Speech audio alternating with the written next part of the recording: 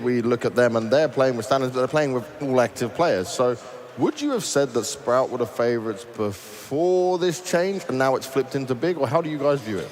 I think so, but at the same time, you know, Big impressed me a lot, so they've kind of raised the bar for me a little bit in my expectations now because of how they've handled everything. But Sprout, definitely, I had them as favorites going into the game, but now things change. Yeah, no, they've definitely changed. I will say, like, again, while I would have had Sprout as a slight favorite, in their previous meetings, which, to be fair, has been best of ones, Big have gotten the better out of them. They've played Vertigo twice, and 16-11 has been the score on both occasions. Yep.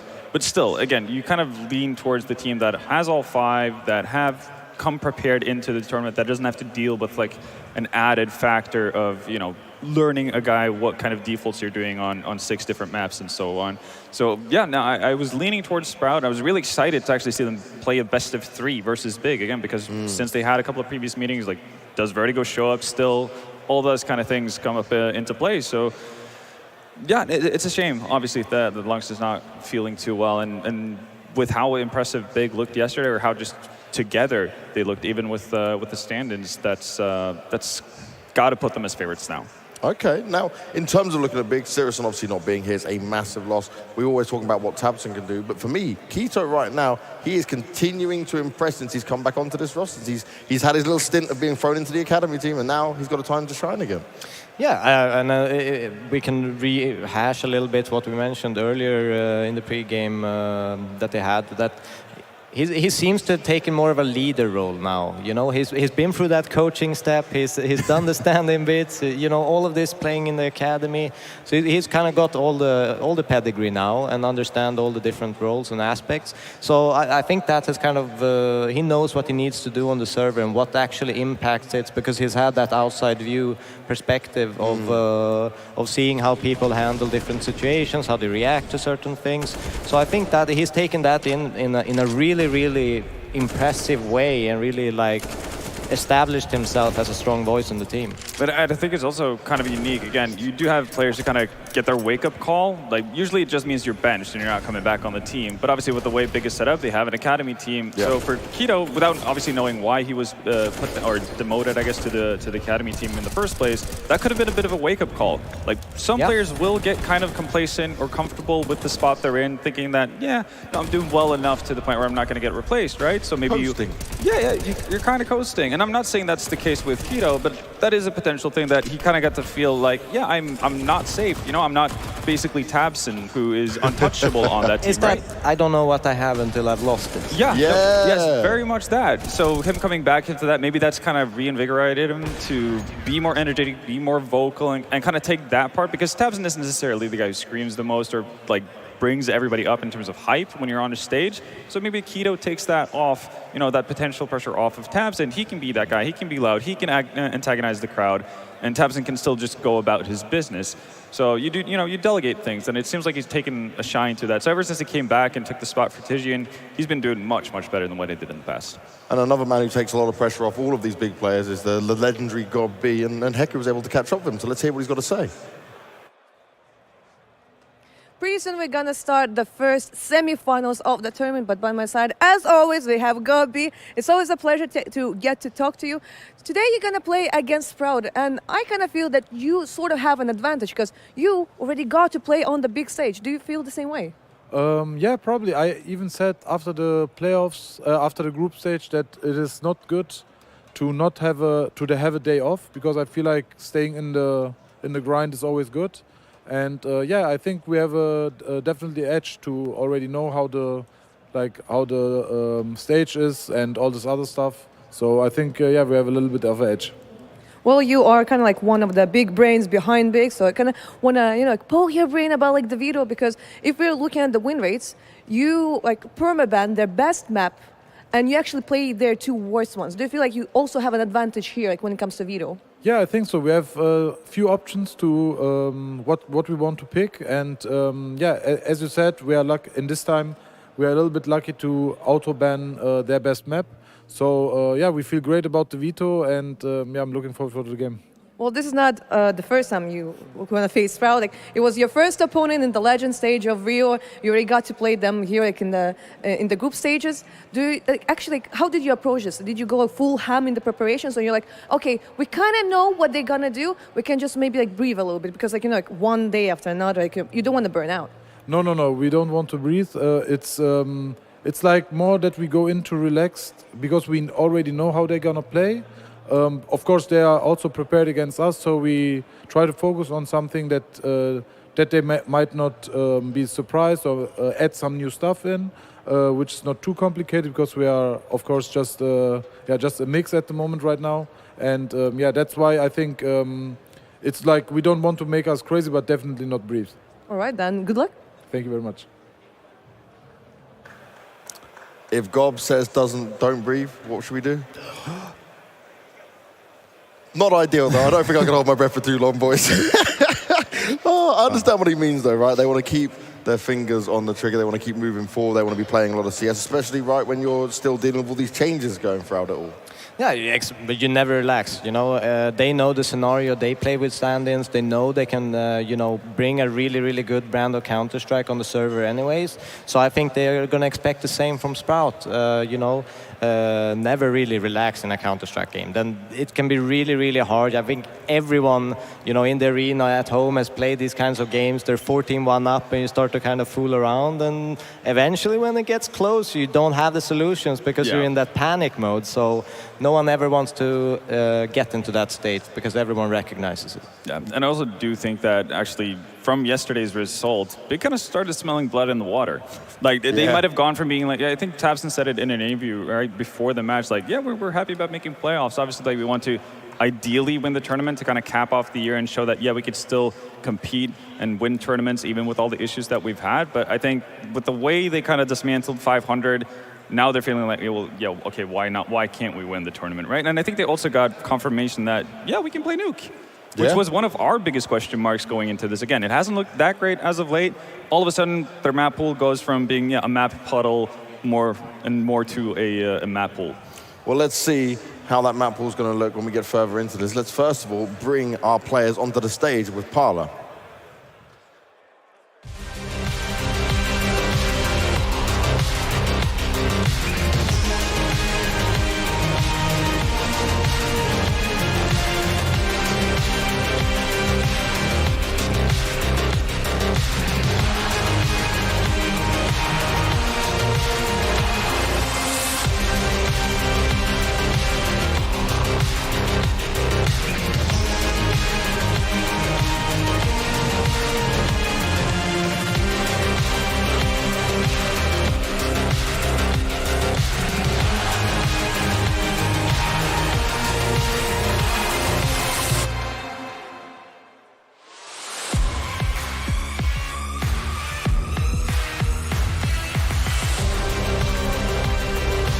Ladies, gentlemen, everyone in this Espoo Metro Arena and watching from home, welcome back to the elisamasters Espoo 2022!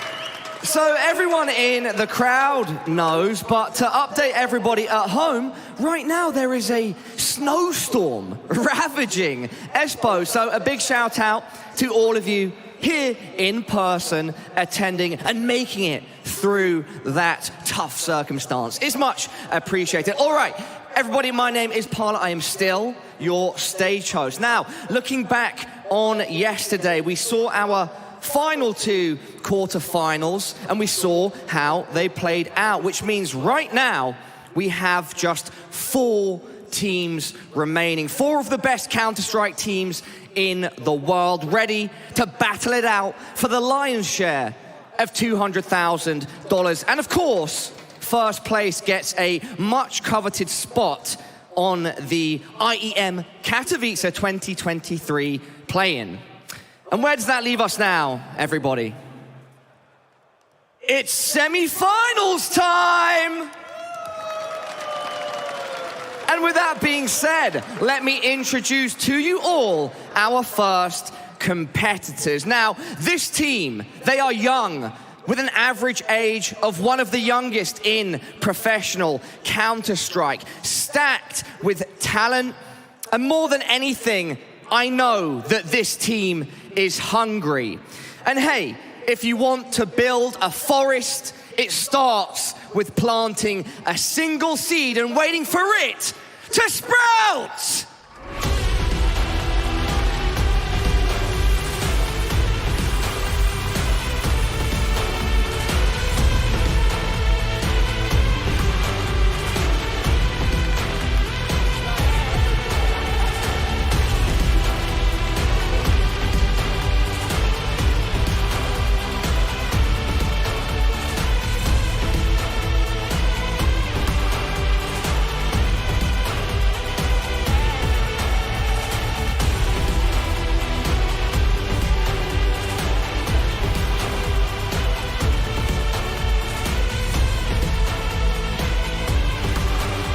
And there we go, our first competitors on the stage. Sprout, now, who are they playing against? I know that this, for our next team, will be their final LAN event of the year. So, I'm sure, just like Sprout, our next competitors are hungrier than ever. As I said yesterday, they are the best that Germany has to offer, and I'm sure they want to go away with nothing less than the Elisa Masters Espoo title 2022. Everybody, give it up for Big!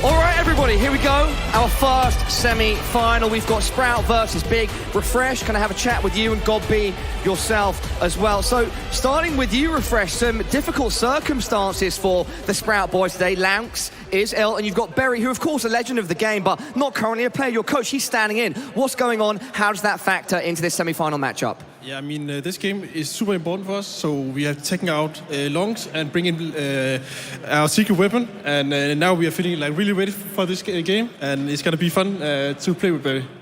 Godby, as coach, have you had any time to react to this as a team, knowing now that you're going up against a Sprout with Berry, their coach, instead of Lanx? No, we just heard about the news. I'm sorry for Lounge. I hope he will feel better soon. But we will not underestimate him. Barry is a good player. He's also playing for a long time, and we also practiced once against him as well. So, yeah, I think that's why we cannot underestimate them and keep everything serious.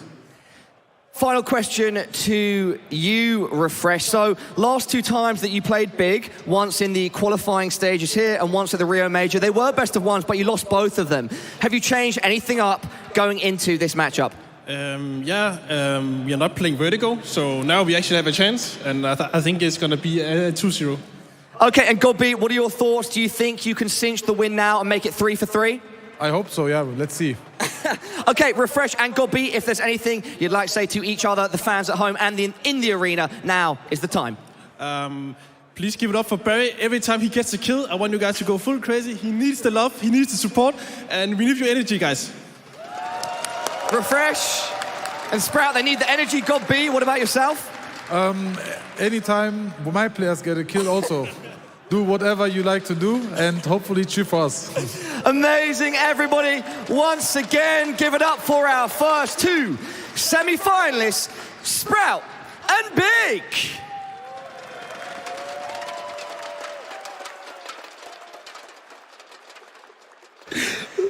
That was absolutely brilliant. Oh, Shout out to Refresh. He's like, just Berry. Yeah, just Berry. And then Gob's like, well, I'll just do it for all the kills. They're taking all of my team in that. But to be fair, he is their secret weapon. Yeah, you know. Yeah. Actually benching Lanx just to get Berry in for the semifinal. Didn't use him for the major. Didn't want to win that. Yeah. He saved it for Finland. Actually Exactly. not ill, you know. Like, Talk about saving strats. Like, that's taking next level. a whole nother level. But he also did spoil the veto just a little bit. No vertigo in play, you know, just letting us know already that won't be coming into it. But right now between these two teams, a bit of fun on stage, but it'll be all serious when it gets inside that server.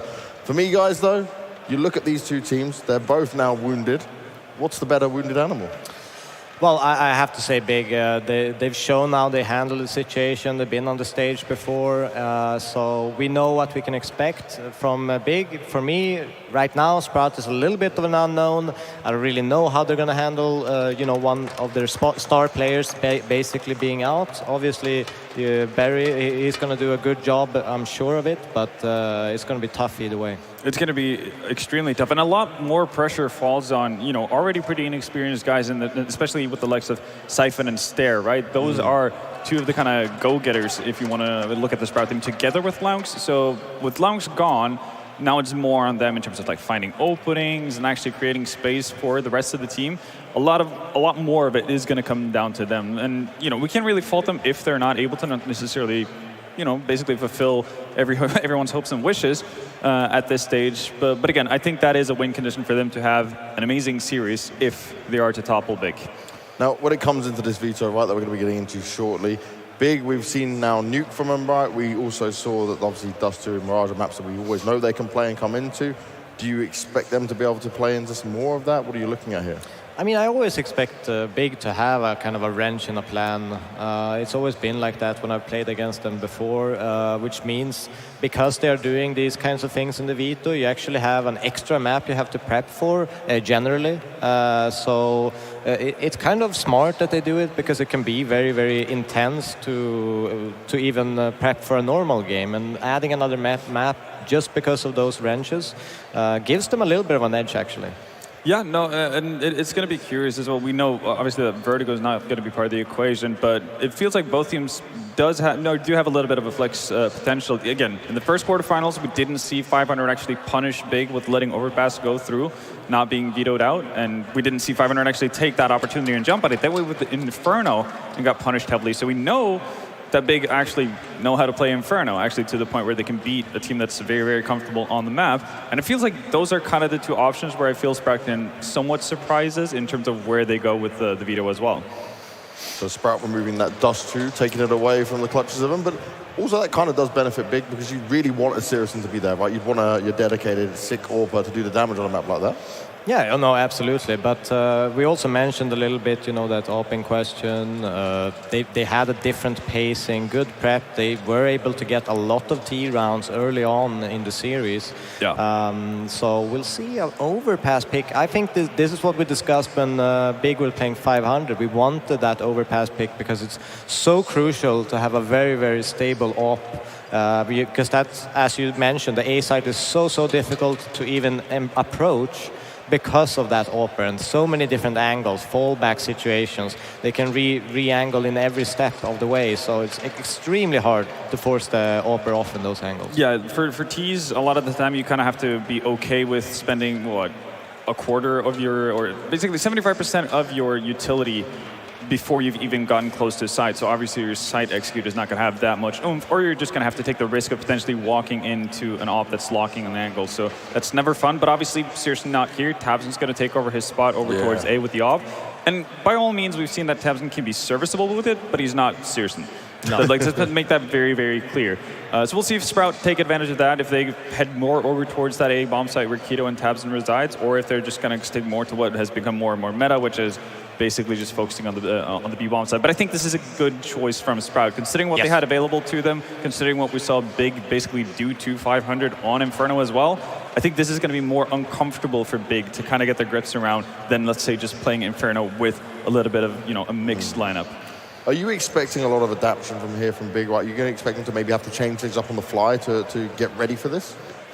I mean, it's a tough map to just change things up on the fly. Obviously, you will have an approach. You try to push the A defenders on the CT side back to the A side as defensive as possible, so you can kind of abuse that scared of where we are, if we're in toilets long or if we're actually rotating to underground. It's easy to fake A once you get to that position, but it's extremely difficult to get there. Yeah, it is very, very tough. And it's going to be curious to see as well, like if they kind of identify, is Barry literally just going to fill one for one all of the positions the Lounge are having? Is some that very good spots. Yeah, they're good spots and they're active spots as well. So does that mean that we're going to see Big potentially target that because that they know he's not at the same kind of individual level as Lounge, so maybe that's an easier opening to find on the various maps, at the very least when Sprout are playing on the CT side. That remains to be seen, but I think it's a little bit dependent on if a player plays like a role on this specific map, that they're not their ideal role, they'll switch things around. But if everyone is in their ideal place, they've built a team where everyone's comfortable in things, I think they will just swap straight up. yeah. Okay. Now, in terms of players you guys have highlighted to watch here within this series, we're looking at Steer this time around and Crimbo. Talk to me about these guys.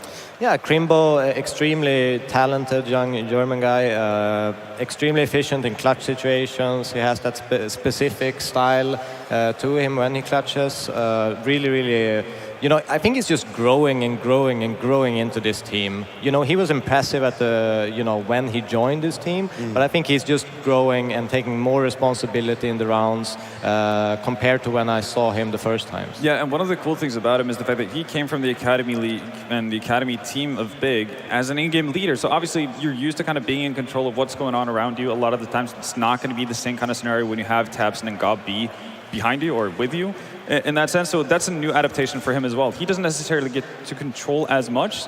So he might be a little bit more limited in terms of how much space he has or what kind of rounds he can do that he would be extremely comfortable with, which is a big adaptation for a new player, right? So the fact that he's been able to take to the level as well as he's done, really, really impressive. And over on the other side, might have Denmark's biggest talent.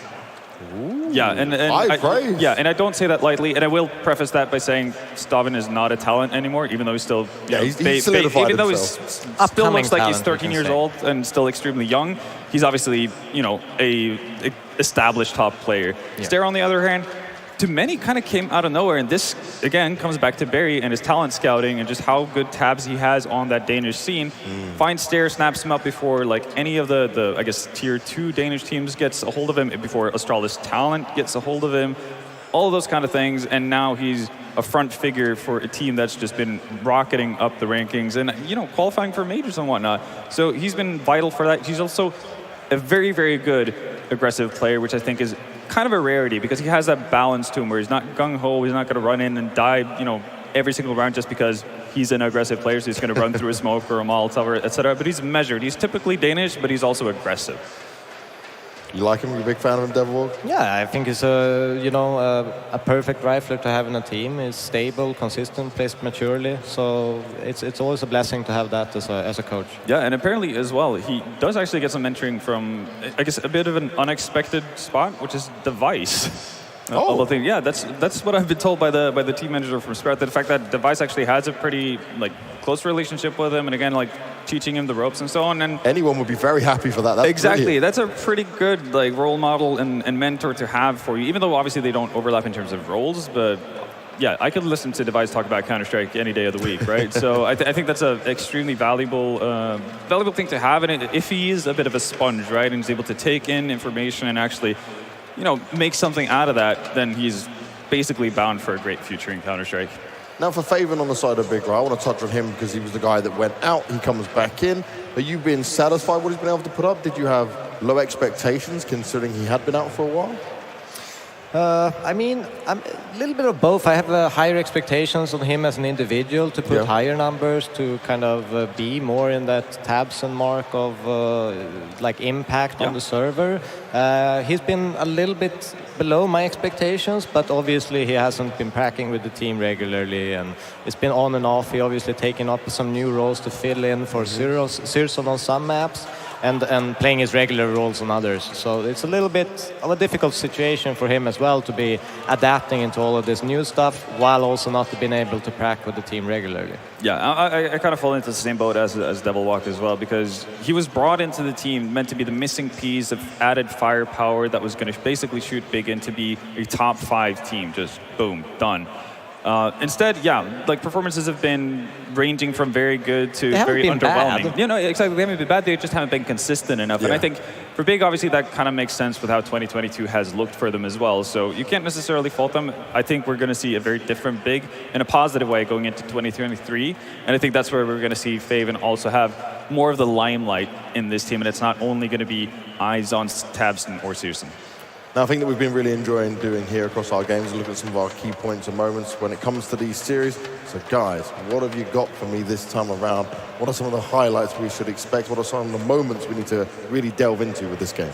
So it's basically can Big find the continued success without that AWPer? Can they find that pacing? Will they be able to catch Sprout off guard early on with their T sides? Or will Slacks be able to prove a stronger AWPer opponent than Dennis Law put up against them? Yeah, because we didn't really get to see 500 actually take advantage of it. Obviously, it's easier said than done, but he wasn't able to have that impact where you were like, oh yeah, Big are really missing an AWPer right now. And second point, adapt and overcome, which is even more fitting. We wrote these down before we knew about Lunks, and now it just matters even more. For Sprout, obviously, we were thinking back to the previous meetings they've had versus Big, the fact that Big have had the better of them, even with all the issues that they've been going through. So how do you adapt? How do you overcome? How do you strategize for what you're about to go up against? It's not like Big are an unknown entity, right? There's so many demos out them on each and every map. So where do you go from there? And now it just kind of gets multiplied by... They probably haven't even entered the server to be able to play a practice game until these news actually came out. So it's just like a instant step in and try to fill in the gaps and have a quick discussion about it. It's incredibly difficult to iron out all the details from just a conversation. Yeah. We should have gone and just asked Barry quickly, like, so when did you last play like a competitive game? When were you last on the server to try and deal with this? Because there's one thing about playing some pugs, playing with some friends and stuff, but when you go up against this level of opposition, you can find yourself kind of just deleted very quickly. Yeah, absolutely. And as a third and final point, we do kind of have the battle of the game plan, which is Gob B versus Barry. Obviously, now Barry's going to have a very different role in this matchup than what we expected. But I guess in a beautiful sense that he's still going to be extremely vital to Sprout's potential success here as well.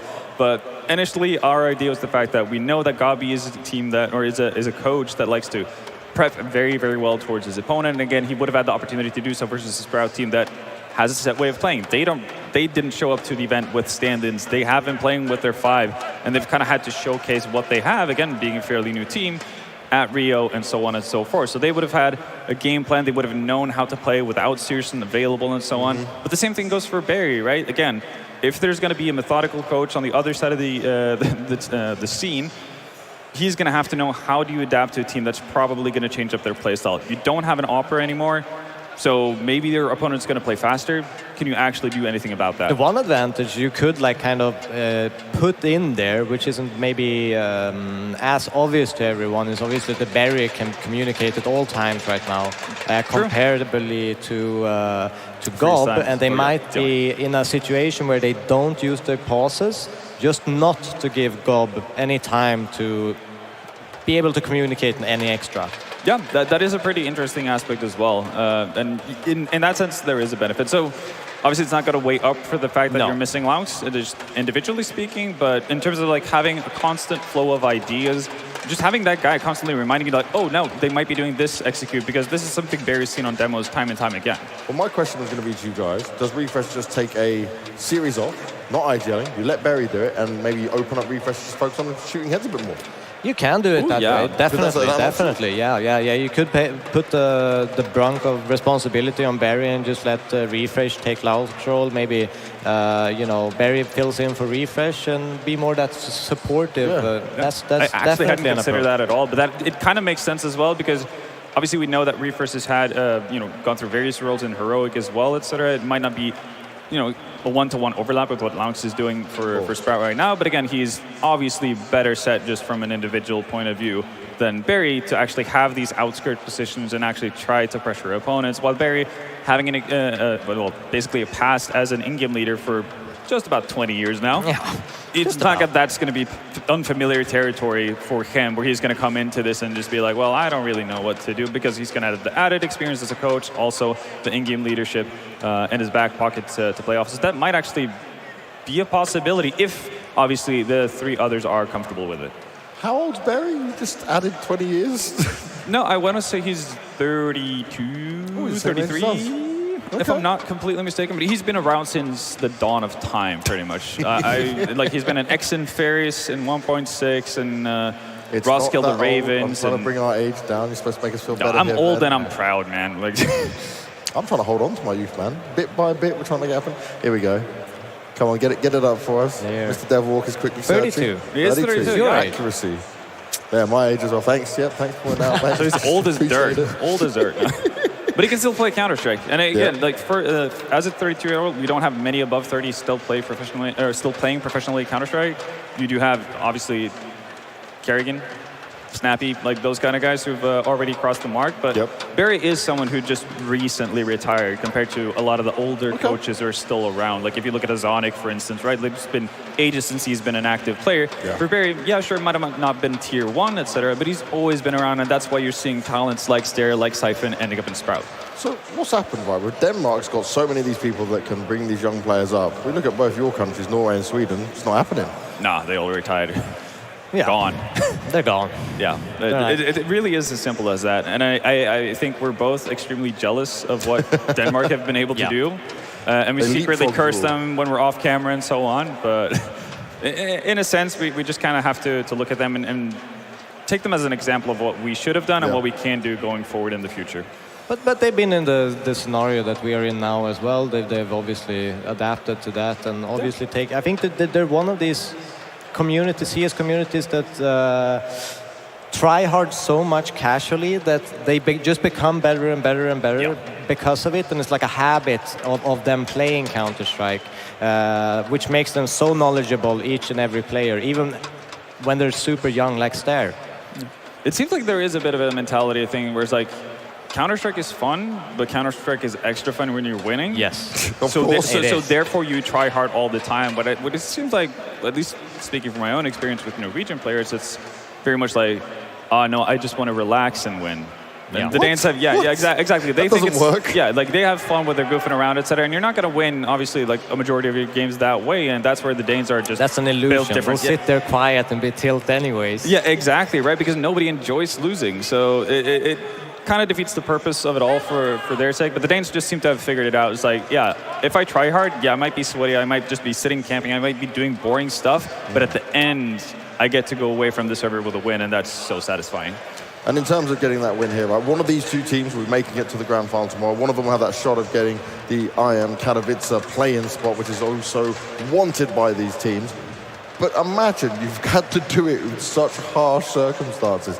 This is terrible, but I guess this is why some teams, for example, Big, you've got the academy teams, you've got the subs in there. For Sprout, this is the less than ideal situation. Do you think we should start having more teams like, even Fnatic, right? Pepsor, he's coming, he feels in for Crims. Like, you have an active player, because playing with your coach is such a disadvantage. Don't we think that it should just now become the norm that there is someone you can rely on, pull in? I think the problem is that if you have a player, let's say, who's good enough to potentially hop in for Sprout at any given time, he's going to have another team where he can play. Academy level Well, player. academy level player, sure, yeah. You sell him off but if then needed. obviously you need to have teams being able to finance academy teams as well, which is not necessarily going to be the most expensive tip, but some teams are just small and they're starting up and they can, function with the 5 plus their coach that they have, and that's kind of how they have to go about it. So unfortunately, I don't think the infrastructure is there for every team to have that opportunity, but the ones that do definitely should make use of it. And I guess we're seeing that with Astralis on the opposite side of the bracket, right? Yeah. They're making use of their players. I mean, It's every team left, Big has got Sen No, and Crimbo. everyone. Yeah. So it's definitely happening. Crimbo's not standing. No, he's not a stand-in, but he came from the academy team, right? Like he's gone through that circuit. So definitely more and more teams are using it, and you can see the benefit of it as well. So having the opportunity, that's fantastic. Because we still got a little bit more time to fill out here, right? I want to touch on something with the Astralis thing while we're having this conversation about academy players coming up. Device is coming back, right? Yep. So give us Device, Glaive, F, Zip. Yeah. Is this the battle for Mistar Christo trying to get the 5th spot, or do you see someone else filling into it? Well, it would make sense for Christo to get that 5th spot if he's an AWPer. Yeah. At this point, they've been changing people off AWPs anyway. It's revolution, not out of I the think. question, Devil. They started with a 10-man lineup, and now they're going to revolutionize it with a triple op 5-man. Who got pulled off the AWP last time? Farlig. Yeah, see? My old player. It's all possible, mate, but is there a fight for this? No. If I'm going to be honest, no. Who do you think is going to stick as the 5th then? I mean, I think again, that's still I up think they in would the have air for loved them. Stare. I mean, obviously that was a bit of a thing in social media as well. To quote the Sprout manager, Yep. no. No, thank We do you. love those social media fun bits. Absolutely. And but yeah, I mean, they're obviously looking for places. And to be fair, I guess over the course, maybe when we get closer to February and tournaments starting up again and so forth, maybe Mr. has kind of taken another step to where they, I guess, extend his trial period, or they're not as actively looking, or they're not panicked to find someone. But I think coming to the next RMR circuit and all that kind of stuff, we're probably going to see a different fifth on Astralis. I mean, it all depends how patient the actual core is, right? How much results they want now, how much they want to build that final product now, because they've been in a rough spot for quite a while now. Yeah. And I could see their patience level kind of dropping down, and motivation is harder and harder to bring up. So I think it really depends on them. But this is something that you have experienced as well from the FBX period, because you guys went through a stage kind of similar to Big Axe, where you constantly had to rotate in new players and have a stand-in for a stand-in for a stand-in. Actually, new IGLs as well, which is like the worst. The worst bit. You should have just stepped back in, mate. But the problem, obviously, is that it does wane on a player's motivation, again, because you know what your realistic level is. You know where you can be. And again, if you're able to, let's say, hold on to player number 2 that you're having as a standing, if you can just hold on to him for 4 months or something, all of a sudden you're going to be established at this point. But instead, now you're losing games that you shouldn't be losing because you haven't had practice time. Now you're dropping out of tournaments because you had to jump in with a new stand-in, etc. And for the guys who are basically solidified in the team, they're going to be like, well, how long can we kind of just keep this going? Because it's getting ridiculous, and they're used to winning, and they want to continue to win. I think it also a little bit depends where you put. If you've already decided, okay, let's forget about this year. Let's just do the best we can right now, and have our aim and sights at the next year. I think you're going to be fine. Yeah. But depends how early. You can't just make that decision now. That should have been made like 6 months ago. Yeah. So and I think you're that's in harder, that kind of mindset. I think that's harder to do as well for the players to kind of come to terms with. They don't want to accept it, right? No, again, like, how do you really want to? It's not wasting a year per se, but obviously that's probably how a lot of players feel. Because again, keep considering that within CS, etc., you're not guaranteed to have as long of a career as Kerrigan, for instance. That he's one of the extremely few. Exactly, right? And maybe we'll see it as the longer the games goes on, the longer just general esports careers will last, etc. But as it stands right now, you might have a 1-year career, you might have a 2-year career, etc. And if you waste 6 months of that period of not doing anything because you're waiting for the next rebuild, that's a tough pill to swallow, I think, for a lot of individuals. Yeah, it definitely is. Well, I think what we're going to do, guys, because we're still waiting to find out exactly how we can fix this up, it's probably a good idea that we head to a break real quick. So grab yourself a snack, some drinks, or whatever else, and get yourself ready, because hopefully we'll be able to take you on this wild ride that is Sprout versus Big real soon.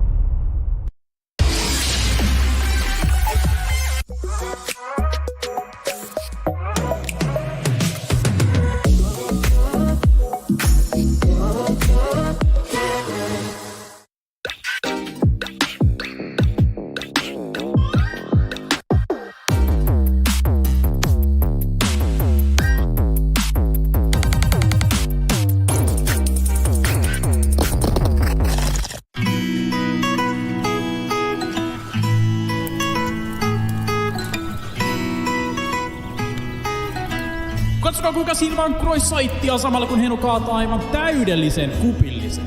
Ei sinne kuppiin kyllä enempää mahdu. Myltsillä on tähtäin kohdellaan. Viimeisenkin tulis osua ja osuuhan se. On se Myltsi vaan tarkka.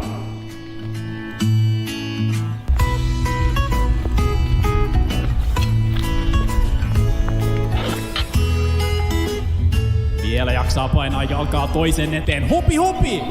Hyvä tempo päällä, pojat. Body yrittää pitää vielä tiiminsä pinnalla. 1-2 pommi on jo pläntättynä. Body löytää ensimmäisen saitilta, sitten hakee vielä sitä viimeistä.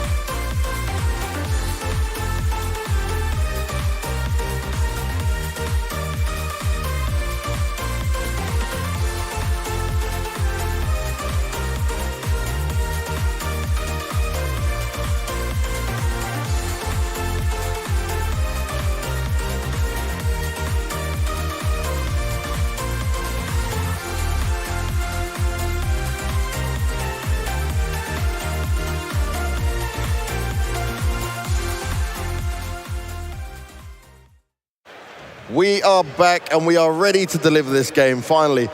Espoo Arena, are you with us? That's not bad, that's not bad. You're still awake, sorry about the delay. Then, who are you cheering for in this game?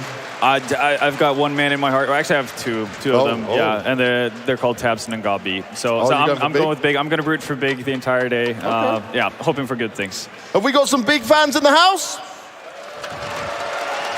Okay. Yeah. Devil Walk, where you going? Where you cheering? Barry! What about some Sprout fans in here? Ooh, okay. Pretty even. It's pretty even, we'll take that. I think we got two commentators who are eagerly waiting for this game to start as well. Jay, Dweg, who are you going for? You guys ready? Oh, we are so ready, Mr. Banks. Yes, I think we're all riding the big hype train up here in the Skybox because of the nature of the situation over on the Sprout side. Both sides are playing with stand-ins, but the fact of the matter is you're losing one of those bigger elements, right? Lawnix is such a massive guy for that Sprout side. The idea that you're losing him off the back of that group stage performance, that's going to hinder them massively for these playoffs for me. Yeah, we're very familiar with Sprout when it comes to these Elisa events, but we're not familiar with Berry being played. Funny enough, actually, Berry and Stay used to play together on QB Fire, and Upa actually played one of the early Elisa Nordic championships together. So there's a little bit of mix. Berry's back in the server. It's been about a year since he was giving up playing.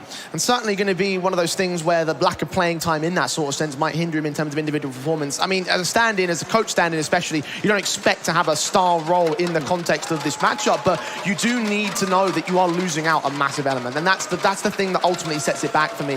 Sprout, I would have usually said, listen, this has been a fantastic group run. They've made their way into the semi-finals effectively. And given the rivalry between Big and Sprout in terms of history for the organizations, they'll be hungry to get a victory on this one. Whether they can do it, though, it is the thing for me, right? I just don't think they can.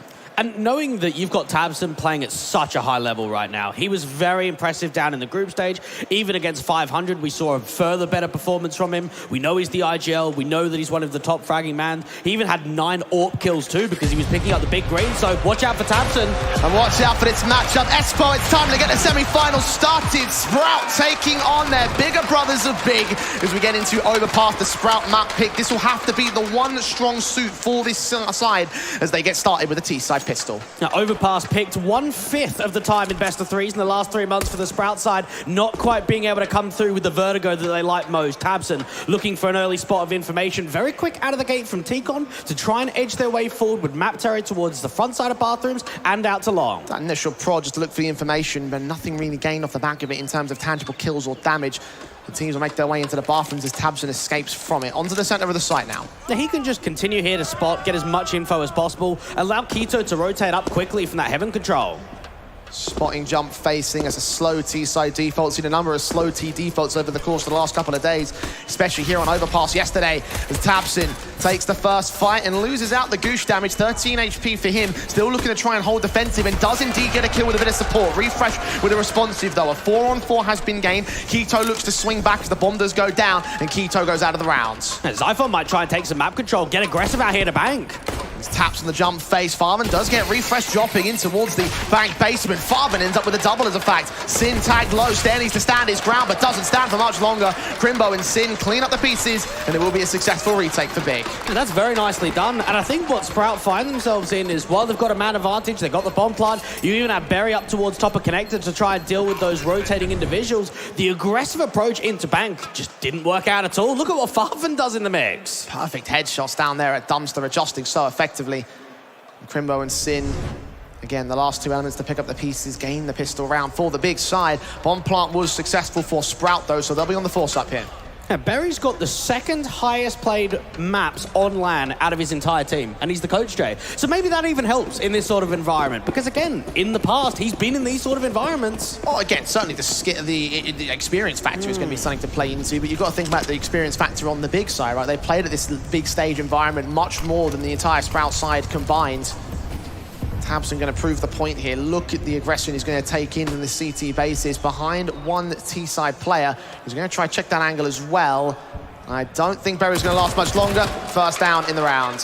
Very positive coming through from Big. Just looking to siphon off so much of that presence out there from T-Con. And this means for Sprout, it has to be a little bit more influence out towards the B side, taking connector, taking short pipe, because they still don't know, is there an aggressive setup out here towards Park?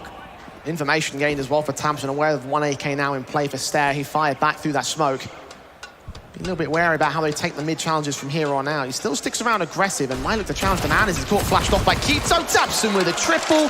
SMG casualties for days, and now he upgrades to the AK. Only 1 left in play for Sprout. Well, I think we know what Tabson are going to get today, Jay. 2 rounds in a row that he's given us the goods.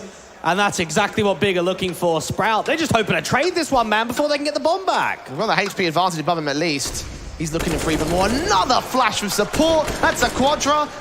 Will Tabson make it an ace in the 2nd round of the semis? Not quite. Keto stole it away from him.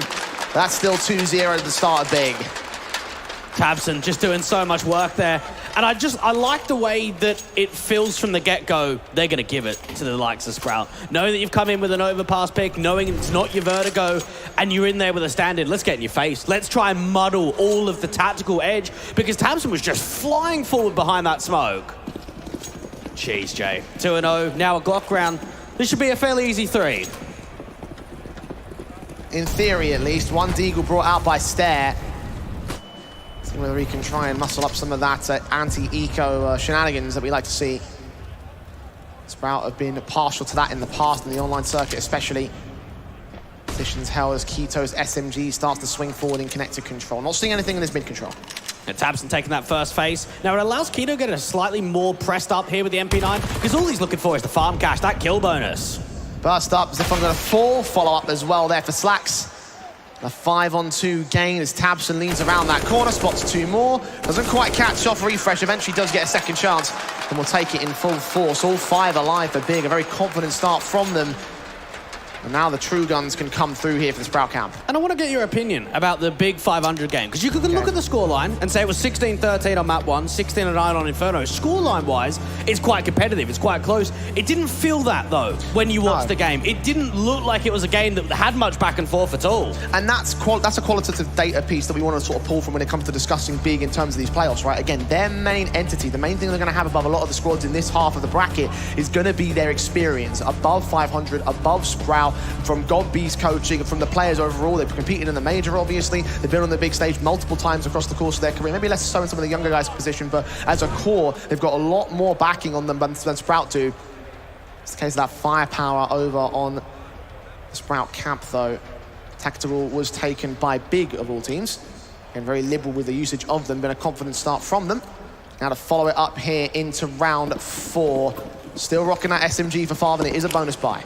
And we've seen Stair being able to be the highest rated player in the server on Overpass in the last 3 months of a 1.20 rating. And in these sort of circumstances, he's got to be a guy that you look at. Not just for this map as well, but to be the backup starman. And your main star is missing for Sprout. Someone needs to come in and fill that role. Farven downstairs that SMG, trying to look at that smoke, of course, put it up there past connector. No vision being given up to the T side, though. You can see a lot of movement coming through from Big, though, out here towards the top of connector, towards that rotate back to A. Sin's jump spotting towards short water and connector, still not seeing anything. Sin's got that information now. Utility in hand, wondering whether he goes for the wallbang spray or tries to put the incendiary up. Opts for the wallbang, doesn't get much for it, though. And now for Big, it's all about that tempo change, how they can deal with this slow default. You've got Farfen still trying to work here, close range with that MP9. Always a great weapon to have in that stance out to connector. Even to the long control, you can see the way in which Sprout are regrouping. Now you've got Keto towards the back of the site, Sin to play off one another. Barry trying to be the first man entry, just pass that bomb back towards Stair. Jump up, top of the flower pot, unable to spot anything past the CT side. They're very passive in this position. Most forward player in Con might throw a spanner into the works of that mid control. Sprout just hoping to try and catch a timing, get an over-rotation to come back. Tabson aggressive towards Divider. Time is low. Counter incendiary going to stall for even more. Smokestaff to Faye takes the fight on Ziphon and drops the bomb for it. Advantage sits with Big once again. Trade from Stair is decent. The SMG for Farven still comes up good though. Refresh drops Berry on site, gets one.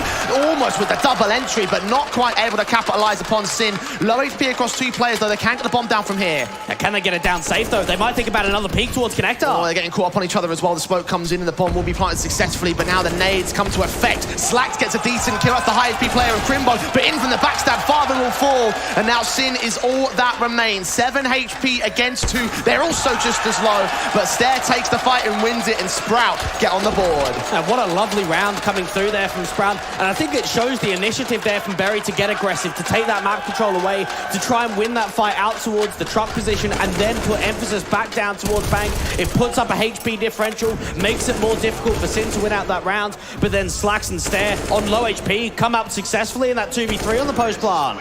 Massive stuff for them. And again, the start that Sprout need in the rifle basis. It was a bit of a bonus round for Big though. They did damage. They're still going to have the better buy coming into round 5. The Mac 10 in for Berry will be the forward thinker. Try and get aggressive in towards that mid position. Going to challenge that AWP, but falls back intelligently for it. Now we saw Tabson doing a lot of AWPing yesterday. That will be something that Sprout have picked up on, because one of the big question marks coming into this event was who is going to AWP? Is it going to be the likes of Akito? Is it going to be a Farfen? No, we know now in the playoffs it's Tabson. And sat with it in the bathrooms as well, waiting for contact in long. He's about to receive some as well. Flashbang turned away from shot, still connects towards Berry. Disappears behind the smoke and gets the safety. You can just see that reposition, how important it is behind that utility to make sure you're not getting caught up. You're not over-peaking, looking for more. It allows themselves to fall back to the bomb site with a man up. You've got Keto that's still holding slightly on the front foot towards the edge of the bathrooms. Now, they were very successful with the long take in the previous round. I wonder if they do it again. Less than a minute to do so. Sin continuing to swing, try prod back for another man advantage on the big side. Got many T's to face him here in the long presence. Refresh going to hunt for the information. Will spot, will dive out of the way. And now Sin could just play up towards the signpost, get Tabson up to the top of dice. This has got to be a full commit. They can't afford to fake it here. They have to go in towards A. The third man linchpin element of Keto also involved in this one. Flashbang sent over towards that mid presence. 30 seconds remaining. Sin still hunting for that pick. Almost caught refresh forward. Molotov sent. No flashes available. Stair catches Tabson. So it's a 4-on-4. Zyphon also gets one out on Keto and refresh follows suit.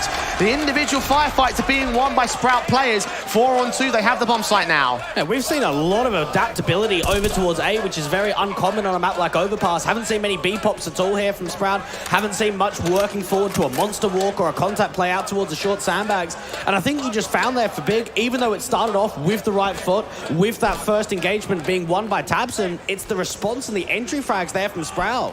Forcing Big into submission, saving in round 5, holding on to their 2 rifles because they don't have a lot of cash in the bank. Neither do they have a lot of loss bonus built up either, so we'll let that tick over.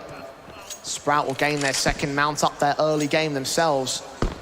And this is the one thing you're going to always rely on if you're a team like Sprout. If you're down on the experience basis, you need that firepower to come to the fold. In that particular round, all the fights got won so easily by the individual players. And they're all making a case to be that new star of the Sprout side. When you think about experience, have a look at Overpass as a prime example. Big have played it twice in the last 3 months. 0 wins, 2 losses. There's not a map that's frequent in the map pool for them. Whereas for Sprout, okay, they don't pick it a massive amount. It's still 10 maps played against Tier 2 competition online and out at LAN. We know that they've got a lot more tenure in recent times on this map of Overpass. You're keeping your eyes on those protocols for the Sprout side, seeing how well they adjust against Big, what their defaults are set like. Everything that they'll do is appropriate. Eco now coming in around the 2 save weapons for the Big count. The USPs, the 5.7s, the Deagle also in for Keto. Slack set with the AWP, trying to prod out to that short presence. Refresh catches the booster. Barben goes falling. Crimbo with a decent trade back. Tabson still in amongst the smoke. Can't quite find an angle here. Now they're going to know that there was 2 out there towards Connector just with that boost up, so it's all about distraction now. Even the AWP is peering down towards Connector from Sin's perspective, just to try and put some pressure back on. Now, while that's happening, Stair's taken the reactability to take long control by himself. They've been able to muster up a lot of A presence. Yeah, Tabson's picked the M4 off of Farben, and Sin catching Slacks enables that AWP to come into the mid control when he can strike with it. 1 man down, not quite the second. Gooshed up, 34 HP, does get away. And now Refresh just has to commit, start bringing some pace down towards A. Crimbo's even getting out to the side post, out in the open, deals with Stair. Refresh with a responsive. Keto's Deagle now stands alone on the back of the site, needs backup to get here real soon, looking for the headshots. Refresh knows that he's there, but Keto still lands him. Flick's not quite successful. Zyphon stands alone. A little bit of time to play with, but the bomb out in the center of the site. It's all a matter of timing and how he can draw these fights. Big, they're giving him the cautiousness, the peek up in from Tabson, and of course, it's the in-game leader to step up again. All down to timing there. It worked better for the main man on the Big side. Back in control after a bit of a hiccup and a hell of a steal for them as well. Again, they didn't buy much into those pistol bases. Sprout and Big both having tenure across their lineups, across their organizations in the invitationals leading up to this point, earning their spots here in the Masters. And we saw Zyphon playing with Copenhagen Flames. Even Keto and Sim were a part of Big Academy in the last Invitational. So we've seen more pieces being added to the team that we've seen previously. Chance to use those Academy call-ups to great effect here for Big. Molotov sent in on the T side. Slacks will be tagged up initially by HGs. He's placing that AWP out towards Park. Where does he find that opening kill, though? Well, we haven't seen many sort of high-tempo moves. I think in the first few rounds of the game, we saw Tabson playing up to T-Con out there towards Party, but in the majority of the rifle rounds, it's not that full-on extension. So Sprout going to have to continue to try and use that utility well, keep taking long. Even Keto just ends up backing off, so that slight maneuver out towards Party, they realize, okay, we haven't been able to manage a pick, we haven't got contact, let's just fall back, let's end up keeping 4 on B because of it. Grimbo holds his M4. Ready to receive that side of Monster. Deep smoke in from the T side. They're not going to act off the back of that, though. They're stalling for time. And just get himself up towards that grill position. Even Refresh has been able to get very far forward out here towards the short sandbags. Finally, a movement over to B. And the rotations coming in from the CT side at the wrong moment. That smoke does go down towards Heaven. And Berry makes his way into the MAC-10, past the likes of Crimbo, but Stair has his back, and Berry only just misses out the kill. Refresh capitalizes upon it, and Sin spam down, 8 HP, flash blinded. Spray gives away his position. The bomb will go down at default. It's a 4-on-3 for Sprout. It's a very difficult retake here coming through from Big. Even Stair repositioning doesn't get caught by the Heaven player. M4 leaning forward, another smoke onto it, and still gets caught by Stair's headshot. 2 left standing in for Big. Sin's too low HP, he's got to escape. Tabson does find an exit here. Any more? He's fighting another player, but now he's been seen. Sin will drop, and Tabson's got to escape. Sprout putting on a very good show right now. And you mentioned Berry not finding anything. He was a decoy in that round. And I think maybe that's what we'll see him being shaped up as on the T side, is the distracting element. You think about the pace he brings forward out towards that pillar position, that's just driving CT's attention over. The more that they look at Berry, the easier it's going to be for your Stare, for your Slacks, maybe even a Zyphon in the mix to get those trade frags, to open up the bomb side. Again, that is going to be his role in this matchup. Don't expect a massive amount from him, except in those supportive positions. In terms of distraction, you saw how Krimbo was looking towards Berry, assisting with that kill and refresh. That is what we're looking for out of him in this game. Sprout making good use of their stand-in coach position. Now held to the third round on the Danish core. We saw overpass for both of these teams in the group stage. I think back to Big's third game against Gamer Legion, 14-16 loss on overpass. And for Sprout, their last game against Gamer Legion, 25-23 in OT on overpass. So both teams having some very close affairs in the group stage in the best of ones. Flash is sent over, 5-7s in from Krimbo, being the weakest weapon on server at the moment. Both Big and Sprout having issues with their buy-ups. Again, Berry's on the Mac 10, missed flashbang there. Doesn't catch the CTs as they go back in with their own counter smokes. And for a round like this for Big, you're probably leaning into an opening man advantage. You've got Tabson trying to work out towards that divider angle. While that's happening, Keto's then pressed up towards the top of connector. It seems like it is going to be a B-pop though. Been successful so far, much tighter crossfire from Big though. Here come the flashes. Berry going to enable his teammates to make their way in. 5-7 now been seen. They don't act off the back of it. It's another respoke in from the CT side. So I think that was just an info tell there from Sprout, just to get an idea. Is there a stack involved? Is there some further spam? What is the setup out towards the B side? So now it can almost be put upon as a double pump that they can start working in later in the round. That information prod from Sprout is going to give some back towards Big here. They know they've given up the 5-7's position, so they think it might be likely that they go towards the B hit. So a third man of Sin comes in with support. Krimbo getting tagged up by the Molotovs. 35 seconds, Sprout need to go. That flash over high out from Monster. Here come the entries. Zyphon first man in, still stalling. Counter flash of the CTs. No swing, Molly's in. Next player up, takes face. 5-7 does a little bit of damage here. M4 support from Farben, mows down one. Zyphon with a trade and doubles up as well towards Krimbo. Sin back towards Rab, gets one. Slacks trades it. Bomb needs to get towards site here. Tabsa can still shut this down. The burst not connecting though. The bomb's on site. Berry will get the plant in. They're going to try and get denied. Keto drops and now Tabsa's the last on left. Out in the open. Slacks with a huge round. Great sequence from him out to the monster control and just providing that tight assistance when pressure's building, because you could see the way that Tabson was getting close to denying the bomb. Slacks delivers. Big AWP sequence. Way forward now for the Sprout side. Another timeout has been called, this time by them. Chance for Berry to get involved in this one, of course, has been playing supportive. You have to question, obviously, with the whole dynamic of the coach being the sixth player, having an overview of the whole matchup has I don't know how to describe it, but like they're not in the server, they're not tunnel vision by the other things that the players are worried about, so they can come in and give a bit more support in that sense, to give a sixth perspective, to give them the boost that they need to get back into the game here. So how's that going to affect things now that he's in the server and playing? Well, I think Vendetta spoke about it perfectly on the desk. The idea that you probably don't want to give those tacks forward over to someone like GodB. I think for Berry, it's all about trying to keep the mental strong, making sure that there's no players getting tilted or anything, calming the players. And he's familiar with this. He's familiar with the team. He's played with these guys before. He even stood in with them at the Antwerp RMRs, which wasn't even that long ago. He's had his proceedings. They know how to play with this guy. HE sent to the stack. Keto and Sin giving up their lives to please the crowd here in Espoo. They were happy with that one. You can see who the favourites are at this moment, Dwayne. A nice smile coming through from Berry. Realises, yep, read that to perfection. And for Sprout, one thing I do want to touch on is the result that Big had against Gamer Legion. 11 rounds on their CT side and 3 on T side. So keep that in mind on what we saw in the group stage and now what we're seeing here in the playoffs. Positions held still. Tabson trying to prod for anything, but just 3 USPs in play for Big, so not much will come out of this. Sprout should be able to mow them down. Be nice if Berry can get the Mac 10 in for a couple more picks and the $600 kills. He's going to be the first face out towards Monster. Only one man to receive them, and even the smokes coming in as they start the rotations back to the A side. So they'll concede this round. Simple affair for Sprout. They will take the lead above Big as well.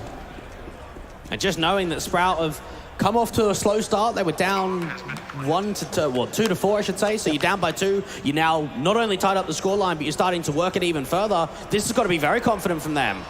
Berry to boost his confidence. he going to find his players? Might do. There's the kills. Come on, give us an ace, mate. Mac 10 HE ace. Is he going to find him? Oh, he's looking the wrong way against Tabson. He's checking all of heaven, though. Reload catches. Oh! Shame. So close. Oh, that would have been lovely. That would have been a massive boost as well for his own individual confidence. Again, he's not supposed to be the star player, but to get an ace like this on this big stage. Would have been the cherry on top. It would have been. Cherry on top of Sprout's lead now, going up to 5. One ahead of the big side, conceded off the back of that eco. The gun buy can't return from here, though. And this is for big sake where they have to respond. Start thinking to yourself, okay, well, we've seen a lot of success coming through from Tabson. We know that he's been a key piece to this puzzle over the entire event. Farfen was the second backup dancer in that game against 500. Now, we're not seeing much out of a second individual. I mean, you can even look at the kill distribution. Crimbo down at 3, Keto at 4, Sin at 4, Farfen at 5. Someone's got to step up to help out Tabson here in the first half. Farven's rocking a Mac 10, so it probably won't be him. Not in this round, at least. Stair challenging Keto, flashed off position. M4 looking to try engage against the T side. Zyphon and Berry will drop towards Sin and Keto's opening kills. So 2 different attacks on 2 different sides of the map. It works to a 5-on-3 for the big side. Keto's kind of stuck here out towards trees, so you just got to keep fighting. No retreating angle possible at all, so keep it going. Now we can get some reassurance from Tabson as a crossfire. Yeah, no utility in that mid and long position. The only flashbang was there for Refresh. Stair now just rocking a smoke and his AK. Refresh does creep forward. If he can find a bit of an angle here on the B side, maybe they could rotate this bomb in, but now Stair just drops towards Keto. Another dry face, giving him a pretty basic triple. And Refresh just left to fall down all the same. Surely should not get much in this clutch. And Crimbo will make it so. Nicely done there from Keto. Very tight out there towards the rock position and very consistent. That's what we can expect from someone like him. Nearly 250 maps played on LAN, been in previous iterations of this big lineup. Always someone that you can rely in to get you out of uncomfortable situations. The first kill comes through from a spam, but it's Keto's importance towards long. Making it look easy as well. And for him individually, question marks around his individual performance in this team recently. Obviously, he was knocked down to the academy team, then called back up to the main squad. It's been a little bit hit and miss in his outings at times, so this needs to be a hit for him. Big. Marking in with their rifles. Again, another buy-up will come through. Lacking in the AWP department, though. We've seen Slacks very crucial when it comes to some of the entries and post-plant rounds. Haven't seen much from him when it comes to opening man advantages, creating that first pick. And Farfen flashed forward, doesn't quite see anything out towards short water. Did reveal his position with the footsteps, though, so the teams will be aware of this. Refresh will try and adjust towards it. They might even go for the boost, which might work out pretty well for them. Making no noise, AK pulled up. Oh, and Farfen's watching it. Read it like a book. Big can do the same. And just knowing now, for big sake, you've got the aggressive stance of Keto looking out towards long, but he misses that timing. And Stair can continue to walk forward undetected in the bathrooms. Tabson is considerate of that factor, though. Keto is aware that that's a blind spot not being watched by anyone else. The site covers it off. Stair looks to prod forward, jump faces, might throw things off for a second. They might have to catch timing. As the AWP tries to catch the picker, Slacks in from the long control. So focused on long entrance for now. And it seems to be a good read. Even Sin's rotating up, so they can keep 3 towards A. You've got Keto in a little bit of an off angle, catches off the AWP. Didn't expect it.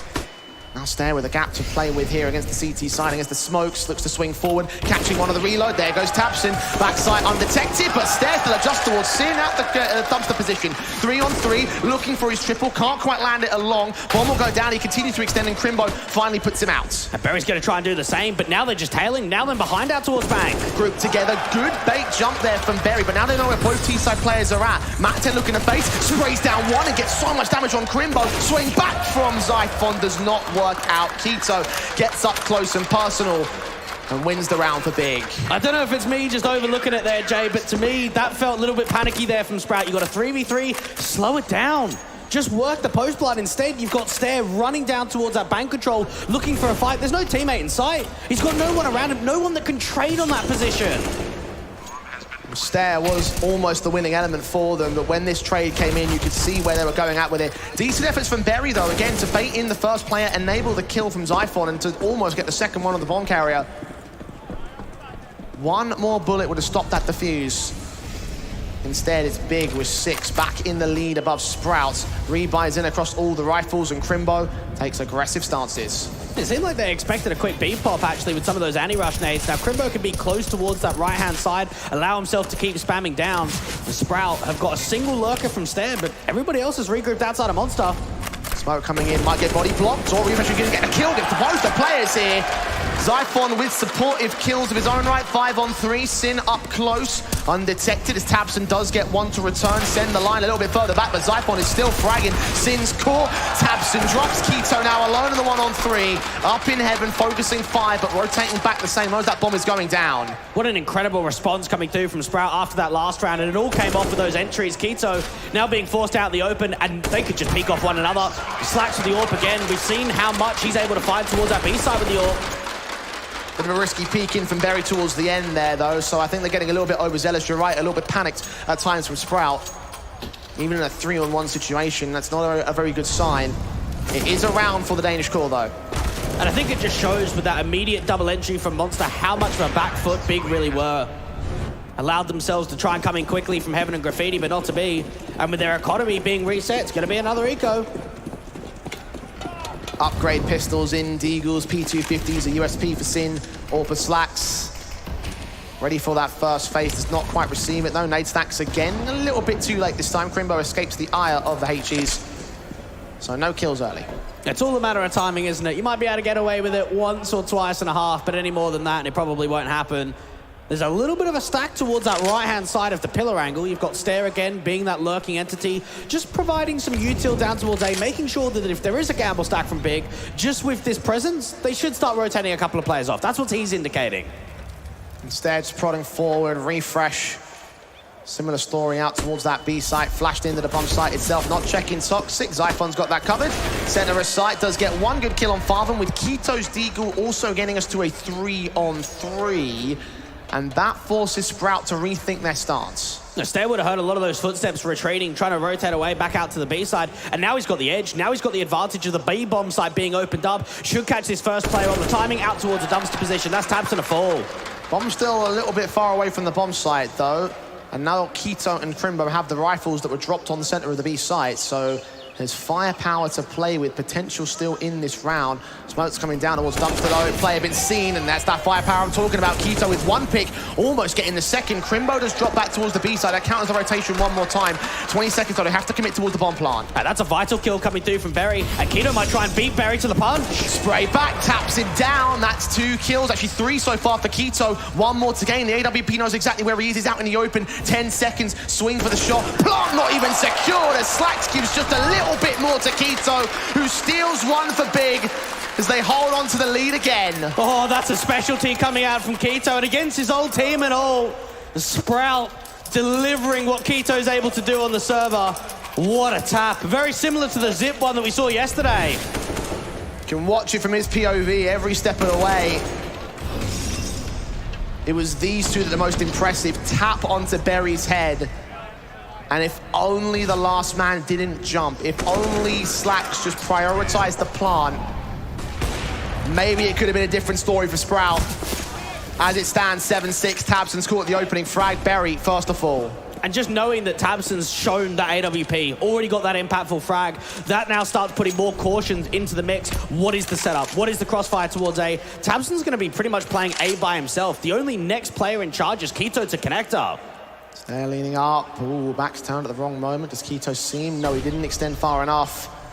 M4 still looking to engage ahead of that flashbang.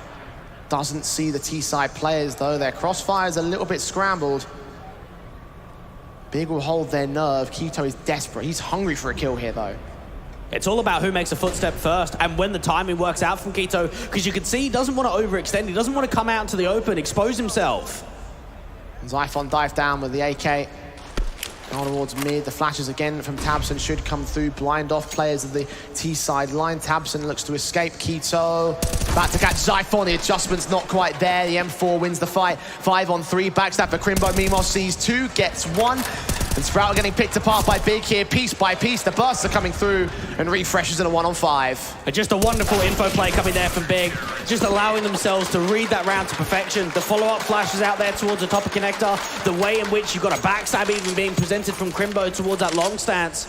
The Sprout just had to brute force all of those duels to get themselves out of trouble. This has been 2 very key rounds in a row now for Big. They could end this half on a very high note, a very big positive for them. And just knowing, Jay, going into the second half, going into your T side with a 9-6 half, it might still be enough for Big. It's entirely plausible. Their CT side that does get the advantage. Sprout now looking to try and steal one back if possible here. Smokes ahead of the monster control. Is this a rush tactic? It looks like it will be. Slacks lead the charge in with the MAC-10 sees one player back to the pillar, and Crimbo's caught blinded by the flashbang of refresh. So advantage for Sprout. The bomb will go down, but Keto evens up the match stance. And now Varfun can start peeking through. They're out towards the bridge control. Zyphon's able to get a pick back, but look at the reposition from Keto. And 2 players on that backstab as well. Slack's very deep in a graffiti. Tabson rotating back in from mid. So they have an idea of what's going on here. Keto making his way in with that AK. Sprout on the take one back. 2 rifles now in the hands of Slacks and Refresh. Zyphon is low HP, so we'll just rock that Deagle. Post plants are very awkward though. They can sit the whole defuse. Refresh, however, comes up with a decent kill. Sin looking for the response if he gets it. Last man, Tabson, now on the bomb. Defuse to get stuck. Deagle peeking. Zyphon lands one, but they still hold the defuse here. AK can't make it round the corner in time. And Tabson, just by the skin of his teeth, will still win the round. And that's another impeccable performance coming through from Tabson in a great half for Big to give themselves the advantage of 3 rounds. Jay. 9-6, up 3 to the good. Can Sprout bring it back on their own CT side? We'll find out after the break. Please like and subscribe. Please like and subscribe. Please like and subscribe. Please like and subscribe. Please like and subscribe.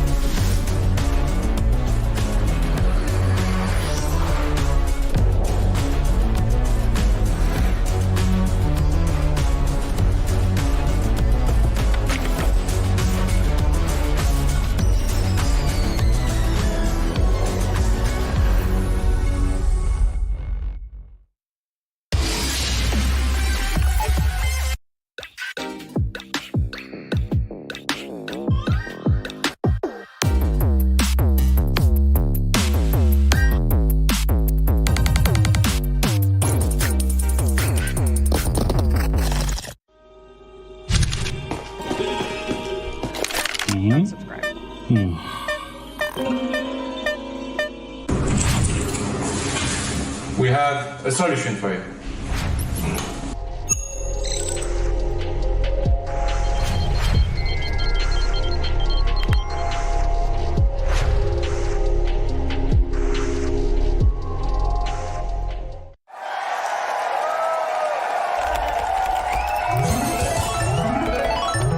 Red Bull gives you wings.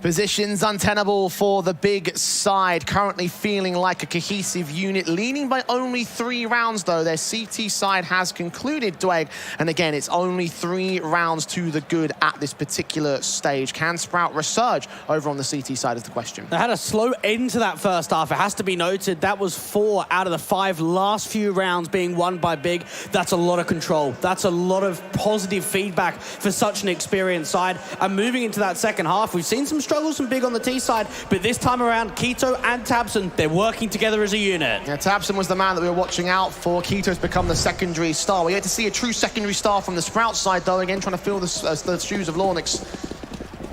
As a result, a team effort has been what's required to get them into this T side thus far. So CT halves now up to play for the Danish core as they get into the pistol round. Very fast in from Big, trying to play a similarly fast pistol basis. Rushes in towards short control for tabseN. Spots out Berry, taps him up a little bit, but only for damage. And don't quite commit off of the back of it. Instead, slow it down. Sin can come out of the gate with the entries. This has to be a retake setup. Berry's going to have to play passive. Molly sent in. Glocks making their way around the corner. The bomb will go down at default. It's retake on and a 5-on-5. Look at Crimbo. He's got all the advantage in the world onto Zyphon, and even damage is exchanged towards Monster. That's the pick to get gained. Same for Keto. Doubles up as well. Gets the triple in and all. Stare, refresh, and Slacks dropping with Sin. To Sin onto Berry. 10 rounds to the border Big. They take a very confident pistol. Well, that's a statement if I've ever seen one. What a beginning into the second half coming through from Big. It's pacey, but it's controlled. You can see the way on the post plant. You've got Keto to dive back out towards that monster control. You've got Crimbo to cut the rotate off from Connector. You have Sin getting aggressive towards that right-hand side of Graffiti. And double digits loom here for Big. Could we see the youngsters and the inexperienced land squad of Sprout struggle from this point onwards on their map, Big? This may be the half. Big generally tend to do better on their CT sides than the couple maps we've seen from them in the last couple of months. Call back to that Gamer Legion match. It was a 16-14, mostly down to the fact that the CT side was so good from them. So Big, in theory, on the back foot, but with that pistol basis, with the scoreline being where it is, the buffer could already have been gained for the map win for them. So Sprout might need a miracle here, especially with the Deagles out. Slacks looking to try and take that first contact out towards Divider. He's done some damage onto Crimbo, but Berry's already been caught off guard. They don't know about Stair just yet. Could wrap in for a backstab. Nades to suppress. Counter HE is in from the T side, and look at Stair's position. taps and core 2 to 5. The Deagle lines them up. That's Rifles picked up as well. Nice in Sin. Mac 10 overwhelmed by Refresh on the site. And one backstab is all it takes for Sprout to steal the break rounds. And it's down to one of the youngest players in the server, 18-year-old Stair with that dig out in the bathrooms, unlooked, undetected, and unleashed. What an incredible round that is. Patience is a virtue as Stair proves. Keto and Crimbo caught off guard as taps.N went down. What a play. And what a round for Sprout. That is going to be massive for them. That's more of a lifeline. That gives you a way back in directly. Allows yourself to put a lot of pace and pressure back down onto Big. You've won the pistol but lost the second. You're now forced onto double eco territory. Have to force buy. Scouts in. Hero AK for Keto. Deagles and P250s for everyone else. And of course the full gambit brought down Rifles. AK and Galil was safe from the previous. SMG for Berry. Sprout with the firepower, but receiving that force buy already. Stan wants nothing to do with that AK, so he backs off. And knows he's in a stance where he's got no teammates to back him up. And taps.N trying to look down towards that connector control. There is an MP9 waiting for him. Keto caught down by Slacks. Damage was done towards the man. taps.N does recover that AK as far. And Scout does find one, but now taps.N's taking some damage. 4-on-4 scenario. Refresh holding his nerve. And he finds that AK again. Perfect flash coming through from Berry. Nothing that taps.N could have done there at all. Even that smoke off towards Connector. Slacks could go down though, he's low HP. Depends on whether Sin checks this corner though. Indeed he does, but Slacks' head's just a little bit too good. Now down to 2 players for the Big side. Slacks still holds his nerve here, hearing footsteps of that one Scout player around the corner. Farfen does make it an easy shot to connect, but now gives away the info at the bomb. Farfen just hoping to see if he can find a response, but now with 35 seconds left, they still have to keep acting towards A, and while that's happening, Berry's just maintaining control of Connector, making sure that that bomb does not shift over to an over-rotation. And Crimbo walking forward, meanwhile 23 seconds. Big will need to make a move. They want to try and take this round back and counter-steal against Sprout. Is it a fuse kit in play for Refresh if they have to go for the retake?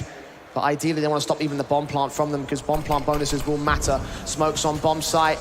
Commitment in from long. Engagement for Zyphon wins it. SMG burst. They do get a decent amount of damage on Crimbo. Plant just coming in time. Still denied by Refresh. Sprout will let nothing go past them as Big will concede the 8th. Yeah, Zyphon seems to be an individual that's putting in a lot of hard work in these last handful of rounds. Allowing Sprout to get that slight edge, to come closer to tying up the scoreline, come closer to trying to get a lead themselves. Knowing that Overpass is their map pick, knowing that you're playing in front of the stage, up here in the semi-finals, you'd love to be able to get the start in this best of 3 with your map victory going your way. 2 rounds the difference, another eco. This should be a sitter. Pistols pulled out, big en masse in Monster. Nade sent in from Berry a little bit too early. Split off towards that short control anyway. The flash is in to indicate what's going on. The Incendiary's taking the damage, and Refresh just mows them all down. Crimbo and Farman a couple of decent picks back, but Siphon still has the sight, as the Stair have Connector. So only those 2 casualties. The money can continue to build here for Sprout. That compounds damage, though, with 2 players falling in the previous round as well for Sprout. It does mean they will be on the verge of reset. So Big could still bounce back with this next rifle win. Yeah, you might look at that round and say, it's only an anti-eco, we lost a couple, but you are right, Jay. The more that happens, the better the chances are of that reset, of the rifle round to come through to really hit home. It might not be the next round, it might not be the one after, but it will tail. You can just see from the money state right here for Sprout, right? Refresh on $100, Berry on 650. Siphon on 1,500 will barely be within the force buy zone. Hanging out SMGs for his own part of things. The T's will play quick into the defaults, but it's passive control for the most part here on the CT Forces. Again, it's only really that refresh play. And just knowing that he's out here aggressive, he can spot down towards T-Con. So with that in mind, you can actually have Stair and Slacks to rotate back to B, to get out to the Graffiti, out there towards Heaven. Even the boost up from Farfan doesn't quite work out for the pick, but a lot of damage. A stroke of luck for Xiphon, though. 6 HP, he's barely alive. Might be falling to the trade. He's watching for that boost, hoping Farman gives away a pick, so he's still holding it, and they reface. Berry's been seen, and Farman does get that kill. That's a lot of impact found by that position. And there was no drop down at all, so no sound cue, and now they're going to commit off of the back of it. Keto already walking up towards T, ramp spotting one, dropping in from Heaven. AK pulled out, Slacks gets caught, and Keto and Farman combined. Still got Xiphon in the back of the site, though, trying his best to hold on, but won't hold on for long with that HP bar. Refresh now in a 1-on-4, and surely he just saves here. And I think that's the edge that Big have in this series, whether it be Overpass, whether it be their map pick of Nuke, it's just the composure. You've taken that first engagement, it's not quite a pick, but it doesn't get unsettled. They slow it down, they don't give up on the boost, and what happens? Another pick just presents itself. As you mentioned, no sound cue given up there by the Big side, so Sprout just assuming that it had gone down. Maybe that third player might have made a footstep noise to throw misdirection into the table. Either way, it's a mistake made by the Sprout camp. It could have even been the idea that because no one was holding Monster and you've been filtered away from Pillar, there might be a Monster walk. There could have been a timing that they're just coming out. Still a round loss for Sprout anyway. No matter how they adjust towards it, Big still hold control and extend their lead above the Sprout camp. Once again, you see the loss bonus on your screens. Not ideal for the Sprout camp. The buy bolstered by at least that one M4 here. What are they going to get around it? 2 more M4s. Buy 7 for Berry. Scout in for Slacks. It's okay, but it's not fantastic. And Sprout know we lose this round, we probably lose the map. Like, this is the one that you have to respond in. You don't want to be reset. You don't want to be back on the recovered foot again. And for Big, they know the importance in coming through here. For Sprout, you've got a very early aggressive challenge. Refresh trying to take short water by himself. Dry, no util. It's a massive concession at the very least. Refresh trying to play the high ground. Flash over, perfect from Sin, perfect from Farvan. Advantage for Big. Now Farfan's hoping for another. Xiphon out towards that right-hand side. Can't afford to go down here at all. Now, while that's happening, Farfan's got more teammates outside of Monster to regroup. Xiphon in the open does respond. Gets out of the way as well. Back onto the side defensive, conceding that short control to Crimbo, who did see the jump spot. That's information going both ways there. Crimbo trying to use it. Incendiary forward against the pistol. Berry does get caught off guard. Again, not able to adjust towards the shots back, and the Molotovs and flashes are thrown. Stair going to cut rotations. Keto might concede one as Crimbo goes dropping. The headshot seen. Stair advantage gains. Sin takes it back. 2-on-2. The bomb site's open. They can afford to get the bomb down. Now it comes down to Stair's information already given up towards Connector. They don't know about Slacks. Scout firepower limitation though needs the headshots. Does land on Tabson. That sets Stair up. Swings up, looking for the wall bangs. Good read in his rough position, but unable to connect much more damage. 30 seconds, they've got to get the bomb down here. Try and get it down to safety. Planet open towards Heaven while it's still being smoked off. Very smart there from Tabson. Knowing that that short control could be taken as well. Indeed, it is a smart call. And they back away. The understanding the Monster could also be a play here from the CT side. Tabson focusing entirely on this Heaven control, trying to isolate Slacks from Stair. Stair still wins against Sin. Scout's now seeing where Tabson is. There's information called. A kill gets found, and Stair charges round the corner, almost losing the fight, but takes it back for the CT side anyway. Another important clutch for the Sprout side. And we've seen Stair in these positions before, stepping up to the plate in the 1vx's. It looked as if tabseN had done enough right there, isolating the individual jewels, repositioning back over, but not to be. And Farfan up on screen. You remember that? Played on Sprout for 3 years, Jay. Played over 1,000 maps on HLTV with them. Imagine how important this would be for him to beat them again. Knowledge as well, the Sprout have always played little brother to big brother, if you will, right? They've always been a feeder team to the bigger squads, and Big had been one of the teams that have always looked to poach from that side whenever they get the German players through, especially when they were the German core in the tier 2 space. Now facing the challenge, the little guns growing up. Second tactical called in by God B, because Sprout are down by a single round. Now this is where we could talk about the economy again, Jay. Remember, you win a round, it's a lifeline, but what about the reset?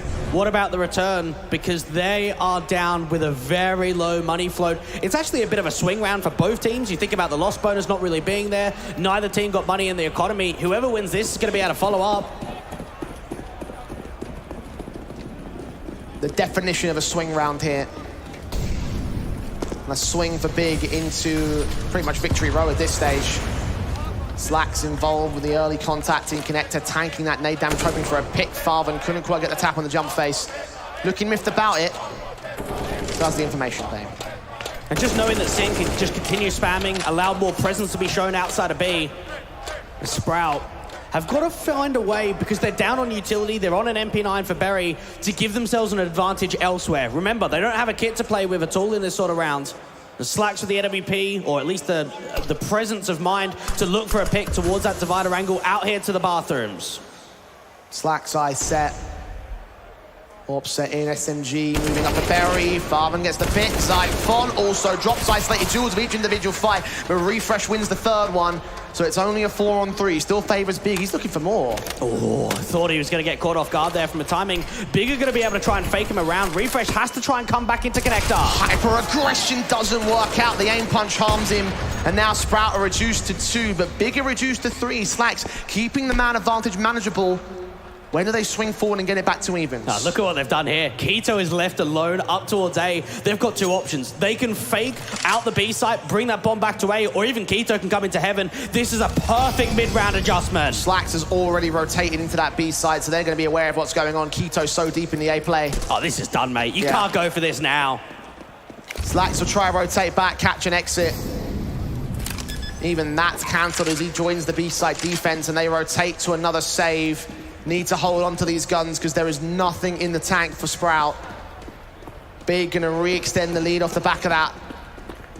12-10 now to the German side. And remember this, Jay. Yesterday against 500 in the quarterfinals, Keto was the lowest rated player for Big in that best of 3. Think about the impact he's had today. Think about some of the rounds he has single-handedly won. I mean, even that, it's just patience. It's slowing the round down, it's getting aggressive, catching off the over-rotation, and he's up here with 21 kills. He has been the man of the hour.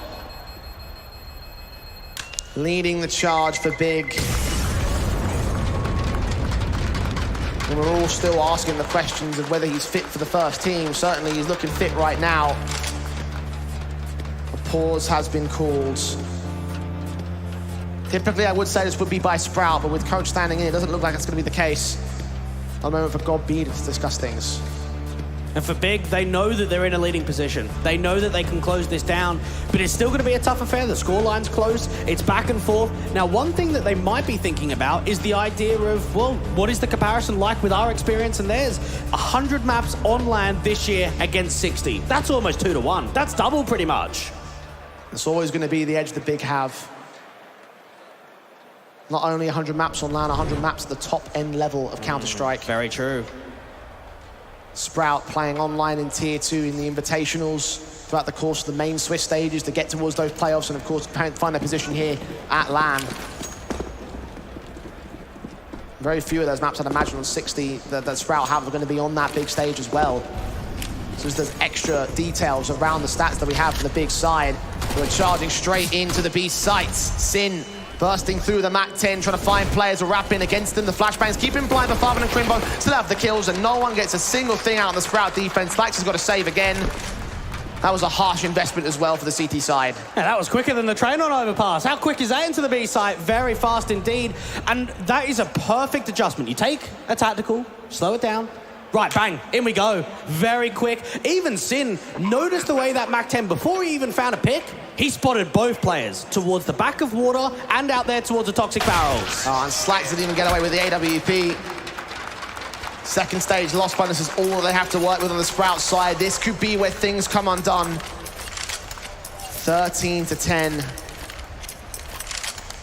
We should be seeing the eco to come through for the buyback in round 25. For Sprout, that will be their last chance to hold a lifeline against Big, who are closing in on the overpass win. And Refresh mentioned it earlier, at least it's not Vertigo. Both head-to-heads in the last couple of weeks in best of ones have gone the way of Big. Now, it might be a different map, Jane, it might be a best of 3, but it's looking like it's going the German way again. And this would be a steal to set up the semi-final, to start this best of 3 on the right foot. Gamble stack out towards the B site, farm potential in this sort of rounds. Big playing away from it and all, flashes into that monster position. The CTs are spread out, might catch Keto off guard. 1 pick, 2 picks, 3 picks with a taps and all. He's just not missing a beat today. As Varvan comes in with support, Stair drops, Berry is alone. No clutch on the table for him, not with a USP, not in a 1-on-5. Not with Sin standing by, with a Mac-10 in hand. They get a simple headshot burst and a 14-10 result now for the Big Clan.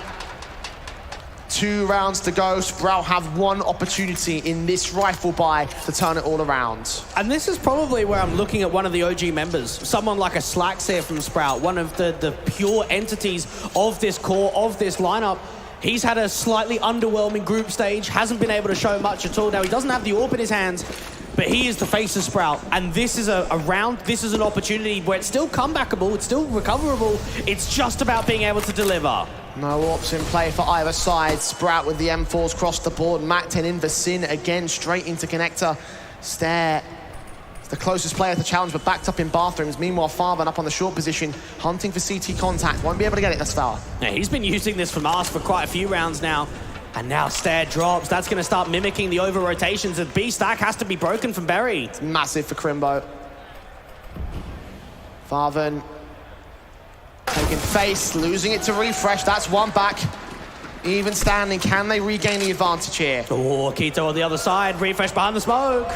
AK against it, M4 standing by. Who's going to see who first? Manic sprays in from the T-side player. Slacks catching 2 kills. Meanwhile, Refresh does get caught off guard, but Keto now alongside Crimbo being tagged up more so. Molotov misses out the toxic barrels. The player still falls forward. Zyphon is burning, still wins against Crimbo. It's Keto in a 1-on-3 to put us on map point for Big. The taps are good. The second one is not. Sprout are alive, but only just. And there we go from Slacks, right? 2 huge kills out towards that B side, set that round up. You could see the way that Refresh was just toying with him outside of Monster. Both him and Keto just face to one another. And Sprout end the streak of 3 in a row, respond with their own rounds. But how much more is going to get offered up?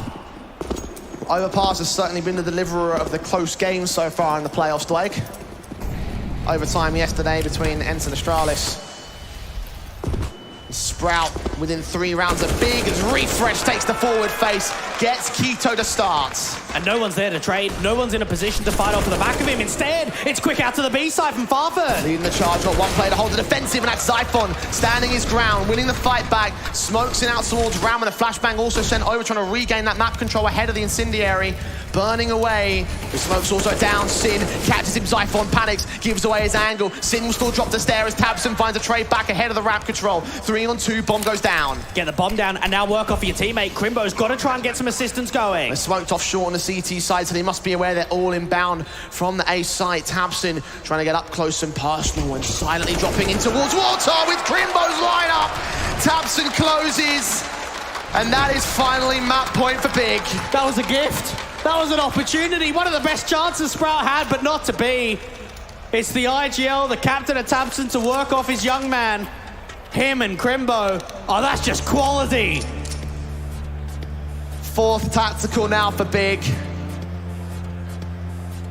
Need 1 round to push us past the finish line. Sprout need 4 to go to overtime. That is crippling as well. The loss bonus hadn't built up. They got one good round, got knocked back a peg. The buy should be rough. It should be very rough now for the Sprout camp. And just knowing for Big, that was the round that was going to be the more difficult one. This is, in theory, what should shape yourself up for the win. Yeah. Because like you mentioned, the money's not going to be there, the loss bonus is back. You've got a better chance, a much better chance of winning this round than what you did in the last rifle. And how poetic is it that Keto, 27 kills, the top fragger, a former Sprout player as well, dishing out the damage against his former team on their own map pick. M4s for Masters, SMGs, Deagles and P250s. It is a rough buy. Sprout, what can they possibly do to survive here? Well, they've got a hero M4 out from Refresh. We've seen some of his impact with the aggressive maneuvers towards the top of Park in previous rounds. Now it's a very heavy B stack with Berry being the only spotter towards A. Smokes in. Berry just jump faces, holding out hope. AKs lean forward and the Molotovs are sent down. Incendiaries to follow suit from the CT side, trying to suppress, but landing in the midst of the smokes. Berry just trying to jump spot. And even the rotates, they're going to come slowly, aren't they, Jay? He's got to waste as much time as possible. Minute to play with. Slow things down on the big side, knowing they've got the firepower advantage. They can't afford to get caught off by any traps of the CT forces. This is where Sprout have got to make an info play. Aggress short water, aggress connector. They've got to make something happen. It's so stagnant in this round. Berry will now find the info he needs. Long is contesting. Backup is on the way in Stair. Berry re-aggressing. Where does he go with it, though? In the divider. Just patience. Farfan's hoping for an overextension to come out from divider. They've got to clear this first left angle when they start charging up to A. Oh, they spam him down. Sin detects it. Flashes now for Tabson, getting into the site, not quite catching Stair.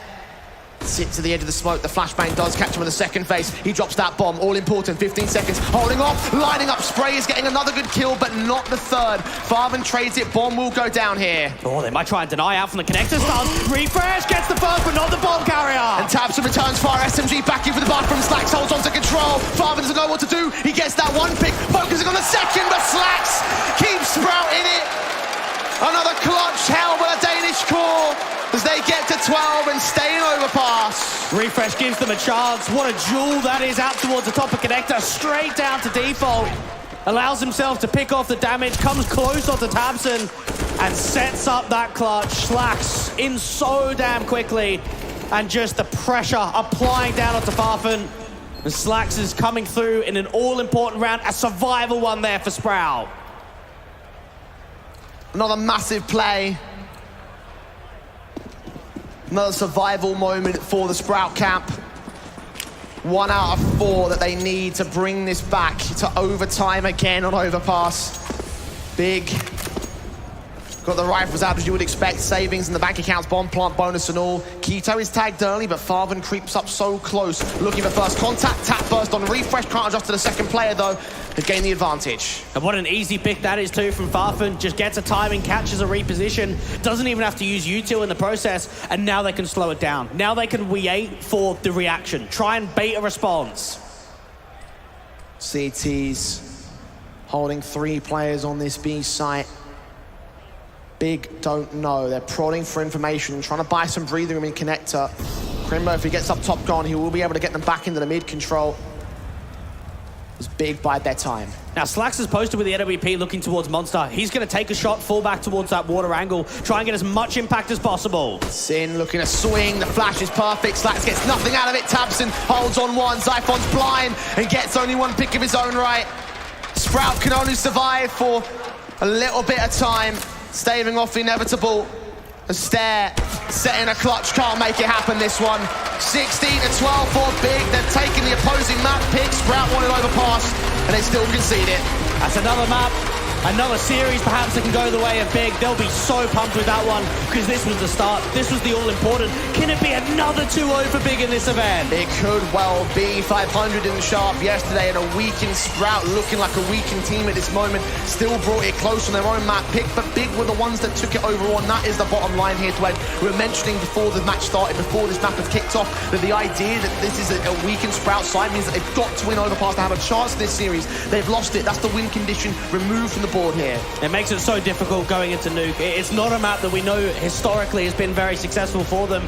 And all you can say here for Big was tabseN and Keto in that first half, and then towards the tail end, Farfan, he started showing up in huge ways. Such a good set of moments in the early game as well for Sprout. You saw that T side thinking, have they done enough? You know, have they brought in enough rounds? Are they going to be able to just turn it over on the CT basis, bring back from there? Not quite able to work out for them.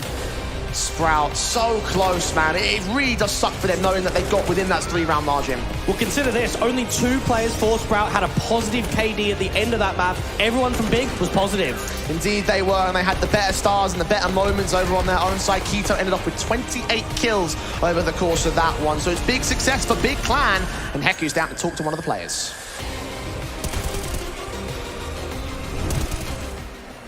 Big congratulations, the first map is in your pocket. We saw that there was a little change in the lineup.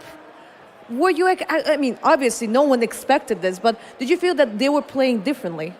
They played definitely a little bit differently, but also very strategically. And yeah, they made not many mistakes, to be honest, and it was not easy for us. They made it definitely very hard. And you probably think like that happened because of Barry, who's like the coach, who's like, most likely was like kind of IGLing for them right now. Probably he supported the IGLing for sure. It felt like they played really smart CS, but also like we were not 100% there individually as well. So combined of that, that's why we ended up very close game, into a very close game. Well, we were just told that Lungs is actually coming back for the second map. So I wonder, do you think it's good or bad for you? Because maybe it's good because you will know what to expect, but maybe bad because obviously he's a stronger player than Barry. Yeah, of course he's a stronger player, but for us it's always the best if the enemy can bring their best, so we can show our best, and yeah, hopefully it feels great and we can have a great second map. All right, then let's see the best. Hopefully.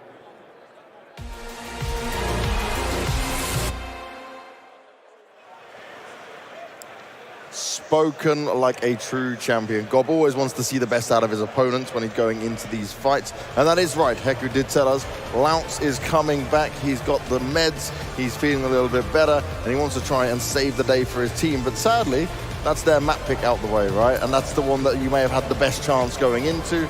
But overall, this was, I'll start with Barry, because it's a good topic of conversation. Wasn't too bad, you know. He was giving his all, he was fighting as much as possible. You've got to give him a lot of respect for that performance.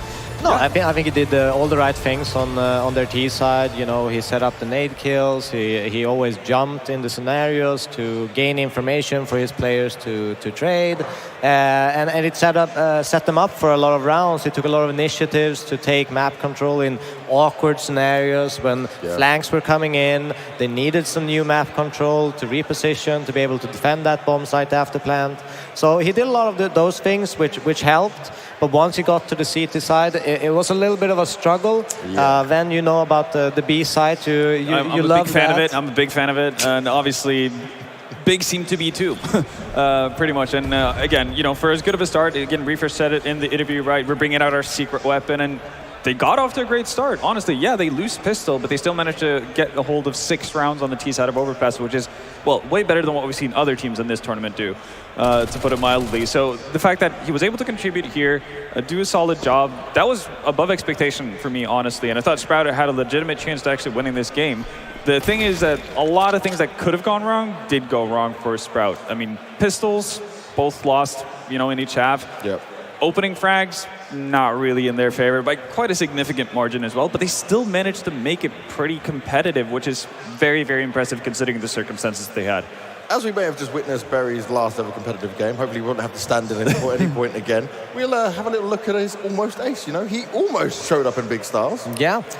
No, we started us off in the anti-eco round, right? And you got to win those rounds. You can't really fool around with them. So the double HE kill to set us off, and then obviously a nice little double with Macta, and then gets obviously taken down by the final big player, as we can see here. So a little bit unfortunate that he couldn't get it. I do love the fact that the crowd were 100% in tune with what Refresh was saying. Like every time Barry gets a frag, start cheering. They went wild. Great atmosphere all around. The unfortunate part kind of happens when you get over to the CT side because Barry sadly didn't get a kill on the CT side. I can just imagine this moment. Everyone in that booth is just saying, "Go Barry, go get it!" Everybody's like clearing the path, like running further and further away. Let him have it. You know? Why not? For sure. Now, overall though, Big got the job done. We touched on Keto in the pre-game. He had a monstrous time. He is stepping up and pulling it off when they need it. Yeah, huge clutches, huge kills in difficult moments. He was one of the. He brought back a swing round there on the B side, especially, which was huge. Oh yeah, when he got shot on the slacks over the B bomb side. This is the clip right here, and it's just incredibly important for him because they caught the rotation. They got basically a free site there. If they just be a little bit more patient entering, they would have gotten that round. But Keto was there to punish. Well played by him. Yeah, I mean, he did everything he could have done, really, in that scenario. And he kept 999. Yeah, there's no chance he was losing, right? 999, not losing to a team with a stand-in. And to be fair, he did a fantastic job. And he was actually the one who kind of kept it going as well, because to start off the game, it was very much all about Keto and tabseN. And once we got further into the game, we didn't really see too much of tabseN, but we kept seeing Keto. And eventually Faven jumped in on the fun as well, and that's kind of what took them over the finishing line over on the T side. But Keto has been just going from strength to strength, really, in this event. Now we've got to see if Big, though, can replicate the success on their own map pick of Nuke. That's what's coming up next. So stick with us, get yourself a drink, snack, whatever else you need to do, and make sure you're back in just a few minutes when we go into the second map.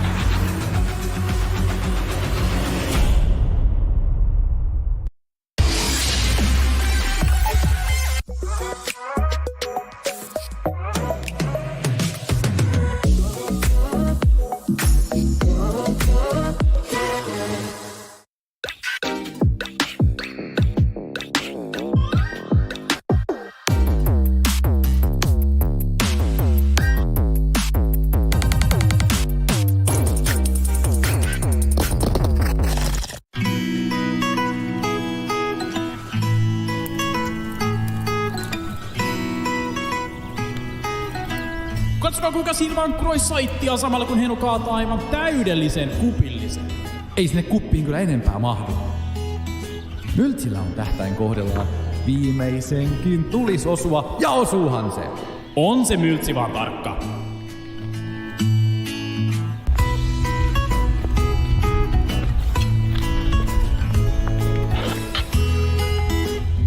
Vielä jaksaa painaa jalkaa toisen eteen. Hopi hopi!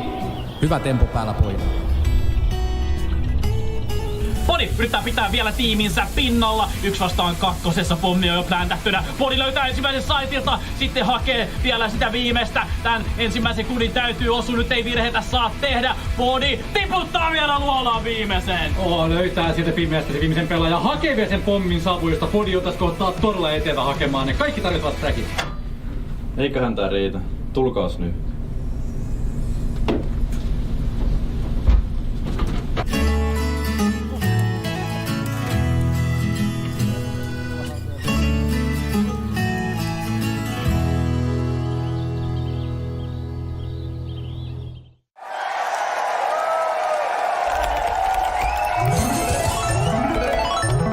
Red Bull gives you wings.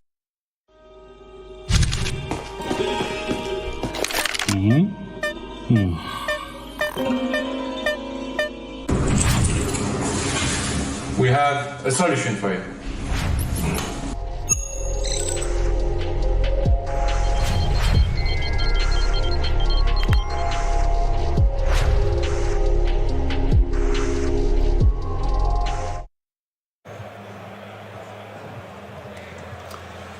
We're moving on into Nuke, and it's time to see if Big can book their spot to the grand final here at the Elisa Masters Espoo 2022.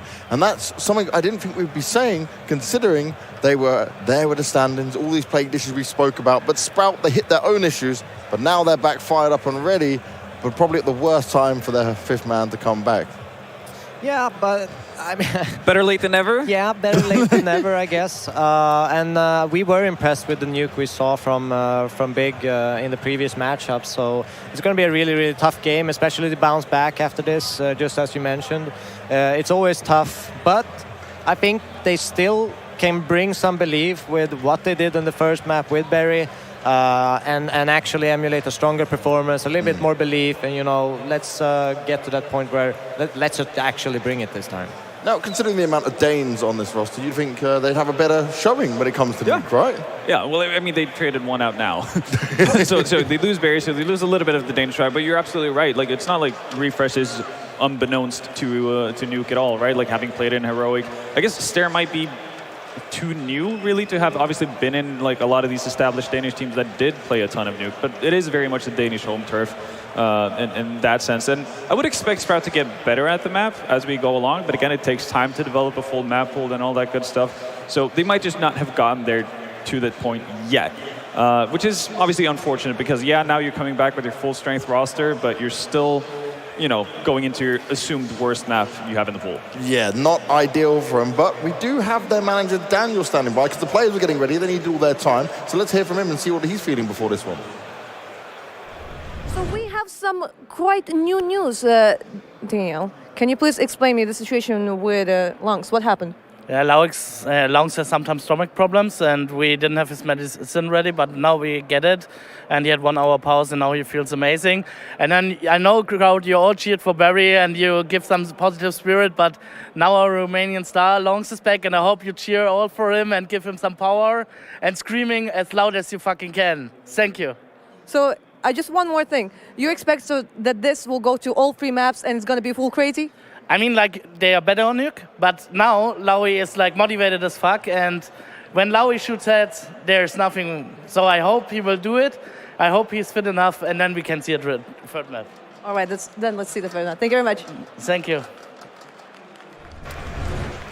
Quite the happy potty mouth we have in the Sprout management side of things.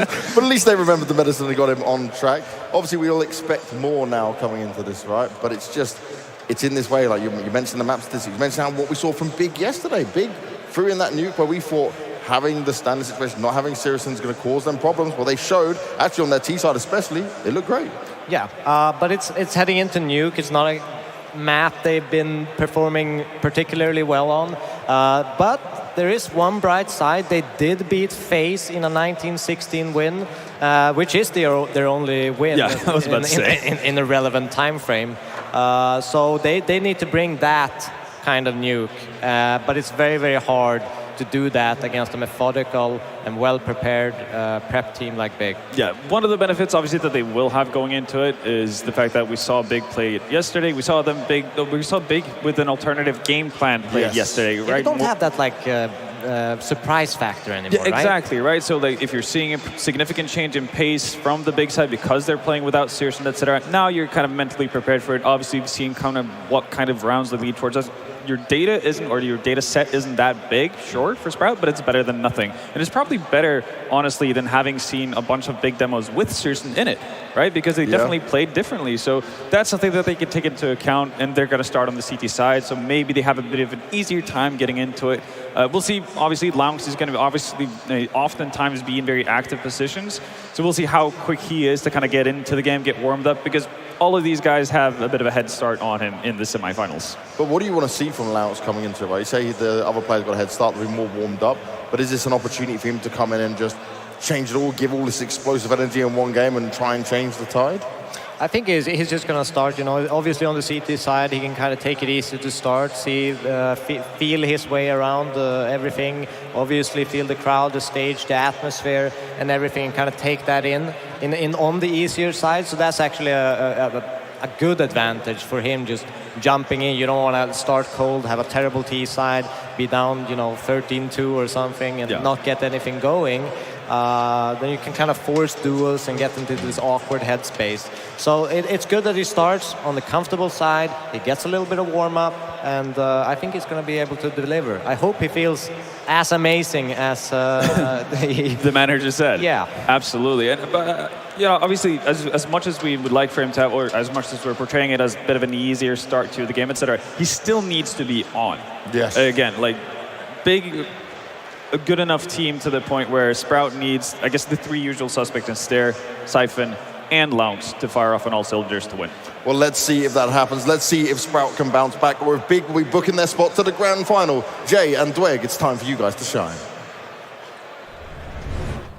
Well, once again, the Tigers have healed on the Sprout side. Long's back in server and back ready to go. Probably missed the mark to have the most amount of impact, in my opinion, though. That was the Sprout map pick that they've just conceded. Maybe if Longs was in server, they could have had a bit more to get that first one on the board. But now the reality is that they're down by one. He's going to have to be the big star now to step up, bring back Nuke, and take us to a third. And we've got to be realistic with ourselves. This is going to be a challenge, a very tough affair if Sprout want to send this to a third map. Nuke is not a map to their liking at all. 1 win and 5 losses in the last 3 months for them. For Big, we saw it against 500, and we saw comfortability on that map pick. Indeed we did. The notion that it was only just yesterday as well, where they scored the 16-13. It was still a little bit of a close affair from 500, bringing back something. So it does show to me that Big is still not unbeatable here on this map up, right? It's still plausible that you can make this close and you can still bring it back. But ultimately, you need that 16. That's what Sprout need the most.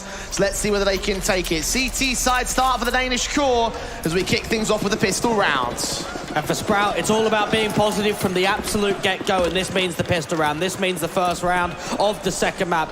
Long's playing out towards a ramp control. Fast in from Big. Keto quick up, first contact, trying to spot the man. Did see him, but couldn't quite get the headshot. Very quick there from the Glock. Couldn't quite see the man get the shot at the same time. Long's backed up as Refresh on the back of the A site will receive the utility inbound from the T side, but no commitment yet here from Big. A very fakey with a top side split to come out towards a ramp challenge. Even Xiphon trying to peek out from hell. He knows exactly what's going on. Taps doing a bit of damage to Keto. Long's now on the back of the bomb site. Get the first headshot, but only the first. Drawing first blood before trades come in. Stair, however, does strike, and Slacks is on the other side now to try and prod forward. T's down by a man here on the Big side. The bomb is on the site to get planted soon. They try and get that extra cash injection. Tabson knows there's a player out towards single door. It's all a matter of time until they can press forward out towards the doubles, but Slack still gets a kill before finally being dropped. Even doing damage to Farben at that low HP. That's very good, but Farben is still fragging. He gets his second. It's a 2-on-2. And now they're in the bomb site with 2 CTs locked outside of doorways to try and get themselves back in. Bomb plant being out towards the back side of the pillar. You've got both pace and acceleration out towards double doors. This is being heard. Farben watching out for that back line, watching out for anyone coming in from ramp. They're unawares of how many players are out here, just that the doors got opened. They'll move together. Close up from Crimbo. Doesn't quite last long, and Farben's out of ammo. 2 headshots to gain. First man falls, but Refresh is a bit quicker. 3 HP. He clutches it for Sprout as they get the defuse and get the pistol. And Refresh, the IGL, one of his best maps in the pool actually is Nuke. And we can expect him to come through with some important rounds, get them over the line. That's an excellent starter for them, but think about it from the Big perspective. 4 kills and the bomb plant. You might be thinking about buying up in the second round, putting that pressure right back on. Refresh doing absolutely everything. What a great bait from him to come out of the double doors. And then, of course, the final connection, the final bullet being landed onto Farfen. A risky play, but did work out for them. And at that point, you do need risks for Sprout. How many do they take over the course of this map up? Big opting to go safe in the next round as well. Bomb plant bonus, but still opting with an eco and a scout. I try and get as much out of this as possible, but their main influence is going to be on the rifle round. Farfen up here towards the top of the silo onto Slacks. Shots ringing out from him. Flash is sent over as well, turning away. Stair leans forward, Keto caught. Less than 70 HP for him. And Slacks could just continue to back off, be a little bit further back, passive out there towards Hell. Even the spam towards main, no one there at all. Sprout, very deep in this sort of round. Not many info plays. Crimbo holding. Taps continue to come through from these pistols. The Deagle's desperate to get a lucky wallbang or so. Finally, Stair comes up from the lower portion of Secret. Kills found on Sinner, Keto taps and drops the Xiphon. This eco gets cleaned up pretty effectively by Sprout as they find their contact and do not miss a single kill.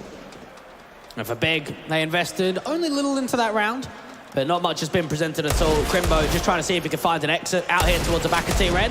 And D going back and forth with a couple of bullets, but Zyphon's going to be able to end it out. So Sprout in the anti-eco find themselves a very just round that's clean. They don't lose anyone. Yeah, that's what we want to see out of those kind of rounds. Shenanigans, of course, do apply when appropriate, but that is the way that Eco should go. And Sprout take control for it, get their start up 2 in a row. The guns come in from Big, though, and they have the AKs to respond to what is still a bonus buy here for the CT side. And now just knowing here for Sprout that you can have that long-range engagement again from Slacks, out to Garage, out to Credit Card, to spot outside. And Tabson putting some nades down towards that outside cross. You've got the roll of smokes to come through. Only a single lurk, though, from Sin. Stare bursting through the smoke, doing damage onto Sin. And blind past the cross, still connects the man on the second face.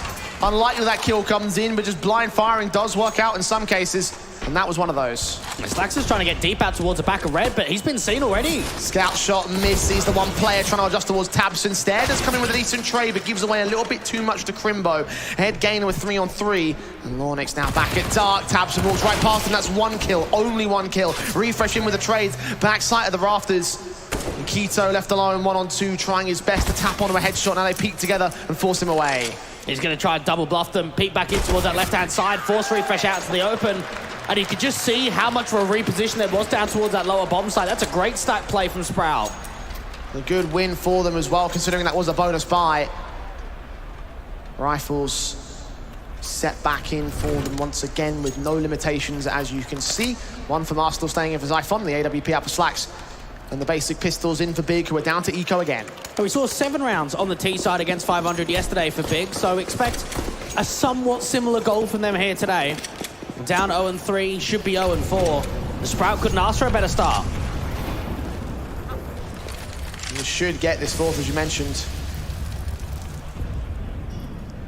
Big will try pull something out of the hat, but it's unlikely that it really comes through for them. Refresh, ready at close quarters. Trying to mow down the T-side as they come, but they're playing more careful than that. And knowing that now Slacks has got the AWP, that things are moving forward more on the front foot here for Sprout, this is an opportunity for him to show himself, because we didn't get to see much on the first mount. Prod down from Stair, down into the vents. Now hold off against potential vent dives from Big. Still undecided as what they're going to do here. It seems like it is going to be the upper play, try and see if they can maneuver their way out towards a hut control and through there from Squeak Door. And first molly being lined up from the back default. It's all about the initial flashes. Waiting for that pop. Big standby. Gonna wait till the timer hits a certain marker. Not 45 seconds. 40 seconds perhaps. Yep. Here they come. Flashes, Molotov sent, AWP might get a little bit overwhelmed. His teammates on the back of the bomb site do get those kills. Crimbo with 1 decent trade. Now the M4's coming to pick up the rest of the pieces. 1 player left standing. Slacks deals with him. That's 3 alive for Sprout. Indeed, a confident fourth goes their way. And I like the way that Sprout adapted there. You had yourself getting flashed off towards a heaven control. You end up just forcing back, but then eventually once the flash starts to clear, you get straight in there. You make sure that you don't give that respect forward. You try and put a challenge down, disallow any bomb control. And in the 4 rounds that we've seen on Nuke, it's only been 1 bomb plant, and that was just a pistol. Now the guns come in for Big to try and get another, preferably a round as well. Quick into the lobby control once again. Keto going to charge out. Initially, he was going to get himself towards the hut position, but not try and face outside of it. Try and run some basic wall bangs on pre-fire positions, but no one standing there on the ground floor. He got Zyphon slightly wide out towards a heaven presence. Doesn't know about the walkout towards a Squeak Door. That's actually Lonks going down in the vent control silently right now. Farven be allowed a lot out of this. There's no one in lower for the CT forces. You have got 1 player playing around the smokes towards the diagonals, but won't be able to protect against this. They can make their way into B side very quickly. Stare. How much does he get? Potentially 3'd around the corner. Lineup is perfect. Triple not gained. Crimbo holds the line, but a 4-on-3 game for Sprout. And knowing that Longs can be here so quickly towards the double doors, this could put even more empowerment out towards a secret presence. Adjustment not quite there for the Star Romanian. 3-on-3 as a result. Into the bomb site they'll look to go. The bomb, a little bit of tailing behind. Refresh could potentially cut it off. It does go down towards the toxic barrels as Farven drops. Now Crimbo's isolated, does get the plant in time. And now Keto is all that remains. Very far away on the upper site. Defuse is tapped once. They try and suss him out. But this should be a successful round for Sprout. There's nothing that Keto can do. He's hoping to cut rotates. He's hoping to slow that round down. Instead, both of his players towards lower have been caught, so Refresh is going to stick the bomb. That's going to be a 5th round being gained there from Sprout. And I love that pressure being applied there from Refresh. As soon as the bomb goes down, look at the charge out to Crimbo. Doesn't give him any space to work with. Well, now Big are getting spooled up here. They're starting to find a little bit of their confidence of their own right.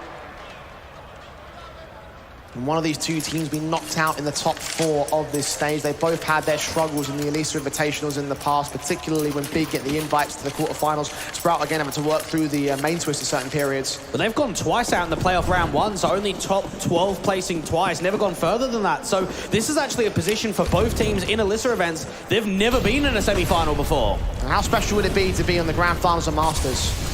It's really what the bottom line is for both these squads. Big want to try pace their way into the finals. Half invest with a couple of rifles. The Tech-9 is what leads the charge down in secret, and they've made all that progress as Slacks picks up Keto to start. And now it's going to have to be the ramp take. Put some pressure down onto Longs. Slacks finds that first pick already with the big green. And now for Big, it's how they can find themselves the regroup, get down towards that lower portion. Tabson picked up by Refresh behind the smoke. To kill found to a 5-on-3 now. AWP posted for Slacks. Jump face from Farmander's Bay team. He still refaces for it though. Molotov sent back to his position, and Sin comes up from the lower bomb site. Gets a kill on Slacks, buys a bit of breathing room with Farvan finding Longs as well. It's an advantage for Sprout now. And the issue of even getting the bomb plant probably won't happen. Stairs repositioned in quickly. M4 backed up, swing, spray, Farvan is traded, and Sin is left alone with the AWP versus 3. Shot baited, swing out to the right-hand side. Stair will get the kill, and the streak will continue for Sprout. And even though these rounds are getting closer for the Big side, at the end of the day, if you get a good CT half in, no matter how one-sided or back and forth the rounds will look, if you get a good start, it can turn to jello very easily. And I think for Sprout, this is a fresh start. Yes, you've lost the first map in the series. You're going out to Nuke, which is Big Map's pick, but your main man's back involved. You're playing with your full 5. You don't have your coach Barry standing in going into this one. So everyone's positive. Everyone's feeling good. You're up 6-0. You feel as if everything is going into your favor right now. Aggression from Slacks just proving the point. The AWP prodding towards outside does get forced back by those flashbangs, but he was so ready to take some aggressive kills. Stair will stand by and wait. Sin checks out all the corners, particularly back at red box in the midst of the smoke. He will make some noise. So the AWP's posted and standing to receive. Slacks has got that crossfire out there from main, so doesn't have to swing out too wide. It's all a matter of timing until Sin is able to catch him off if he starts over peeking. Looking down it towards credit, still not been seen. Doesn't catch the info on either player though. He's aware that there's one player downstairs. Is he aware of the player on the mini boost? Apparently not. He's going to fall back, play a bit more of a passive angle. And for Big, this is where they've got to start looking at some of those key entities to make something happen. Is it a Tabson, is it a Keto, maybe even a Farfan to open up an entry kill, to give themselves a workability on a 5v4. Refresh working out towards that lower bomb site. Can rotate down as Keto takes outside. AWP is trying to hunt for him. There's 2 players to receive, and now he's going to have the high ground advantage above the big green. Checking positions, adjustment still there for Slacks, but Sin is able to respond. And now even Thompson's able to crack back in towards the upper. Actually, Refresh only gets 1, but Stair's still alive. Still more players as well out from that hot position. Farvan repositioning back towards Squeaky, leaving it all on Lorks now. 1-on-2, yet to truly get started. He's got 4 kills at least, but not at the top of the board right now for the CT Forces, making his way quickly up to check the rafters. Look towards 1 kill, get the adjustment. 1-on-1, Farvan is low HP as well. Lorks 100 to play with, and the engagement still goes well for Big as they get their first on the board. Farfan coming through with an all-important round. I think it just showed there towards outside the control that they were able to put down onto the AWP. Slacks was able to deal with that first player up high of Keto, but just gets instantly traded by Sin. Tabson then responds out from the squeak door and the hut control, and it comes down to a back-and-forth trading game that works out in favor of Big. Tactical timeout, Barry can call it. Now a very similar situation where Godby on the other side coaching could call the tacticals. Barry can do the same now. Takes his moment. Again, that 6th perspective that we talked about in map 1, regained on the Sprout side. Right time to abuse it and use it to get yourselves the insight as to why they lost that first round. Stop Big from gaining another. Vitally important to the Sprout camp. They have that buyback once again, but they don't have another one for the follow-up round. The money's been exhausted. And this is for Big stance where you attack, where you start coming back in, where you start grinding up the T rounds. This is a perfect opportunity. The Sprout, no, let's keep the tempo, let's keep the opening stances continuous. Early nades out towards that squeak door. Keto trying to get aggressive into hut again. Molotov sent. Burst through the AKs, the M4 on Stair. The smoke's coming towards the general direction. We'll try and block off towards the mini-cross. Still holds his nerve at the top end boost. Does find Sin, but tabseN catches him dropping off that position. And now he can start making a little bit more of a play down towards Secret. You've got Refresh out on the other side. Can't afford to cross through from those smokes. There's more players behind it. T-Red that he doesn't know about. How far does he extend? How much does he gain out of this? Re-smokes on from the CT side, and the initial ones of the cross will start to fade. His back's going to be turned, though. k1to's going to grab him. And now even Zyphon's got it for a spawn, and it just doesn't happen. The M4 gets caught out in the open. Big have got everything going their way. Slacks and Lonks, 2 players versus 4. Big to get their first on the board and continue to recover the deficit that the Sprout side have gained. Still playing it slow, though, aware that there could still be some cheeky plays in from these two. But so far, so quiet on Nuke. And tabseN's waiting to cut that rotate off. Even Farfen's expecting the wrap stab. And just knowing you've got time, you've got a lower bomb site, if you're able to get the bomb down and then start hunting, think about what we might see in the next round for Sprout. The key thing, right? No money, no loss bonus. Opening up the Condor, of course, going to reveal themselves to be on that B-bomb site. The plant secured, uncontested by Sprout. They don't want to have anything to do with any sort of post-plant or retakes. Trying to escape back towards lobby, but right into the clutches of Farven here. Sprout hoping to try and maintain both of these weapons. And for Sprout, the last time that they were in a semi-final was against Saw online only a few months ago. It went down as an 0-2 loss. We saw Saw in this event, and we saw them go out of the group stage. Big, though, we know how many times they've been in these positions. We'll see 2 players go out of the round there for the Sprout side. Slacks and Longs unable to hold onto their weapons. It's another good round for the big side. No real buy potential for Sprouts. Tactical has been taken by them as well. Their second of the game. Back-to-back as well. Even Stair, just how quickly he just gets caught on. And for Refresh, he thinks, okay, the smokes are clearing. We probably have an inkling that tabseN's moving down towards Secret, so I'm going to trail him. I'm going to get him from behind. What he doesn't know is that patience. You've got k1to and Ko just sitting there at the back of T-Red, and Refresh just goes, man, how are they still there? How have they not crossed down to lower yet? No questions asked about this round as well. Sprout, USP is in. Harsh eco that Big should be able to deal with. Make this run a pretty simple affair to get their own 3 on the board, their own little streak running on the T-side line. Sprout, the flawlessness that they had gained in the early game has all but disappeared at this stage. Quick from tabseN, leading the charge towards the outside. Red box crossbows coming in a little bit late, but no one's there to contest it. And just knowing that there is a gamble stack, all the pressure in the world is going to be on dropping this one AK. And tabseN just trying to spot. He's got teammates behind him at Secret, still towards outside. Big have got plenty of options in this round. Smoke sent, Molly's down, k1to watching upstairs towards the heaven position. Flashbangs do come in to blind him off. I think there was a T-flash though. And in at the locker rooms, a tripod forward of the smoke. Zyphon, what can you gain from this position? You might catch players off guard, but a kill to be found is still going to be difficult with the USP here. His best window is closed upon him. He still does find Sin though, that's something. Drops the bomb, AK gets recovered. Things getting a little bit awkward. k1to recovers things, but he still falls in the process. Deagle Stair needs to get out of the way, doesn't quite do so. Back to a 2-on-2. Very good damage being done by Sprout. The question is, can they still convert this round? The bomb's going to leave them very little time on Big. How does Sprout adjust to this? Well, they've just got to play it cautiously. They've got to stack together if they can. Recover a weapon towards outside. You've got Refresh as a wraparound. They might not expect this sort of angle. Got to go in for Mini, else Refresh will punish it. He does make his way towards outside, making a lot of noise as well. So Farven's got to go for the hunt. Refresh being quiet about this. Meanwhile, on the actual bomb site, Lornix could find the man. Refresh playing Ring of Roses like this. Flawless does fall down in the end.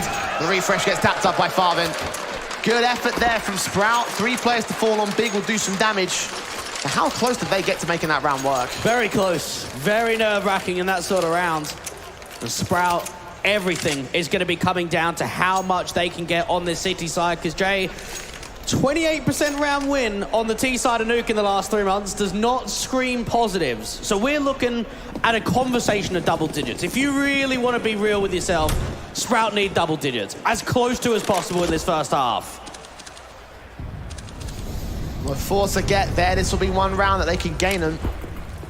Damage being done to Farven. Very quick pop in towards the A site. It looks like an issue to go out towards the sweet door. Refresh runs out of ammo. The USP's pulled out. Zyphon's there to at least hold the trades, and a man advantage maintained by Sprout. With Sin being low HP, this could still work out for them as Zyphon capitalizes upon that kill. One man with the bomb now dives into the vent. Tabson and Crimbo, very different positions, forming up towards that B side, but Crimbo's down. It's all Tabson to run into their star player on Sprout and lose his life with no plant secured. And what a hold coming through from Refresh. You can see the way that he disallows any of that control with a quick pop out from Sweet Door. Even Zyphon up there towards a Mustang angle just drops 2, allows himself to waste time, and then Lorx just gets into a very quick reposition down to that lower bomb site. 3 rounds in a row for Big, and answer back in a rifle from Sprout. Back to 4 rounds in the lead here. Guns, of course, will get rebought back by Big. Galilian for Tabson, though. The cracks in the economy game are starting to show here. Not a lot in the reserve either, so potential swing round for Sprout. Really reset them and get close to those double digits at least. You got Lorx out here towards a ramp control with the AK. Does drop down, thinks about a maneuver down towards lower because there is a cross smoke outside. Slacks with the NWP, just gets blinded. That flash is so perfectly timed to follow up there as well. Longs does get flanked in by Tabson, so the pickup found. Slacks unawares of how close Keto was going to be. Focused on the ramp control when he made his way out towards Hell in the corner. He does get spotted, but Keto wins the fight. Looking to double up, and that's exactly what he does. Stairs the last one. Even Sin's able to find one down at lower. 1v5. And how does that happen? How do we just have a convincing round to come through from Sprout and then an answer back towards a ramp control where it's explosive and it's clean? And it's similarly confident from Big. Again, it was a swing round. Money loss bonus. Knocked back a peg from Sprout's 1-round victory. So not the max. The AWP needs to stay in. The money is a little bit exhausted thanks to the investments, and they're going hunting as well. Damage done. Swing back. Stair does not survive. And therefore, that weakens the buy now for the Sprout side. You say buy. I don't know about that, Jay. We might not even have one. You've got 3 players that can get rifles. Everybody else is very limited. So they've got to make a tough decision here. Do we force with limitations, or do we play it safe? Do we have them on the ropes, or do we not? They do. They force it up. Ooh, this might be a round we look back on.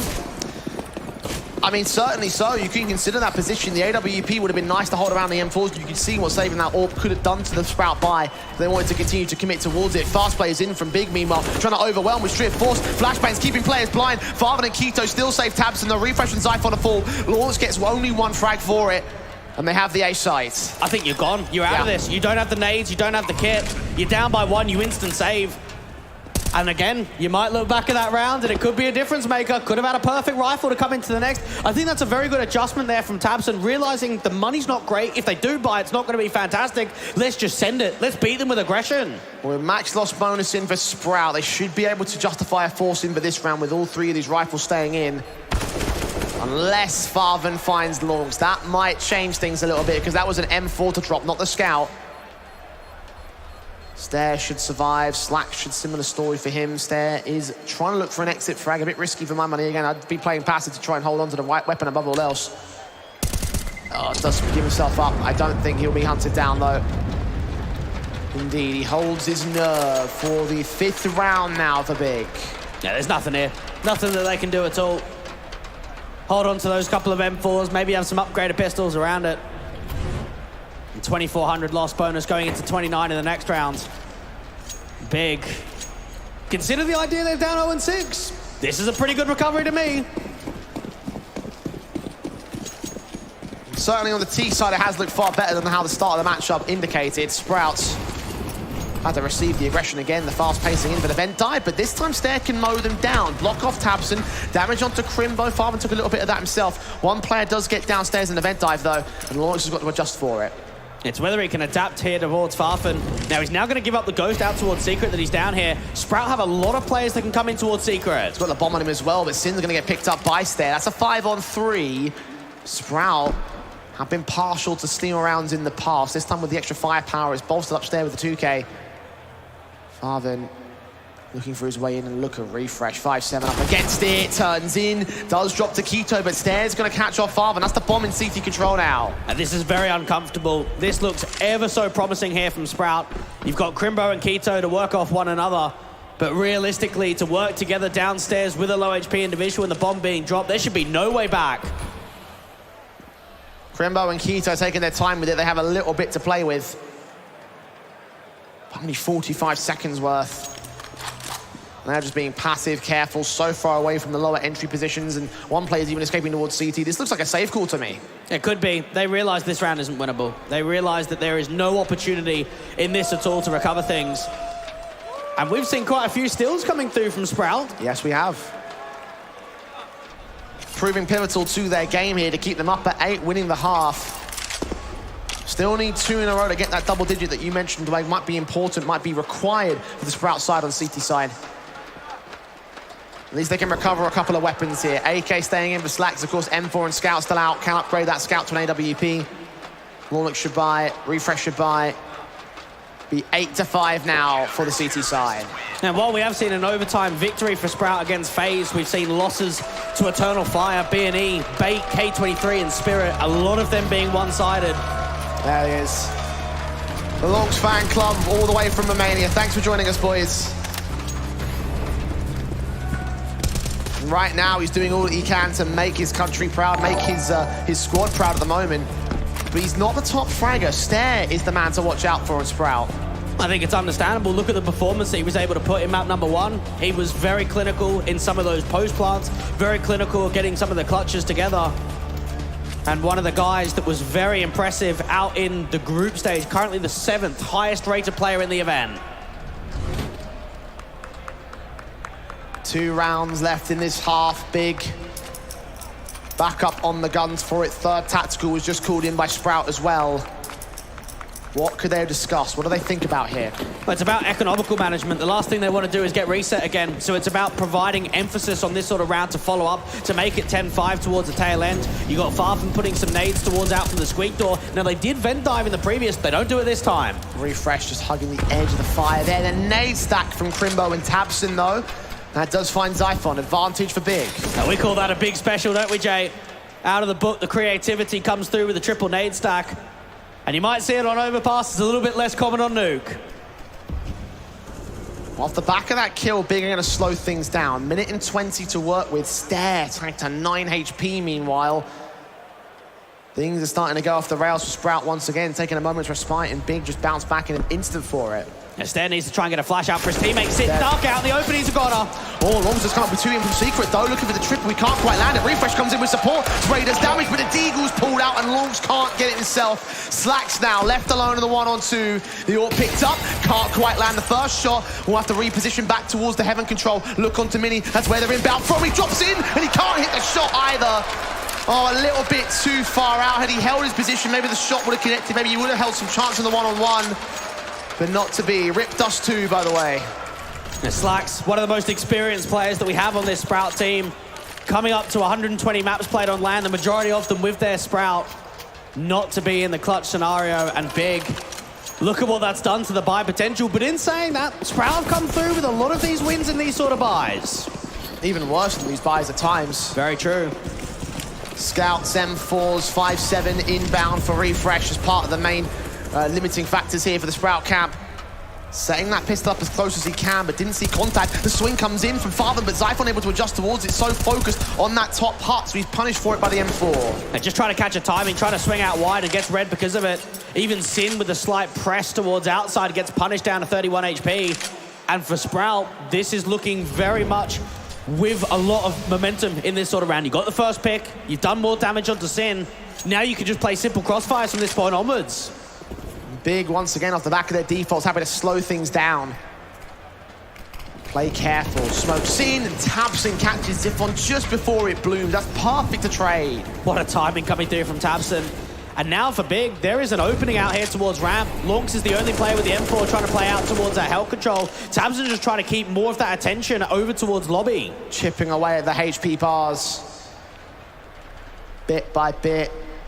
Sprout will get whittled down. 45 seconds. They're going in aggressive as well. Refresh needs to win this fight. Trying to escape, but gets caught with his back turned to Tabson. Smokes up towards Mini. Stare trying to make his way ahead of it. Could still charge down against 2, but there's a counter smoke also towards Squeaky. All 3 players down on the B side, and Slacks trying to hold his nerve. Scout in hand. Another smoke comes through. Incendiary try to block off the back of the site, but the bomb plant comes in amongst it, and the sway through from Lorks comes up good with Slacks' kill. Look at Sin though. He's got a backstab. He's out towards a ramp control. He can get him in behind. Tabson coming up. Stare there, looks forward, slacks adjusts in, gets caught, tabseN goes down as well, and Crimbo stands alone against 3, gets the first, bursting through on a second and trying to stall for time. The taps are brilliant, and now he's locked on Stair. Taps continue, needs to hit that one good shot, and he lands it! A full-on 1v3 to close the half for Big! Oh, Crimbo, he plays it like a vet for the young man. What a way to end it down. What a confident end to the half. And what a recovery for Big, for 0-6 now to 7-8, favouring Sprout still as we head to the break in their difficult half after this.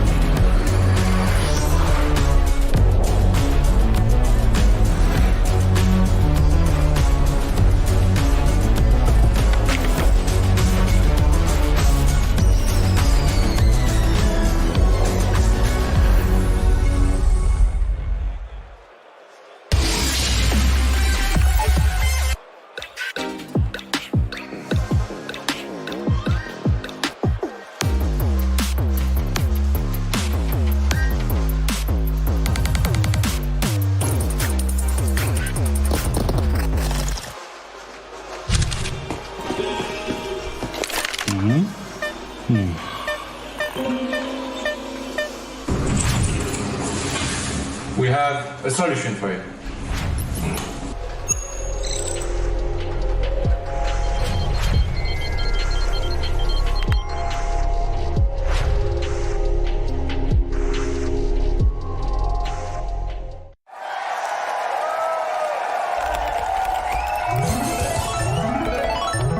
Red Bull gives you wings.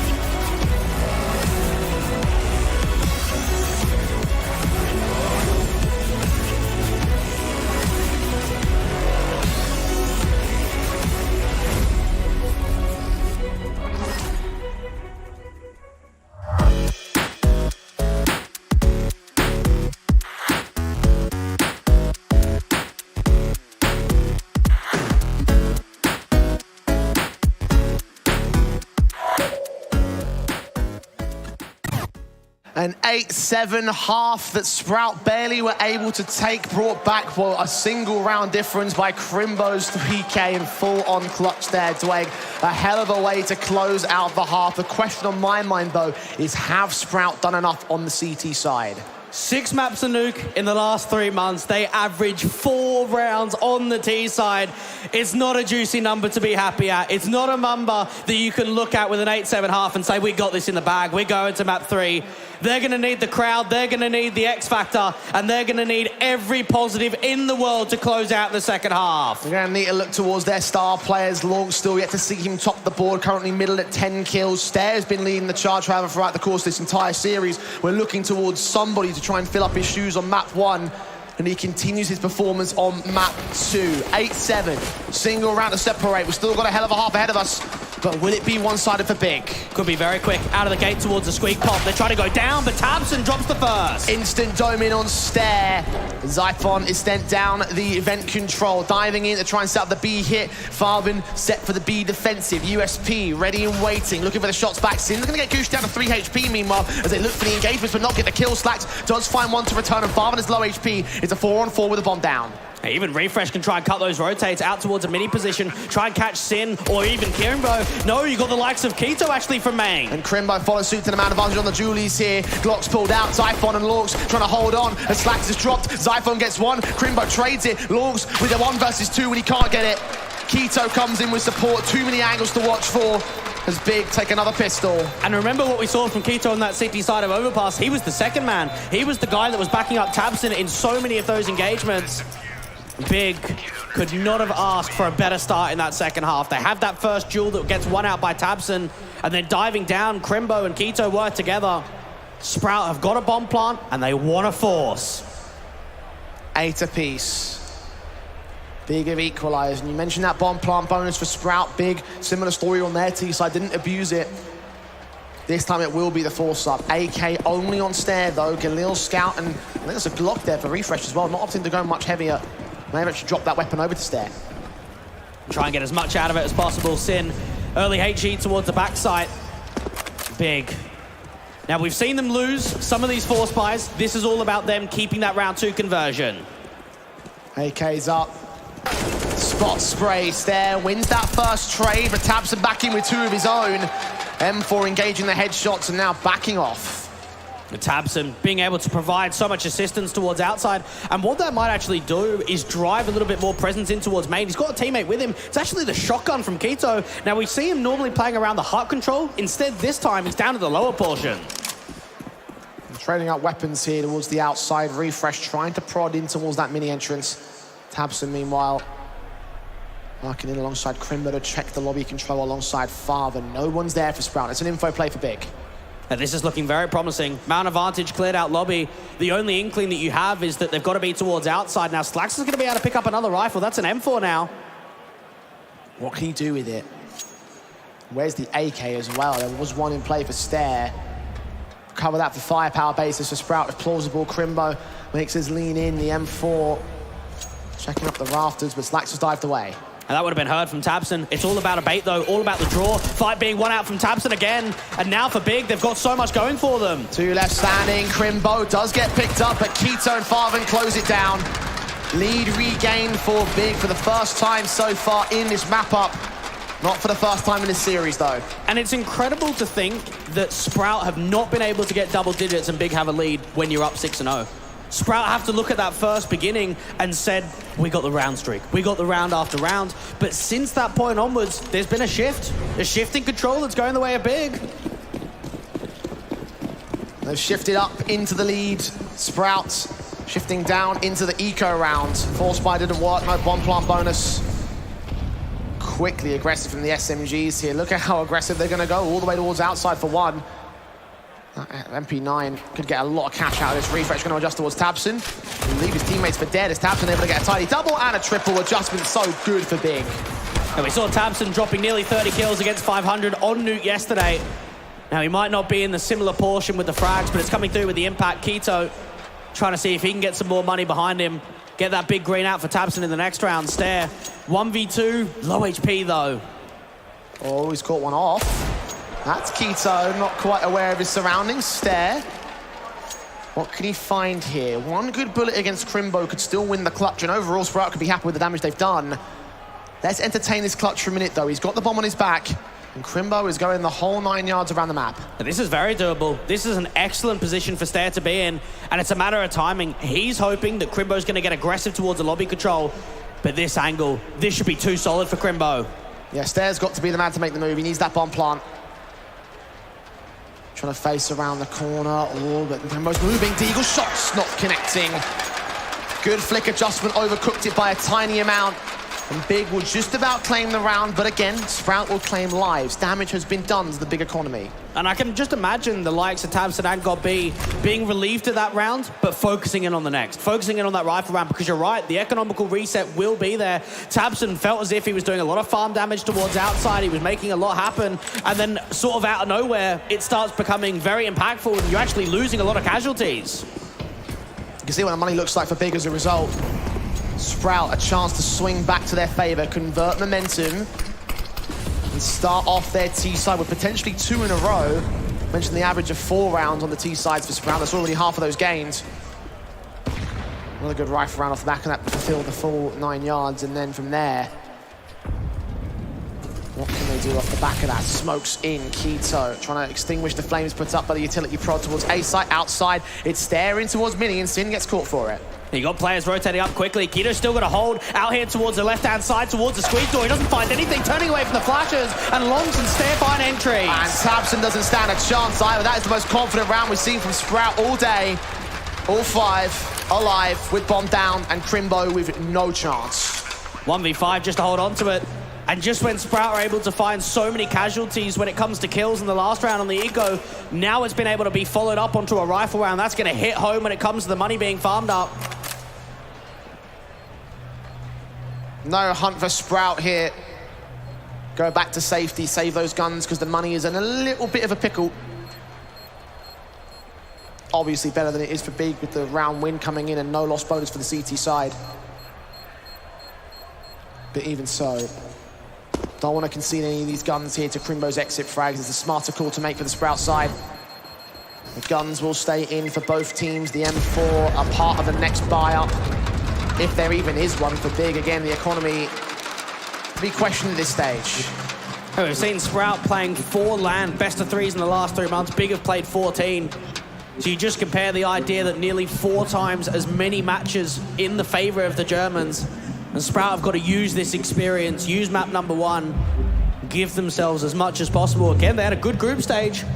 4 wins, 1 loss. The only loss actually coming to Big on Vertigo. Outside of that, they were flawless against everyone. A small tech pause before we go any further. Hopefully it won't last too long. Everyone's itching to get back into this game as quickly, especially on the Sprout camp. Again, they found a bit of momentum. They found a swing round above the Big camp. The economy should lead to an eco for my money. I think Crimbo might be the only real rifle, only real weapon to work with in this context. Is there a steal on the table? We've seen so many from Sprout over the course of the first half. Will it be the same story for Big? It's a difficult position to even put yourself in, knowing that you've got a safety in M4, knowing that you had single round loss bonus, you don't really have any money in the bank to rely on at all. Yeah, they'd love to be able to get at least something out of that M4, as much out of it from Crimbo as possible. Now, kill distribution is very solid right now for Big. You've got Farfan up there at 15 kills, Tabson at 15, Crimbo 15, and Keto 12. So between those 4, it's very tight.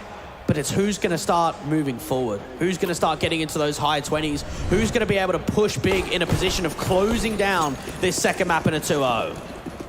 Indeed, it will be mostly an eco for Big here. Upgrade pistols are in effect. And that M4 save for Crimbo.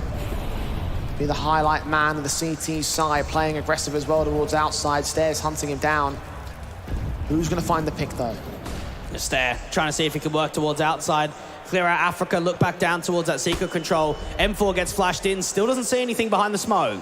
Didn't actually have to prod for it. Crimbo, check this position out. He's not going to hear anything, though. He's going to have 0 info as to where the T's have gone down. 4 players he can finally backstab against, but he's not going to move because he hasn't heard a footstep yet.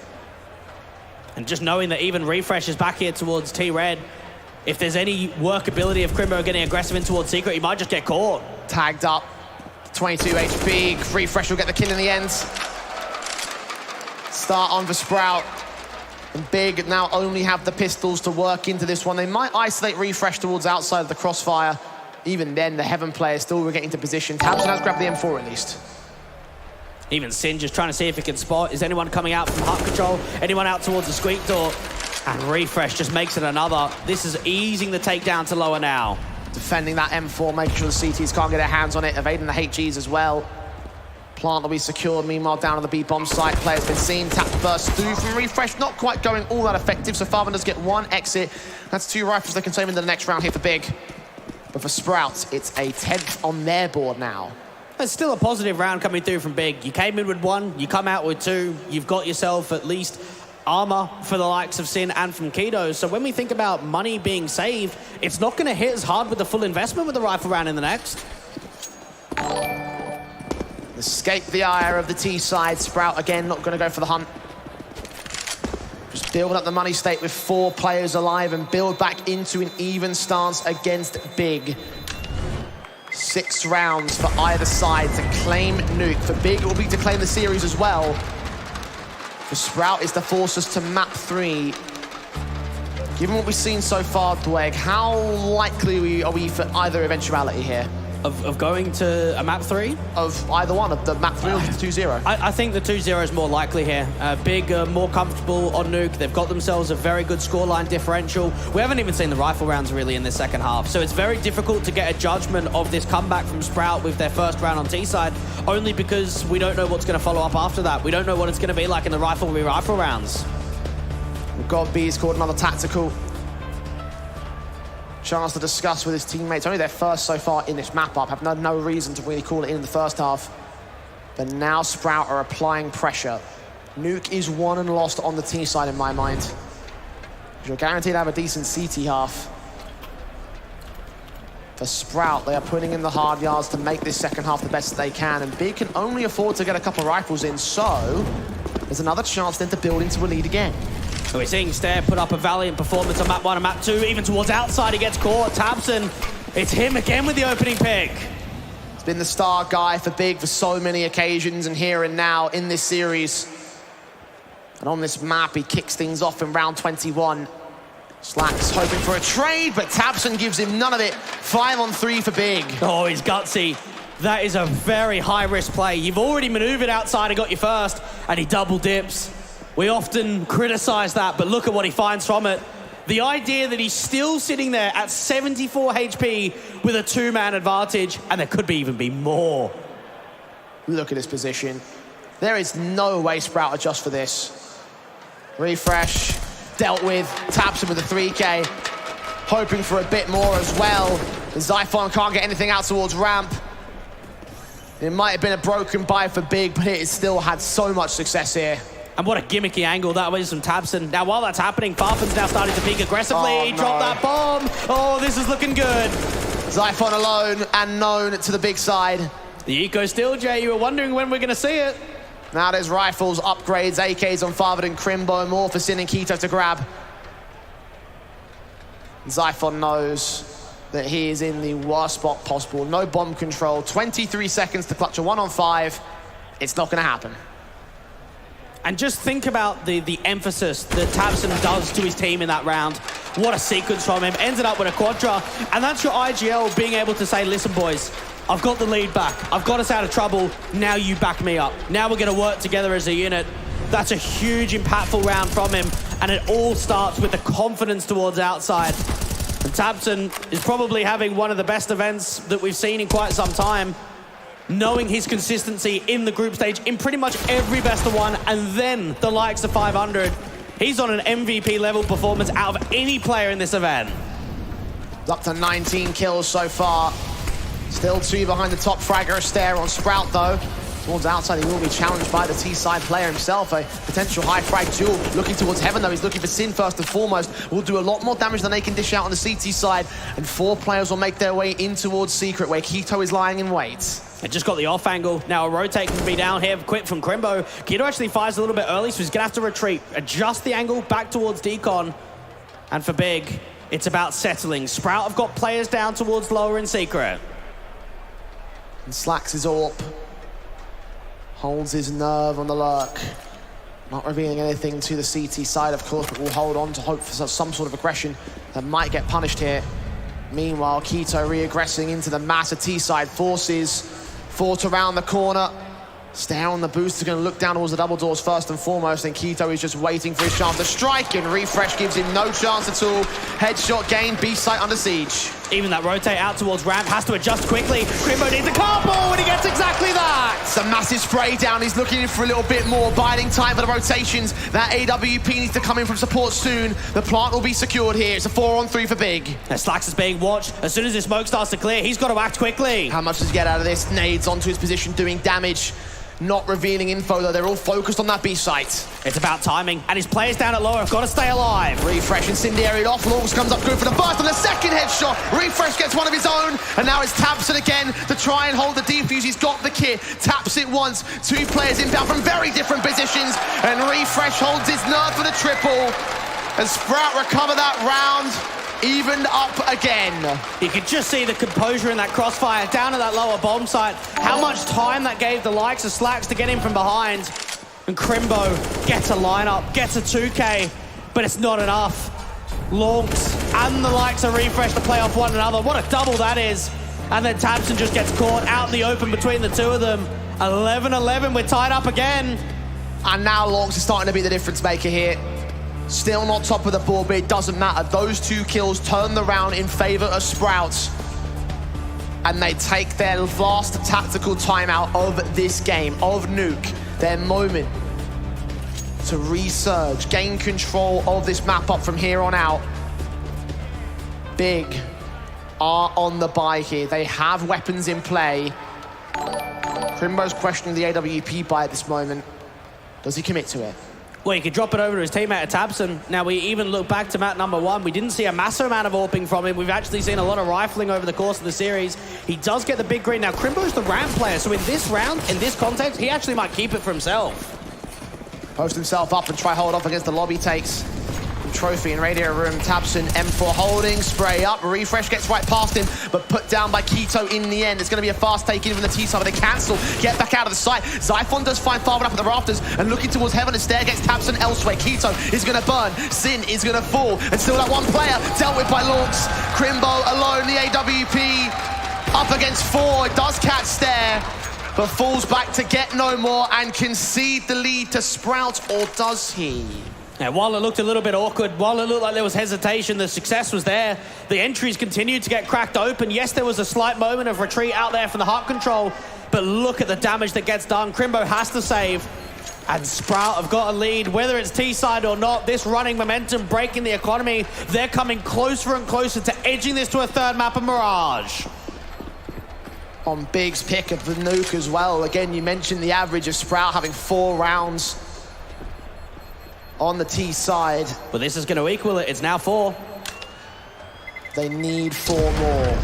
That's the big concern. They've gotten so far as to be towards their par. Now they've got to go above par. I agree with that. Bring back Train. Now bring back the comeback. That's what the likes of Sprout are going to be thinking to themselves. Keep this on. Knowing that all the attacks have been used from both teams now, Jay. 4 used from Sprout, 4 used from Big. It comes down to the here and now. Crimbo has got the saved in AWP. Now, we've seen previously some stills for both teams. Is this the round to do it again? It's a hero AWP in this context. Fast in from Zyphon again. Lornic's going to go down to the nade stack, though. Keto picking it up. Stair with a trade back, though. Mac 10's in. Keto is going to get dealt with, so advantage sits with the T-side still. Zyphon going to protect that rifle with all of his might. Refresh knows that there might be a player around him, and he kisses him on the way out of the round. 2 left standing for Big, and there will be no steal on this day. And both of those rotations going down to that lower bomb site. Sin and Crimbo to work off one another. Now, the next best thing that they can do here is save the AWP. It's going to be difficult in a 2v4 with still so much time, but you can hold on to it. That will give you quite a bit of leverage in the next rounds. Zyphon caught off guard, but not caught for dead. Crimbo's AWP's got to save again. Sprout will let this timer tick away a little bit, potentially to hunt for the pick. Give themselves a little bit more breathing room in that regard. The bomb is, of course, on top of the roof. Actually, there for a refresh, rather. So the lobby on top of that little upper position. Crimbo might not be expecting this angle. I like this from Sprout. Because there's no need to get the bomb down immediately. Wait for a mistake. You got Stair wrapping in from heaven. They've got to do everything in their might when this bomb goes down to put pressure onto the AWPer. Make sure that Crimbo drops. Make sure there's no added rifle to get saved into the next. Now they've cleared a path towards upper, and it's more information to work with on where Crimbo is. Standoff with the AWPer slacks as well. Bomb will finally get planted. And he just looks to fall away. Regain position, does find Zyphon. Hunt on for Sprout, perhaps. Money's still a little bit shaky in certain players' positions, but they're going to commit towards it, and the Crimbo's back's going to be turned towards at least one of these entryways. Gets into the B side. That's a smart call. Just has to start retreating. They know that the hunt's going to be on. Crimbo's got to get further away from that bomb control, get out towards the secret control, if likely. Play out here towards double. There's still a charge down from Refresh. Stair's going to escape, though. And Slacks will hold his nerve, so these 3 players will maintain the profiteering margin that Sprout will require to build upon the economy and gain their next rounds. Back in the lead above Big on Nuke. They're 5th on the T side. Only 3 more to go. And just look at that. Tabson, over 550 maps played on LAN, just over 200 for Sprout. But does that matter in this context? Because for Sprout, they've got the momentum, they've got the charge behind them. They've got the arena. Go follow that guy.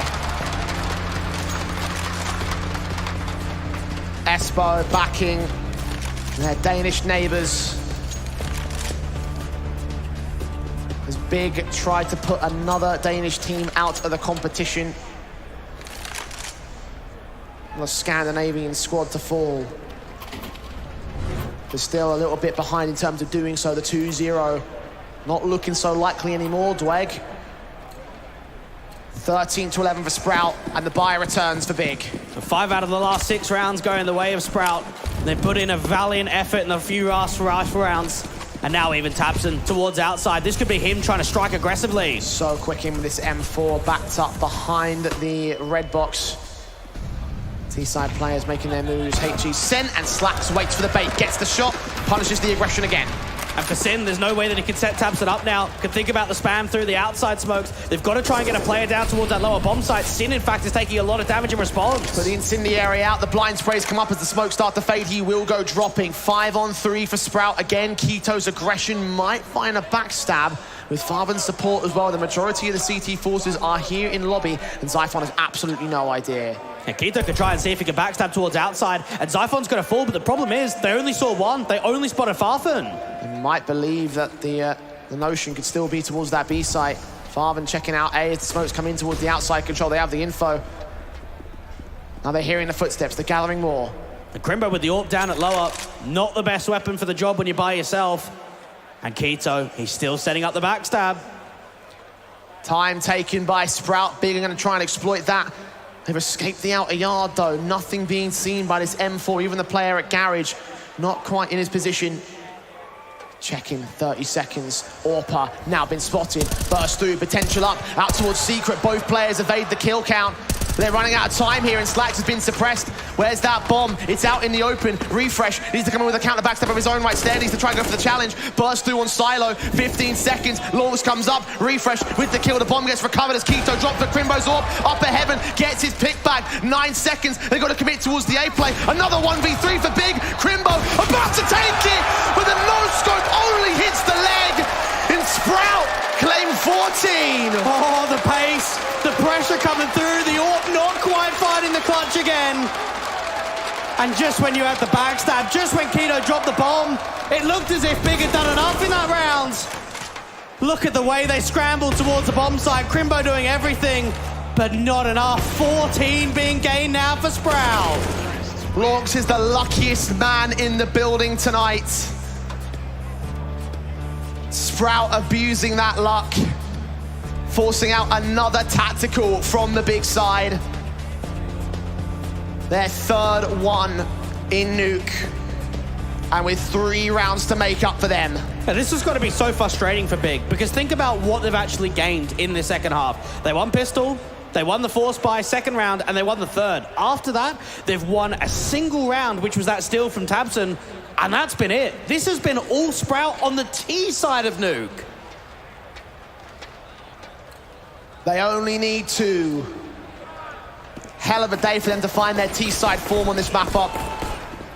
Averages be broken after this, especially with the investment coming in from Big. A single M4 for tabseN. Upgrade pistols for everyone else. Hero rifle eco. And tabseN posted up in his exact same position that he's exploited before. Stair, first man down. He's still staying around because he realizes he needs more. One pick and falling away isn't enough in this sort of round. He's holding the high ground. He's playing the off angle towards credit. He wants to draw more outside presence and control. M4 holds its nerve, still up here. T's trying to work their way in. Still playing for the outside presence, but tabseN's prodding in for a little bit more, trying to hunt for the information back. And he catches Slacks for it in all. 2 kills. Sprout down by 2 players. They've just got to trade him. They've got to put some pressure. And now there can even be an establishment with a crossfire towards outside. You've got the heaven individual of Sin just spotting. tabseN's holding out for more. Launch getting rid of that AWP. Smart call for them. They know that they must be on pistols. It must be this one hero rifle. Make sure they can't upgrade on the Big side. Now you've got Keto close up towards that top of hut control. The Sprout have got to be reliant on some of these entry fraggers to get them out of trouble, to start siphoning off the bomb site. A lot of players here, a lot going in advantage of Big. Refresh. Slow in this position, Farven there to cut off the vent dive. Is that what they're going to go for? Doesn't matter. Kito's got his own 5-7 kill on the first, not the second. Farven gets one as Zyphon trades it. Now needs 3 more with 13 seconds remaining. Best bet is to dive down to the B site. His highs set back on the backstab, going to save the weapon instead. Big will indeed steal one back away from Sprout, denying map point for now. Trying to hunt the man and lose his weapon. It's a big steal from Big. And just knowing they've used the tactical, and look at what they shape up in that round. tabseN outside again. He has just been a demon out there from Credit Card and Top Garage in previous rounds, and he shows it once more. The M4 gets on top of Garage, gets back down towards Credit, gets into the same angle again, and catches off Stair. But it's not without Kito. He helps them out massively towards that top of heart control, that siphon off down there towards the Squeak Door presence. And for Big, this means you don't have to play for OT now. Sprout back on the guns though. They have the savings and they'll go in with the AK buy-ups. No warps this time. These rifles can still close it out, get to that map point. It's a fast hit, it seems. At least prodding up towards the upper bomb site. Counter smokes are in for the CTs though. Sprout not allowed to act though. Stair does still force the issue though. Getting Kito, Farven trades it. Zyphon back in control and launch on the bomb site. Will gain control as Zyphon gets tabseN. Refresh responded to by Sin, who sneaks his way forward at then 2-on-2. Bombs dropped. He's hunting for his triple, but Slacks takes him back. And it's Crimbo in another clutch. His third time the charm for him. He's got a bit of time, so does Sprout. He's got the patience. He's waiting for the reposition. Longs towards the back of the bomb site. Slacks just outside of Tetris. AK watching. Check position. Slacks back turns. Crimbo gets away. They go back for the bomb, but they're going to face him 2 together. Crimbo doesn't even get past the first. And that's the rifle win. Sprout on map point on Nuke. Mirage may be calling us, Dwag. I'm lovely the adaptation that we're seeing here from the pace on the T side. We're seeing the quicker stuff. We're seeing the pop-outs from the heart control and out there towards Squeaky. What I like there is it's actually a double pump. It's a fake from upper. It allows Stair to get in from behind and out from main, sitting in the open. And then Zyphon with that multi-frag. Sin does his best, drops the bomb, looks in and around that smoke, and Slacks catches him. Slacks even finishing off with the last big 3 to OT, 1 for Sprout now. And 2 SMGs on the buyback for the Big side. Certainly can't afford the AWP in this circumstance already. They're down towards the Seeker across. Not even any smokes in the way for the Sprout camp. And they're making a ton of noise. They're going quickly into this. Rotates are going to be slow. The first point of contact could be Kito out from the ramp presence. Even he's not making his move. Now he does. The windows gets popped open. It's Crimbo. First to respond, backed up though, only having 2 entryways in the Incendiary with a crucial miss. Another one follows suit from the T side as well. Damage has been done in minimal amounts as Kito forces forward, engages one. Refresh, only 1 kill. tabseN goes massive with a double, and Lawlix jumps back to a 3-on-3. And now they've got to try and charge back to get that bomb control. Stair being forced out in the open. Still trying to fight for an angle ahead of the smoke. Backed up in the back corner, the CTs move closer. Longs with a gap there to work with at window. Slack's going to get caught by Farven's SMG. 2v3, favourable for Big. Stair still playing around the backside, unaware of how close they really are as Farven catches an angle, looks all the remains. 1-on-3, spray for the first. 1 player close, adjustments right there. Last man standing for Crimbo. And Long slows things down. Less than 20 points of health. The time on his side, the bomb too. There could even be an adaptation to go back up towards upper. He's just trying to play this with patience. 7 bullets in the mag as well. Full mag for Crimbo. Launch needs the perfect shots at the perfect times and the perfect reposition. 20 seconds, leaning into the site, sees his man, and he connects it! His own clutch to secure it for Sprout, keep them alive in the semi-finals as we're off to map 3. What a performance coming through from Sprout. Only 5 rounds on the CT side being gained there from Big. Sprout showing us the pace changes, showing us the stars of the moment, and showing us the victory to map number 3. And he might not be top of the board, but you can see the difference that Lawrence made to the team formation of Sprout, particularly in that last clutch, particularly with the confidence that he held. That was just enough to get him past the finish line on Big's own map pick. And now we throw logic logic right out the window, Dwayne. Going into Mirage, didn't seem like we were going to be here at all. And for Sprout, you could feel the hunger. You could feel that ride back all the way on the back foot to get themselves into a leading position. And what a way to close it down on such a highlight too. And now we've got some very exciting prospects on our hands, right? Because in that last map, we saw several players stepping up to be the big elements for both sides. For Big, Tabson obviously top the board. Crimbo, impactful clutches throughout the course of his run. Stair topping out for Sprout. Lords having his own impact, refresh in the mix. There's so many individuals that could pop off in this final map to get this series under wraps for either side. It does seem that way, but if we look at just the one clinical piece, I think Stair, map 1 and map 2, he's been up there towards the top of the board, and he could be a difference maker going into the third. Mirage is calling us to our third and final map. For now, though, Heku is down to talk to one of the players from Sprout.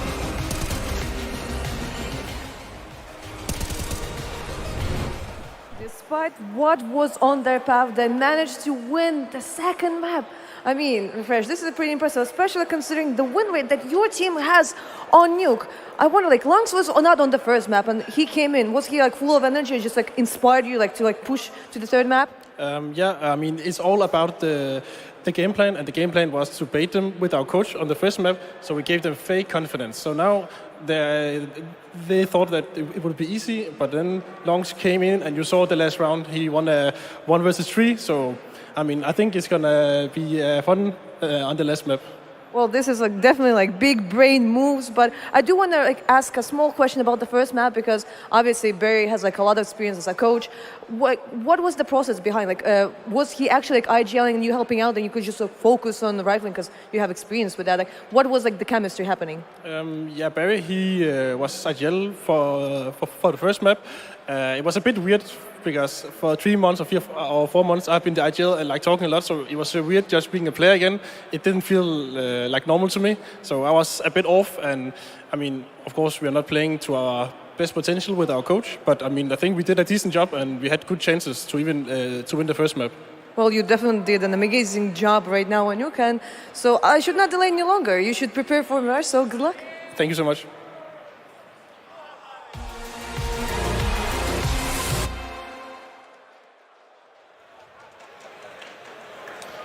Well, Laux comes back and he looks good. A 1v3 at the end and that final kill to seal the deal and take us to a third and final map. Mirage will be coming up next. But before that, right, you got to touch on just Sprout. A little bit of jinxing is what we're hearing there from Refresh. He's playing up to the camera right now. He's enjoying this whole moment. Bait him with Berry and then hit him with a full lineup. Yeah, he's definitely having fun in these interviews, but I was also impressed with him, his skills in the game. Yeah. Not only answering questions there from Heku. I thought he had an amazing impact. You know, I was surprised with how well versed they were on their T side. They got a lot of things done, so, you know, it's going to be an exciting third map. Absolutely. Again, impressive. And must be something, you know, baiting and everything, like about being in Finland. First you give them the Simma, then you pull the Matto Alta. So, I mean, definitely didn't expect this from Sprout, but we can obviously see what kind of an impact or what it means for Sprout to actually just be their full 5. And that goes for pretty much any team in the world, but this was specifically impressive. Yeah, this was really impressive. This was an exciting game. You think, right? Imagine if Sprout had their full team going into this. So from the very first map, this could be a whole different story. But they've got a fighting chance. They're battling back in it now. And this Nuke looked really good. Just how they were playing off each other. Stair, he needs to be mentioned. Yeah, he brought them back in so many rounds, you know, and he looks so crisp when he gets those kills. Like, he's not fazed by the crowd, the stage presence, the arena and the crowd. It doesn't matter. It looks like he's playing a normal, you know, practice game or something because his aim is on point. Yeah, and he's willing to take, I guess, risks, which you might not see that inexperienced players actually do. The fact that he feels like Yard is his kind of playground, he's willing to take the space as he sees fit, really, and that created a ton of issues for Big, especially early on. I mean, Sprout got off to a great start. Then maybe you could talk about a little bit of overcommitment here and there from certain aspects on the Sprout side when they were at man advantages and so on, and that might be, I guess, a little bit of the adrenaline and excitement of it all kind of getting to you. It's a classic stage kind of vibe, you know. You get the advantage and you just want to kill off the round instantly. You kind of overcommit or mistime those double peaks or kind of force your mate into like an awkward position. You have to read. Yeah, you have to trade kind of deal, exactly. So There were a few of those moments, especially at the end of the CT half for them, but they regained and posted an amazing T half. Yeah, and that's kind of the most unexpected part, because I thought they might have given away their chances because they started so well on their CT side.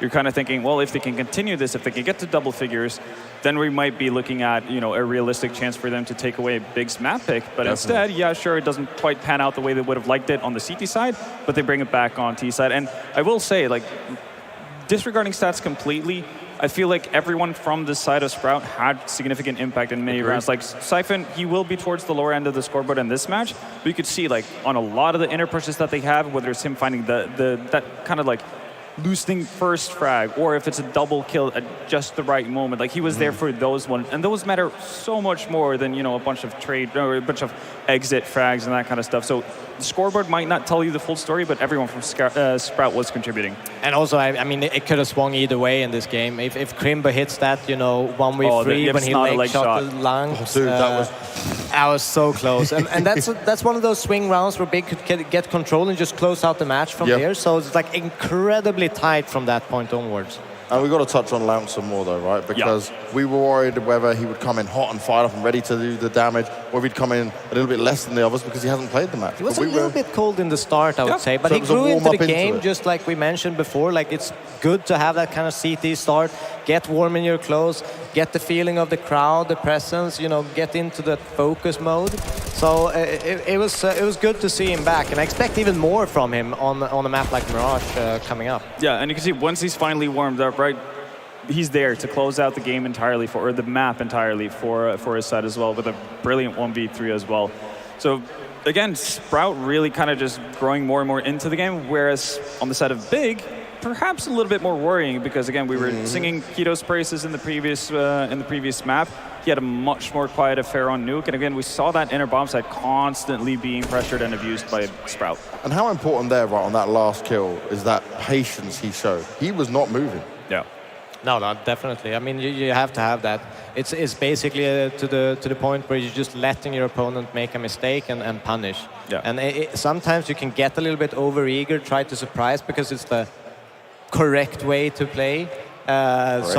Sometimes players, when they've played each other so many times, they kind of expect and try to throw them off by kind of wide peeking. You didn't do anything that, you just played the time and make sure. And theoretically correct. And I think that's very, very difficult for someone who's not that familiar on a stage.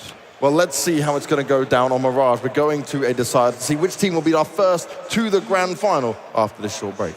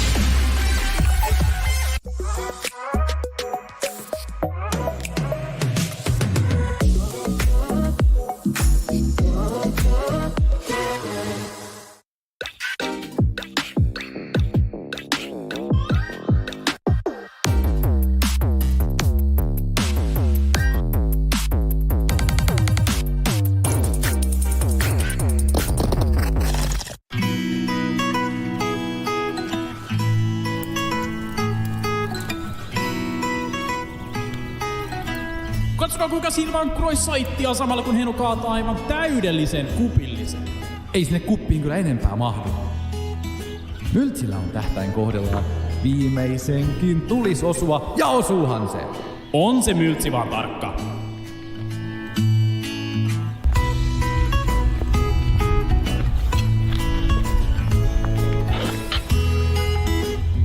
Vielä jaksaa painaa jalkaa toisen eteen. Hupi hupi! Hyvä tempo päällä, pojat. Podi yrittää pitää vielä tiiminsä pinnalla. 1-2 pommi on jo pläntättynä. Podi löytää ensimmäisen saitilta, sitten hakee vielä sitä viimeistä. Tän ensimmäisen kudin täytyy osua, nyt ei virheitä saa tehdä. Podi tiputtaa vielä luolaan viimeisen. Löytää sieltä pimeästä se viimeisen pelaajan. Hakee vielä sen pommin savuista. Podi otaisiko ottaa todella eteellä hakemaan ne. Kaikki tarjotavat fragit. Eiköhän tää riitä. Tulkaas nyt.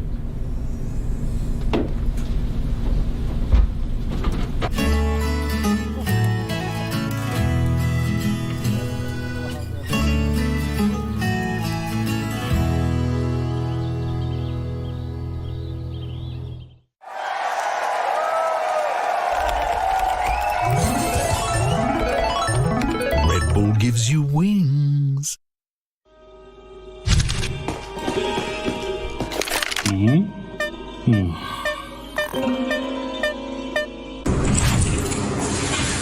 We have a solution for you.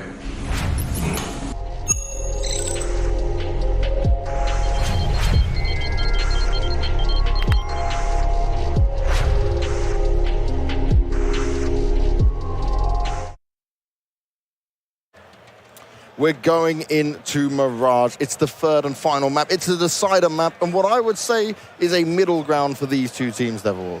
No, absolutely. I think at this point it could go anywhere. It's a lot about what can Big throw at them early on. Can they get that big, head start that they usually do? Because they are incredibly good at getting those, especially if they start on like a T side. They're almost a team I would prefer to see start on a T side for some weird reason.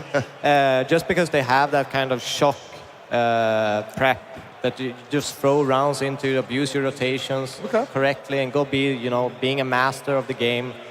He's incredibly good at abusing those kind of things, especially against young players who might not have as much experience against anti-strats like that. Yeah, and I guess this is where it comes in very handy to have a pretty experienced guy on your side as well for Sprout and Barry, right? Like, sure, he might have not reached the individual level of Gabi as a player himself, but again, he's been around for just about the same time and probably watched as much Counter-Strike as well. So I think he's going to be a vital part in just making sure that, people are level-headed and cool in the right moments, and also obviously having the good adaptations that might be needed. Because again, it's not easy to play versus Big. We've seen this already in the quarterfinals in terms of like how good they were at switching things up versus 500 on Inferno, for instance. It's going to be a similar kind of battle, and what we saw with 500, they were not able to adapt in time, and that's going to be essential for Sprout. Now, for the side of Big, right, when it comes into Mirage, they played it twice already here at Elisa, once against Havu, once against Ents. What do you make of these? Because these games were one overtime, they only just got over Havu there, and then the Ents game, they ended up getting obliterated. Yeah, but it's always a little bit like this. Group stages of tournaments are always so different than going to a playoff. Okay. I mean, even back in the days when I referenced Fnatic, we were never good on group stages. No. Never, ever. But we always, in playoff, it's kind of like that. You're like, we're safe, Now we can just relax and perform and have a good time in front of the crowd, because the group stage are the scariest, because it can feel like a disaster going out there. So I think those nerves can kind of settle in, especially in a group stage like this, when you just play, every game, each after one another. So I think, now they're going to be much more confident, especially they bring their player back, and they have a performance on a map that they have not shown pretty much any good result except one in the past. So that's a huge deal for them. So I think they're going to be super confident going into Mirage. Yeah, and I mean, on the Big side as well, like, results can be misleading. Obviously, yes, they did get trounced by Ents, etc. But the overtime loss versus Havu, people might look at that and think like, wow, they should have probably crushed Havu. Havu's not a bad team. Yeah, and then that's probably one of their better maps as well, right? And they have a very unique play style that actually fits pretty decently versus how Big likes to play around connector, with extremely quick drop downs from top mid in towards con and that kind of stuff. So in my eyes, it's more like they were able to overcome that obstacle of a different play style. So there's positives to take away from it, but guess what, guys? I've got something more positive to throw to. Ooh. I've got us a special man ready to bring some hype to the arena. That wasn't special, man.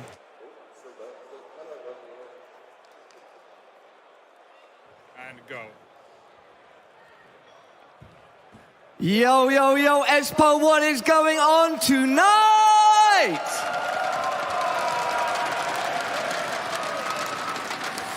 I want to try what I did yesterday. That was pretty cool. One more time. Elisa. Elisa. Unreal. Third and final one. Elisa.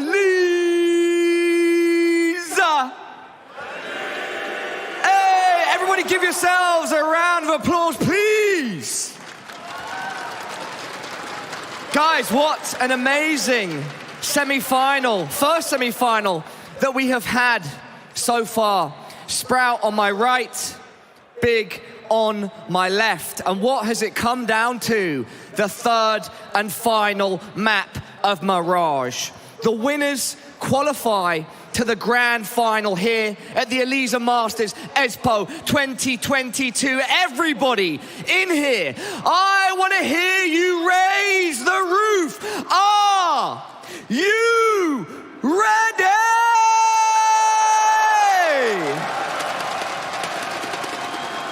You make my job easy, and don't forget, after this, we have another semi-final. All right, Jay and Dweg, over to you. Thank you, Parla. Yes, it all comes down to Mirage. Unexpectedly so as well, Dwayne. We thought Big were going to take that map pick. They didn't quite do it. And the question is, are Big bottling it now? Mirage, the final map of the series. How do we start to break this one down? Well, we've seen Mirage a couple of times. We saw it in the group stage. I think for Big's sake, they're looking to return. They weren't all that happy with some of the results. So this is a chance in your home turf, your home environment of playing on stage, to kick back after losing map number 2. For me, I'm taking a look at the more intricate details of how the last map played out and thinking that's going to carry forward into map 2, right? Because we obviously saw the reintroduction of Launx into the server in place of Berry. Yes, again, he wasn't top of the board, but the impact you could see in the team differential made the difference for the first 6 rounds. They were able to close it out, take us this far to go towards Mirage as our final map of the series. And for me, I look at that being the major impact element here for the Sprout cap. Well, if I give you any more confidence, Launx is the highest rated player on Sprout on Mirage in the last 3 months. So that builds in a little bit more that going into this final map, this is often times where he's at the top of the board. He is your X Factor. He is your impact man. And as I was saying before the break as well, right? Stare, obviously top of the board right now for Sprout in this entire series, doing work for his side. We saw some incredible moments from Refresh as well. And on the Big side as well, you have themselves with their stars and their elements and their confidence and their experience that will try and take the grand final position above Sprout. It is the last map of this semi-final, Espoo. Okay, we'll warm into that, don't worry about it. Pistol round, Sprout on the CT side, getting challenged immediately by tabseN, who only gets 1 kill. Farthen able to respond all the same. Big involved in the mid control. Yeah, quite a fair bit of pace going down towards that underpass area. They can now start bridging the gap, smoke off short. This is going to be a quick split into that B site. Now, Launx is here by himself. It's all down to him to hold. Glocks in for Keto, charging straight forward. Launx on the site. USP taps up Sin in an instant. Looking for Keto next. He's domed in heads. 3rd man facing. 4th man on the way. Launx still fighting. 6 bullets in the mag and now has some backup alongside of it. Crimbo gets the trades alongside Farthen. And they close it down. Impressive shooting, but it is Big with the cohesion and the confidence to take the pistol. And that just shows there from Big how much was kilted off of that initial fight. Down there at underpass, splitting down into B. Yeah, you have a sick hold. Yes, you've got an incredible anchor position coming through from Launx, but he's by himself. The rotates are still taking some time, and eventually the pressure just starts building down. Crimbo fights out towards that market door, over towards the bench control. He comes through with a double, and Big gets started. No force buy here from Sprout. Of course, CT side means that you're not going to have a lot of money bases to work from off the back of a pistol loss, so harsh eco inbound for them. Rifles will be out for round 3. Big Mac 10 in for Sin to try and farm up the cash. And a very cheeky position held on the Sprout setup towards the B side. The boost on top of the box, but not much else from Contact. And Crimbo's playing his 100th map on LAN here in map number 3. What a way to be able to push that boundary to get into the grand final. It's been his year, hasn't it? And stuff for his own right, and again, impacting the clutches over on Nuke. If there is any one of the X scenarios, keep your eyes on him. And the stack may pay off here for the CT side. It's still going to be a tough one, even for Sin with that Mac 10. He can start ripping through. Molly sent. They make their way out, seeing nothing. Matt Tennyson does get slacks. At least they check that corner as well. Zyphon able to get one decent pick back. Farther than Keto able to return towards him instead. And it was a decent effort from Sprout. A good call in terms of the B-stack, but the firepower just wasn't there. Now, even though the win rates are quite similar between both of these teams during the last 3 months, the T-side win rate is very different. It's a lot more favored in favor of Big. So I wonder if that makes a little bit of a change in complexion as the series rolls on, as this map rolls on. Refresh tries to see if he can sneak his way through out from that market door. Not to be. Yeah, pistol loss, conversion not being gained either. But again, it was a harsh ecos. The guns will return from the CT side, so... M4's in on 4. Fifth man of Refresh also going to follow soon. Not enough cash for the AWP just yet.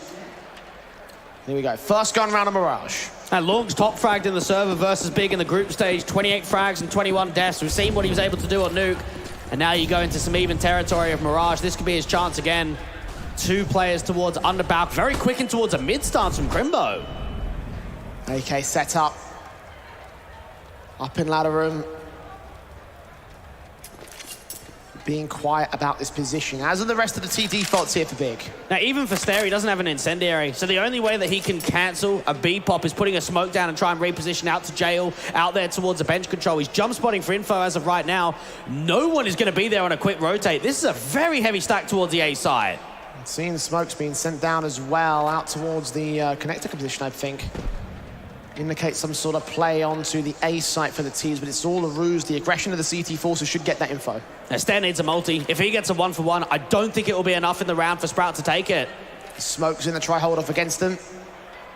Just waiting to receive T contact. Even Crimbo's not seeing anything out towards connector when that smoke starts to clear. Stair can smoke it off, but Big might still commit. Oh, that HE's perfect. Lot of damage done. Sin goes falling. Keto does respond towards it. He's also low HP. Longs on the back of the site here at Market. Molotov sent to his general position. And the smoke might get in the way of it.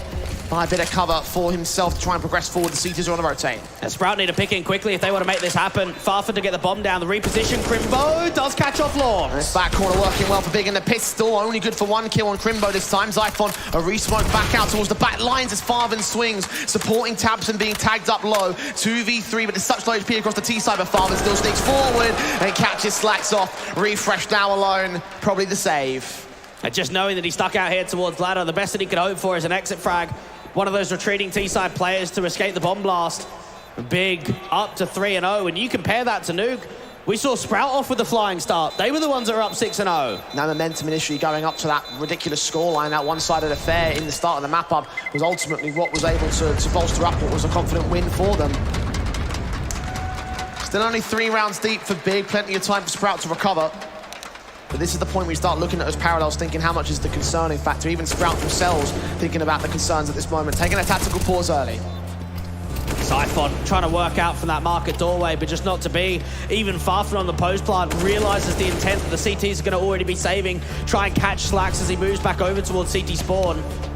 Big out on Mirage, 5 wins and 5 losses in the last 3 months. They'd love to be able to make that win rate more than 50, put it into an advantage. We've got to be using the time as appropriate again. Giving his boy a bit of discussion time, a bit of moment. Well, this has transitioned into a technical pause very quickly, though. So no more talking will be allowed. Either way, they've had their moment in. The question is, what has been discussed over on the Sprout side? And just knowing that we've got a third map, something that Big did not have in their best-of-3 series yesterday. It was a tidy little 2-0 against the Bulgarians, a 500. It's a different atmosphere. It's a different series in the semis. This moment's respite, we'll go on to a little bit more. Love that. Bit aerial. Yeah. Nice to see him on the stage. Sort of. Yeah, it's close to. We're going to lay it down on the stage later if you want to come find us after the show. A little bit of support for the Finnish teams. It's very early to derive any definitive advantages for either side. Again, Big have got the scoreline advantage, you would expect with 3-0. But again, Sprout will be on guns now. Yeah, for all the Finnish fans as well, of course, the Finnish matchup tomorrow We'd love to see that. Ents Academy versus Harvu. We'll get to see Ariel on the stage.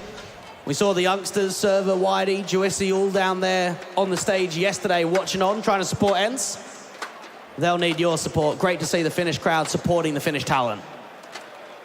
And then back in Sprout over the course of this one as well. This might be on a major back foot with a standing situation. Where's the skeleton? Bring that back. It's got to be in here somewhere. See, now they're going to go hunting for it. They're going to get another great moment for the Twitter shares. Love that. Sprout.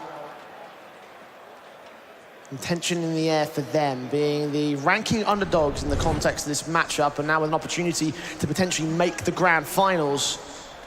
If you walked into this tournament and asked whether Sprout would be in the finals, you wouldn't have really thought that be the case, let alone the semi-finals for that matter.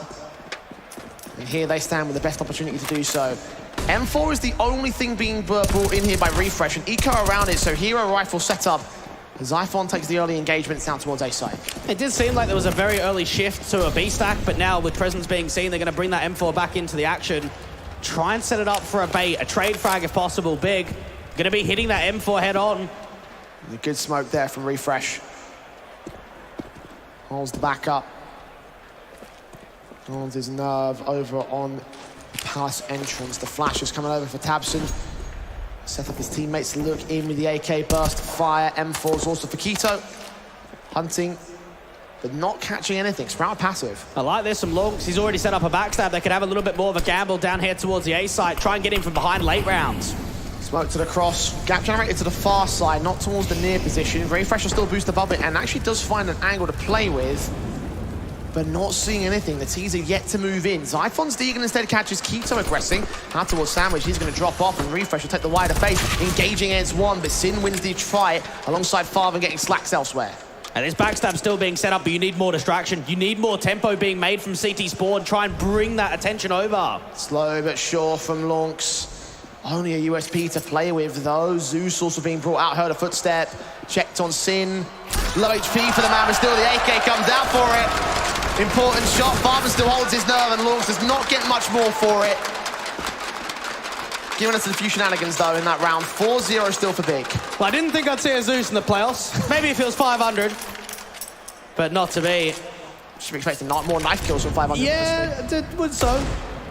A nice little shot there from Zephon. I mean, overall, it's an okay eco. You didn't have much investment. You had a couple of upgrades. You get 2 kills, so you got to look up to the next rifle. You got to end this streak quickly. Damage compounding for Big, though. Godby not happy with losing to his Zeus frag, even if it is very minimal in the grand scale of things to how this position holds for the Big side. Once again, getting involved as he always loves to do. Sprout back up on the rifles here. Chance to get started in this map up. They probably need this round, honestly. They definitely do. The last thing that you want to do is give the favourites momentum on the last map in the series, because that's when Big can put a lot of pressure, start cracking mistakes to your opposition. And Sprout looking for that way in, and maybe it might just be the AWP combo, Slacks and Lonks. Something that we haven't seen over the course of the series is the double AWPs. It makes sense now on Mirage. So a lot more automatic weapons over on the first map. Nuke, obviously not a map that caters itself to the double AWPs. Mirage does do, though. Slacks set up towards the A site, Lonks over towards B. Mid-control taken by Refresh's M4, spraying through that smoke, indicating his position. And now repositioning himself towards the connector control. And Refresh just jiggling down, hoping that anyone's going to walk through it or even up towards that short control. Even backing off towards that jungle area. Big, getting a lot of freedom in mid. Smoke sent, Incendiary's back, Keto. Watching on past the smoke. One will fade, the one up top con does not. Lonks will get challenged for 29 HP. Charges forward to the AWP back into the apartments. Needs to fall away from that short control as well. Oh, no, he's low. He can reposition out towards market, maybe looking towards the window. Refresh, even keeping eyes on for any sort of jump up. Tabson's hoping for a reposition. His eyes set on, turning away. No aggression from the CT side. See, Refresh is really tempted to do so, though. He's only pixels off of it. Tabson is thinking that he might be there. He jumps in towards the window with a flash support. Refresh can't get out of the murder hole, and that gives a kill up to Tabson. What a flashbang, and now even deep towards CT spawn. Zyphon's gonna have to try and hold and back up the AWP. Tabs is still working in against that AWP's backstab. Slacks does not stand a chance. Launch picked up as well with a quick turnaround. Stair with a trade, now Zyphon on site. Basically in a 1 versus 3 for now. Backup is on the way, and Keto's AWP will find his head now to Stair in his own clutch. A true 1v3. Denying the bomb plant for now, but Farben very quick to respond back at Dark.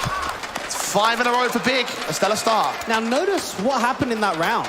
You actually had Keto AWPing over Tabson. Now one thing that we saw in the group stage was Farfen was doing a little bit of AWPing and Keto was doing a little bit of AWPing. So now that we come with Mirage and the sort of pace that Tabson's trying to bring with the rifle, we might actually see the AWP on T-side get floated around a little bit. Shot from Keto, catching Zyphon off in the back, thinking he was safe there towards Stairs. He thought wrong. Pistols back in for the Sprout side. Big. The early start in this game. Looking like a unit to be reckoned with. Sprout have fought hard to hold contest in this series despite being on the back foot from that first map. But so far in Mirage, very little seen from them. And the last time that we saw Sprout in a semi-final on LAN was back in Valencia in July. 0-2 loss against Movistar Riders, and that's with the old lineup too. That's with Rouse and Speedy still into the mix, so that's what shows you how much time it's been since that portion.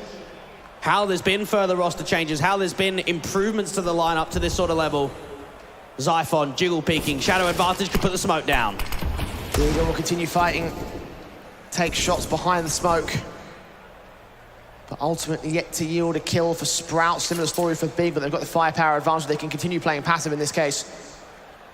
Just wait for the right time to strike. A bigger setting, a lot of slow tempo, but Refresh sets that 5-7 up to an aggressive maneuver, and Farfen, well, pays the price for it.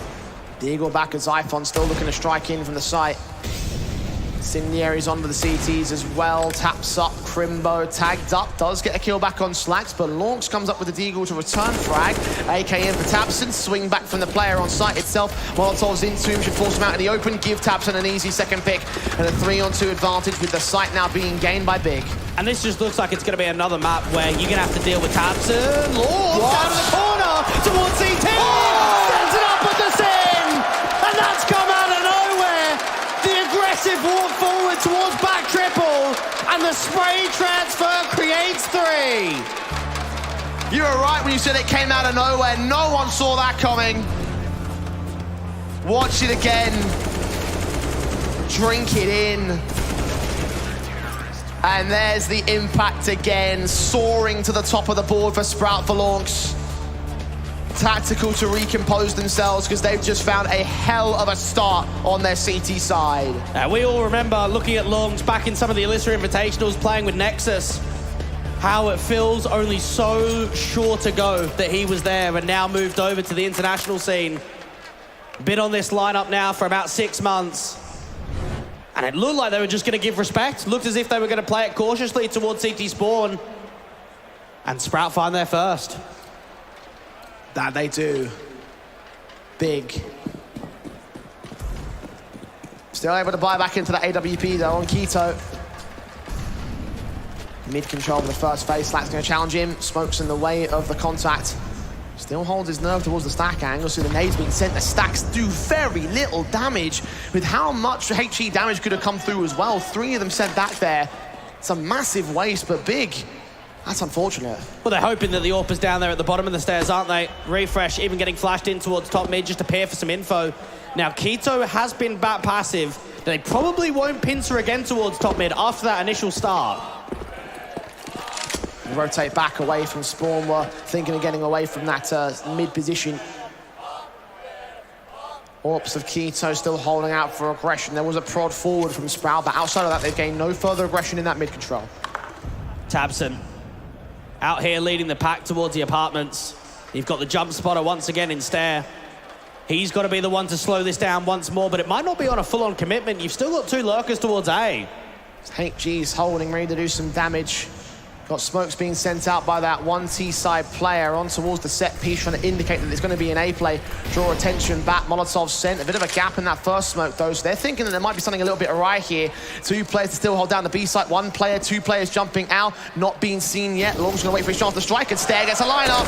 Look for the triple as well. Perfect follow-up for Sprout now.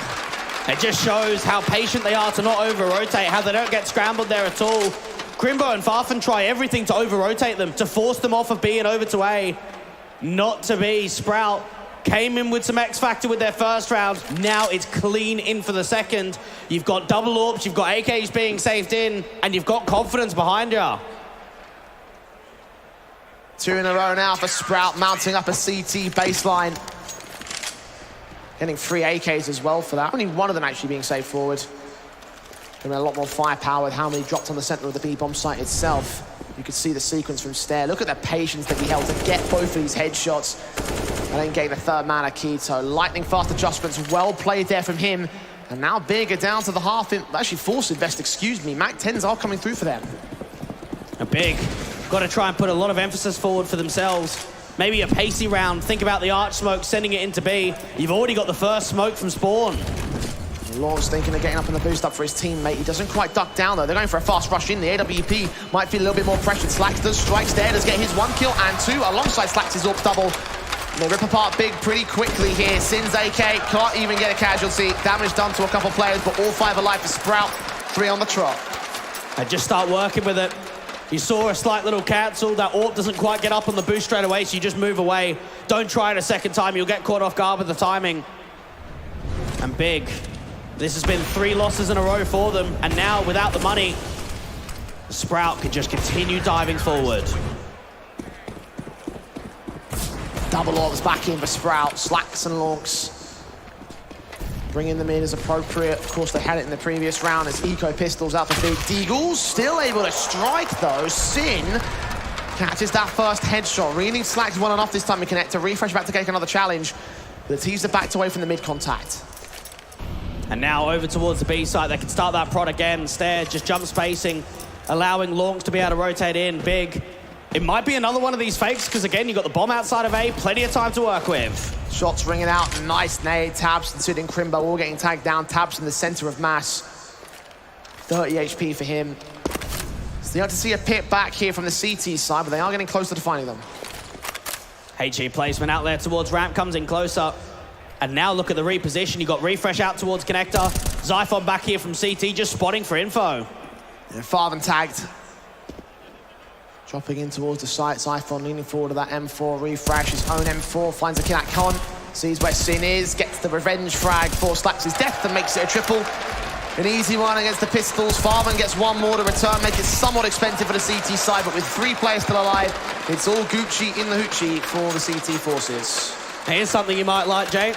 The last time that Sprout were in a grand final in an international LAN was 3 years and 2 days ago, with a very different looking lineup. Speedy, Farfen, Cirrus and Keto and Dennis, 2 players that are now on Big. They'd love that opportunity to get to a final again. What event was that? DreamHack Open Atlanta. Wow. Again, Sprout wouldn't have counted on the idea that they would have gone so deep in this tournament. They are evening up the board, but Tabson is finding a cheeky kill against Slacks. A leg shot game for that AWP on short, and the AK can win the fight back. Zyphon's now seen them exiting out of the ramp control. Molotov sent to his position as Refresh tries to challenge. Lineup potential, gets away with a peek ahead. Farman does get that kill in the end, but now Zyphon charges forward for the first. Unawares of the players close on the bomb site. The Molotov's getting in the way of the contact from Sin. Sprays awkward. Farman gets that kill anyway. It's a 4-on-2 for Big. Esther's gonna have to fight, try and make some space happen, and Sin gets dropping. There's a player behind him too. That's 1 pick. Needs 3 more, trying to deny that bomb, but runs out of ammo on the wall bang. The AWP now smokes in Vestair, getting up on top of the ticket booth as well. Might provide some cover for them. And Longs is hoping for an overface, but look at the patience. Big just aren't peeking, are they? Not moving at all, don't have to. Time is on their side, burst forward, the M4 tap in, trying to bait them forward. Oh, the shoulder! The slightest of angles, a pixel gap for Longs to take. And now it's a 2-on-2. Crimbo rotating back and Tabson looking in, doesn't see him on the defuse back. The spray through on a smoke, kill found, he lines it up so perfect. Tabson has been pretty much perfect this entire series long, and it's no different for that round. And we saw Tabson out of the group stage be the 6th highest rated player. Ended up dropping 50 kills in that best of 3 against 500 yesterday. 28 kills on Nuke and 22 on Inferno. We've now seen that consistency again. Just stepping up in the post plant, making sure there's no denial of a round steal. just knows where those positions are, exactly where that bomb was planted. Rebuy back in for Sprout. Hahn invested the double orbs back in play for them. Still a little bit of cash in reserve for a couple of players. Big whittling down the HP and the money line here for Slacks. The kill gets found. Sin able to follow suit with the trade back. Zyphon can't get it responsive, so it remains at a 4-on-4. Zyphon still looking out in case there's a walk forward from Palace. It's all a matter of timing on when Farfan starts to act. He might have to wait for tabseN to start creating some space in con. So what he's doing, leaning forward, they think they're safe. Zyphon hides though, does not take the challenge towards the ramp control or connector for the time being. Refresh and Incendiary down instead. I like this position coming through from tabseN, just holding the sight line towards top of connector. Try and see if you can bait a reaction. Is anyone going to get re-aggressive towards the stairs? Is anyone going to fight back in just to try and make an info play towards mid? Now, while that's happening, you've got two players that can come in from underpass or at least show presence to the apartments. Stair jump facing again, the HE in hand. The crack angle can get gained, he sees it, puts it up. That's very nice, but doesn't get Sin still. tabseN's going to try and get him in market late round. He's going to try and get in behind them.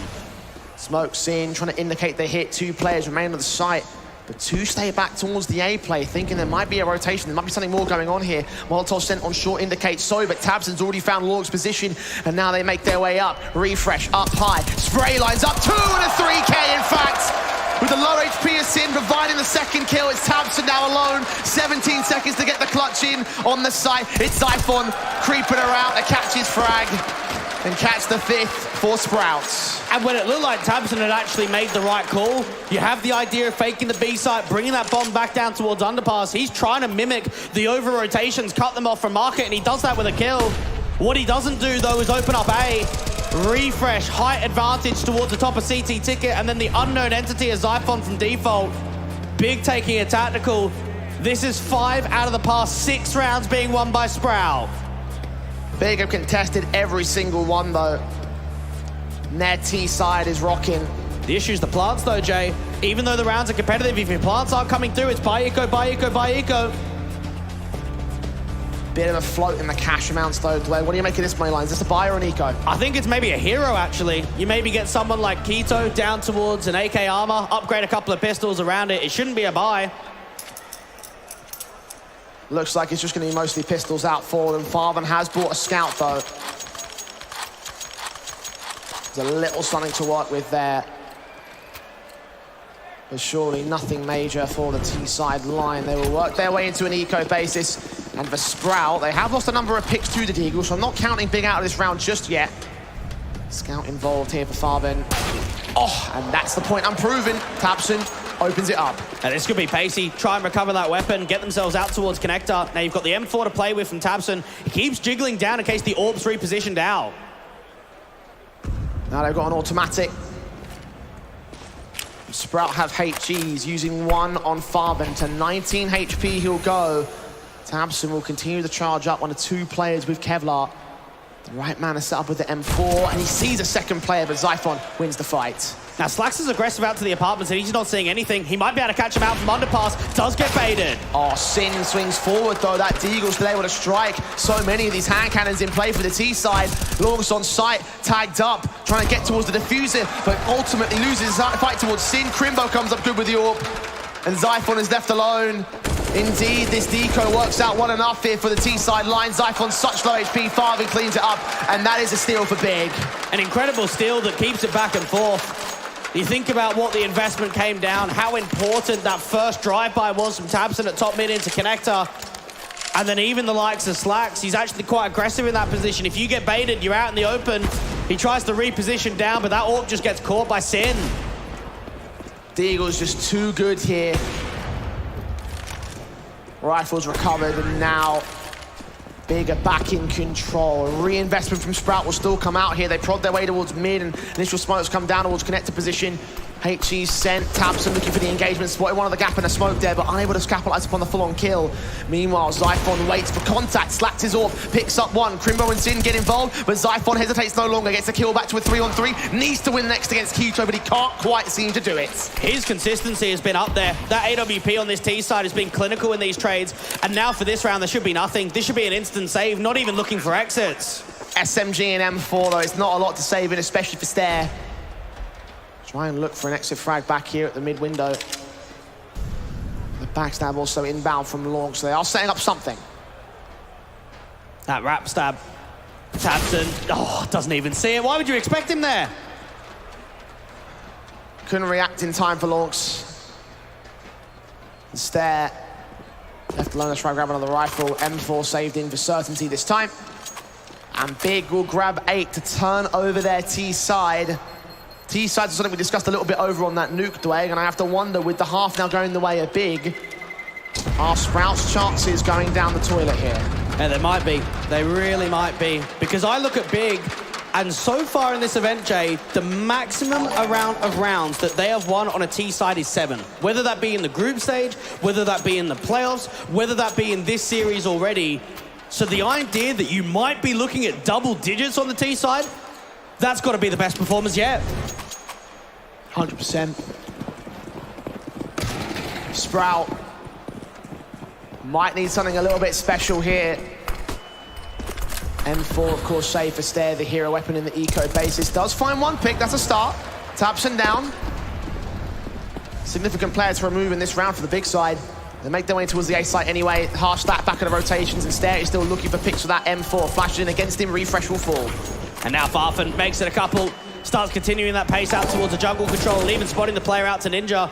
And that's just the reaction for Big. You lose a pick out in mid, you start getting aggressive, you start executing that tempo towards A. Stare with the M4 still finds another. This could still be on. Oh, Long's Deagle strikes as well. Keto's all picked back. Oh! He gets his own Deagle shots and closes a fantastic hold on the A site itself. You thought a spanner was thrown in there by Sprout, but Big continued to hold solid. Oh, Keto's putting on a show, mate. He is putting on a very good effort here in map number 3. Just when Lorgs, the spin around. Keto has been on fire in this series. He's not even at the top of the board. Some of the stuff he's done for Big has certainly been impactful. And now he charges forward to the AK. Prodding out towards the A site for a quick rush to close the half. Big looking to end on a quick and confident note. Refresh, looking for some sort of trade back, looking to open up this round in the midst of the fire. Gets that first kill, Tabson and Sim with a responsive. So much pace down here towards A. Now Lorgs has got a gap in the smoke, and Zyphon's got a backstab. M4 leans in, being checked out. Not entirely, Tabs a quarter reload. That's a 3-on-3. And they know exactly what's going on. Boost up towards CT. No chance of the bomb being planted just yet. Can't see anything above that smoke either. Longs making some noise. Leans in to sandwich, did not see the player that's out there. Zyphon now leans forward, but Zin is ready for him. Stare now up, can catch the bomb carrier. Farfan with a trade back though. It's all Longs again. 10 kills so far in this map up. And he rotates away to find a different angle of play. He's got to try and reposition, play out from jungle, out towards connector. He's got to give himself a chance of isolating these individual duels. And even for Farfan, he's got another smoke. He can use this on the post plant to waste time. It was a risky plant there, down over towards the open position. You can see it open up there for connector. Hawks leaning forward, M4, AWP covers it, and Crimbo closes out the half. 10-5 up for Big. And it just shows that opening start, how much that meant, Jay, to give themselves that sort of security and a 10-5 half. I don't know if any team can come back here like that against Big. Well, leading into the T side, Sprout have got some worries. Will they bottle it at the last hurdle? We'll find out after the break.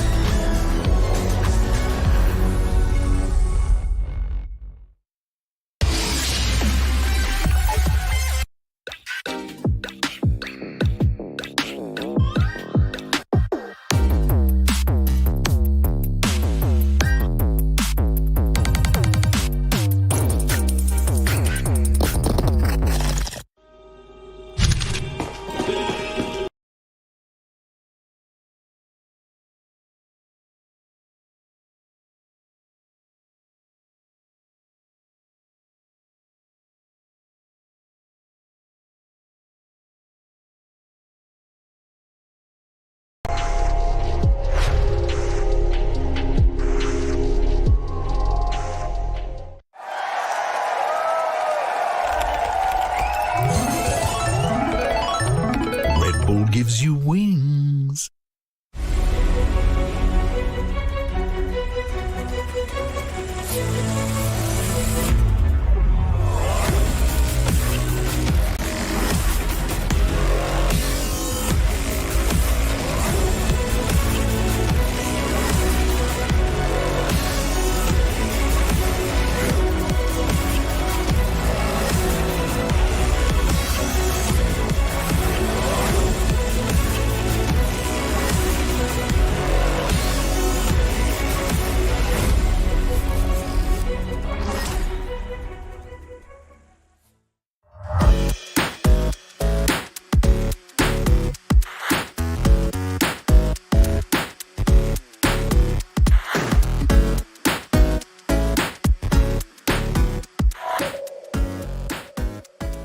Big are only 6 rounds away from the grand finals of the Elisa Masters Espoo 2022 at 10-5 up on our final map on Mirage Dweg.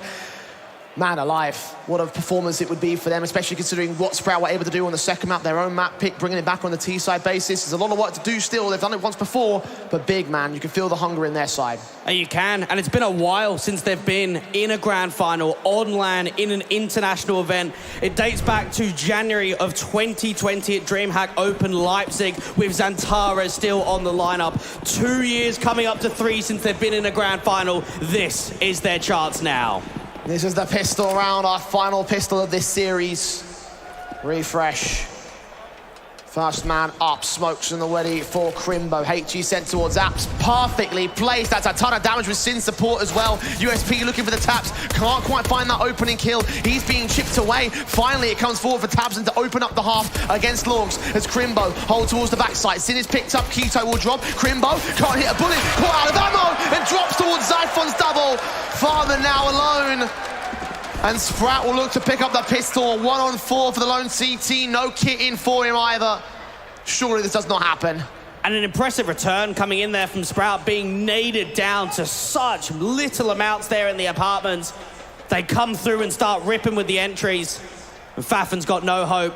1v4's not presenting Sprout a lifeline to start off the second half. And a T side that need to mount up on the comeback. These Farmer get one pick back, returning some damage again, looking for heads, looking to try and take this Kevlar away if possible. Not a mass amount of the Exodus, eventually does fall back to save his own Kevlar, as it will be Sprout with the 6th round now on the T-side bases. And T-sides were a bit of a talking point in the second half of Nuke as well. Blake, we mentioned how it's only a tiny average there for Sprout, still able to bring it back and turn that map towards the 3rd. So the question is it a similar story here for Mirage? It's 1 round to get started, but I think the rifle round will give us a big picture. That will give us a tell of exactly where he sits. From Farfan's point of view, Jay, he ended the group stage as the 47th highest rated player, and now he's turned it around in the playoffs. We saw a decent performance against 500. We're seeing an even better performance here against Sprout, and out on Mirage, he's leading by example. Forced back in for Bing, meanwhile. Scouts in. Farlan trying to engage that first contact. Did not see the player pass stack. Dives out of the way.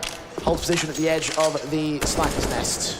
And just for Big, it's all about being able to start off on the right foot, opening kill, opening information, anything in a round like this. Now they've smoked off. It shows that they want to get aggressive with a nade stack to top mid. 2 of them sent up, and they do catch Stair. Stair caught Farben on the way out of it, though. So even standing is Big, but with Crimbo the same. Now Longs could have had a timing of trying to walk out to the apartments. He opts against it. May have heard some of these footsteps rotating away outside to the market control. There's actually only 1 on B to defend for Big. 5-7 standing for Crimbo.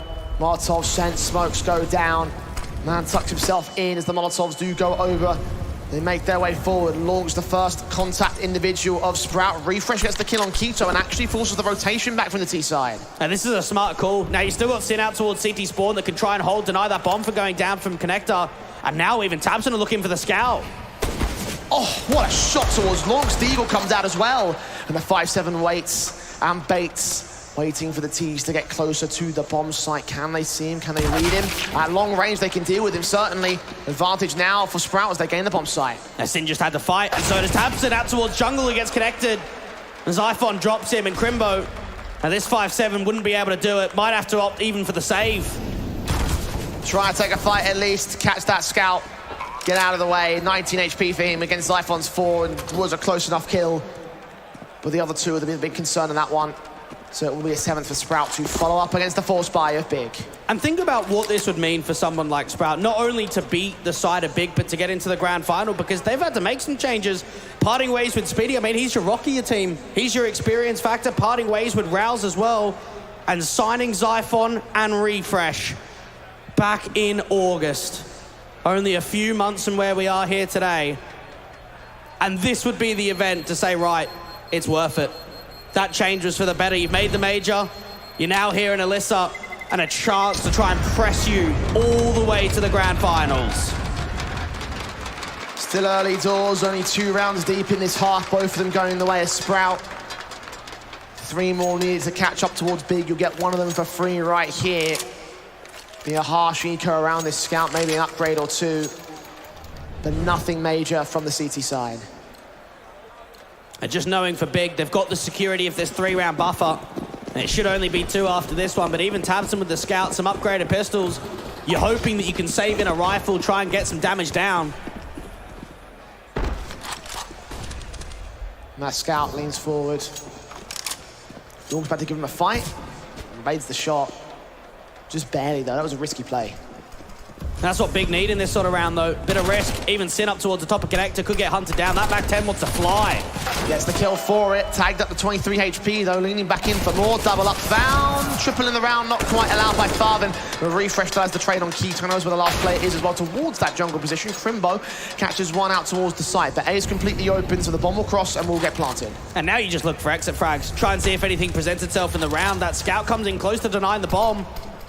Couldn't stand in the fight for too long, though, so Farvin backs off. The plant should be secure by Zyphon. Protected from CT. The CTs are backed up. Galil and Scout going into the next round for Big. It will be 8 for Sprouts. They make it 3-0 to start off the half. Pistol and conversions truly going their way. And it's good to see the step up from Zyphon, because I think he was fairly quiet in map 1, didn't show us everything in map number 2. He's normally a highlight individual, and I think in the 3rd map he's actually grinded very hard. Him and Stare have been consistent. They've been the 2 front runners and maybe the difference makers to bring this comeback even further towards him. Escaping with 3 players alive for Sprout. Money can build. Not in the most confident fashion in the world, of course, but still building nonetheless to build up the basis. That should enable their map up here, enable their T-side half. But the big challenge is the gun round. You mentioned it off the back of the pistol, Dwayne. That's where we start to get an indication of how far Sprout can go here. And this is where you've got to imagine for Big, what have they got up their sleeve? Is it a nade stack? Isn't it aggressive duel? Because I think about the CT side of Nuke, think about what Tabson was doing outside, getting on top of Credit, getting out to T-Red, getting outside. It might be actually something high tempo where they get full frontal. Even Farfan's decided to pick up the AWP this time. Flash is sent up. Farvan tagged up quite heavily to a nade, I believe. Damage return on towards launch here as the flashes come over and Tabson tries to swing. Farvan catches one. Tabson with one of his own. Can't double up, and Slacks returns 2 back into 3-on-3. And behind the plume of the HG also finds Crimbo. Flashed off for Farvan. Gets away. That AWP is known here, though. Now Farfan's just got to try and hope that he doesn't get spammed up in the process. Get some assistance from Keto back out from spawn towards Ticket. Zyphon, if Farfan stays here and this smoke starts to clear, all the advantages here for the AK. Only they had a HE, then Farvan would fall easily. AWP still hunting for them. The gun barrel sticking out, but not spotted there by the player at bottom mid. Zyphon is trying to one out for him, though. There's an inkling that player might be there. I think he's seen him now. Molly, oh, he's gone up. Nothing that Farfan could do, has to fight. And straight to the hands of Zyphon. Smart call. A pixel was all he needed. And a kill is what he'll find. Keto, 1-on-3. Just got to hope they play towards the A-side, and he has one of those magical 1v3s that we've seen from Big so far in this series. And this is very familiar to what we saw on Nuke in that second half, Jay. Yep. We know that Sprout averaged 4 rounds on the T-side of Nuke. It's 6 on the T-side of Mirage. It's not many. Keto going to try and make sure they stop at 3. 27 seconds, bomb on site. Denied. Keto swings in, catches Zyphon. Slacks goes dropping.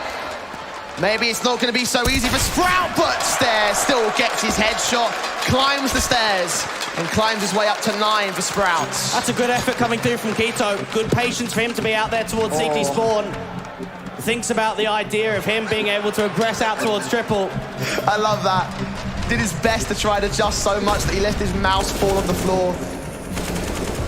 Always go with wired mouse, kids. How close did this get for him? Frustration on his face, I'd imagine, at certain points. What a flick. Stare, the adjustment so perfect. And then had he missed that, I imagine that kill goes the way of Keto. I imagine he'll be sitting at 11-8.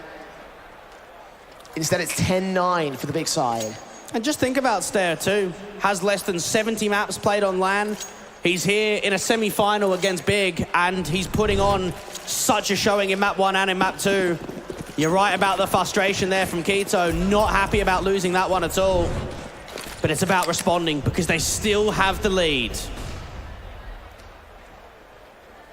Broken half by Hero Scout on M4.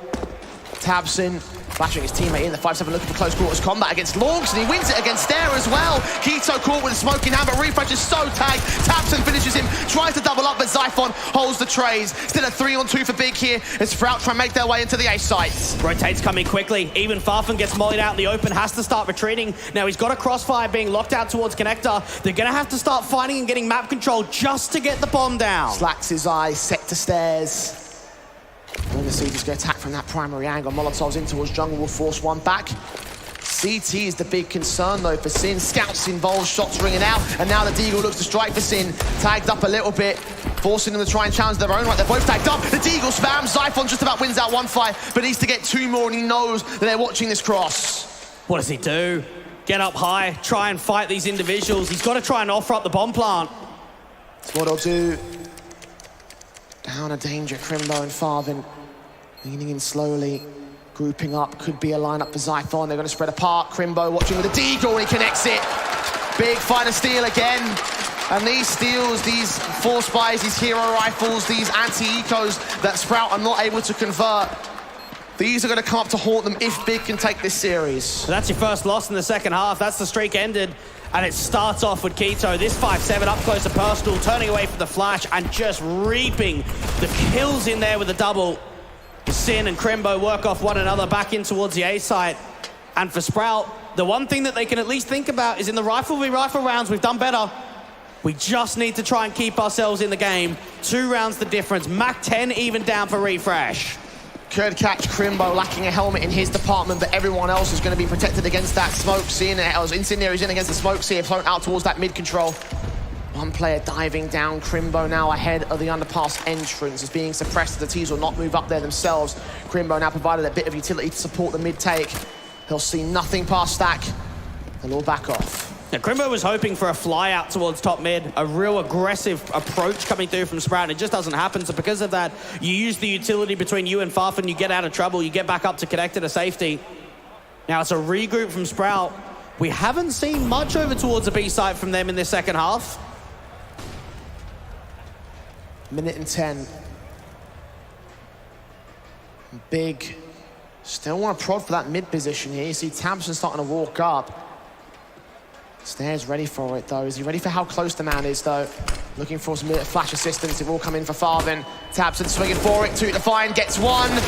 Doesn't quite get the second. Trades from Farvin and Lornix also come up good. So it's a 3-on-3. Now, Crimbo hasn't backed off. He's still out here towards Connector. He deals with Longs. That could drop the bomb. That could cancel the round. Meanwhile, Keto's pressing in from ramp. Crimbo. Crosshairs a little bit too low for it. Footsteps heard by Stare. No adjustments in the smoke. Just come up ahead. Zyphon does find Keto, but close quarters. And Stare still lands it with a no-scope. Sin now alone. On short. Stare was on 1 point of health as well. How close they got to winning that round. And for Sprout, it shows more of an emphasis, more of a control in the second half for them. Sin can't do anything.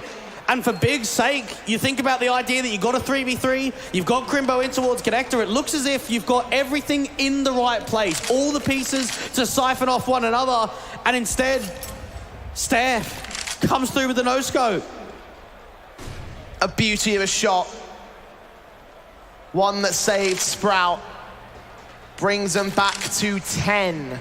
The similarities between this and Nuke are just so prominent here. Mirage.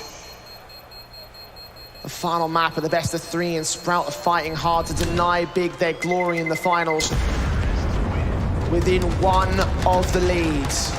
Just one to go to equalize. And Big know they will be pushed up against it. They know they got Sprout on the rope, similar story. Pauses are coming through. Tactical for Sprout, their third one called here. And Sprout know what it's like to be in series where they're close quarters, where they come down to the wire. Even take the group stage as a prime example. 5 best of ones played, 3 of which went 30 rounds or more. They have had a lot of tight series against opposition. And against Big, you can just feel as if this second half has bringing a lot to the table and a lot to start transitioning the deficit into a lead. 11-10. Big still in control, but only just. Sprout looking to snatch it away from them at this stage. Guns are being brought back, but not in a full force buy. Half in best of a kind. Money down to about $1,900 on the float. A little bit lower for tabseN and Keto. M4 AK Scout in play. Upgrade pistol set as Slacks hopes for the first shot in at apartments. Deep HE coming through from Crimbo. That's a little bit of tag up damage. Now we know how solid Big have been on these half-buy rounds. This is something that Sprout are gonna have to think back on how they adjust themselves. You've got tabseN looking out towards top mid, not seeing anything at all. They've given full mid respect. Maze Incendiary sent up stair. And Slacks holding in mid control. The AWP watching, waiting for aggression, which he might be about to receive. Crimbo posted around the corner, but will not face with this 5-7. And this is very clever here from Big. Maintain the mid stance, have tabseN looking down towards underpass, try and bait Crimbo out in the open. Flash in, oh, close quarters, he saw him. Backs off. AWP trying to provide some cover with a flashbang support as well. Should get the man involved. There's many more players than just this one man, and they're all gonna line up for stair. Only gets the one pick for it. Now backup has arrived with the bomb on its back. And this is a lot of time stalling, but Slack still finds it, but the bomb gets dropped out in the open. He's got to find more, and Sin, he actually steps up to the plate towards short. Not the first time Slacks has been caught in a jump face, trying to dive behind the stack cover. Losing his life for it, and now Big are in control. Bomb in the open, 3-on-2 for them, and 30 seconds, less than that for Sprout to play with. And Zyphon's got to get back in a connector. He's got to give an avenue of that bomb to get over to A. Farben does get caught off, sprays a bit manic, however. Molotov in should force that man into the open, try and get the kill back. Bomb has been recovered, he tries to cover off the rotations as well. The carrier trying to get to the site, but Farben lands a shot and attack towards Lungs, who barely gets to the plant position, but tabseN was also rotating from the B site. And he grabs the round of steel on the half-buy for Big. And how do they do it? Again, Jay, another one of those steals. And for Sin, we've seen him have a quiet series. 24 frags on map 1 and map 2 combined. That might be one of the most massive rounds that we see from him all day so far, because that keeps them involved. You're not in a tied-up scoreline. You've got AKs to work with, and now you've got another rifle round where it's not a rifle round on the other side. Here a rifle instead. Zyphon's AK set in as part of a passive default. Sprout have taken a major setback now in this matchup. Might lead towards guns in the next round. Loss bonus will be in tatters for them though. A steal would be ideal for them, but it's no guarantee, not even likely at this moment. And they might be able to try a walk contact. You got Longs trying to see if he can keep his head ducked down, come out of the apartments. Might be able to drop this first. If he can find the angle though. On the boost position, trying to watch out the site itself. Meanwhile, tabseN fights onto that hero rifle. Zyphon the full, Refresh picks up the AK. But no Kevlar for him or for anyone else on the T side. They're gonna be ripped apart by these guns here on Sprout. HE sent, Keto gets his kill. Spokes up and all, 5-on-3, the P250 trying to get something, but Crimbo puts him down. Stair, quick to follow suit, Slacks alone, 1-on-5. The perfect round from Big. I'm back in the lead by 3. And this has been a map defined with streaks, Jay. Defined with rounds in a row being gained. It was the 5-0 start, then answered back with 4. I look at this position for Big and say, is this gonna be a streak? Is this going to be one to get it over the line? You've already got 2 in a row. You can make it more. Back onto the rifle. Look at what the case is. No AWP out from Slacks. A Mac 10 down for Refresh. Big. Win this, and you probably make your way into the grand final. You almost guarantee match point here. It's 5 match points it would be at this stage, so you're probably right about that assessment. but at a minimum, it would be 15-10. Big on the precipice of glory here in the semis. Sprout trying to put a stop to that. They've been doing so well up until this point. But a couple rounds go back to the favor of Big, and now they're on the ropes again. They need this round desperately. I'm surprised about the passiveness, to be honest, here from Sprout. One of the things that they were so successful with on the T side of Nuke was those pace changes, those real aggressive rounds with high tempo. Haven't seen much of that towards the mid stance on Mirage. Instead, you've got a lurk from Xiphon out towards Palace, Lonks down here towards Underpass. Everybody else trying to see if they can regroup with the bomb outside of A. 2 on the side defensive. Third man in from Connector, going to see smokes coming his way, so we'll be suppressed back. Keto, meanwhile, AK to engage against the Mac 10, does some dink down damage. He's low HP, but still looking for a fight against Slax, which he will win out. Sin going to smoke off from Dark and hold a crossfire with his teammate at Stairs. Look at the rotates though. They've already got 3 on A, and Xiphon's going to fall to Tabson. Now Lonks moves up. AK involved in this one. Not quite catching Tabson. The engagement does find a 3-on-3 though. Smokes down, flashes over, needs to get into the site desperately. Back up in from mid and in from ramp. The bomb will make his way forwards. They got to deal with Sin. He's still out here towards Underbow. AWP sprayed up by Farm, and Sin still gets his kill. Molotov's ascent. Stair needs his pick, but Crimbo comes in with support, and Slacks can't do anything in the clutch. 14-10, back-breaking round on Sprout. Big closing in on the series win. And the stand-in of Sin in these last handful of rounds of Mirage has shown us the glory, has shown us the reason why Big have got that extra strength, the extra composure to move it into a grand final setting. 3 more, 2 more, and an eco, Jay. Surely this should spell the end for Sprout. Look at that nade from Tabson. Does get returned by 2 of the HGs at the T side, and Slacks gets a P250 shot. Farvan, decent trade. AK involved over Slacks, and look at how quickly he charges forward with backup into the apartments. Crimbo's overwhelmed with a numbers game, gets that first headshot, but no more than that. They're on the bomb side, but Tabson comes up good with the low HP. Bomb plant is at least secured. They have money for a buyback for the overtime clutch. Ideally, though, they need to steal this back. They've got to keep fighting. They've got to try and recover one of these rifles. They've at least got an M4 out to Van. Get the AK, that'll be even better. Nade sent, evaded by Lonks. Xiphon still rocking the Deagle, and Big are slowing things down, happy to play with pace. Keto leaning forward, Xiphon's gonna get caught for it. Lonks now, left alone versus 3. Doesn't even get past the first. Map match in semi-final point for Big now. 1 more to go to beat Sprout out of the playoffs and make their way into the grand finals. And again, Jay, nearly 3 years since we've seen Big on land make a final. It has been a long time coming for them. Had to work hard in the group stage, coming out with 3 wins and 2 losses, having an overtime win against Harvu on Mirage, in fact. And now at 15-10, it's about closing. 5 rounds to do it in. Double ops in from Farvan and Keto. Bomb plant enabling the buyback from Slacks' AWP himself. It's all in the gun buys here. Sprout turned round 26 into 5 in a row. And they know it. They know that they are pushed up with their backs against the wall. All they've got to do is fight forward. It's easier said than done, though. They play a passive default. They're going to have to deal with Sin. They're going to have to put a molly down here towards Underbout because he's been clinical. What they'll do for Refresh. Smoke can get in the way. A second one does come out. The HG sent towards Slacks doing the damage, and Refresh tries to escape. Retreat away as Sin gets to the center of the site. Look at what's happening on B, though. A lot of distraction towards A. Now the walkout, but the CTs are rotating back in. Keto with the orb. Setting as well. Seeing at least 1 player crossing. I'm not sure if he caught the second man. Smoke back on the site. Lonks, Molotov also sent down, or tries to press the T's at this stage, get that bomb in for the bomb plant. Xiphon's still going to lurk towards A. They're going to try and set themselves up. They're going to put all the counter utility involved to try and deny the bomb. Haven't got much time stalling. Big can force the issue.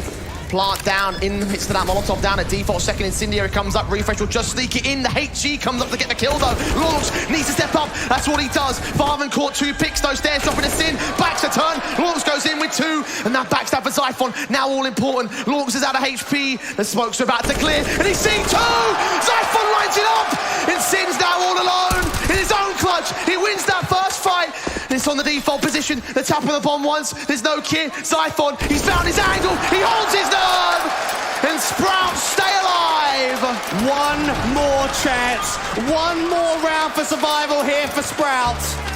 And it comes down to that backstab and its timing. Longs wasting the time on the bomb site.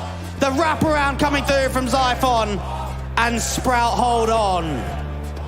Only just though. Once again in the dying stages of these games here on the big stage. The back foot team do all they can to keep pace, to bring back some miracle here. Big nearly had it, and Sprout will let that simmer, take their fourth and final tactical. Buyback will be rough though.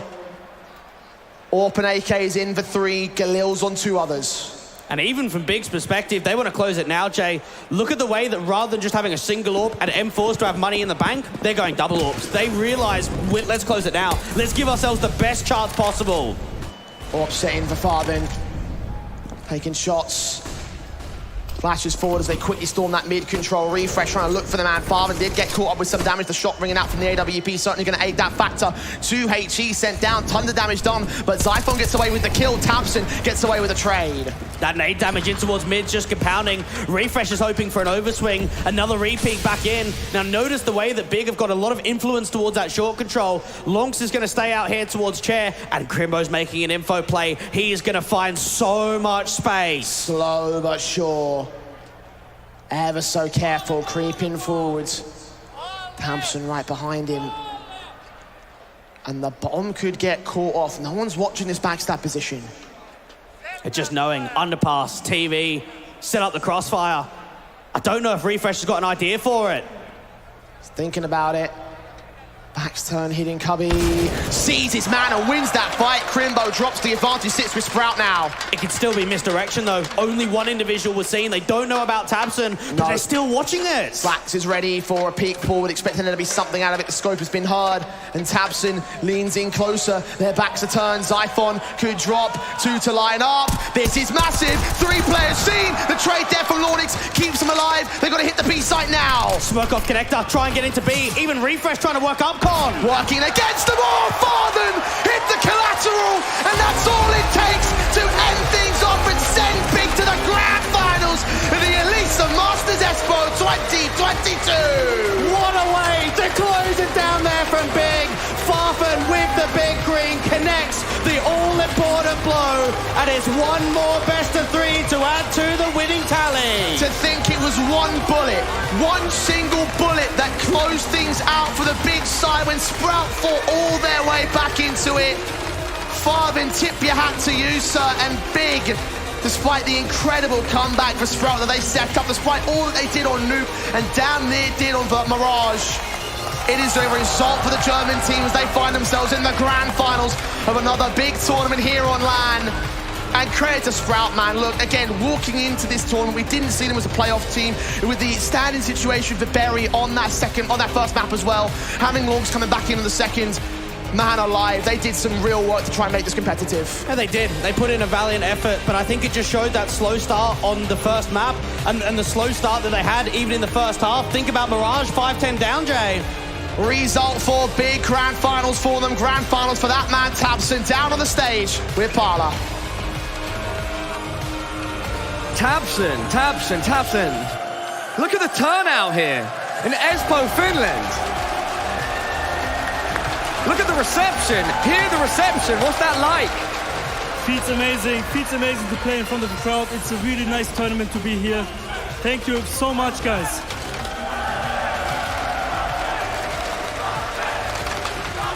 What a scene. All right. I don't want to bore you with the details, but we have to go over them a bit. Let's go back to map number 1. So Overpass, you did win it, but it was odd considering that Sprout had Berry standing in, playing for Lounx. Was that hard to adjust to? To be fair, we didn't really pay attention on that. It's a really unfortunate situation for them that Lounx didn't feel it good. But overall, we just focused on ourselves. We just played our game, and Overpass is a hard map to play for sure. Now, Nuke, unfortunately, it did not go your way. Any thoughts on what went wrong? I think they played good Counter-Strike. We didn't hit our shots. We were missing a lot of shots. Stair was finding a lot of holes in our play, and it was hard to play. They had nice pops, and it was hard to handle the situation. Third and final map, Mirage. tabseN, how did you and the big boys bounce back?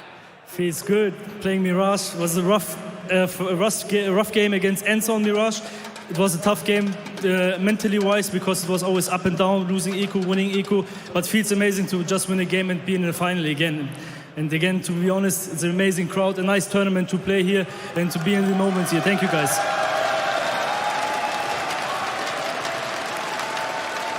As you just mentioned, tabseN, you're in the grand final. You'll be playing either Fnatic or Astralis. Who do you think that you'll be playing and why?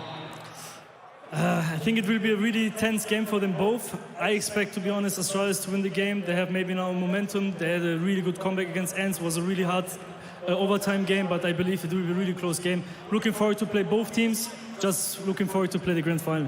All right, tabseN, thank you so much for your time. If there's anything you'd like to say to the fans at home, yours and Big's fans, and of course, the many, many fans that we have in the arena, now is the time. Of course, I just want to say thank you guys from obviously everyone here coming, cheering for us, cheering for NC, the home teams. Obviously everyone from home, thank you so much for supporting us. Probably the last tournament for us this year. We just want to make it worth, make it count, and we will do our best to make it work. So thank you again for the support, and let's enjoy Counter-Strike, guys, for the rest of the year. Let's enjoy some Counter-Strike together for the rest of the year. Words from tabseN himself, and it's tabseN and Big that are our first grand finalists here at the Elisa Masters Espoo 2022. Everybody in here, make some noise! Desk, back to you.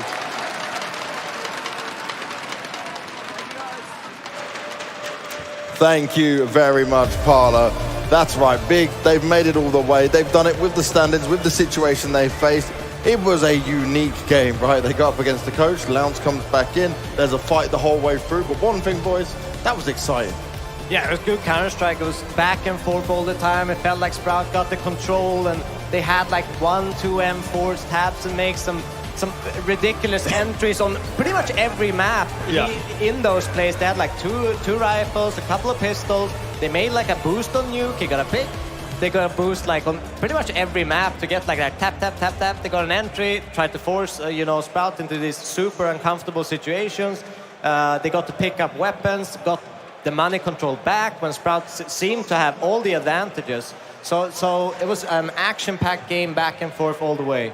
Yeah, no, absolutely. And I think we also got to see some individuals shine very, very bright. Obviously, commiserations to Sprout for being knocked out, but you can't brush off players like Siphon, Stair, and Longs, and all the rest of them. Really, they play fantastic pretty much from start to finish, and it's really, really exciting to see that the Sprout team, that's as fresh as they are, as new as they are, and as inexperienced as they are, can actually, bring it all the way versus a team like Big. That requires a lot of skill. Yeah, there's a lot of credit to be given out to those players, right? And I think you can always question mark it of what would happen if they had Lounge from the beginning, but they fought back as best they could. They got him back for the second map. That was a last-minute substitution, a rush in to try and get the job done. But there's a lot of positives to take away from this from Big, because you have stand-ins all year. You bring another one in last minute for this event. You see how much it means to tabseN there, and that's just the story. This is tabseN who wears his heart on his sleeve.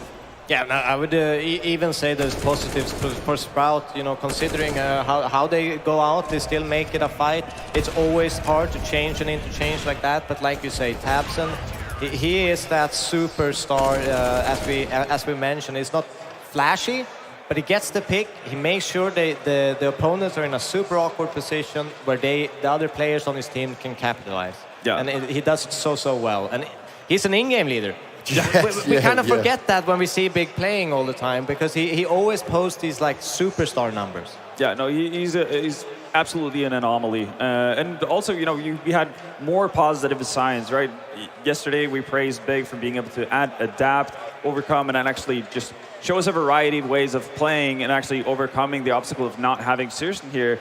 And today, we're actually getting to see some of the expected, potential future stars from this Big side also show up. And I think Faven deserves a special shout out for that as well. He was fantastic. especially in the last 2 maps when it got really, really close. Considering everything he's gone through, you know, throughout the year, getting sick, not practicing with the team, having a little bit of a rough group having stage. to lose Rio, right? Like, yeah, and that's like the dream. To miss a tournament like that, it must be heartbreaking for him. Absolutely. But he really, really stepped up in this game, and he got that final collateral. Obviously, taps Lovely in the air. moments. Yeah. Sharing with the fans, making sure they feel appreciated as well. But yeah. But while we're talking about Tabson, should we see some Tabson magic from the game? I'd be very happy to, especially because he played such a vital role in actually allowing Big to have such an insane T side as they did. And part of it is through what you mentioned, Jonathan, the fact that Big seemed to be able to get a lot out of a little consistently throughout the best of 3, whether it's pistol or whether it's like 1 or 2 saved rifles, all that kind of stuff. He was the linchpin for it. And throughout that entire T side, he was the only Big player to find an opening kill. And they still get 10 rounds. And that means that obviously he's opening up rounds that they are converting, but he's also leading the team from 4v5s into winning scenarios, which is insanely hard while you're maintaining that kind of fragging output as he's doing. So hats off to Tabson, played a fantastic game, fantastic series overall, and you know, deserves all the plaudits and praise. Now, overall, we're highlighting across this, right, what Tabson was able to do on Mirage, but you got to say, like, Farvan, the fact that the storyline you've been talking about, coming back in, not being practicing with the team, you know, I think, what did they say, he had 2 days or something like that to get yourself ready, and then you're still able to warm up into it, you know? We talked about Louts warming up into the series, Farvan's warmed up into the event. Yeah. There's very few players that can do that. The only reference I really have is Crims one time. He had 0 hours played because he was sick and just went to a Star Ladder event and was like the absolute MVP of the event, you know, like crushing everyone with like a 140 rating. Yeah, and there's very few people that can do that. And yeah, extremely few. And Faven probably would be the MVP for Big in this series. Again, considering where he came from, considering the lack of preparation time, there's lack of play time really in a professional setting, right? Like he missed out on stage performances because of his illness, etc. And the fact that he was able to bounce back from a pretty poor group stage as well and actually show up when it matters, that's when you see the Faven that was brought into Big. Like, this is what he was meant to do. He's meant to be basically right on the heels of Tabson, fragging out like crazy, and he did that, and he was essential on the T side of Overpass. He was essential pretty much throughout the entire series, and I think it showcased also once we got into the second half, or actually throughout all of Mirage as well. 72 kills, 49 deaths in there, and a 1.38 rating. Tabson just below him on the 137 as well. Again, we're pointing out the IGL side of things and how it all can work out. But positive signs for Big, handling all of these problems, making it to the grand final. An interesting point I just want to touch on, though, that interview, he was like, I think Astralis might win this next game. He thinks Astralis I was surprised by that. I was like, okay. But, I mean, this is kind of something that you talked about, Double Lock, earlier on, the fact that, yeah, group stages are group stages. But kind of the tried and true, they kind of have, we got through the group stages. Now we're in playoffs. Now it's like game time. And, I mean, that's what we've seen from Big, right? Looked impressive in the quarterfinals, looked impressive in the semifinals. Now they find themselves in the grand finals. I mean, we can't really brush it off that Astralis looked much, much better in their quarterfinals match versus ENCE. So who knows what really is to come in the next matchup. Well, let's have a little update on where we're at throughout the tournament and see how things are going, because there is just one more semi-final game to go, and that'll be closing out the day, and the grand final will be taking place tomorrow. Big have already booked their slot towards it, and next we'll discover who will be joining them. Fnatic taking on Astralis. Tabson gave us his thoughts. We will soon be giving you their thoughts. And we got a lovely. Oh, we can't see it just yet on the camera. Hopefully, my man can stand there. I like this. This is a very angry face behind us, though. Face of a cutout of Ariel. No, stay with us. I want that. I want it back up, mate. The cameras are going to come back on. Give us a wide shot again, please, Mr. Producer. I love this. Oh, he's smiling on this one. Where is it? A little bit higher. Come on, jump, mate, jump, go. There we go. There we go. The Ariel's still in the building. Ariel is still around, having some fun out here. The Finnish fans are actually awesome. They're super nice. Atmosphere has been fantastic through and through. Now, we do need to kind of say a send-off to Sprout, and Heku was able to catch up with Refresh. Is he got any more funny quotes for us, or is it going to be a bit more somber this time? Let's have a listen. Unfortunately, Refresh, this is where it ends for Sprout. You are out of the race for the title. But to me, it kind of feels like you are being like sabotaged by like your own success. Like already like 2 events in a row, like you do so good in the beginning that you kind of like skipped a phase and then like you come in cold. Do you feel like that's kind of like the reason like why it was kind of like not that easy today like on the stage? Of course, playing more matches on the stage is going to make you more comfortable. But I think today it was just a weird day, to be honest. First playing with the coach, not before the game, we didn't know who we were like playing with, and I felt like really bad for Longs because he was like really, really sick. But I would say in the crucial rounds and the crucial moments, it was like mostly on me that I couldn't like control the boys and set them up for success. The CT Mirage and also the T side is really dependent on me, and I didn't do a good enough job of controlling them and setting up the game because it just became weird because I didn't did what I used to do because Mirage is one of our better maps. So overall, I'm happy for the performance coming top 4 here. It's still something that we can learn from, and we know that we have the potential of winning big games, even with our coach. Winning big games against big, but the thing is, we've seen you play against big so many times, and it kind of feels like they are sort of your kryptonite. And one of the reasons is the veto, because they permaban your best map, and then you're kind of forced okay, Dastu or Nuke. But with the recent patch, Dastu is gonna go out. Do you think finally you'll be okay, boys, now we can fight? I mean, of course, it's going to be an advantage on the veto side, but I think it's more of a mental thing because when you lose to the same team over and over again, you might overthink things in your head, and it's also giving them more confidence. But we really need to learn how to reset more and just take one game at a time and not think of something special just because it's big or another team, right? So that's something we have to learn. It's something that they probably have more of, more experience of playing the bigger tournaments. So hopefully we're gonna learn from this. I would say we have had good success on LAN, the 3 LANs we have been to. I mean, qualifying for the Legend stage, winning against NIP at the major, and doing top 4 here is not bad results, even with unfortunate circumstances with Longs. So I would say I'm proud of the boys, but I know we can do more. All right, then looking forward to see that more next tournament. Thank you very much. Thank you.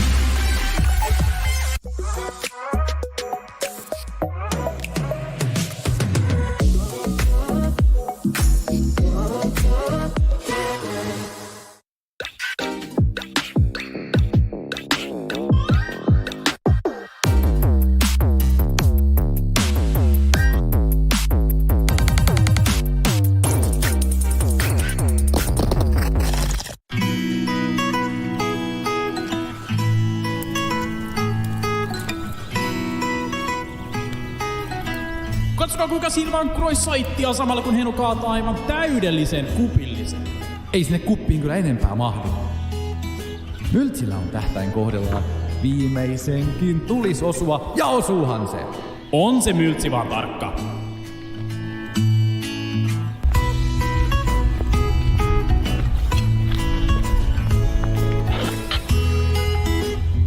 Vielä jaksaa painaa jalkaa toisen eteen. Hupi!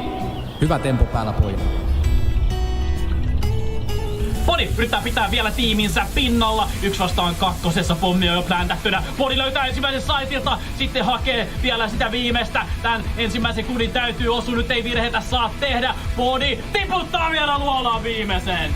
Löytää sieltä pimeästä se viimeisen pelaajan. Hakee vielä sen pommin savu, josta Podi otaisi ottaa todella eteellä hakemaan. Ne kaikki tarjotavat sträkin. Eiköhän tää riitä. Tulkaas nyt.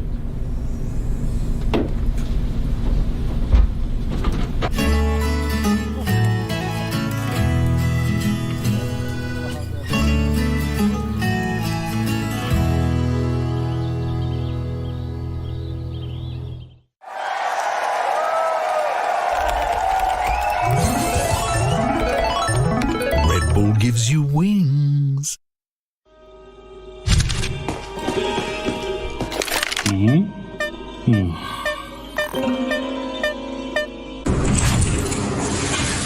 We have a solution for you.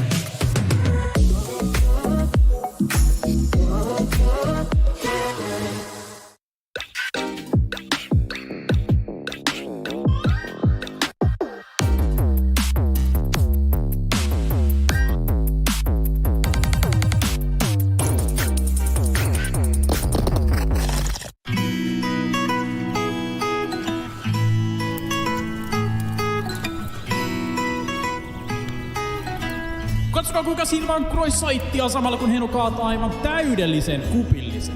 Ei sinne kuppiin kyllä enempää mahdu. Myltsillä on tähtäin kohdellaan. Viimeisenkin tulis osua ja osuuhan se.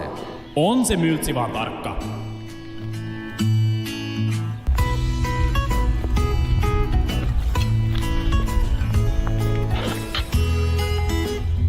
Vielä jaksaa painaa jalkaa toisen eteen. Hupi hupi!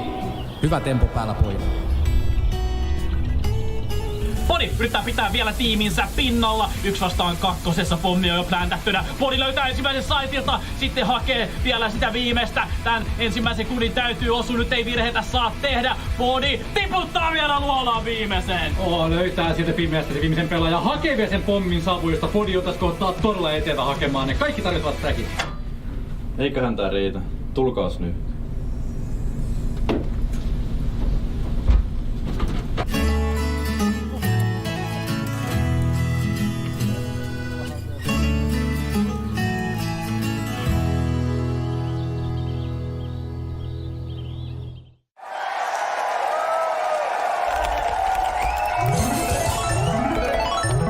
Red Bull gives you wings.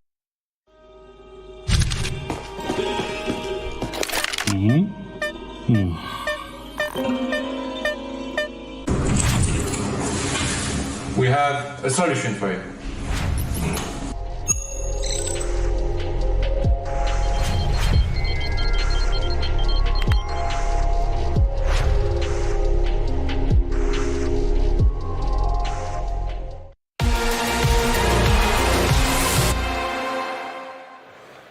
We're back and going into our second semi-final to discover who will be making it to that grand final. It's Astralis going up against Fnatic. And Astralis, they certainly showed us a better game than we expected. They found their way in the semi-spot. While Fnatic have been waiting, had a bit of time off to get themselves ready for this game. And maybe they were even unexpectedly looking at Astralis at this point. Yeah, I mean, they finally got, you know, we speak about it and you look at every tournament they played, it's always, you know, blame F. Can someone actually, you know, help him in this fragging department, bringing some impact? Yeah. And we finally see they actually all got activated yesterday against ENS, but especially Sypnix, who had a absolutely, like, crazy good series. I did not expect that, you know, because he was hitting shot and it didn't look at all bad. Like, he was clean, crisp, he was clutching, he was taking space, and it was a little bit like that old clutch minister back again.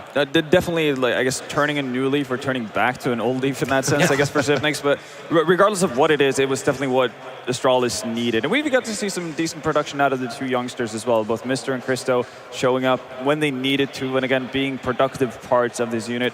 And for Astralis, you know, they're trying to basically mimic what Big have done because they barely scraped through the group stages. Consider the fact that they beat Complexity and OT off the back of a Blame F40 bomb. Like, that's why they're here. But to be fair, Big also made it through the group stage in 3rd place, and now they're sitting in a grand final, so might have history repeating itself. I've got to give a lot of credit to Fnatic, right? Because you made the deepest run in the major of all the teams we've got here. You come into this situation, you've gone straight back for another tournament. I was speaking to Mezzi and he was saying, like, it's been very just get going, wash some clothes, come back out and come straight to an event. And now they're here with potentially a shot at the grand final. It's big. Yeah, and with the Pepsor who's been performing, it doesn't really feel like they're missing anything here.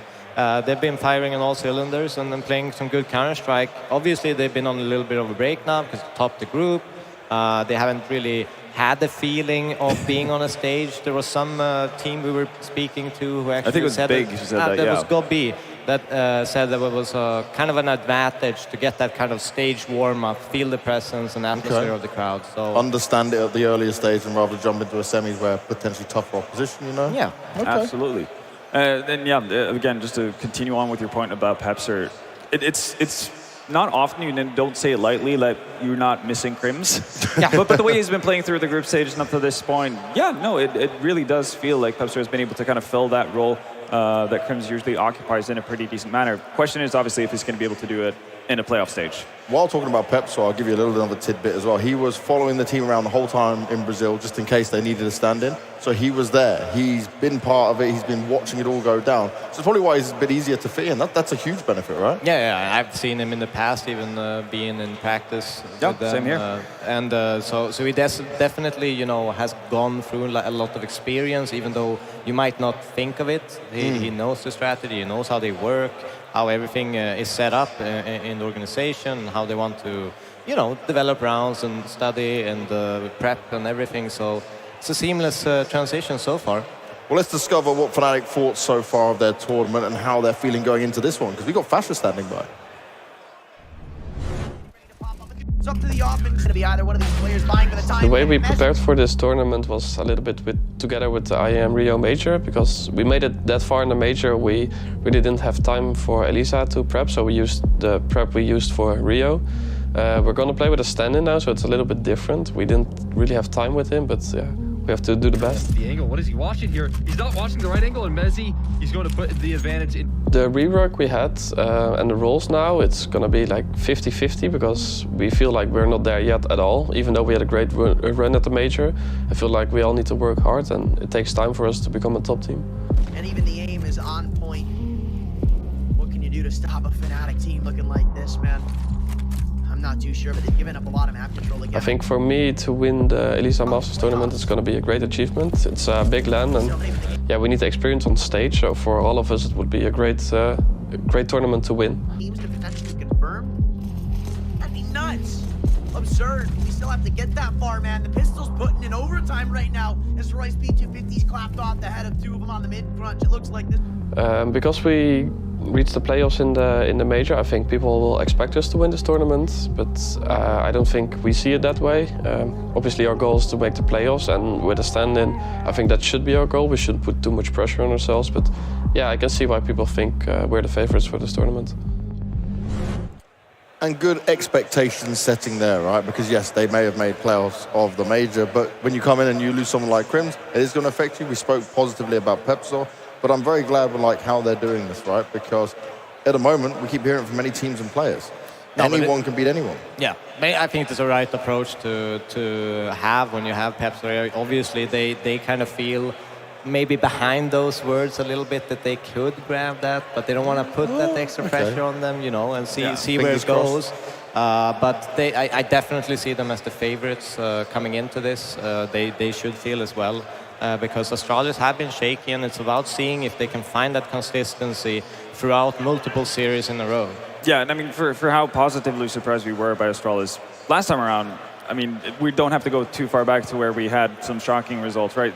Group stages, obviously losing 16-1 versus 500. Blamef did kind of allude to that as well, like in the interview, the fact that, yeah, that's the first time we were actually playing that map in an official setting with the standards and everything, so everything just kind of went the way it is. Same thing with Overpass as well. We've all experienced that. Yeah, absolutely. Just chaotic days and just can't mentally reset in those scenarios. And it's also a different format for them, right? That many games, that many best of ones in one day. It's not something normally that the likes of Astralis are playing. You're not grinding it out as much. Yeah, and like kind of, if you start off on a bad foot, it's really difficult to actually like, turn that around when you just have game. Okay, you're done. Okay, set up for next one, set up for next one, set up for next one. It kind of feels like that's a bit of an avalanche effect where like, it started off, so you're going to be a little bit iffy the entire day. Now, one thing I want to look at here with Astralis is Blamef. Highest rated player of the tournament. Everything's looking good for him. Zip pulled off the performance you guys spoke about, but is that likely that we can see this again? Because like you mentioned, it got close. It's going to be very tight. I mean, Blamef, I have no doubt, will pull the numbers. He's so consistent, and it's ridiculous how consistent he is in pulling these numbers off. For me, it's about if Mistar or Sipnix can get those kind of like clutch rounds, get some individual prowess from someone else than Blamef, so that the whole team can kind of get fired up. Like we saw against that ENCE, it was Mistar that started those kind of clutches, 1v3s after 1v3s, that eventually kind of kick-started Astralis to... They looked like a different team after that. Yeah, definitely did. Now, one thing when we look at, though, is this the situation they went up against ENCE. They were able to grind out rounds. They were able to pull themselves back, kicking and screaming into games like that. If it gets scrappy, do you start to give the edge to a team like Astralis against Fnatic? I have a little bit of a reservation towards that because if you go back to the series yesterday, one of the things that was, I guess, not expected actually, but you've seen it before, and what actually happened was Ants having monstrous issues with their T sides. Again, kind of getting stuck in that rut where they're running through the same kind of options every single time, and they're not really finding any sort of openings, but they keep going back to it because it should work in theory. And if everybody just does what they're meant to do, this should be fine. And to be fair, that's a fine mindset to have, again, and it's probably true to a certain extent as well. But the fact that they didn't change it up made the job a whole lot easier for Astralis. And I have a hard time seeing just how without dynamic of the type of players that they have on Fnatic, that's going to be a reoccurring theme for Astralis. So they're not going to have as easy of a time to kind of just shut out the T side of the Fnatic side. And that's a classic scenario, the tunnel vision as an IGL. You time your call maybe one round too late, and then it's like people adapt and kind of counter it, and you're forcing this like one solution instead of thinking of multiple ways to end the round, and sometimes you just go towards it instantly when CTs have high utility and stuff like that, and you kind of just walk into a grind blender or something, like you just all die in a multi-frag. And it's really difficult to adapt to those situations when you get stuck in that thought process. Yeah, you got to be very careful of that for sure. And another thing we haven't touched on much during this, right, is that Astralis' coaching changes happen as well, right? That'll add a different element to it. But do you think he has much say in what's going on here in terms of, because you look at Glaive, you say, well, he can do that. It must be hard to come into a system like that. Oh, no, definitely. Again, I think we've seen that not just with Astralis, obviously, but kind of any established team, right? Like, it's hard to come in as a new entity and shake things up in a meaningful way. Yeah. Like, usually it just, I guess, comes as far as like PR answers, right? Like, oh yeah, no, he's totally giving us a new worldview, right? Hate those. Exactly, right? But we've actually seen significant changes with Astralis entirely. The fact that Blame is getting entry frags, and a whole lot of them too. And I think Simnix had a HLTV interview just yesterday, or it might have been earlier today, where he's talking about how the fact that he's in new roles and like new scenarios now that he's actually more comfortable with. So whether or not that comes from Cosplay, not really sure, but it could very well be, because we have seen a little bit of a one-dimensional or monotone kind of version of Astralis for quite some time, where they've kind of been like, well, if all the, I guess, usual suspects are in the same positions, then we just plop in the right players at the right spots. We should go back to greatness again. But that hasn't been the case. So I'm kind of glad that we're seeing a bit of a change-up. And yeah, I think it's fair to kind of give Costa some credit for that. Okay, some positive influence from the coach there, but let's see what positive words we're going to get out of Glaive. He was able to catch up with Heku. We're gonna start the second semi-finals of the tournament, but obviously right now I'm joined by one of the greatest IGLs. Glaive, right now you have quite a lot of young guys on your team, and I actually got to talk to Gobi, and he said like that they feel they kind of have an advantage by the fact that they got to play already on the stage. Do you feel this actually something that will help you today? No, that would be really nice if that would help us. Then we could have a little bit of an advantage. I mean, Fnatic has been showing that they're a great team, so we know that it will be a tough match. So every advantage we can get, we will take it. Well, Fnatic kind of had like the time off, and like you finished at 1 a.m., so you didn't really have much time for preparations. Did you like manage to maybe like cover a little bit like the T sides, like where you maybe like were lacking a little bit of things? We try to look up at them and see how they play, and we always do that. But I think they are a strong team, pretty hard to read, but still I believe we can win. Well, the last time that you played against them was in the groups, and it was a best of one. And I know you are not a huge fan of best of ones, but do you think you have like a really good chance in a best of three? I mean, I believe that we have a chance at least. I don't think our chances are like extremely good, but I mean, if we can beat ENCE, who also did really good at the major, we can also beat Fnatic because, yeah, I mean, as you see right now, CSGO, everyone can beat everyone, and let's try to do it today. All right, then let's see. Thank you very much. Thank you very much. Thank you, guys.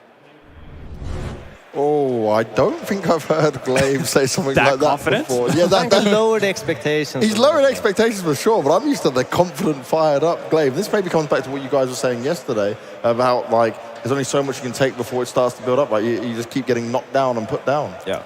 But no, it's a hard situation. They know that they are inconsistent.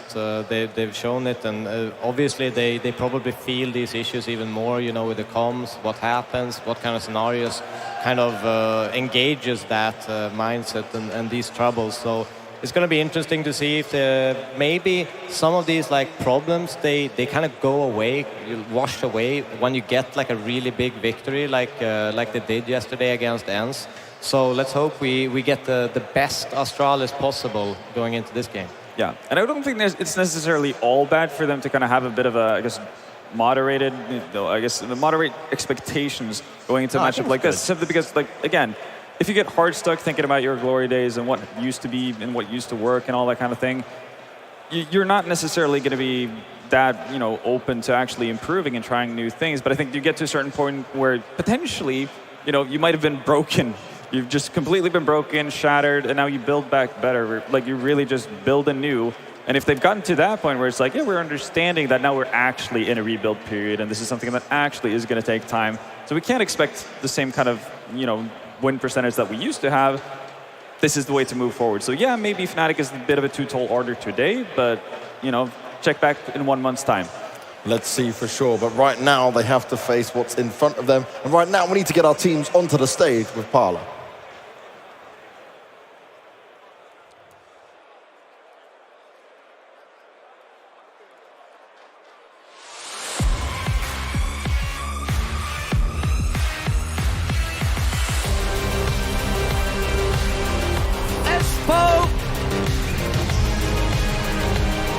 Espoo Metro Arena. What is going on tonight? Hello, hello, hello. I enjoy every moment I am out on the stage in front of you. And look how many of you there are. Once again, please do give it up for yourselves. All right, so let's reflect on the semi-final that we just saw. We saw all 3 maps. It was Big versus Sprout, and Big came out on top. They are our first grand finalists. Once again, give it up for Sprout and Big. And what does that mean now? It means it's time to find out who they will be playing. So, let me introduce our first competitor in our final semi-final. On one side of the stage, we will have one of the oldest, most storied and successful organizations in all of esports. However, arguably their most legendary player is having to stand out. And in his place, we have a young, fiery new blood, hopefully ready to step up. Ladies, gentlemen, everyone in this arena, put your hands together for Fnatic!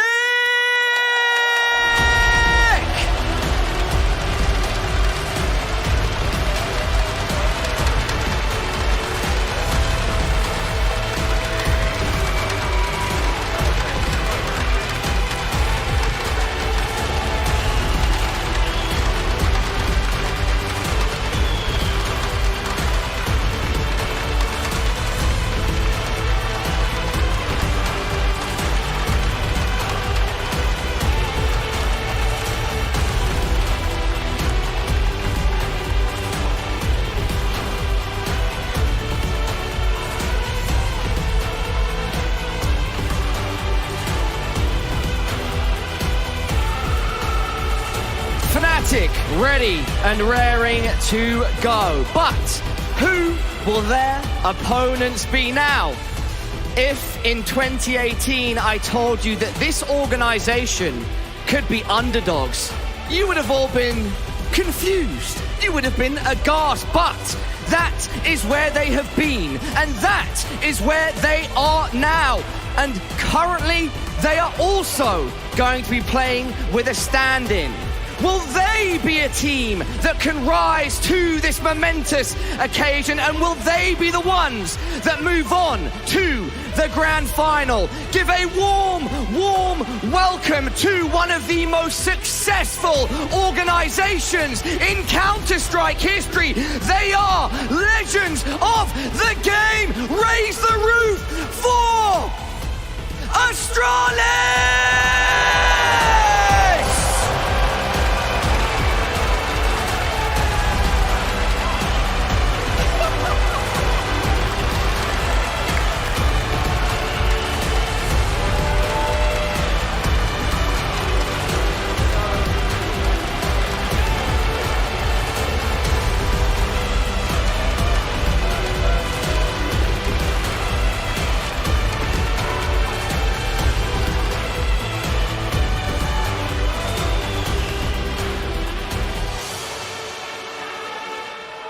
Fantastic. All right, let me get Mezzi from Fnatic and Kassler, the latest coach in addition to Astralis. Now, I'm going to start with you, Mezzi. Interesting story here. We've got the young Pepsor standing in for Crims, who I described as your most legendary player. How could that affect this matchup, if at all? Not at all. Pepsor's a legend, so you know he's always been stepping up for us when he's standing in. So I'm sure he'll do fine as well. Okay, and Kassler, how do you as coach factor in Pepsor standing in? But considering you guys also have Christo standing in, some interesting dynamics here. Yeah, I mean, just watch out for Christo in the pistol round. Oh, Christo in the pistol. You guys ready? I like that rhyme. All right, couple more questions. This Astralis, this latest Astralis that's been here at the Elisa Masters, they've been quite unpredictable. Are you guys as ready as possible for that unpredictability? Yeah, for sure. I mean, you can't ever underestimate any team, and they've shown they deserve to be here. So we're not underestimating them. We just need to do our thing, and we're very confident in it. So we'll just take it from there. And Kassler, are you and the boys on Astralis as ready as possible for this semi-final? Yeah, we couldn't be more prepared. So the Vito went as we thought, so all good. Okay, guys. Final thing. This crowd, this arena has been alight with passion and noise. Is there anything you'd like to say to them, to the fans at home? Anything, say it now. Just thank you and hope you can support us through this and give us that extra push to take it over the line. Are you ready to see Astralis in the fucking final? Hey! Everybody, this one is going to be absolute fire. We've got Fnatic, we've got Astralis. One final time before we get it live. Raise the roof!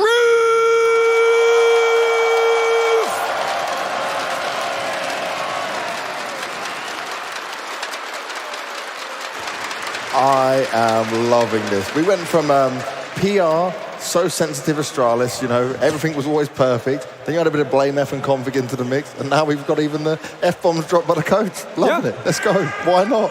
Yeah, why not? I mean, hyping up the crowd, everyone seemed to love it, so why not? I mean, yeah, you want to get the crowd on your side, right? Yeah. Like, again, I'm pretty sure they're going to be clapping for just about everything that's worth clapping for, but it's kind of nice to feel like you've taken over that home, I guess, home sweet home advantage in that sense. And, you know, maybe that's what, you know, new look Astralis are playing into. Could very well be the case. Yeah, and this is it, right? We're talking about the new look Astralis and what they can do, but at least in their eyes, right? And obviously we spoke about the expectations being set lower here, what Glade was saying in the interview. The pressure's certainly going to be more on Fnatic, given the recent form. No, definitely. But I personally am a huge fan of Fnatic and their approach, the players. No doubts there, Major Boy. No bias, though. Maybe. But I'm a big fanboy of Roy, Nikodos, and the build they've done here in this team. Like, I think it makes sense. I think they're building for long term. You can see that from every approach they're adding. They're not looking for short-term success. You can see that every approach on the map is very, you know, stable, consistent. And it's good brand of Counter-Strike to watch, and Roy with that creepy, sneaky kind of entry style, it's so fun to watch. Oh, it really is, for sure. Now, when it comes to looking at what you're expecting from this matchup before we get into the veto as well, is there an angle where Astralis have a significant advantage here? Because even when we went into the Ents game, we were talking about all the flaws in it. Where are the positives here for me, boys? I mean, I'll say that there's a couple of obvious choices, really, for Astralis to go. I would say a couple. One of them is going to get banned out probably immediately, and that's Dust 2. So I'm not expecting that to be in the series. That's a map that Fnatic have tried to shy away from as long as possible, as they've been together, so that's not going to be an opportunity for the Danes, but that will open up both Inferno and Mirage. Yeah, I mean, I expect Astralis to go for that Mirage again, and then Fnatic maybe picking into an overpass. The only loss they have is a 16-1 against outsiders, which we all know is the major champion. So yeah, you we know, can excuse that. We'll take that. You know, we'll excuse it. It's Otherwise, acceptable. very stable performances.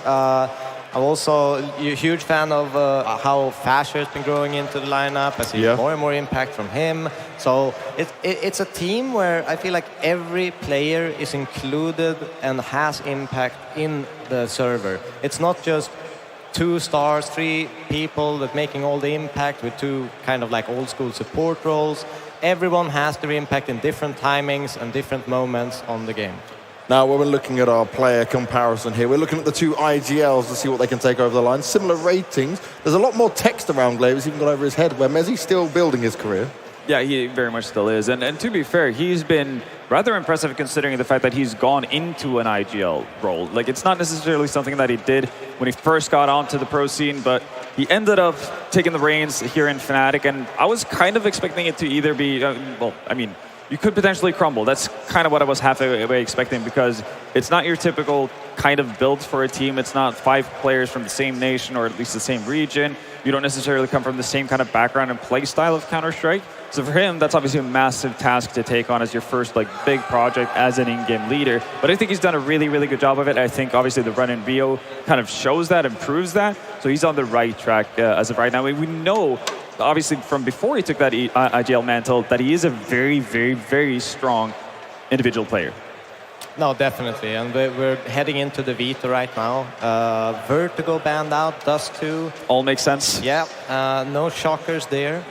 We'll see if our Mirage pick comes in. It does from Astralis. And maybe Overpass to follow up. Again, Fnatic, I mean, this is where they won 14-1, right, in the group stages versus Astralis, so that kind of makes sense. The third map is a little bit more interesting. It is, and I'm like in the previous matchup that we saw Astralis play versus ENCE, they actually vetoed Nuke, and they're going to do that again. And I think that's a smart thing, because Fnatic, even though their only loss in the tournament is versus Complexity on Nuke, regularly and on average, Fnatic have looked fantastic on that map. So that feels like you've dodged a bullet. As well. Yeah. So we're actually going to end up on Inferno. That is kind of, that is probably the weirder side to it, especially because if you go to a third map, it's not like you're giving the CT side away potentially, but I guess they don't want to leave it up to chance. You've had some thoughts on that, obviously off camera, in terms of like choosing sides or what you leave as a third, you know, depending on the rule sets and so on. But I guess they just don't want to risk potentially losing a knife and then starting on the T side, having a bit of an issue and losing semifinals in that way. So Inferno, I guess, at least you know that both sides are going to be able to play and potentially win, you know, or come back on either team will TNT win side. that map. Let's just put it that way. It's not going to be just on a CT side shutting you out. Everyone is going to have their chance to play, basically. Yeah. Now, one thing I want to ask, boys, is what are the key points going into this one? Because this is a matchup that's so vital, so important for both of them. And again, I don't think we can just write Astralis off. No, for me, it's all about how Fnatic, can they handle the pressure of being the favorites, expected to win against a struggling Astralis that's just regained some form. So that, for me, is a big point. Yeah, absolutely, because they're used to coming into most of the series as underdogs. So this is a new take for them, a new challenge, and we'll see how they face that. For me, I'm looking to more of how Astralis' roles are finally starting to settle. And again, might be that I'm a little bit early in that sense. But from what we've seen from BlameF, obviously impeccable. The fact that Sipnix seems to be more alive right now, that's a great sign as well. So if the roles are starting to get into a comfortable spot for Astralis, maybe we get a repeat performance of what we saw versus ENCE, which would be a great sign for Astralis. And finally, our third point is basically Roy's consistency and Fasher's growing impact on the server. Because when he joined, he had a little bit trouble. I'm talking about Fasher now. To kind of find his footing, he had a difficult role. It's not easy playing that kind of supportive rifler. But I've seen more and more of Fnatic, and I see him getting more and more impact and more room and space to actually make that impact the longer they've built in this team. Yeah, and again, just to kind of add on to what you were mentioning about Roy, I mean, we both as coaches have had nightmares about Roy and having to play and kind of game plan for him, especially on a map like Overpass, etc., but just on any given map, because he lives in a different time zone from anybody else on the server, so he just has these off timings. He knows how to find space where nobody else really does, which is super frustrating to play against and is really hard to deal with on the spot as well. And he never gives away information. Yeah. That's a key point about Roy. He's always in the silent, always sneaking, lurking in the shadows, but in an entry role, which is an unusual combination. Well, it's a combination that seems to be working so far for them. Let's see if it can work on Mirage. It's time for us to get into our second semi-final. It's time to see how Fnatic versus Astralis is going to go down with Jay and Dwayne. Well, there was once a time where Astralis and Fnatic would scream the best of the best in Counter-Strike, and whilst those days might be over, a semi-final run is nothing to scoff at for both these teams, but only one can make it to the grand finals. Dweg, who are you backing on this one? I'm going to go Fnatic. We're very familiar with Mezzi, maybe not in this sort of an environment. One best of three to get you into the grand final with this sort of crowd. This is new territory for both of the rebuilds. You look towards the matchup yesterday in the quarterfinals against Ents, right? And the prospects that Astralis almost lost that in 2-0 fashion. For my money, I reckon that should have been the result that we saw down there. So the idea that this position has been held by Astralis still has been a bit more of a, not a lucky run, but they've held their own against an Ents side that capitulated to a certain extent. I don't think Fnatic are going to capitulate at this stage, in spite of the standing situation, as we're ready to get into our semi-final, our second one of the night. It's Mirage to start things off between Astralis and Fnatic with our pistol rounds. And Astralis back to the home turf, Mirage. We've seen it a few times in this event already. Overtime against B&E and picked against Ents yesterday. They're looking for a better result. They're looking to try and strengthen up that T side. You've got quite a few players out of the gate kind of fly through from the Palace Park. You remember that Ents took that map over the Astralis side to Fnatic. If they have anything to use, it would be right here and now to try and secure it. In the pistol basis, the taps come through the USPs. Roy trying to hold one against the player out towards Firebox. Slave will drop Mr. First casualty. 5-on-3 being held by Fnatic. Zipex does find one trade. Fasher is also low HP. So Fnatic now stacking towards the A side. Might try another bomb plant from here as Fasher does get overwhelmed. And now getting that bomb down, open towards CT. It's all about the wraparound in from stairs. And there's Lionel Mezzi in with a shot against Blame F. Zipex comes up good. Mezzi with a second tap to the 1 versus 2 now. Zipex holding his nerve in the clutch, but Mezzi holds his nerve for the triple. Brings in the pistol for Fnatic. And that's a beautiful start coming through from Mezzi. Bring that confidence off of the back of the pistol. And it came down to Astralis getting that bomb control, trying to take the CT presence. But how quickly the CTs adapt and start coming through from Connector and the top of stairs pretty much instantly. Brilliant start from him. The Brit repping the best of UKCS at this moment. 2 kills to his name. And a third against Zipex so effectively. A start out in the pistol for his own part. Fnatic held the nerve. Did concede that bomb plant though, so you can see Blame F is already buying into that Galil. But an early pause here, technical in nature for the Fnatic side. And while this isn't Fnatic's map pick, we actually do see them play quite a bit of Mirage. 5 wins and 6 losses in the last 3 months. It's up there tied with the second highest played map in the pool in the last 3 months. Both teams relatively well experienced. Astralis again getting a few more wins on the board. And you could argue as well that with that last map coming in, there's a bit of a veto advantage for Astralis here. If we go to 3 maps, it might get a bit dicey for Fnatic. It might do. I'm actually looking at that Inferno thinking, geez, that's actually not bad at all here for the Danes. Now, even when I think back to that game yesterday, yes, we can have a look at the score lines and the maps and what went down. I think Mr. was a revelation. Yes. We saw some excellent signs out of the young man. Good involved in clutches, some of those late round situations. I think Zip put up an incredible performance on Ancient. We saw the overpass finale with the Blame F show. So there's a few pieces on the Astralis roster that came into a huge effort when it comes to that win yesterday. Yeah, Astralis have not always had the most successful academy sides, but Mr. is certainly one of the success stories as of right now. He's not the star player of Astralis, but going positive in that matchup, being a decent impactful element that enabled them to beat Ents yesterday. What it's all about. I agree. Alexi B, I would, Greg. Try and get that support forward. I wish he was here right now. Yeah, it would be nice, wouldn't it? Well, what's nice is to get the match back underway with our second round of the game. Fnatic and Astralis. Gonna go blow for blow in this one, and do not be shocked if this one gets very messy. And just knowing that the force-up coming in, this allows Astralis to try and put the pace right back on in that second round. Look to respond instantly. Notice the idea that there's no SMGs for Fnatic in the second round. So Roy charging straight into mid control. Got potentially 2 players to receive. 1 close, 1 back at TV. But with no utility support as of right now, he's going to wait for his teammates to form up. Meanwhile, there is another play from Astralis that could capitulate the whole mid-defensive.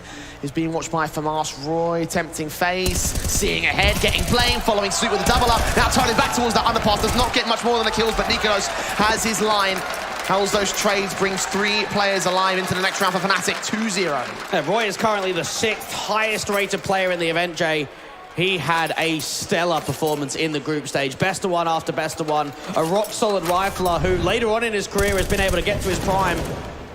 We saw saw him back on Mad Lions. We've now seen him here on Fnatic. Copenhagen Flames as well, of course, where the run came from and how Nikodos and Roy was a combo package. Have their experience on the biggest of the stages for them too.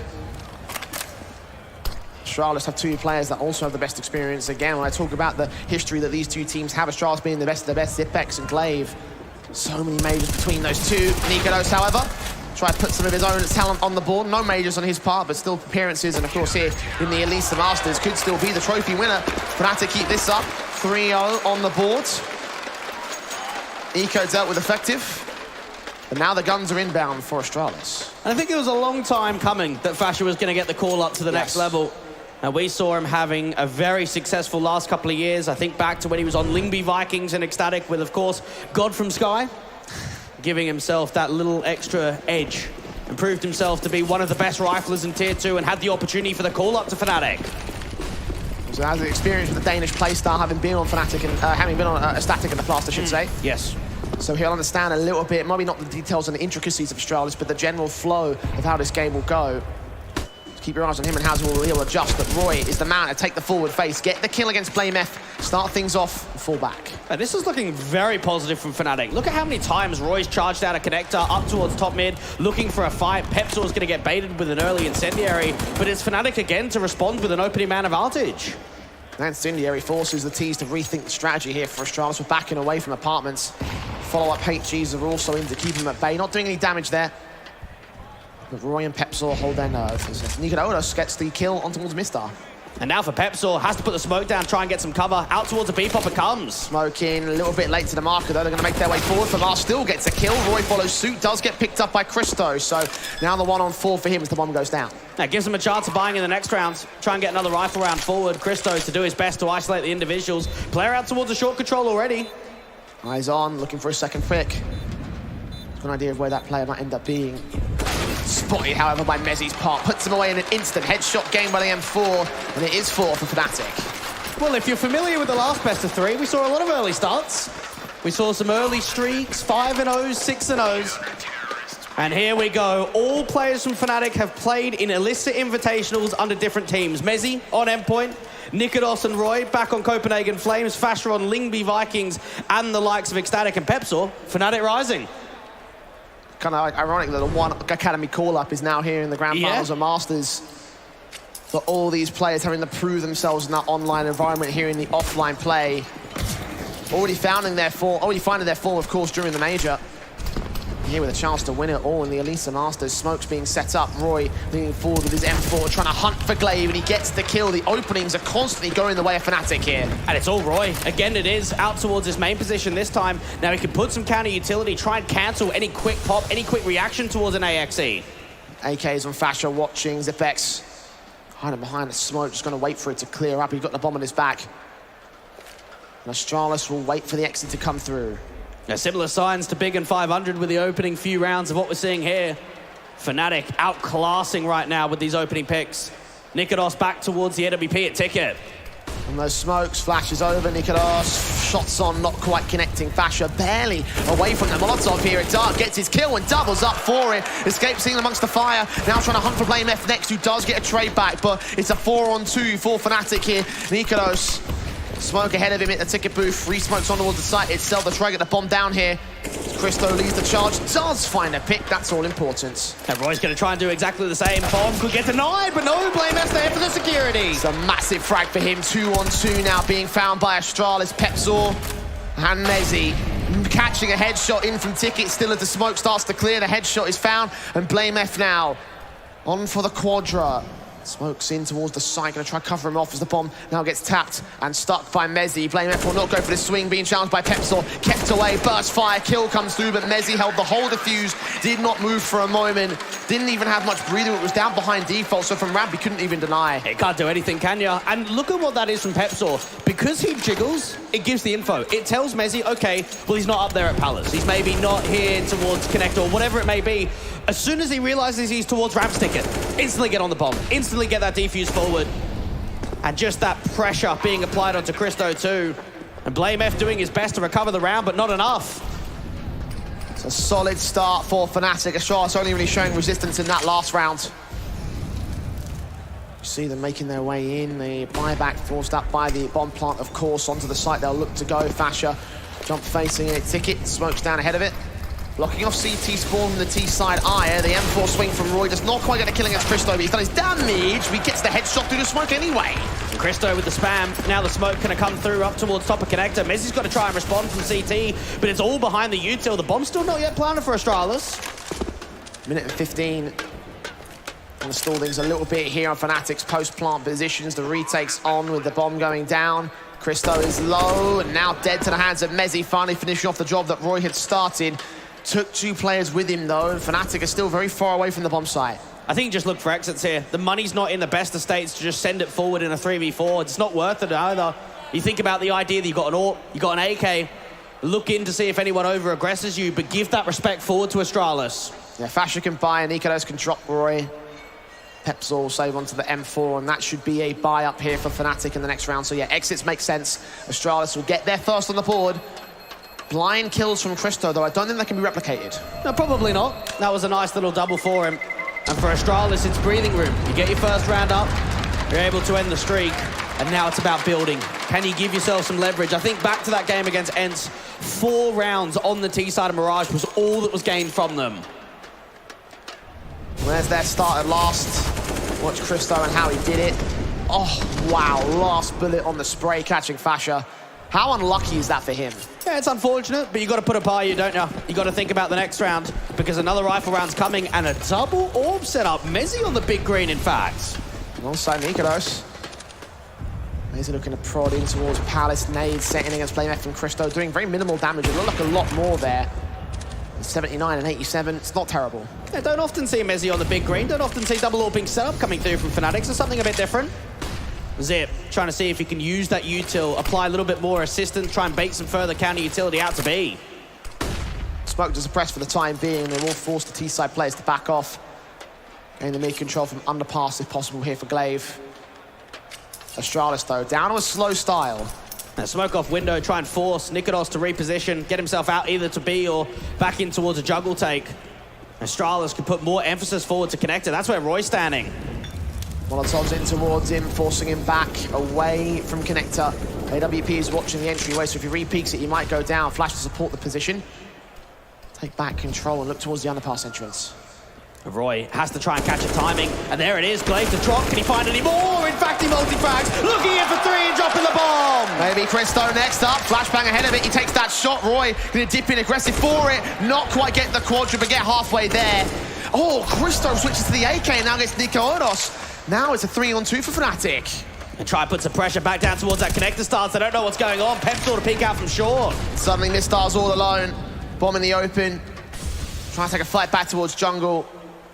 But 20 seconds remaining for him. Fnatic have the crossfire lock. They know exactly where he is now with the footsteps heard. Pepsol swings, gets his kill. And Fnatic bounce back immediately. And Roy was the top fragger in the server versus Astralis in the group stage. 29 kills, 13 deaths, 131.5 ADR and a 1.91 rating in that best of 1. And Roy is putting on another great show. Beautiful triple. Isolating every player around that corner. Christo at least good enough to lock onto that shot and make sure it was not a quadra. It could have easily been there with his confidence. Tactical called in by Astralis here.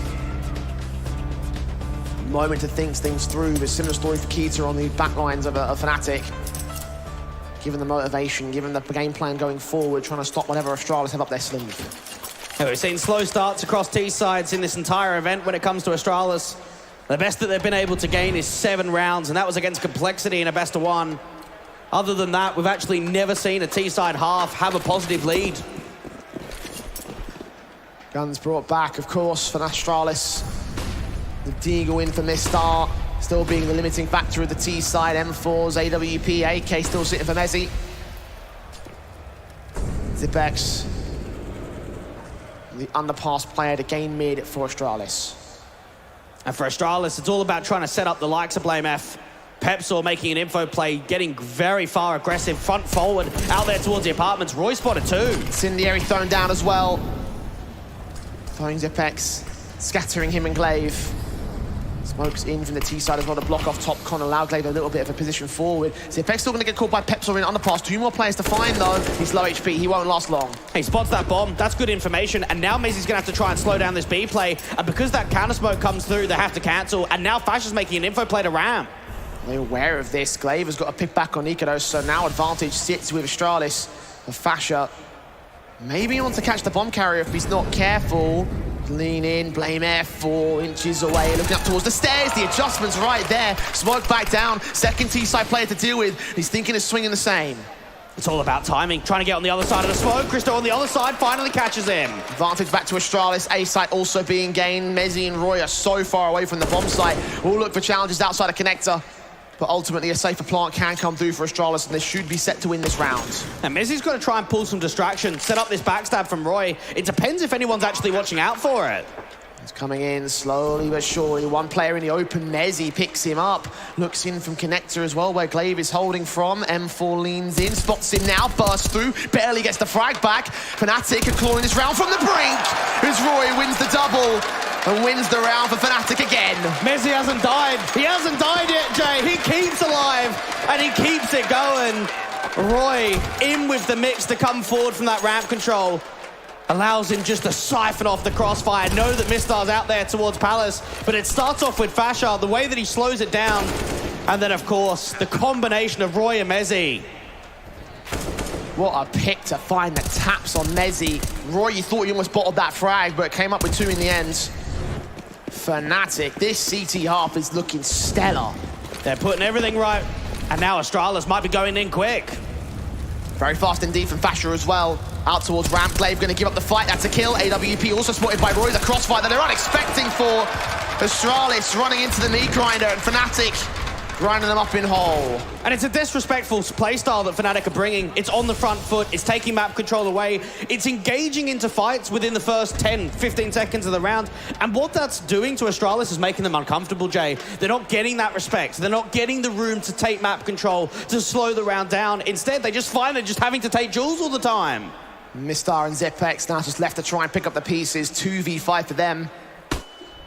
Flashed in to try and get Zepex a bit of an angle, but seeing nothing of the aggression of Fnatic. They have the bomb on their back at least, so they could rotate to the B side. That's a good call to make as well.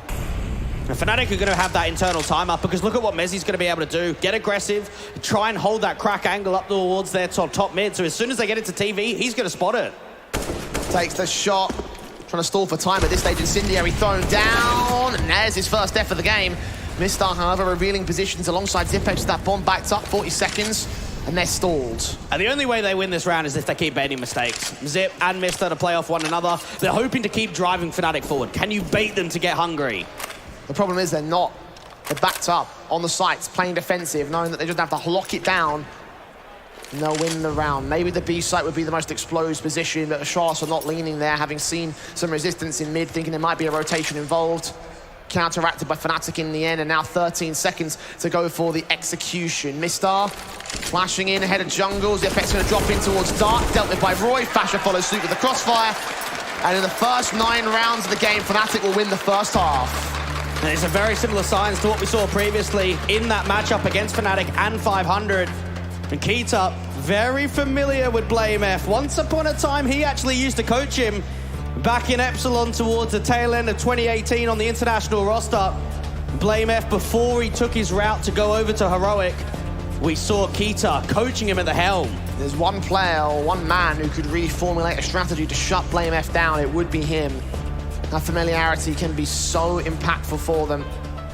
Right now, Blame is only on the 3 kills so far in this one. And you think about what he's done. You think about this event, the highest rated player, the impact man in literally every best of 1, every best of 3. He dropped 41 kills in the last map yesterday. We haven't seen him today, though. He was slow to start yesterday, though. That's a good point. If Astralis can drag this one out, you could still see him mobilize in maps 2 and 3 if we have to go there. And remember as well, against Ensel Mirage yesterday, that first map also went down to Entis' incredible CT side. Astralis nearly brought that back. It's all down to the second half, of course, for them. For now, they've got to suffer with a broken buy. Hero AK here for the T side. It's going to be the BXy try and get themselves out of the gate. Roy spotted nothing towards a mid control. Mezzy out towards the archers. He's got Pepsor with him towards a short control. Flash is coming in for Glaive. Two of them out and about. Mezzy going to get caught by at least one of them. Pepsor turns away, and both players still get the kills anyway. Christo, Zipex, Mistar down. AK dropped out of the round. Glaive, last man standing. All 5 alive for Fnatic. We called them favourites for good reason, and this is a demonstration of exactly why. And they're looking good.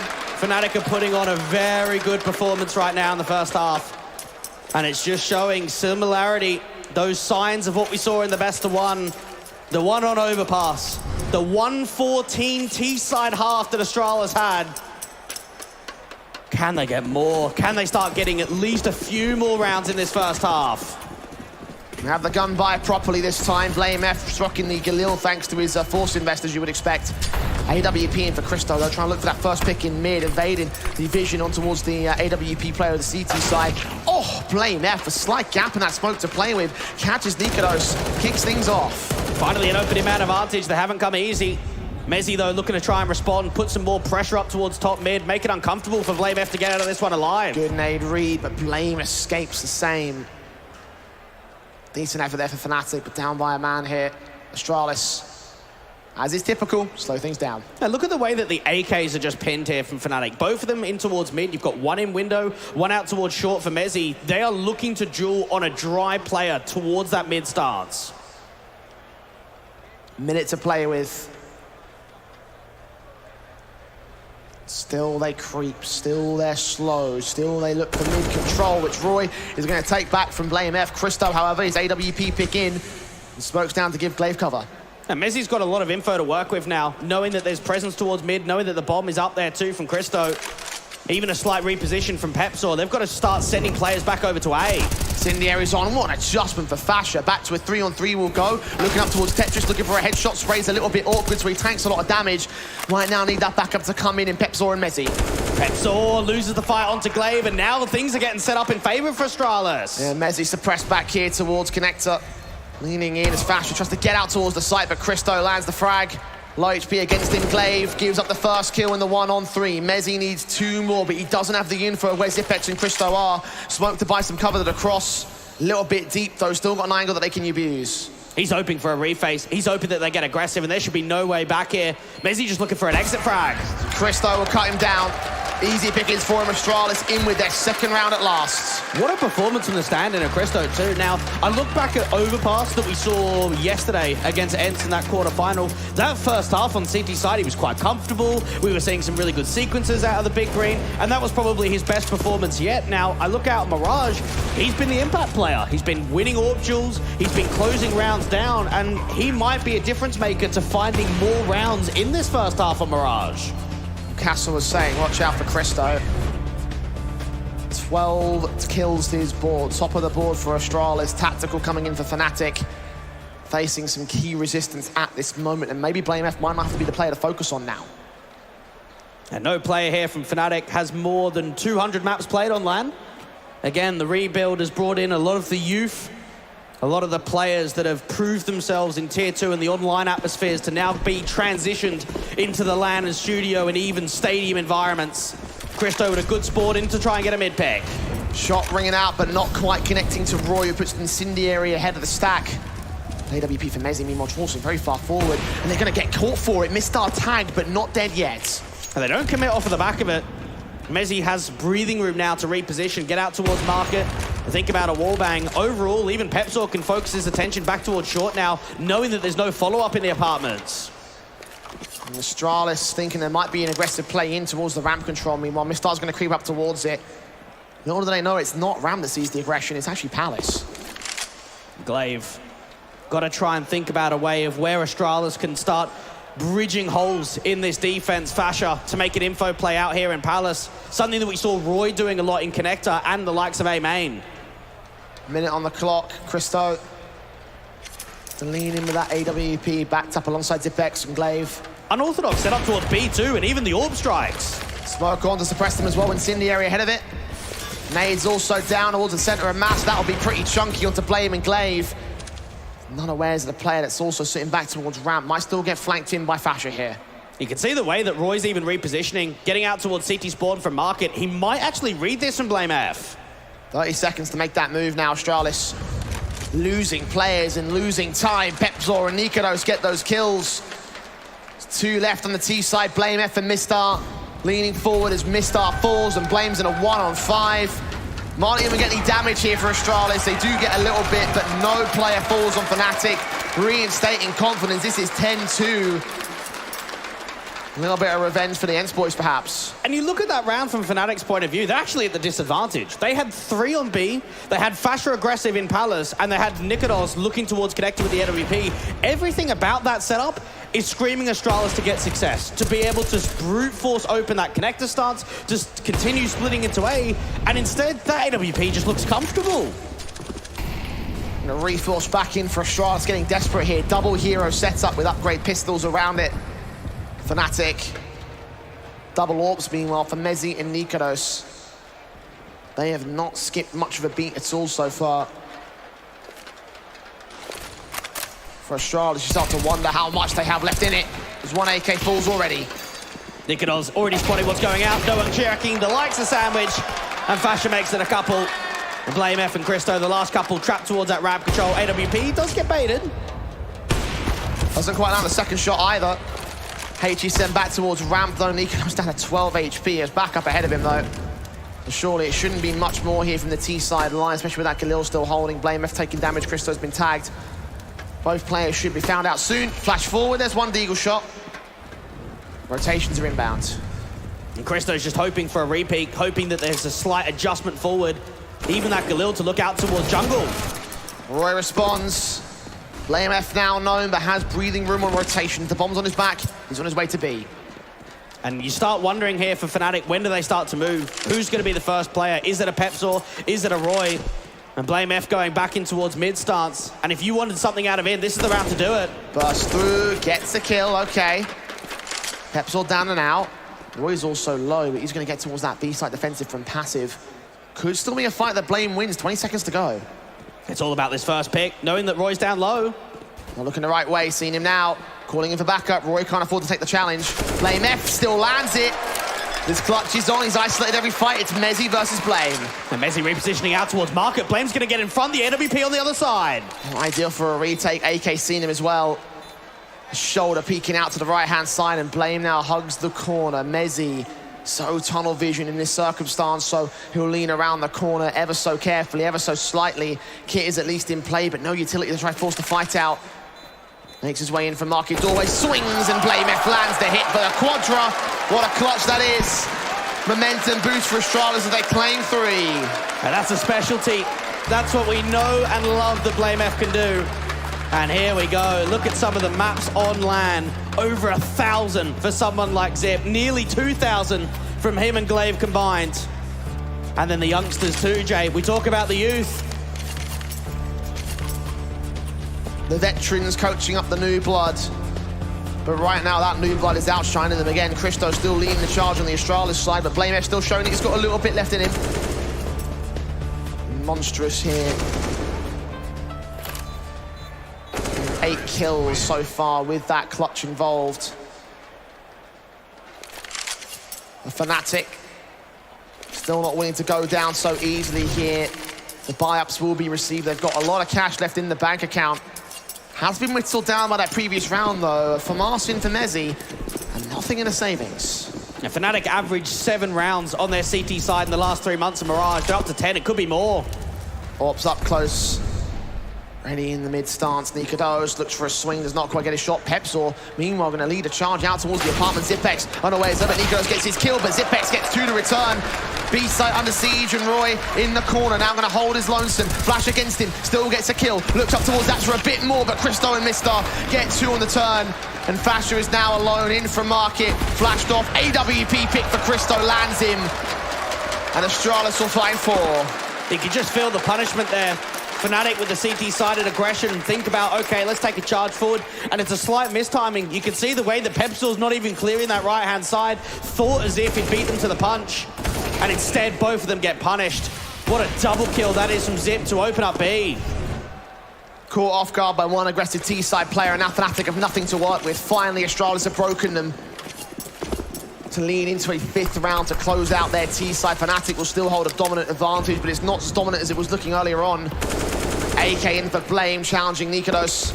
Damage done to less than half. Burst through against the pistol players. Damage is being done across the board for Astralis. Vasha's backstab though. SMG bursting through. Roy's going to go down. He needs to get that backstab in relatively soon. Vasha engaging against 1 and 2. Looking for the burst through as Messi gets 1. And Vasha mans with a triple. Mows down everyone from Astralis. It's now a 1-man in the clutch scenario. And surely he won't win this out.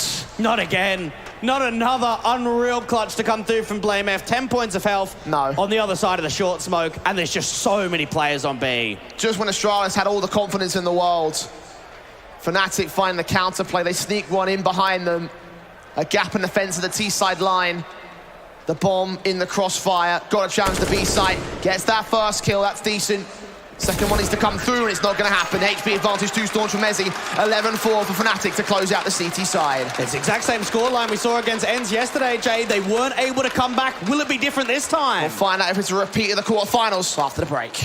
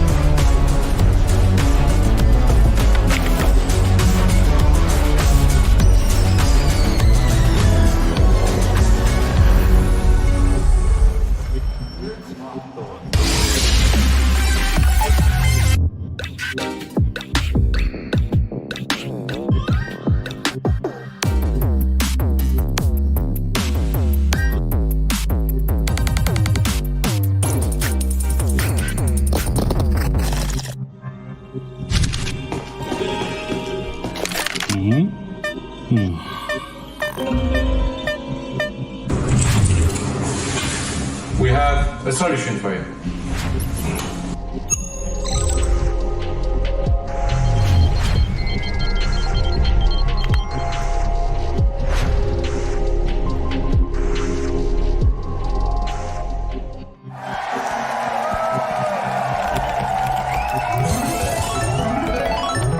Red Bull gives you wings.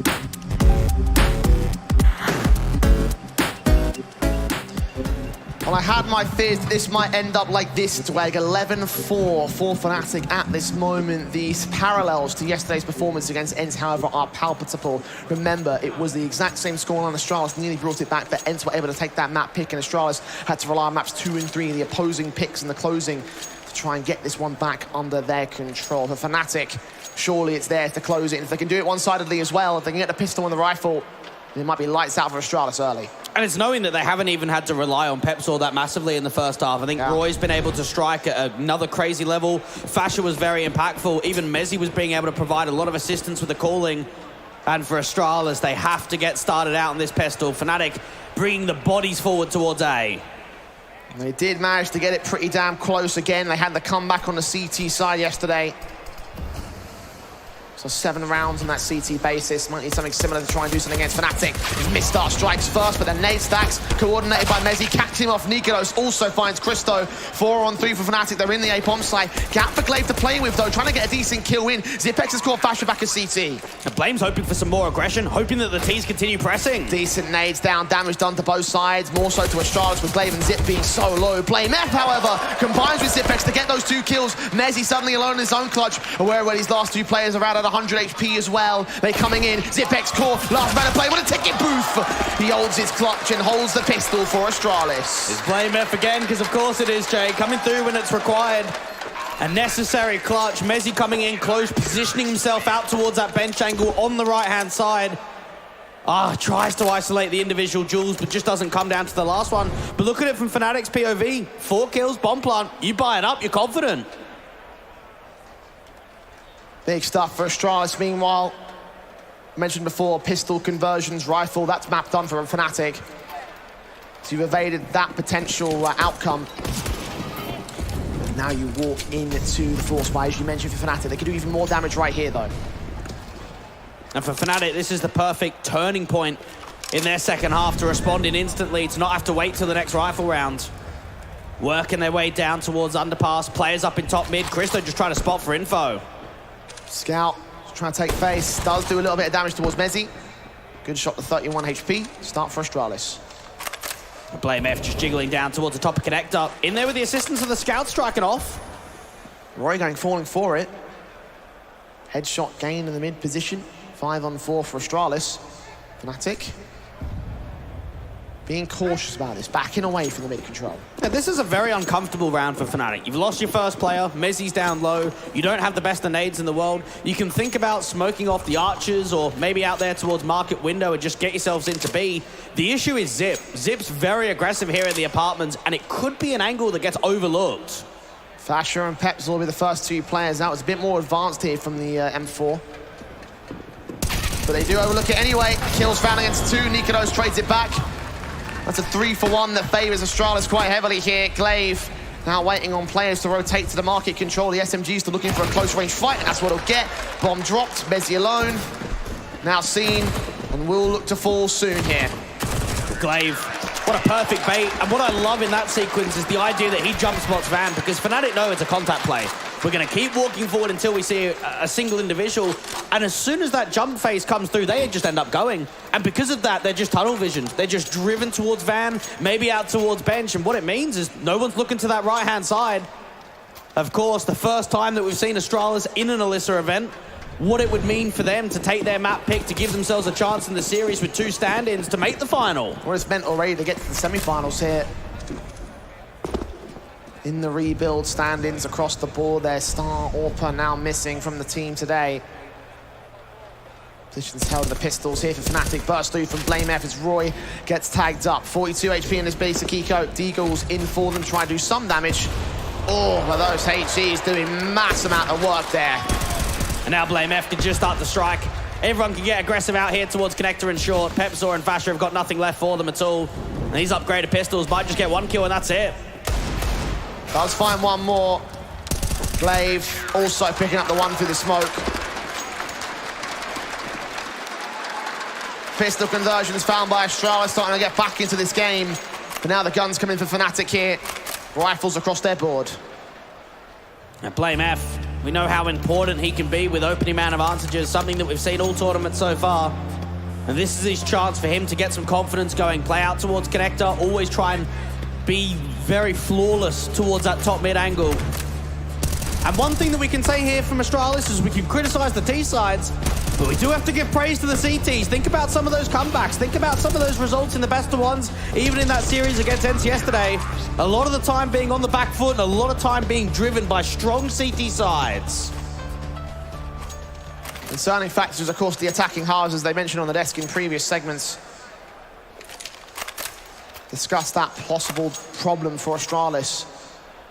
If they get the win on the CT side, it won't matter, and Fnatic have shown us no signs of getting much in terms of the T side basis. Again, it is the first gun round here, so a chance now to turn that around. Get there first in the half. Got full AKs out this time, and into the mid control they'll dive. Now Playboy starts off the Pepsor, and so does Flame F. Roy down at the hand of the M4. 5-on-3, Zipex now looking to hunt forward of his own right. Spray blinded, catches Mezzi and looks for the next man of Fasher. He knows he's back there somewhere, but where specifically? Ahead at the entryway. AK gets the kill and the bomb can go down at least. And then they're going to need something special here, Jay. Set themselves up for a 2v4 post plant. They're going to have to start taking jewels pretty much instantly. Nikodos bursting forwards. Molotov sent as well towards the market window. Smokes back onto the site. Oh, Christo catches Fasher, so it's out to be a full-on 4K. 1-on-4 for Nikolos. Backed up, trying to play for time, trying to catch a gap or an angle to play with. Hearing footsteps, players coming up close here. Onto the bomb site, wrapping in, Christo checks it, no scopes him. 4 on the trot for Astralis, now the CT side's coming together. And what a performance coming through from Christo. You think back to Mirage yesterday, 12 kills and 22 deaths. He was the lowest player on the server when it comes to frags. But right here on Mirage, it's been fresh. It's been looking all that more towards what we expect from him. To step into this role, to give us the goods. And Christo's proved it in map number 1. In both the first half and the second, his form's only stayed. T-sides for Fnatic. Now going to become the new concern when it comes to this attacking half. They've had some pretty dire moments when it comes to their T rounds. Scored 2 against Outsiders in the Major, 2 against Heroic during the Major. Took Outsiders the distance during the Challenger stage, to their credit. Even against Tier 2 teams, those T-sides have looked pretty dry from them at times, so maybe this could be another thing that could give Astralis the edge.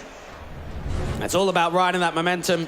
3 rounds the difference now. Another rifle round to come in. No AWP for Nikolos, so it's going to have to be AKs across the board.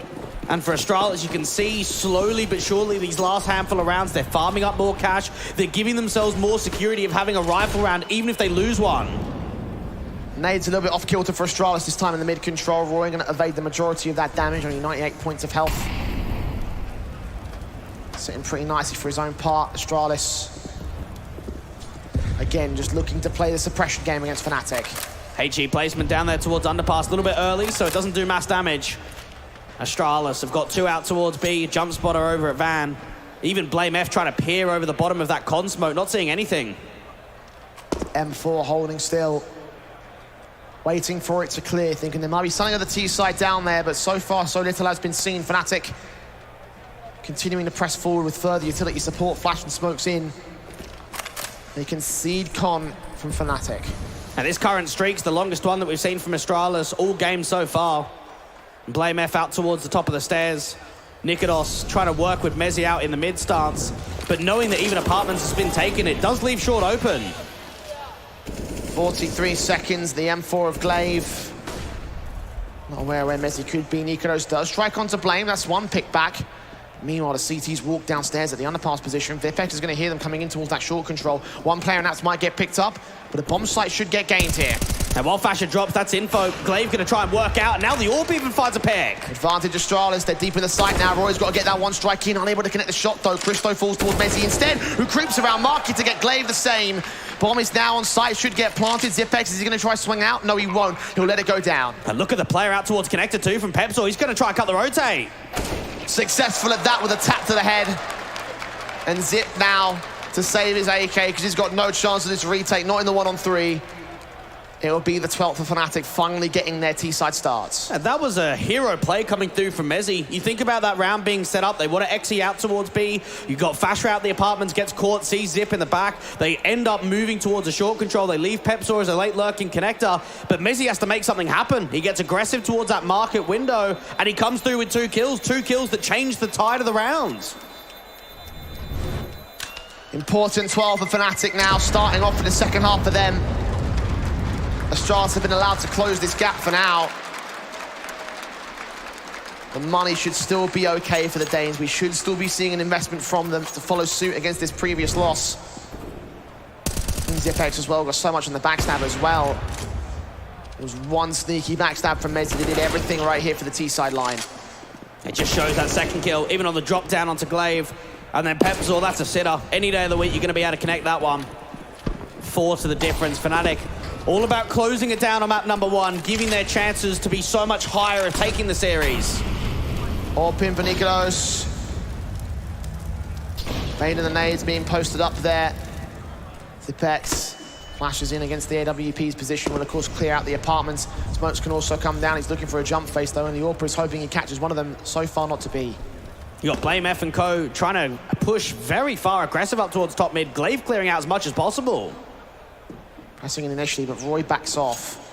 Thinking there might be something going on there for Astralis. They've got a lot of apartments present, so a B hit doesn't seem to be on the cards. Now remember, Zip got baited with quite a bit of that counter utility, so all he has to work with is a smoke. He's got nothing else to hold down the defense. Does suppress them, but still they charge ahead of it. Zipex spray through, captures Mezi. That's one pick and a second on Pepsor with Glaive's assistance. He doubles up on the Fasher as well. Nikados with the York pick now. One trade back. Meanwhile in mid, Roy can strike. Zipex is catching the headshot though, and the bomb's been dropped on the B side. 45 seconds for Roy to clutch this. Engaged in that first player loses a ton of HP. Now thinks about a different direction. Try and get out towards Market. Get in from behind. Is anyone going to be watching this? I think somebody is there on the site. Yeah, Zipex at the Market window position, watching his eyes set. Molotov sent in as well. Roy's going to get force forward ahead of it. But Zipex lands the shot first and foremost. 12-9, 3 to the good. Astralis still catching up here.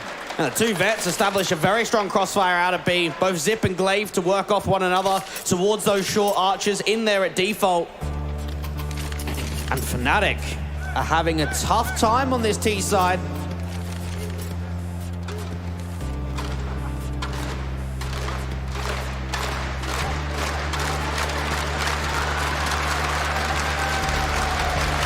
An intense crowd here in Espoo. Who they're rooting for is not clear. Perhaps it's Astralis beating their hometown heroes yesterday. They could also be the villains of Fnatic. The overdogs in this series. Aww, isn't that cute? 12-9. It's a cute lead that Fnatic once had. Not anymore though. And this is now Fnatic being tested. You think back to the last 3 months, yeah, Jay, you mentioned a few of their results not being able to get a lot of T rounds, but as an overall markup, 45% is typically the round win percentage. 4 to go. Astralis on the comeback. 3 on A to start things off. We've seen a lot of influence outside of the apartments from Fnatic on these T defaults. One round on the T side is definitely below 45%. Below par for Fnatic at this moment in time. Deagle's in for Mezi. Limitations on the buy. Also set in with the Galil on Pepsor. It's not great for them. Astralis doing a ton of damage to Fnatic here. Exploit it in hole. And they know that Blame F plays around Connector. The peak comes down dry. Even a jiggle onto Pepsor. That's been seen. Glaive does get tagged up a bit more by the Deagle face though. Mezi as a Molotov, he could post that up into connector control. Glaive still hunting for a headshot. Finds his man, or does he? Mezi flicks to the head. Advantage Fnatic now. And now they've just got to peek together, make sure that they fight out towards this connector control. Now Mezi's been able to jump up in towards window now. 50 seconds. Mezi has his eyes set. His Deagle backed up here. The smoke's in the way of him looking onto the jungle position. 40 seconds left on the clock. Nico's going to set up the hit towards B. Comes down to Zip, out towards his jail position. Rotates are going to be slow. It's pretty much him or nothing. Mezi going to have to cut those rotations off as well. Molotov's in, flashes over, dive in for Pepsor, caught off by Zipex, who can't quite hold on to Roy. The flash supports in to keep him blind. Mezi finds Blame F in mid. Meanwhile, Fnatic up by 2 players, B site gained, and well, Astralis are out of there. And what I actually really like of what Mezi's trying to bring when it comes to the creativity on T-side is lurking before the bomb goes down. Think about how many of these site hits we've always seen someone in connector, or someone in window, or someone flanking in palace. It comes down to Fnatic having a lot of reassurance that that site's going to get taken, and they can set themselves up for those late kills. As Zipex got 2, maybe it could have been a different story. As it stands, it's 13-9 now for Fnatic. Only 3 more to go before they have this map, and Astralis will lose another Mirage here in the Masters event. CT comeback with a patch of ice. We are in Finland after all. Are they as good as Finnish drivers, Dweg? Well, Fnatic, one thing that they might be very good at is reading the veto. Remember, we saw Mirage being played against BNE. We saw Mirage being played in that playoff game yesterday against ENCE. I'm sure Mezi and Keita are coming together expecting Mirage to come out again. It certainly came prepared in that first half. The second half is starting to come together as well. Astralis starting to fall apart. Money basis completely wrecked. Christo and Mister, the only weapons in play here. A couple P250s for Zipex and Blame F as well. Already one of those taken out. Assume that was a jump face in from Van. One player up towards the B site, stacking towards A. Fnatic going to realize that quickly here. Bombs on its way, will go down. Nothing they can do to resist it here. And this is still okay for Astralis. Yes, okay, it's not the gamble stack you're hoping for, but look at what it does allow you to do. Save your weapons. Allow both of those rifles to be held back into the next round. So, yes, you lose the B site. Yes, you give a 14th over to Fnatic, but you're not losing those upgrades, so you're going to be happy about that moving into the next rifle rounds. Yeah, the AWP can't be bought with this money state, even with the loss bonus flowing in. So keeping Christo alive is going to be important. Mistar certainly in his own position in a similar stance for the M4 is going to be valuable for them. It might be worth it for the hunt on Fnatic as a result. Their own money line is a little bit dicey, so they'll opt to go for the save, hold on to their weapons, claim number 14. Close the gap even further to the win. Astralis might have to rest on this next buy here to try and close it down, stop Fnatic from winning the series, winning the map rather. It might be the series, to be honest with you, mate. Yeah. I mean, knowing map 1 comes in like this, I know we do get best of 3s where you do win each other's map picks. It does happen. Hence yesterday. Yep. Oh, there he is again. Ariel. Come tomorrow, he'll be there. A lot of love for the Finnish pros here. Still got the Ents fan section as well. Save a beer for me, lads. 14-9. Save a beer for Astralis. Be left out of this series if they can't get this back together. Again, you mentioned the situation that we had yesterday, the situation we have on our hands today. Fnatic are slowly closing in. They've allowed Astralis to close the gap a bit, but only 5 rounds so far on the CT side. And look how aggressive they're going to get. And Pepsor just waiting to see, is there an info play? Is there someone to come out towards ramp? The smoke off the front side of jungle, they're going to go. Oh, there's Mezzy with the kill on towards Glaive. The HG's doing damage, but Mezzy gets a double. Mistar in the corner, though. 2 to line up, only gets one of them. Roy with an important frag, barely alive at 9 HP. Left the bomb back there, he's going to go back for it. Try and get the bomb down. Look at the HP bars on Fnatic as a whole. The trades can be so good as the kills come in. Mezzy aggresses and gets his triple in. Hopefully for the Quadra. As the bomb goes down safe here. The AWP posted as well for Nikolos. And that'll be map point on Astralis' map pick for Fnatic. And just to give you an idea of the complexion of this team, Pepsor has not played Mirage standing in with Fnatic, knowing that this is new territory for him. We didn't see it in the group stage at all. And Mezzy, what a performance that we're seeing out from him. Averages only a 1.02 rating in the last 3 months of Mirage. He's up there at the top. He's up there very close with Roy with the impact. He's had some impeccable rounds. We saw Mezzy come up for the tier 2 scene on Gamer Legion, who went out earlier on in this group stage. Make a name for himself on Cloud9 here on Fnatic, leading the charge in both the tactics and the scoreline on his own kill counts. Doing work for his side as Astralis take a ton of damage. Fnatic already working in. BlameF is going to get caught first. A missed up, just working in and around this ramp control. They've got to try and find a response in this sort of one. You're down by 1 already. There's a lot of pace in from Fnatic. Zip seeing nothing with the wrap coming through towards Connector. Mistar tagged a little bit. Be nice if Glaive can grab the rifle that BlameF had dropped. Assuming he had one. AK in for Roy, however. Caught by a quick stack in. Crossfire for Fnatic leads to a 4-on-4. And now it could be quick. In with the dive. That AWP is being posted out towards the stairs. All ringing out for Nikolos. Smoked off here at Palace. The M4 still watching the ramp take. Burst through against Mezzy will do some damage. Count Nades will come back. Meanwhile, Pepsor taps his way into victory in mid. Christo and Mistar down. Glaive now isolated back at the stairs. Should be detection, should be found here. There's the triple. The Quadra maybe even for Pepsor. Either way, for ZipX, it's a 1-on-4. A Quadra that he needs to win to try and hold presence and survival for Astralis here. Smokes in against him. The bomb is down. And what a performance in map number 1 from Fnatic. And it all drives down, Jay. It all drills from that first half and just how much of a lead they got themselves with an 11-4. Zip, been involved with so many of these nice comeback rounds, but this is not going to be it. 16-9 in from Fnatic. That's a statement to not even allow the Danes to get to double digits. 16-9 today, 16-11 yesterday. Even more confident from Fnatic than what Ents showed up in the quarterfinals. And for Astralis, it's another Mirage loss in the playoffs.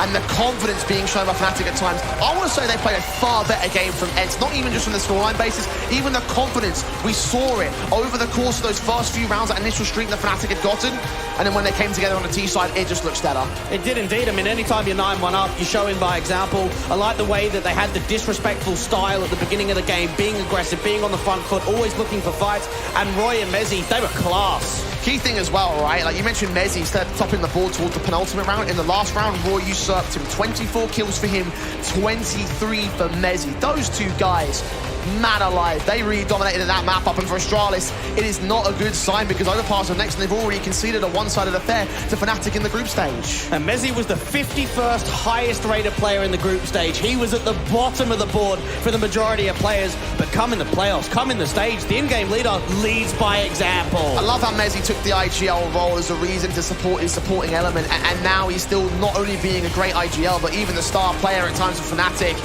A stellar element and one that should get this series now. Again, we're talking about the 2-0 for Astralis here.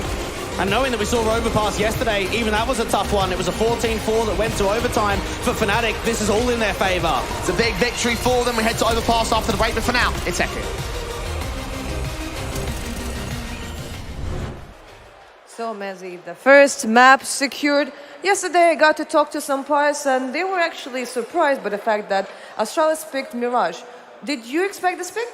Yeah, I think we've been pretty well prepared for all the teams here, and even for this veto, we've done really well, and we were pretty prepared for Mirage coming up and doing well there, so I think we were ready for it. Well, you're not playing here with a full lineup, and I know that your team has like a full academy roster, so you could have brought in anyone, but you decided to bring in Pepsor, a guy that you already got to play like maybe a few like EPLs before. Is he here because he's like the best there is, or it's because you already have like experience of playing with him? I think there's obviously a lot of talent in our academy roster. All of them are very much capable of coming in and stepping in and doing a really good job for us. But yeah, it's very much the experience we've had with Pepsor in the past. And even leading up to the major, obviously, Crim's had the hand injury then and was struggling to practice with us then. So we even had some practice days with Pepsor then. And just coming in here just made the most sense playing with him because we had a bit more time and were able to actually have some practices with him, and he knew kind of how we wanted to play and how I liked to call, so it definitely just made the most sense fitting him into the team.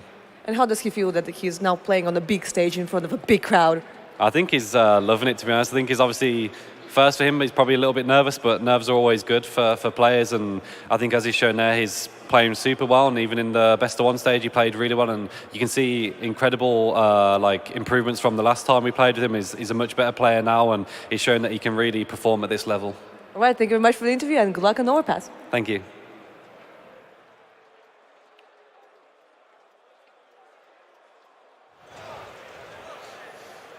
Not the start that Astralis would have wanted. Again here on Mirage, their pick, and they struggled to get it done. Things were looking great for Fnatic for sure, though. And I want to just touch on Mezzi there, even in interviews. Great at his answers. You know, you think coming from the UK, IGLing a legendary like organization within Counter-Strike, this guy is still proving that he can take a team to success despite what's happened to him in the past. And just there, look at how well this team's playing.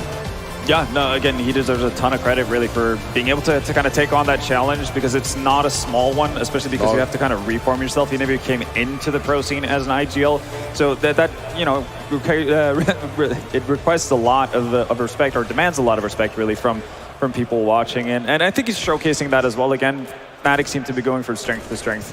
Yeah, massively there. And one thing we got to touch on, right, when we're praising him so highly, highest rated player in the tournament, playing Meth, when he's not on, when he's not having a game here, you can see the struggles and the holes in Astralis. Yeah, but they actually had a few of the key elements that I thought they would need to actually bring out a victory in this. Christo was on.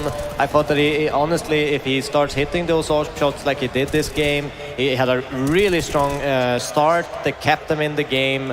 Yeah, Lamef didn't show up to the normal standard. Yeah. He didn't play like a terrible game or anything at all. There's no disrespect there. You know, it's a hard team to play against Fnatic, especially when they're popping on these cylinders. Roy he was amazing throughout, constantly a thorn in the side of that Astralis. So he's always a danger to deal with. And when players like Messi can come up with equal performances, it's really hard to stop them. Yeah, and you know, it's nice that we touched on Roy, obviously leading into the game as well, because this is kind of what we're expecting. This is what we know him for, you know, from whether it was Mad Lions or Copenhagen Flames, obviously, as a more recent thing.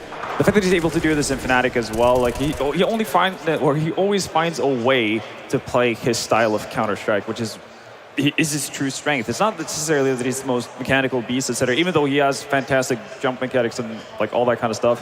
Seems like it to be a Danish thing, but but he always finds his way to have an imprint on a match in a significant way. Yeah. And I think that's awareness. You know, it's awareness. It's so aware of where the next player will come. It's almost like predicts the pattern of his opponent, so it doesn't have to do that much of a job when he gets the duels. Basically, just keep your hand calm and press mouse 1 because of that crosshair placement is really, really good, and his positioning and repositioning especially to make it annoying for them to re-clear the positions that he has been in.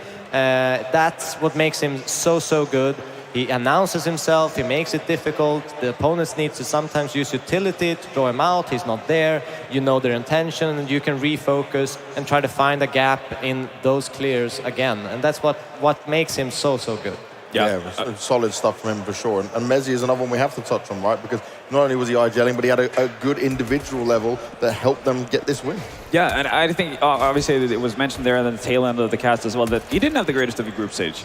Like what 51st highest I think was the phrasing, which is a nice way of saying. Yeah, exactly. It's a nice way of putting it, absolutely. But we know that Mezzi has been again an excellent individual player. There was a reason why he was brought into Cloud9 as just a player, not an IGL, not anything like that. And we saw that he was one of the few bright spots in that Cloud9 team in terms of performance, right? So there's no, I guess, big secret that he knows how to play and that it can actually be a vital part and actually win out games just by his fragging ability, even at this level. And it's cool to see that comes to fruition because that adds, a whole nother element to Fnatic, and not just off of the back that he's becoming a pretty competent IGL. He certainly is. Now we're going over to Overpass. This Fnatic's pick, and it's one they hope to close it out on. But we do know Astralis can at least play that to a decent enough level. So we'll be diving into that as soon as we get back from the break. Don't go anywhere.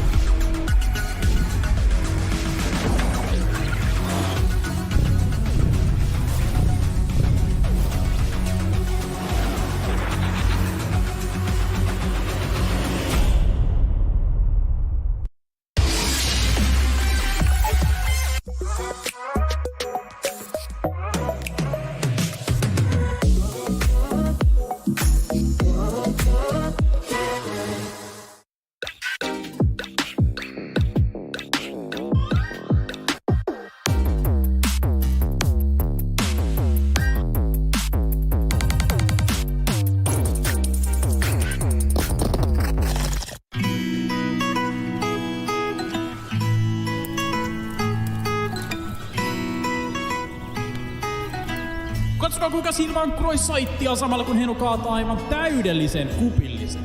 Ei sinne kuppiin kyllä enempää mahdu. Myltsillä on tähtäin kohdellaan. Viimeisenkin tulis osua ja osuuhan se. On se Myltsi vaan tarkka.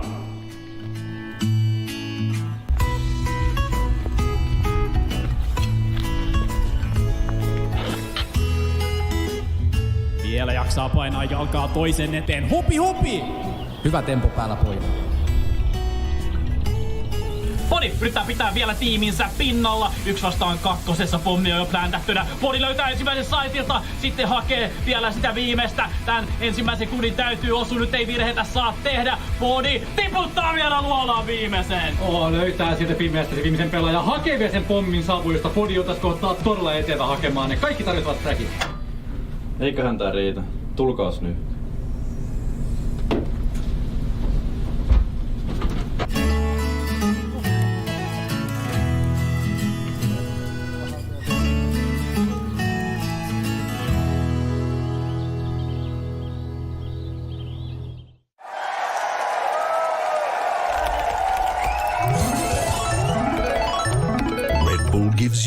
wings.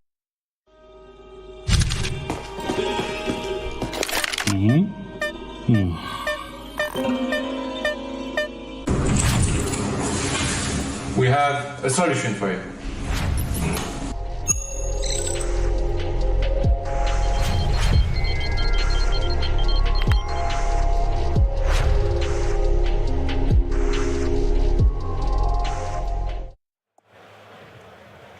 We're moving on in to Overpass, and while Astralis can certainly play it, they showed us yesterday against ENCE, this is by far the best map for Fnatic. We're ignoring that 16-1 loss to Outsiders back at the Major, because that was an anomaly when it comes to how this team play it. And now they'll be looking at the 2-0, but I still have this feeling in my mind, and I don't know what you guys think, that Astralis can always pull a win out of the bag somewhere, and they're certainly going to want to be able to battle back in some way.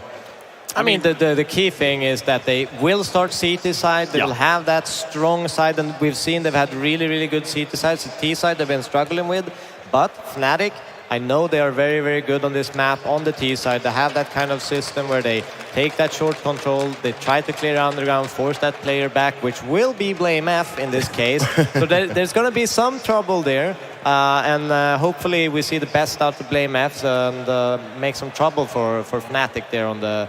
Because they want to utilize that kind of con space so that Roy can make his move towards A and kind of snuff out what the defense and how the defense is set up for the opponents. Yeah, and what it feels like is that Fnatic probably has one of the best understandings of pacing when it comes to Overpass in general, and that's obviously with, you know, as you lead up to the fact that they initially want to take short water control, they want to maintain that area. Obviously, Connector is a pretty vital part to have those quick rotations available to you at some point, but they don't rush anything. They allow Roy to kind of go at his own pace, and when you allow Roy to have his space over towards that 8 side, it doesn't matter if he's alone or if he has 4 players behind him, he's going to mess you up in a big way. He's going to make it so difficult for you to actually get understanding of how many players are moving towards that area of the map without potentially, you know, losing out 1 to 2 players.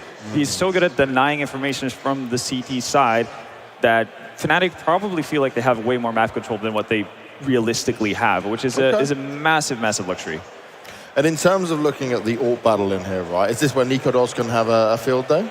Yeah, but we saw Christo popping off, so I don't think it's just going to be an easy shooting for Nikodos. If Christo continues this form that he had on Mirage, he can definitely make it difficult, because it is a map where you can gain a lot of confidence as an AWPer with all these small angles. And hopefully, you know, for Christo, it's going to be more than just Roy going towards A on the back of it, because, you know, it's never fun to be an AWPer in Overpass and feel like cold and have to retake B all the time. Yeah. That's probably one of the most horrible things. It's kind of like B player on Mirage when they just continuously execute on A. And here I go, just running around again. It's like, okay, well, 41, I'll go back save. You need to do like some step counter, you know? Yeah, basically. Just move towards that window and then move back. And you don't want that as an AWPer. You want to have some free pickings and not only through forcing it above that smoke in mid, because it's such an obvious play at this point.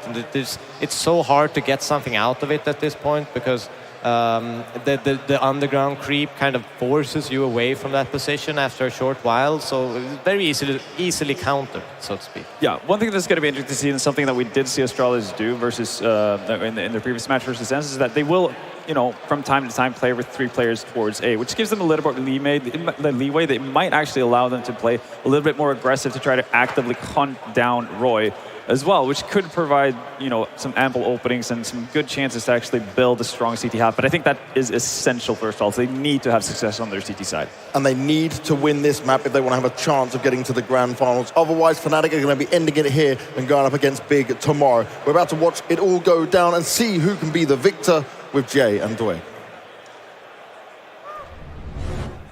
I reckon Fnatic might be in full control of this situation, honestly. Banks, a very significant map-up victory for them, and Overpass not looking all that fantastic for Astralis themselves. Already seen it played out once over the course of this tournament, and of course it was during the group stage of 16-7 victory came through for Fnatic. And something tells me with how they played on that first map, it's going to be repeated the same. Yeah, one thing I would give you, though, is that they started T-side in that best of one. So knowing that now you're going to be able to be on the City side, they actually put up a very impressive performance in that half against ENCE yesterday. So it's all about being able to get as much out of the players as possible. I think BlameF has to try and step up in this play, and they've got to try and deal with Roy. I think he has got to be a target going into Overpass of quietening down. Don't give that respect forward. You know, we saw Overtimes having to get forced out from Astralis to beat out ENCE, of course, in that previous one. But so, you just have to look at the confidence we've seen with Fnatic on this map in history, not only in the head-to-heads, but also against all the other teams they played. And for me, I'm reckoning it's going to be a 2-0 Dweg. Pistol round in. Astralis will get that CT start. The USP is brought out. Julie's in for Zipex. It's the pistol round to go live. Just an excellent track record of Overpass in the last handful of months. 9 wins and 1 loss in for Fnatic. And they're looking to try and make it even further. Stardang out of the gate, very quick, into the B-pop. Julie's going to get back around harder cover. On the corner, he takes a fight back against 2 players, but missing the majority of his bullets until they line up for him. Fasher still comes up good with 2 trades. A 3-on-3 as they have the B sites. Look at Nikodos. He's still out here towards T-spawn. Should be able to catch off the first. And they're not aware of it. Glaive does get caught tagged up, 22 HP, scraping back towards that short control, but Christo inbound from T-spawn gets Nikodos. Now Fasher's low, and Mezzi might have to hold the clutch here. Needs to, picks at the very least back in. Monster is overwhelmed, gets that first headshot, barely even a second. BlameF takes him back, and it's all onto Fasher. Glaive, close range, up at short, playing distractions. Blame gets the kill, and Astralis get the pistol.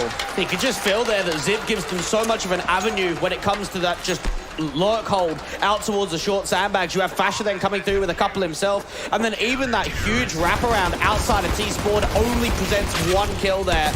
Astralis come in quickly and just clap back onto Mezzi, and then eventually it's the likes of Fasher to fall. Nice bait and switch there from the end of the round for Astralis. Fnatic did get the bomb plant though, and much like how they did get the bomb plant in the T side over on Mirage, they'll force buy in for the second round. And this is just Fnatic trying to give themselves a little bit of a foothold. We look at Overpass. Pepsor's played it twice. He's been towards the higher end of the board. Roy and Nikodos are always good performers. Same for Fasher. Very consistent when it comes to Fnatic of star individuals on this map of Overpass. Quick HE's in from BlameF, tagging Roy down to less than 70 HP here. Outside of that, nothing else being taken by either side. Careful predicaments. And Fnatic will slow things down. Allow themselves just to get a tempo, a bit of a feel to the game on how they want to approach on the T side. Astralis only having a single SMG in for Mistar, so it is going to be lighter on the util standpoint. Playing anti-flash over towards that left-hand side of the monster wall. Fnatic, it's going to be the regroup towards the B hit. Initial contact, being careful here for the Fnatic side. They are still playing as quietly and carefully as they possibly can. No casualties, no duels, no real advantages as of right now, minus a little bit of HP above Roy. Zipex the challenge, and they put the smoke down ahead of it. A 3 on B. Well, so far, a tidy setup to come through from Astralis, but it could be contact heavy. Swing forward from Glaive, getting caught off at the double dinker. Pepsor straight to the wallbang, swing back over the Zipex. He gets only 1 pick back, and Fasher finds Mistar to save. So here's a 4 versus 2, and Fnatic have gained the B site again. And nothing that BlameF and Christo could do, just have to back off and save. And one thing that we can keep in mind too is actually the academy team of Fnatic Rising. They actually play a lot of Overpass, and that probably helps the like of Pepsor that this map gets played so much in their map pool. Well practiced and now involved in all the scrims you can imagine for Fnatic. Has been prepared to play the major. Now standing in for this particular tournament, becoming part of the furniture at this stage. Certainly part of the success of Fnatic here in this one. Back to evens at 1 all on the board. Astralis having no choice but to save off the back of that very fast execution. There's not much defensive posted up there in the back of the sites. Now you've got to think here from Astralis. We saw a 12-3 half on the City side of Overpass yesterday against ENCE. And for the likes of Fnatic, we know that their T side's incredibly solid. So trying to get yourself in that ballpark of maybe 6 rounds at a minimum, that should be enough. That should be sort of the bridging gap where, okay, we hit 6, we get into that second half, and that's when we can steamroll. Now 1 trade is all they gain there from Zipex's part. See a little bit more out of him. A little bit more from Astralis in general. Not much can be found in this particular round, though. They will try and force around the 2 weapons saved from Arson, M4 in for Christo and BlameF respectively, and Deagles on everyone else. And I am hoping that we get more out of Mr. I think he was very impressive in that series against ENCE. Very quiet, though, in map number 1. 5 kills and 18 deaths. We'd like to see the youngster give us that X-Factor potential that we saw in that series against ENCE. Burst and spray throughs of the M4. The HG's put back by Fasher. Christo going to evade that damage for the most part. I'll be backed up by 2 players in that short control. They'll try and take it back, and there's very little presence here on this side of the map from Fnatic. Christo starting to hear the footsteps up towards the top of party. Got to be able to swing out to the open. 2 players to find. Only gets one of them. Mistar did catch Fasher, though, so it is a 2-for-1 that favours Fnatic. Now, while that's happening, Pepsor can still try and gain some more map control out towards the short pipe. Mistar fighting out towards Connector. Has to try and get a bait and switch with Glaive. Taps through on the 5-7s. Mezzi trying to fight things back. Try gain control. Try even up the stance against Astralis, who are now leaning in a little bit more aggressive here, for Mistar especially. Yeah, Pepsor was hoping that Mistar was going to get aggressive towards the back end of Connector. They're going to try and sandwich him in. Know that he must be there somewhere. Dive down, how quick will it be? How much support will it require? 35 seconds, they're taking their time with this. Fnatic need to make a move soon.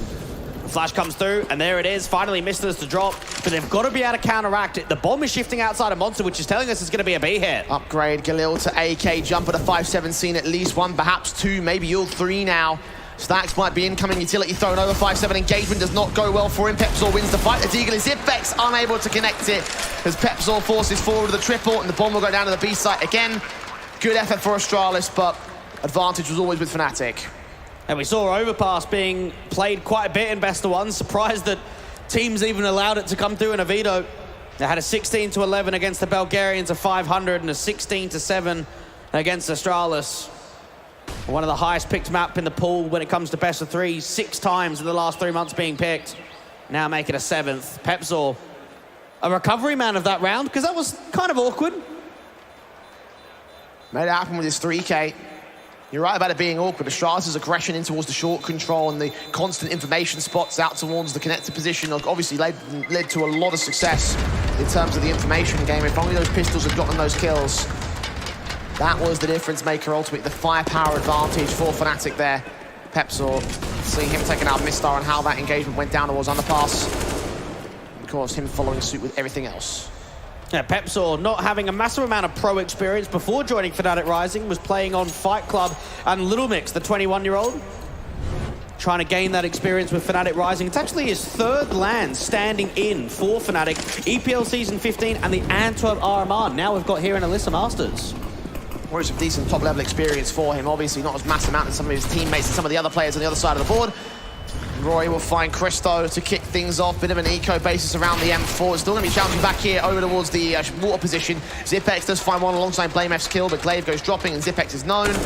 And dead to rights on Fnatic's part. Making it look easy for these last few eco conversion rounds, and now they'll look towards the gun buy on Astralis. I like that pace changer there for Mezzi, because that's going to bring a lot of confidence to the team. Yes, you know it's an anti-eco. You know that there's not going to be much outside of that single M4 from BlameF. So, okay, charge it in. Get it quite aggressive. You have Roy leading the charge with that Mac-10 straight up in the monster control and around the right side of the pillar.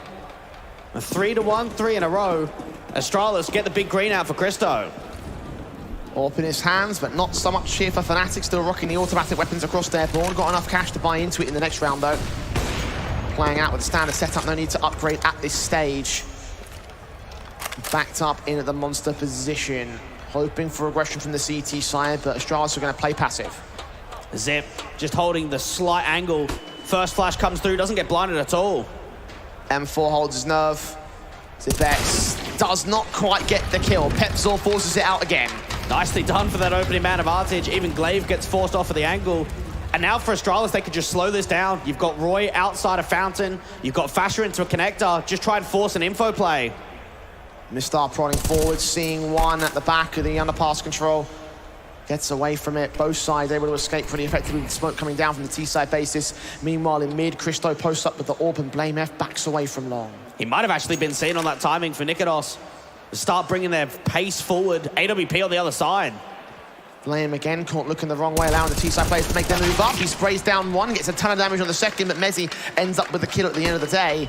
So 4-on-3 for Fnatic. Again, the AWP also missing out a side post. And Christo's got to try and retreat, get that smoke down for some more cover, try and get a help out from a teammate rotating up. Looking for mid, top of dice, shoulders not quite spotted out, the flashbangs and utility being thrown over, he evades them. And there's the rotation indeed with that late lurk from Pepsor. Mistar's the only player to defend it. He could still win this. He could multi-frag and try and drop the bomb. 20 seconds though, got to line him up. Gets away, does not look to challenge that short presence. Second CT now arising. Glaive will look to challenge it, certainly. Christo, Zorb also strikes. Pepsor with one to return, 2-on-2, 10 seconds. They need to get that bomb back real quick. The AWP watching in the M4, lets him escape. The plant will come down. But Astralis are on for the retake here. Pepsor putting more of that damage up towards a heaven control. Oh, a shoulder being spotted by Christo though, a small pixel gap. Found at the edge of the pillar, and now the last man will fall towards Glaive, who creeps around Nikolos, not looking the right way at the right time.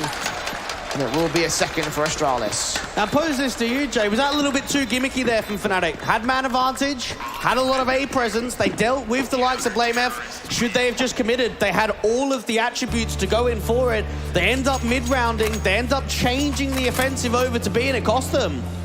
Perhaps it was.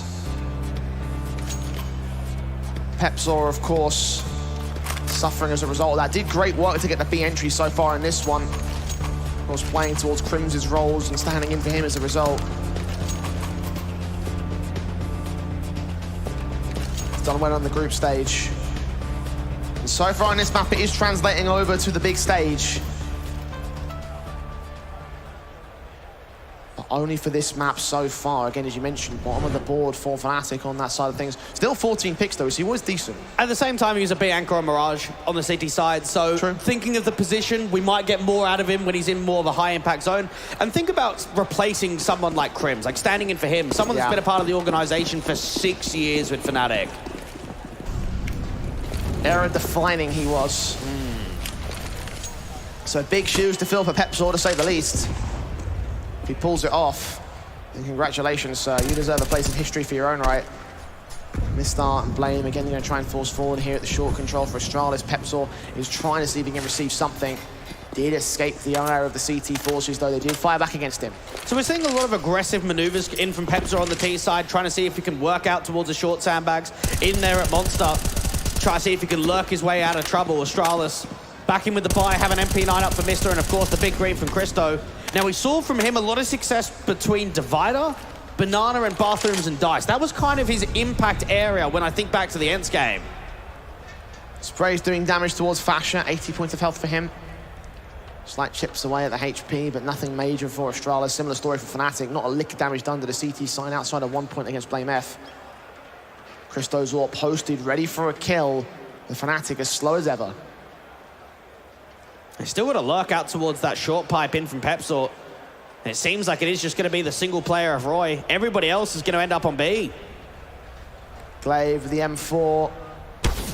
Caught off, tagged up. Incendiary's throwing the try-suppress the T side. Force Pepsor forward, isolate that kill. That's successful. And now they just get cancelled in with that Incendiary. Even the resmoke off to Monster. Zipex captures Mezzy before the smoke. Blooms Fasher just find the trade back through to smoke the SMG. Unknown, the bomb gets dropped for it. Astralis now up by 2 players. Fnatic down on the advantage and down on the timer. 12 seconds to get the retake and get back on the site. Not going to happen for them. They're going to back off and save the AWP and the AK. And it just feels here for Fnatic, they're not baiting enough nades off of the B-side players of Astralis. We're not seeing a double pump. We're not seeing a walkout Monster out towards short pipe. Mister not quite extending all the way to try and get that kill after time. Instead, just holding onto the AK, falling back. But you could just feel there for Astralis, as soon as that B pop comes against them, Incendiary goes down towards short sandbags. Smoke goes off towards Monster. There's so much counter utility that Fnatic are just trapped. Bang on the money with that one. With an awkward stance for Fnatic in these last few rounds. Astralis starting to use that CT basis to their perfection. Mentioned it being respectable on their own CT side, but well, we'll come to Fnatic CT half in the second half, because that might just negate everything from Astralis here. AWP in for Christo, trying to find something down towards T-Con. The smokes are in the way, though. It just gets forced back immediately. Even BlameF out towards Connector. We know how much of a highlight player he can be in these sort of areas. We haven't seen much from him, and that kind of comes down to the playstyle of Fnatic in COD. It's always very deep. It's always very jiggle-heavy from Fasha. Working around the corner, BlameF on the other side. M4 sitting back and trying to receive any contact in from Con. It's not happening at the moment, though. Fasha being passive about his stance, knowing he's got to be the man to get the bomb down. They decide to commit towards the A side, which is, looks like what they will do here for Fnatic. 3 players up on long, pressing forward, and Christo does not have the info yet. A re-smoke off towards Monster to come through from Christo, help out the B-side players. Now, you've got Pepsor just out here waiting for a reaction, trying to see if the CTs will get aggressive towards short sandbags at all. A boost up for the AWP to look into A. Catching one for it, wins the AWP battle. Christo to fall, reface in, the flashes to counteract though, keeping them blinded, making sure the Glaive is protected. Blame and Mistar go back and forth out towards the short control, getting Pepsor to a 3-on-3. And look at the bomb though, Fash is outside of B, so this is just going to be an A fake with him ending up at the B side. Smokes inbound, they've still got that player on short control though. The rotation's got to get cut off by Roy, or will he get the pick of his own right? Looks for the headshot, sees his man. Both sides miss out their bullets as Fasher slow creeps in. Zipex gets the kill. Roy gets the trade back onto Mistar, and now they'll put the bomb down. They get it out safe, don't try and plant out towards a heaven control at all. Rotate coming in quickly from Zip. M4 spots him, does not quite connect the shot, so Fasher's going to get back to a different position. Meanwhile, Glaive inbound from Con. Mentioned those rotations in from Astralis. Fasher backed up, HG's being sent to support. And Roy just has to not overpeak here, play the time. Glaive coming through from the short sandbags. Knows what's going on. Check position, Roy loses the fight. Now they can hold down the defuse because Fasher has not got an angle. Tap up one, look for the second, and Glaive gives up the fight. Little bit too far out wide, could have just held that defuse, but opted against it. Dutchman does it. What a round coming through from Fasher. And you're right about it, the bomb's not planted for you at all, so you've got to hope to catch a good timing. And that's exactly what he's able to find. Not an easy round there from Fnatic at all. Again, a lot of A influence, the bomb outside of B. Roy even absolutely needed that pick towards short just to get them into B. Astralis are testing them here in the first half. The crowd saw it. I did. Not happy with that knife. Pepsor down at 70 HP already. Fnatic facing resistance already from Blame F. Part of a half by here with the SMG. 2 to line up, only 1 to go down. It's a decent effort because there's more behind it. Christo's going to go next. T250 only a pistol though. He's going to let them escape, try and reface back. Will he grab a rifle for it? No, he'll continue with a very quick backstab. This could work wonders for the CT side. I actually really like this, but look at the timing. Fasher might be able to backstab him. Is he ready for it? No, he's not. Christo escapes the ire of the T side and still undetected. Fasher making his way forward. Perfect chance to get a kill. And he's not even looking the right way, doesn't adjust towards it. AK picked up for the second, but Nikolos deals with him while Messi gets the entries towards the sides. And now they can slow it down, but they've still given up a lot of information. You've got a minute on the clock. You've got some util. You know that Mr. and Glaive are going to be stacking up B. You 100% know that. 2-on-2 scenario. Messi and Nikolos knowing that they're tagged up, knowing that Astralis must have the Eagles, will fall back. Back into T-Con, re-aggress towards the A site. And this is shaping up to be a massive steal from Astralis. Now, that condor has not been opened up, so if they get towards it, they're going to have to make noise. They're going to split. You're going to have Glaive to slowly maneuver back over towards A and leave Mistar here in the short water presence. Meanwhile, Fnatic are just full sending up towards long. That bomb is on the way. Messi rocking a pistol now, setting up some smokes. Bit of cover towards that mid position, and now Glaive knows what's up. Molotov sent towards him, will try peek forward. Oh, they look for a shot back, and he catches Nikolos. Messi gets the kill back, 1-on-1. Out towards the truck control. We saw how strong Messi was in the first map. Can he step up again? Mistar's going all the way around, the wraparound coming in. No kit for him as well, so time is with Messi. How long can he stall for? Mistar creeping up slowly, carefully, revealing nothing of his hand towards the T side. Low HP for both sides though, but one deagle bullet will do it. AK needs one good headshot. Has he been seen? I think he might have been. Mistar checking the corners. Messi hasn't seen him yet. AK watching the wrong way. And that's the headshot gains. 1 back for Astralis. They equalise. And that's the mister that we saw against Ents. Think about the deagle rounds. Think about the clutches. That was really his preference of how he found so much. And for Fnatic, that's not a round that they would have liked to have gone down. An anti-eco steal. Let's go Fnatic. Should we keep calling them that? Yes. I like that idea. Like you mentioned, Dwayne, the steal coming in for Astralis, setting themselves back up. Even stances. And a tactical needs to come in for Fnatic. The right call to make here. Keeping pace on this T side.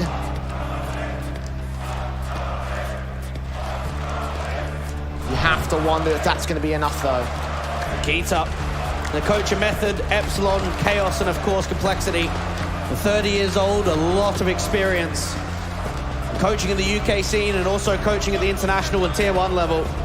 try and get some words of wisdom from him, how he's going to be able to approach the T side, because from the perspective of Fnatic, the more competitive the scoreline is at the turn of the half, the better it is from them. But also, you consider what Astralis have done in the last 4 rounds. They won 3 of them. Forcing best for Fnatic here. Go whole hog into round 9, double AKs, Tech 9, 2 Deagles also. How do they make this work? How do they counter-steal Astralis? And it seems to be fairly quick out of the gate, at least for the util standpoint. Now the double AKs are outside of B. Glaive is being boosted up to look down towards that short pipe. You've got both Roy and Nikodos to try and siphon off some map control towards T-Con.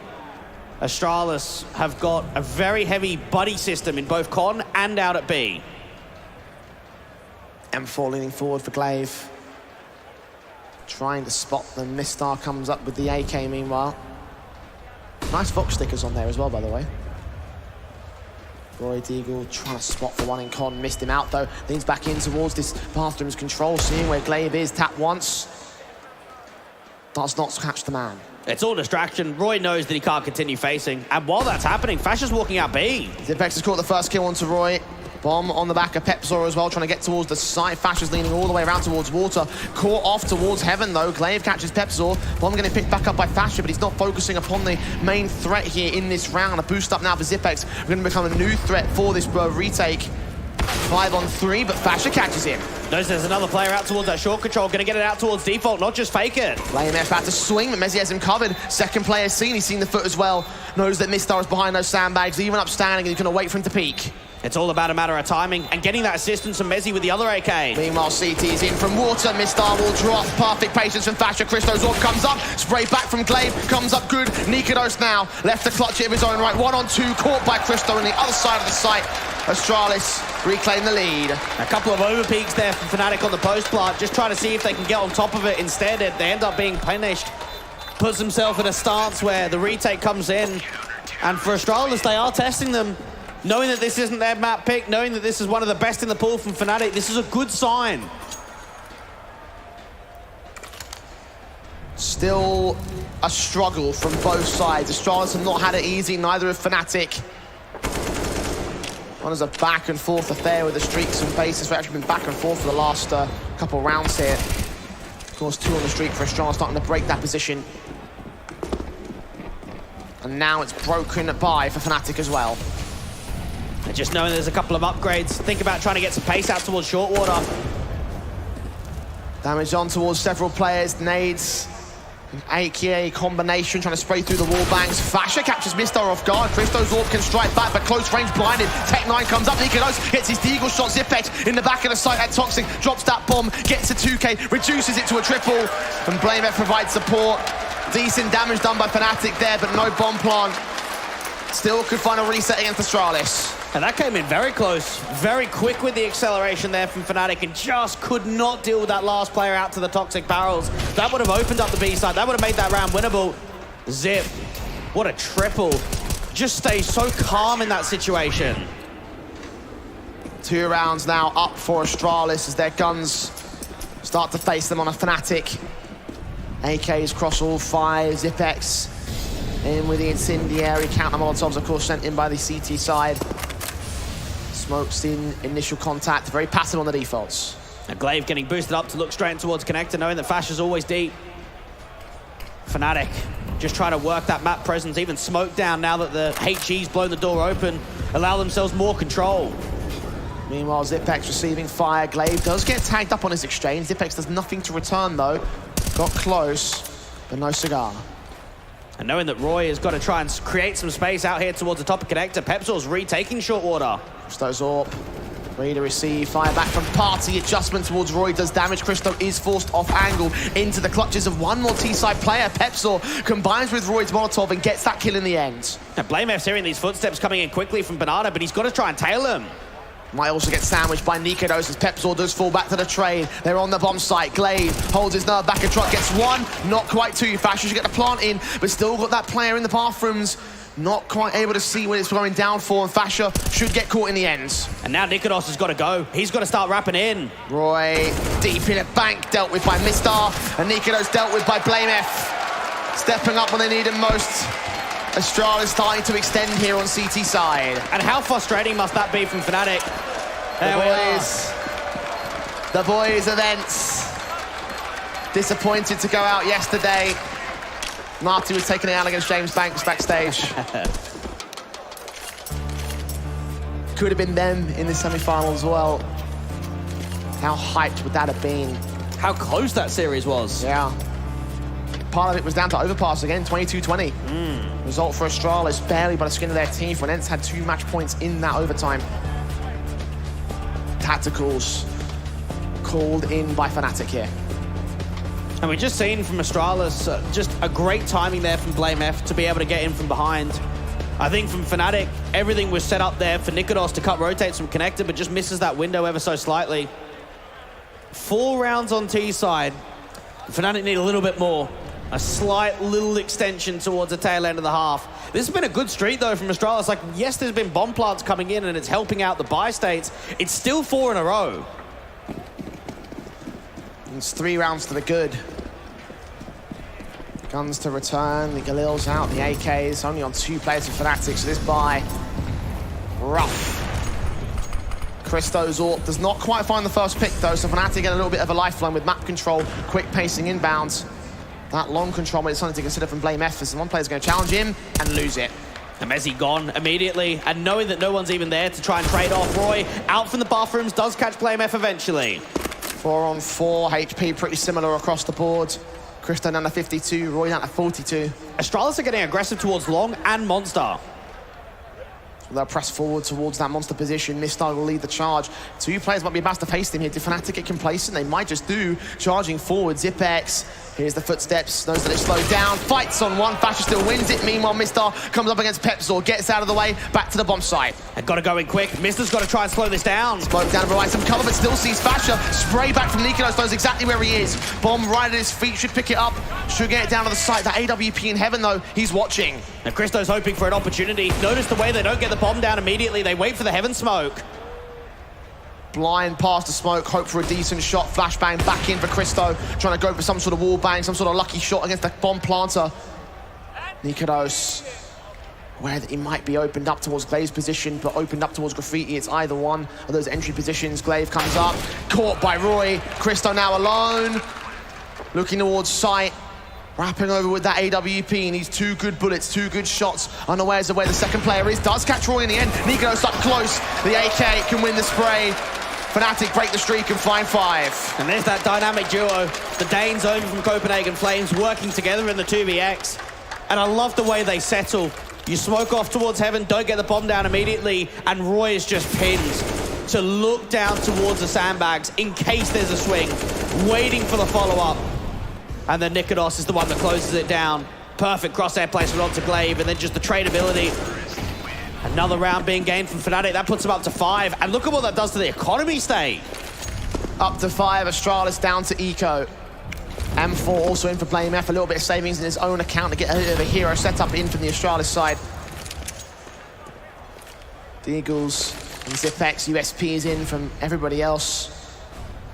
Tough graph for them to bring this round back. Fnatic can start to close the distance. And they have lost one of these rounds previously, though. That's something that we have to consider.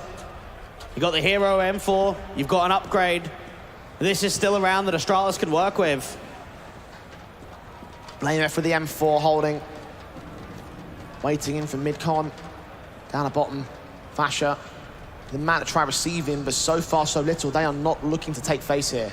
Incredibly silent in this round from Fnatic. Slowly getting more map control forward out towards the front side of the bathrooms. Even the M4 being forced in the open. Nikodos catches Glaive to kick things off. Blame tries to even get a trade back. Low HP against the position, though. The trade should be easy enough for the T-side line. In fact, they peek together, and Nikodos lands the shot. Pistols all that remain here for the CT side. Fnatic looking towards the edge side. They're just all about the charge now. Plenty of time still to get themselves forward. Astralis, the best that they can hope for is to try and get back out towards Connector and see if you can get that M4 picked up again. And Christo and Zipex will fall. Mistar all alone. Smokes down. Sight gain. Bomb will get planted. I think they also picked up that M4 as well on Fasher. USP also with the Zeus. We've seen 1 Zeus kill today, Dwayne. Something tells me we won't see another. Probably not. Astralis The last time that they were in a grand final on LAN was back in June this year, the Pinnacle Cup Championship, where it was the derby of an 0-2 loss against Heroic. Now to get into that position, they've got to come back on Fnatic's map pick of Overpass, send it to a third of Inferno to get into that stance again. He's 6 to the board of Fnatic for now, so even though they hold a lead on this map up, not the most confident thing in the world. Mistar caught off guard. Galil in his hand, dead to the hands of Pepzor. And that is that 6th locked in for the Fnatic side. Now within 1 of equalising to Astralis. And there's that 6th that I was talking about for Fnatic. I can't get the sign up. I like that. I like that a lot. 7 to 6, Astralis. Contention held amongst Fnatic with the gun buy back in for Mars' forward, SMGs for Glaive. AWP for Christo meanwhile.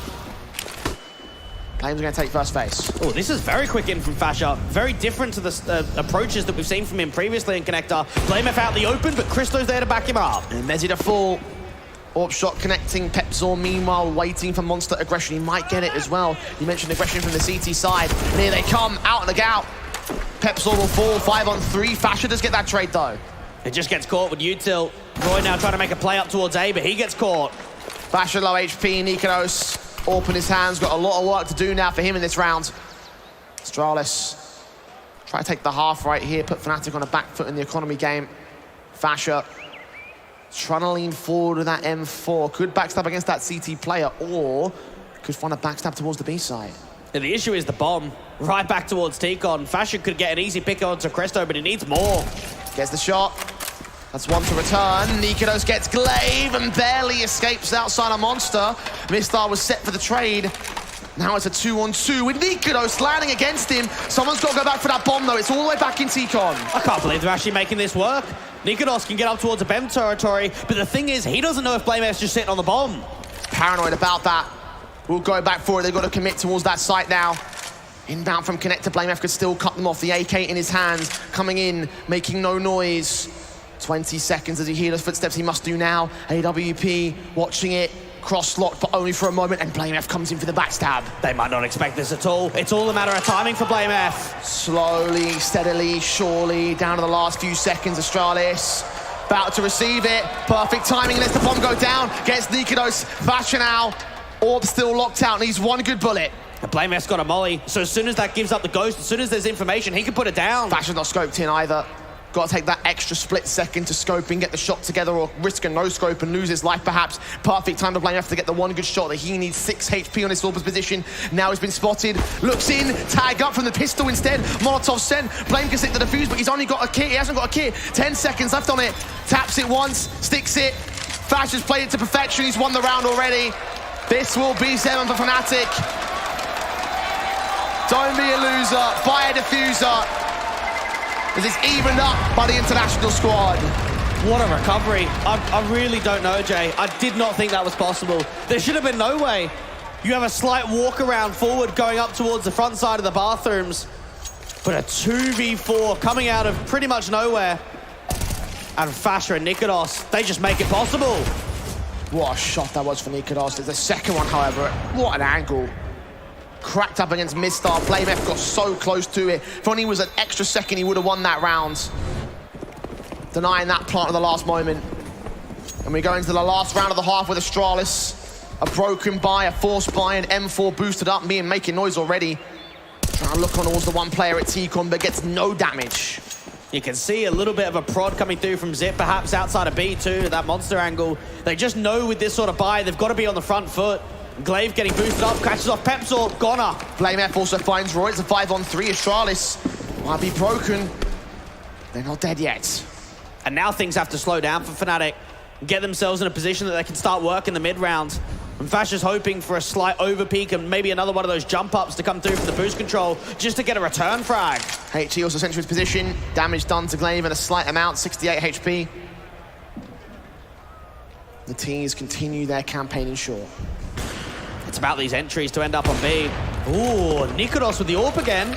He's hitting some real good shots. If he brings us back again, Fnatic can give him potential MVP medals because BlameF is falling towards Fasha. 3-on-3, the entry, the follow-up. The bomb's on its way towards the B side. 2 CTs to receive it. Zip might be able to deny the bomb, though. Think about the idea of the range with that MP9 out there towards the monster wall.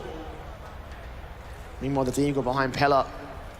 Mistar's going to wait for them to make their way close enough on the short control. Nikodos can't play entries. Flashes go over. Molotov sent towards the toxic barrels. Will they check this corner? Yes, they will. Dive in, but Thatcher does go down. Mezzi with a trade back. Deagle spam. Mezzi gets him anyway.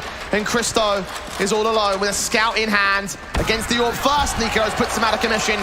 And it's 8-7 for Fnatic to win the first half. What a performance to come through from Astralis in the early get-go of this first half. But you've got to look at it from Fnatic's point of view, Jay. That is enough on the T side. As close as you can get it in the first half of the game. Can it be as close for the second? We'll find out after the break.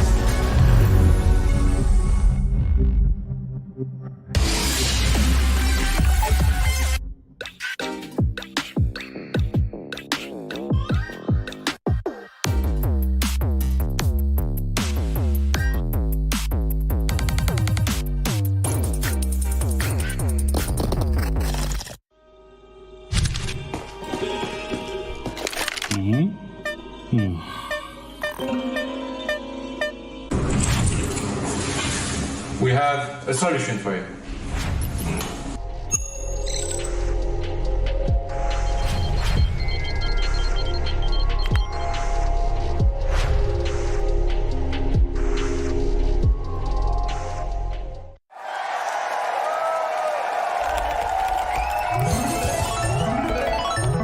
Red Bull gives you wings.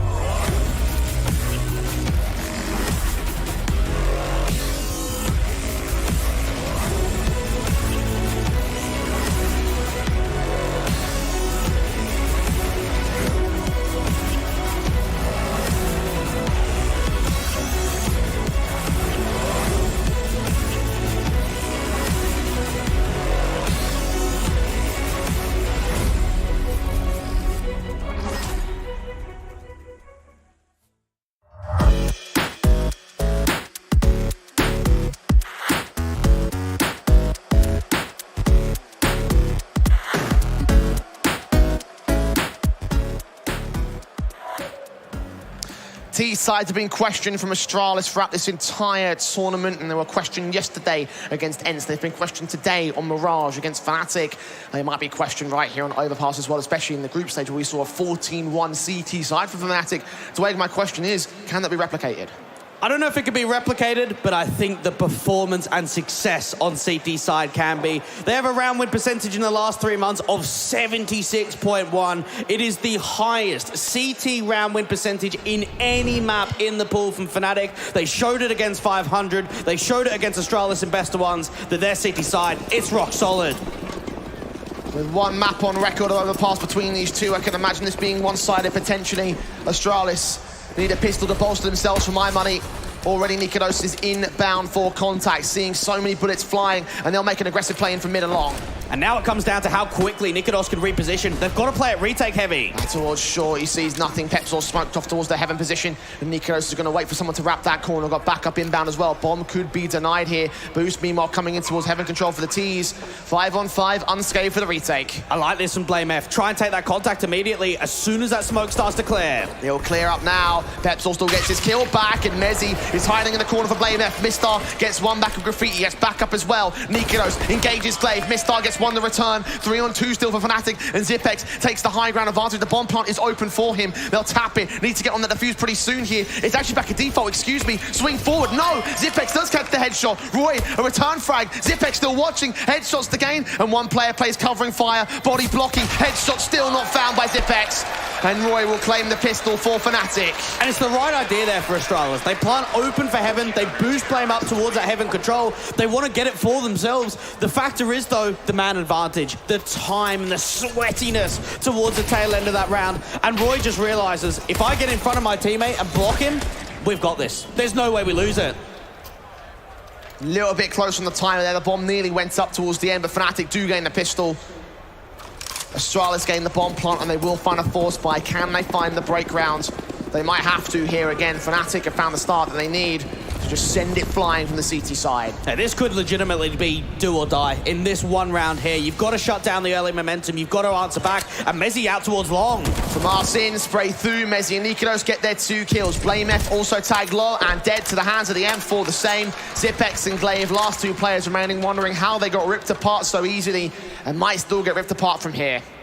Zip's hoping for that response, even from Mezzy's point of view. Out to the right-hand side, Glaive's going to fall, and Zip only gets 1. What an excellent round coming through from Fnatic. That high tempo, that aggressive nature towards the Fountain stance. And the round streak only continues. Fnatic stacking up their advantages, 10-7 now. And they made it look so easy against that Astralis force buy. Time to be concerned if you're an Astralis fan. Time to be concerned if you're Astralis yourselves. They're just down to the basic eco. Not many upgrades at all. Try and get through some Zip. Allow themselves to stack up outside of B. But I'm looking at the MP9s, I'm looking at Pepsor, and I'm thinking this is perfect farm time. Smokes in, SMG, health of Pepsor. Flashbang over, still mows down, damage not quite kills. SMG will swing for Fasher, does get one more blinded up here from Spray from Mezzy, drops the bomb carrier, doubles up, makes it a triple with Fasher support, and Mistar is all alone. And while it was strong utility and there was an early entry, there was no more after that fact, nothing that they could break that crossfire apart. The 2 players, the rifle and the MP9, just play off one another. And now Mistar, while he's been performing better in this second map than he did on the first, they need more out of him and more out of Astralis. Firing on that Glock, Roy will get the kill. It's 11-7. Fnatic. Early doors, yet to concede 1. Ecos and Force Buys now over. Astralis should have their investment here. AKs crossed 4 players are Krieging for Christo, wanting some sort of scoped weapon, can't afford the AWP. Something that's impressed me as well is that there's no true stars for either side. The kill spreads are so even for both Fnatic and Astralis. Yeah, for Astralis, though, that's not what you want. Yeah. You want BlameF. You want the guy that's the highest rated player in the event, the one that dropped 41 kills against Sense on Overpass. And this could be the time changer. Up onto the rifle round, Astralis looking to try and take some park control and have more of an influence towards A. Vendetta and Devilwalk were calling him the one-man army yesterday, for good reason. Right now, he's just one man amongst a squad. A squad that are currently trailing behind Fnatic. 4 rounds to make up. They're going to try and prod forward. Already taking damage on Zipex, though. Now, you've got 2 around this connector side, both Nikodos and Roy. A little bit of an off angle, too. Well, he's ahead of the smokes. Nikodos finds 1 player, but not quite the kill found. It's Glaive instead with the kill back. Return from Roy, only finds the first. Spray back onto BlameF, gets damage, but no kill. And that was well handled from Astralis, just to be able to jiggle bait that first angle and then peek together, make sure that you come out on top. Now, they don't know about Mezzy in the bathroom, so that could be a return frag. There's the spray back from Flame, though. 2K to his name. Mezzy is picked up, detected, and dealt with. Suddenly, Pepsor is alone towards the A site. Fasher is also going to try and join in to stack up the play. B completely opened up, and unfortunately for Fnatic, that's where Astralis are going. And this might just be an instant save from this point onwards. Hold on to the M4's buy around it in the next. Astralis give themselves a lot of breathing room out there towards Party. And it comes down to them claiming B and claiming their 8th. AK set the blame. Cut rotations of Pepsor in particular. Be one man down in con fashion now, left alone in the M4 versus 4. Will try his hand at something towards the short position. He's got a little bit of cash. The concern is going to be Pepzor and Mezzi with the lack of investment really for them. No loss bonus for Fnatic, of course. So he will fall back, but get caught on the wall bangs. Just lucky to be alive there. Yeah, we'll get out of this one. I think Fnatic just realized that there was room to look for exits to try and keep it more expensive. But from Astralis' point of view, you get into the second half, you come into the first real rifle, and that is an eye-opener. It's an 8th on the board of Astralis, starting things off on the T side. You mentioned that Fnatic only conceded 1 of their CT sided rounds rather. So is that just going to be the one and only?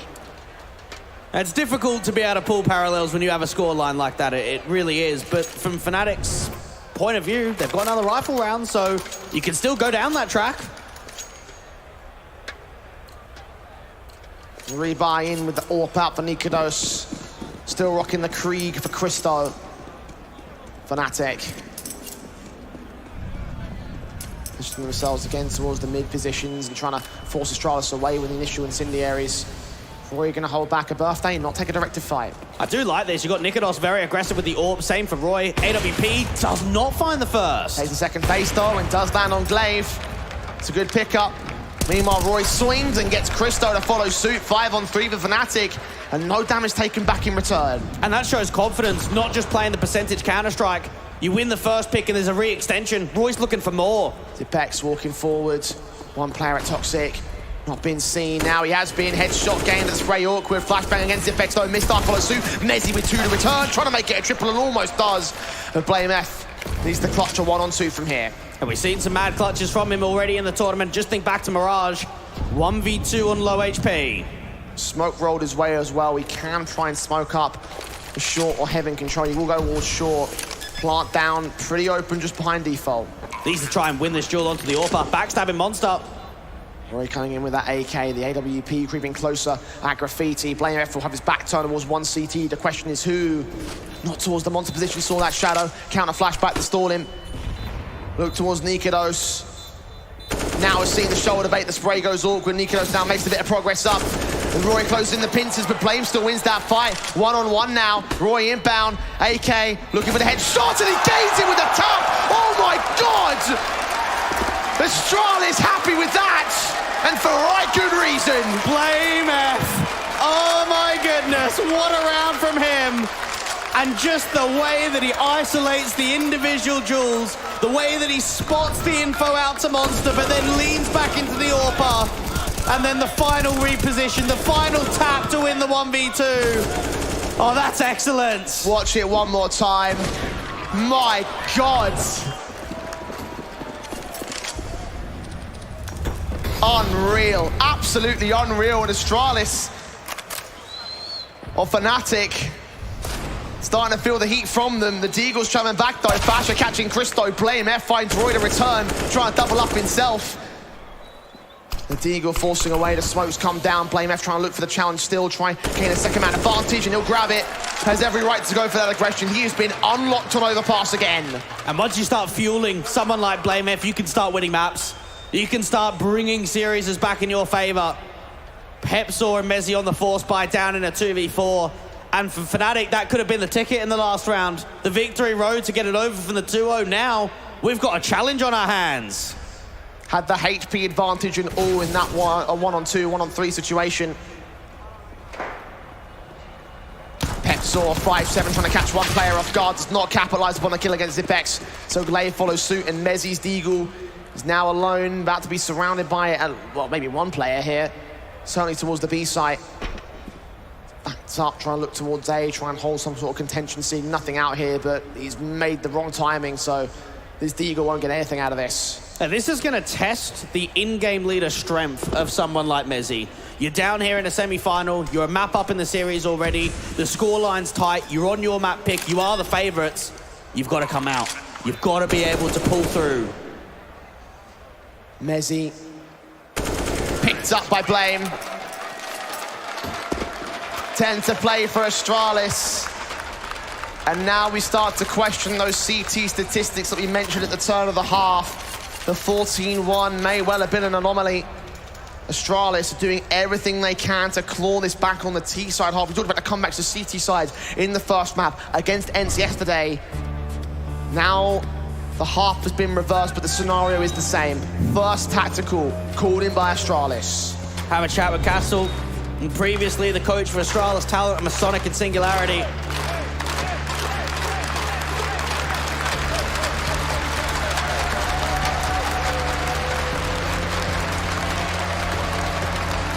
Cheerleaders in the crowd.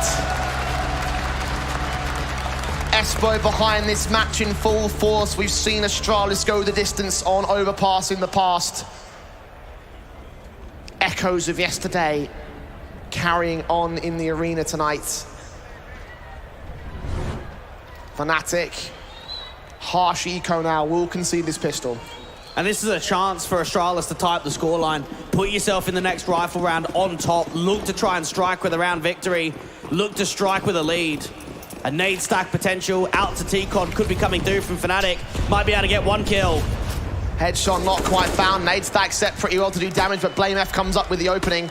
Cristo, most tradable player as they stack their way back in from Con out towards Underpass, considering that there might be some sort of hit towards the A site. I think they've got some information back at the Toxic player. Zipex watching onto that short rotation, might catch a player or two, maybe even all three perhaps. Spray down 1 second, Mezzi does get the trade back, and Pepzor falls the same. Glaive just maintain that position. Last thing you want to do is give over a free rifle. Allow yourself to keep the eyes locked, make there no way that Mezzi can get over to that. Blame on the other side, does take a lot of damage, but it's going to be Glaive to come out from Monster to seal off the deal. 11-11 now. Low HP across the board for Astralis, could have damn well conceded a couple more picks back. Not to be on this occasion. Not like it matters though. That eco was always going to go the way of Astralis, 11 apiece. Fnatic only getting the pistol and the conversions on the CT side. Their own map pick and all. Astralis have got something about them here in this event. Similar story against ENCE yesterday, and here for Fnatic. The prospect that they could concede Overpass is just so untenable for us today. Nikodos might be able to catch off this first player. Zip goes very aggressive into short water, escapes the timing, but Mezzi sees him on the jump. Good kill, good start. Boosted up for the quick pick, and an advantage now for Fnatic. But seeing nothing else. They brought the entire CT force towards the B side. Astralis charging up towards long. They'll get a free bomb plant here. Well, they'll be able to rotate over pretty quickly because they've cleared out all of short water. So Pepzor could be the first man to at least take the charge from either Bank or Dumpstar. Astralis not quite kicking off on this case. M4 turning away, passing a smoke back to a teammate and holding in at the corner. Face in from Glaive. Picked up on the first, the second, and Roy holds the crossfire. Fnatic may have allowed Astralis to equalise, but they'll go no further than this. A 1-on-5 for Cristo. He's got to save. And I love that coming through from Fnatic with the call. The idea that they stack up towards Monster, they stack up towards a boost position. It allows Mezzi to get that first kill. And then what ends up happening is Roy starts leaning forward out of connector into short water. They see nothing. You rotate Pepzor up towards the A side, but you don't play defensive. You don't just be on the back foot. Instead, he gets up to Dumpstar, gets in towards that pizza angle, and that's when he can establish the crossfire between him and the likes of Roy. Cristo just trying to save the AWP. It's a decent exit on Nikodos at least. Fnatic also money in a bit of an awkward spot, so it's best for them to hold on to their rifles. So Astralis can be pretty confident in the fact that there will be no hunt. Bomb on the A site, Cristo all the way back at spawn. Nothing seen towards long, so they should be aware of the fact that he's just not going to challenge him. Fnatic just hold on to the lead. Astralis, however, still coming in from the back lines. Still so close to catching up. Single step behind the Fnatic side, and they've got money that they can rebuy with as well here. And that security, like you mentioned, of the money float, that'll be leaning forward for quite a few rounds. Astralis have shown us a good round streak of 4, but it does get ended. The question is, does their streak start again? We're about to find out. Will there be a counter streak? Fnatic, 4 rounds on the CT side so far. Astralis, 4 on their T side. Dead set even. Similar differential to what we saw at the turn of the half. Mistar, his AK, engaged in the look for early contact in connector, and Nikodos is just boosted up, looking down a short pipe, holding out for contact. It's the exact same setup from last round. What they're able to adjust now, this time, nothing does get presented. Mezzy doesn't see anything out the short pipe, so because of that, you start sending your con players back up towards the top. Nikodos can get back out towards Divider. You can set up a little bit of a crossfire between him and Roy. We start still prowling in from underpass, but seeing nothing at all. Mezzy going to dismantle it. The boost that was looking on towards short water, not seeing anything of his own right, so happy with the fact that Astralis are not there in that position. Might be playing a mid default, and I'll be right to assume so. You've got Nikodos playing a huge off angle right now towards the close right-hand side of Banana, and a teammate there of Roy to peek on the contact to Divider. Nikodos will try hold contact. The smokes are inbound towards his position.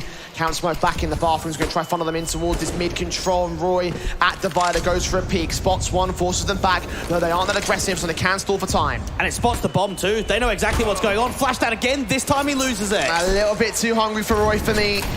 Christo picks him up. Nikodos now be left alone there. Now backed up by Mezzy coming in from the site itself. He's also looking to prod forward. The AK at Blame F right around the corner. Nikodos finds him. Rotations inbound, but Pepsor is going to let them all cross. He could have cut rotations back. We'll start the swing. We'll catch off the info. And now arrests on Fasher. 14 seconds. Gets picked up by Mistar's adjustment. And Astralis have the man advantage and the B sites. And Messi's got to try and deal with these players right in front of him. Misters low. Sprays back in the wall bang. Zipex catches the kill. Clay follows it up. And Nikodos is left to lick his wounds and run for the hills. Hold on to his one rifle. Fnatic, still nothing in the savings. Lost bonus will be knocked back by their earlier round win. I don't know if they'll buy here, Dwayne. Yeah, the money's very awkward. And I think Pepsor's probably kicking himself a little bit in that round because he thinks if I let them run, I might not get dropped. Because you could see Astralis, they were rounding that corner, they were looking back towards connectors. So if he fights, he might go down there. He thinks, okay, if I let them run out, it will set up Fasher towards the bomb site, but instead, they're just not able to recover things. Now, two players can buy. Roy can buy, Pepsor can buy, and Nikodos can drop. I think they go here. I think they buy it. See what they make a decision for. Tech pause before we go any further, though. A moment to stop. Momentum break, perhaps. Try and get this issue resolved and get right back into the server, right back into the game. Obviously, at this stage, you don't want to let any sort of problems hinder your performance in this one because it has been as down to the wire as we thought Overpass could have gone.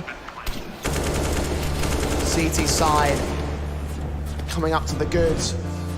As our tech pause transitions into a tactical one for Fnatic.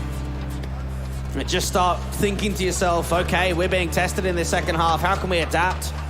What can we change up on this CT side? How can we get more impact? We still haven't seen Nikodos AWPing, so that might have to be the first thing, but that's only applicable when you've got the money.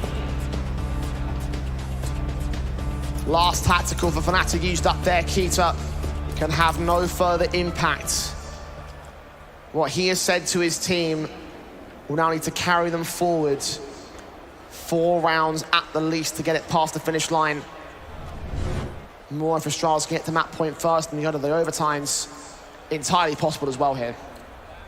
Fnatic have to try and get as much out of this round as possible. Now, we've seen a lot of these hero kind of buys, the half investments that have come up successful, not only today, but also in the quarterfinals. A single spotter set up to come through from Fnatic. A B-side stack with Roy in the M4. Nikodos is saved. AK is going to help him out a bit. Roy swinging, spots, sprays, finds Glaive, and takes very little damage to return. Seeing a second T-side player does not stick around for the fight. A great repositioning there from Roy to be able to keep his eyes locked, but also get out of trouble. Blame F on the other side, looking to get the duel. The AK gets the tap on a Roy. Shoxy, hello? Taps for days on Blame, not the first time he's done that. Evens it up and takes a rifle away from Fnatic. That's the most important part of that kill. It started shifting the defense elsewhere. Pepsor's been left alone outside of B. Everybody else is starting to move together, moving more aggressively in the bathrooms. Nikodos leaning in, Christo out.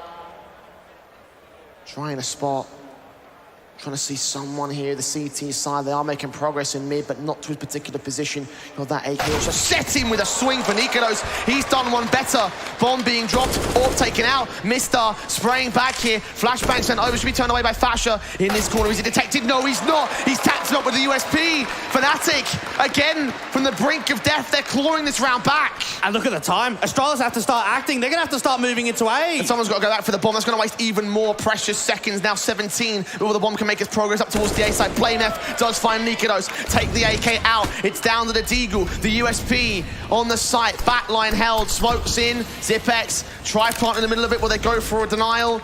No, they won't. They'll go for the retake. Set it up with Pepzor. BlameF is still repositioning out towards long. Mezzi and Pepzor, the guys to watch out for. The hand cannons in this one. Moving in. BlameF. The AK. Set on the fashion position, the jump face, gets the info out at APC. That's one player known. Second one, lesser so. And he's the impactful man with BlameF to close it. Started this round with a bang. Closing it with a lead on Astralis. Just the composure there for Astralis to work the 2v4. Not an easy round at all.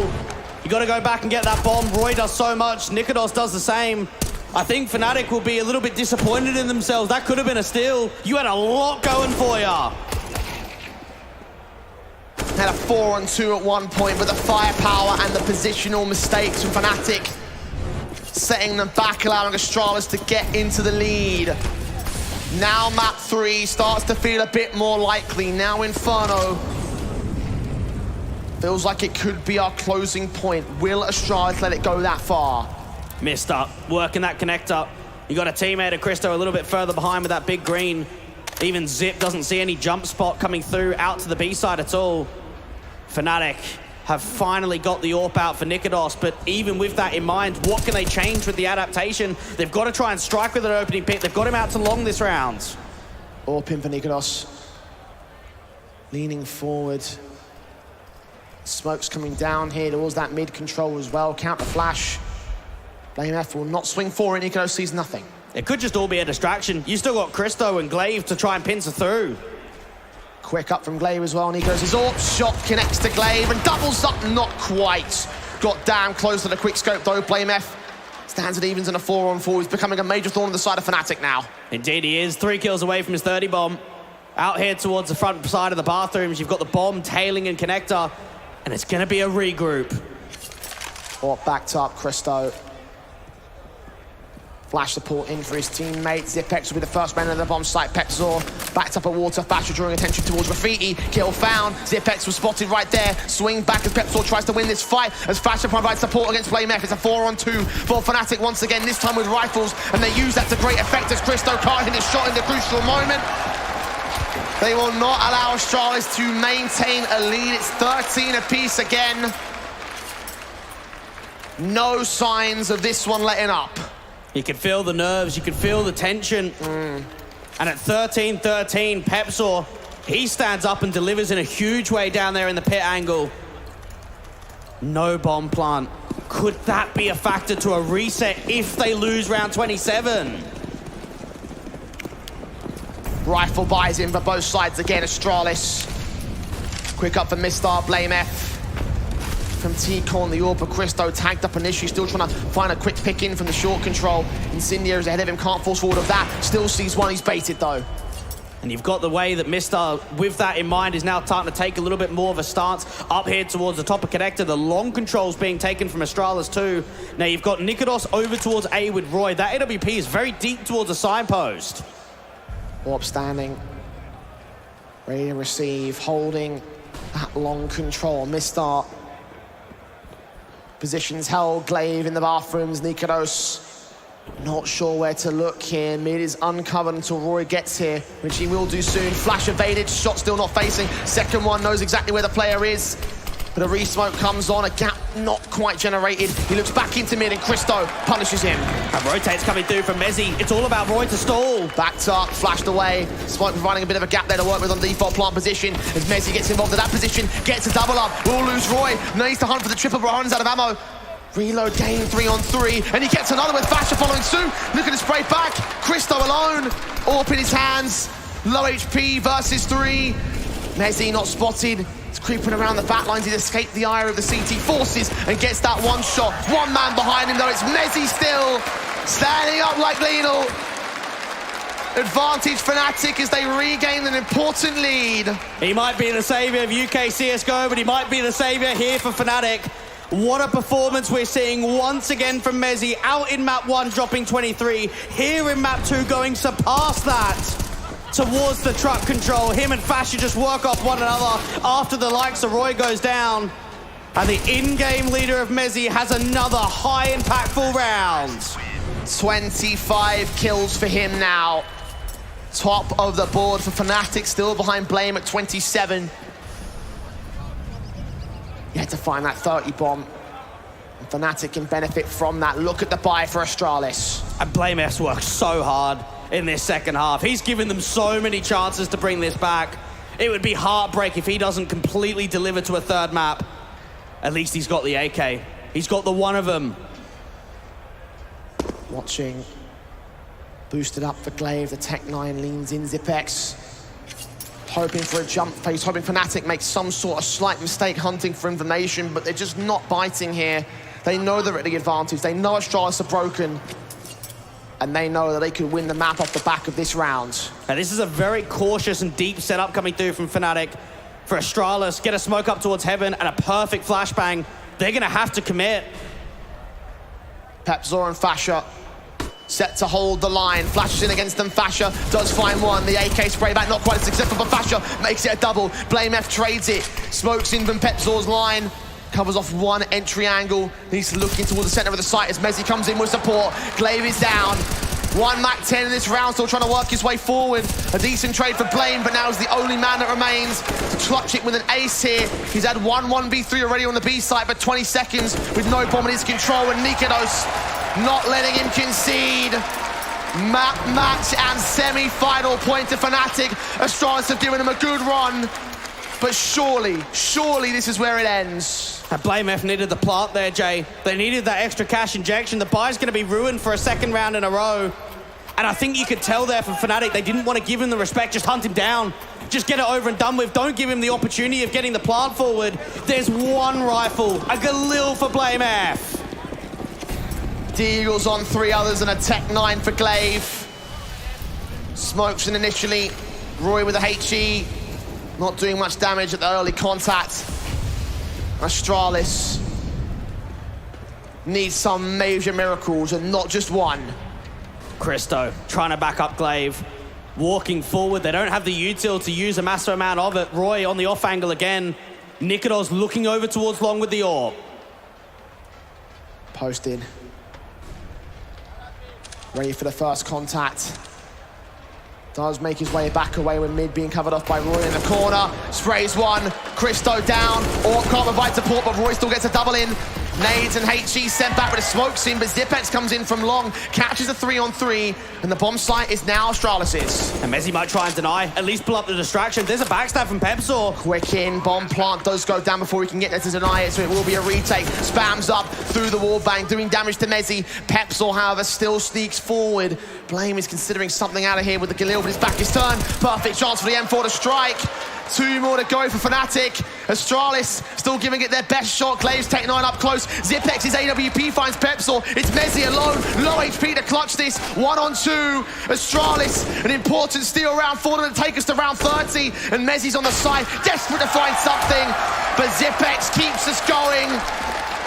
Round 30 on overpass. Have you seen this before, Dweg? 2 match points. But still Astralis hanging in there for overtime. Sound of anything? Yeah, sounds very familiar. Sounds like something I only saw yesterday. Zip and Glaive, though. What a post plant. Just when you had that backstab, just when it looked like Pepzor had done enough to get into the front side of the bathrooms. And now the buy's ruined, this time for Fnatic. Overpass always delivers here.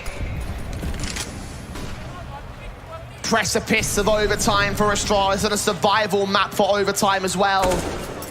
BlameF inbound, looking for Fasher first. Back is turned towards the man, back of Graffiti. They're going to concede that B site. Fnatic need to go for this retake. Oh, even Mr. Mac 10 up close, gets that first. Second man also inbound. He knows it. Bursts through with the M4s, desperate to try catch him, and doesn't quite do so. Roy with a trade.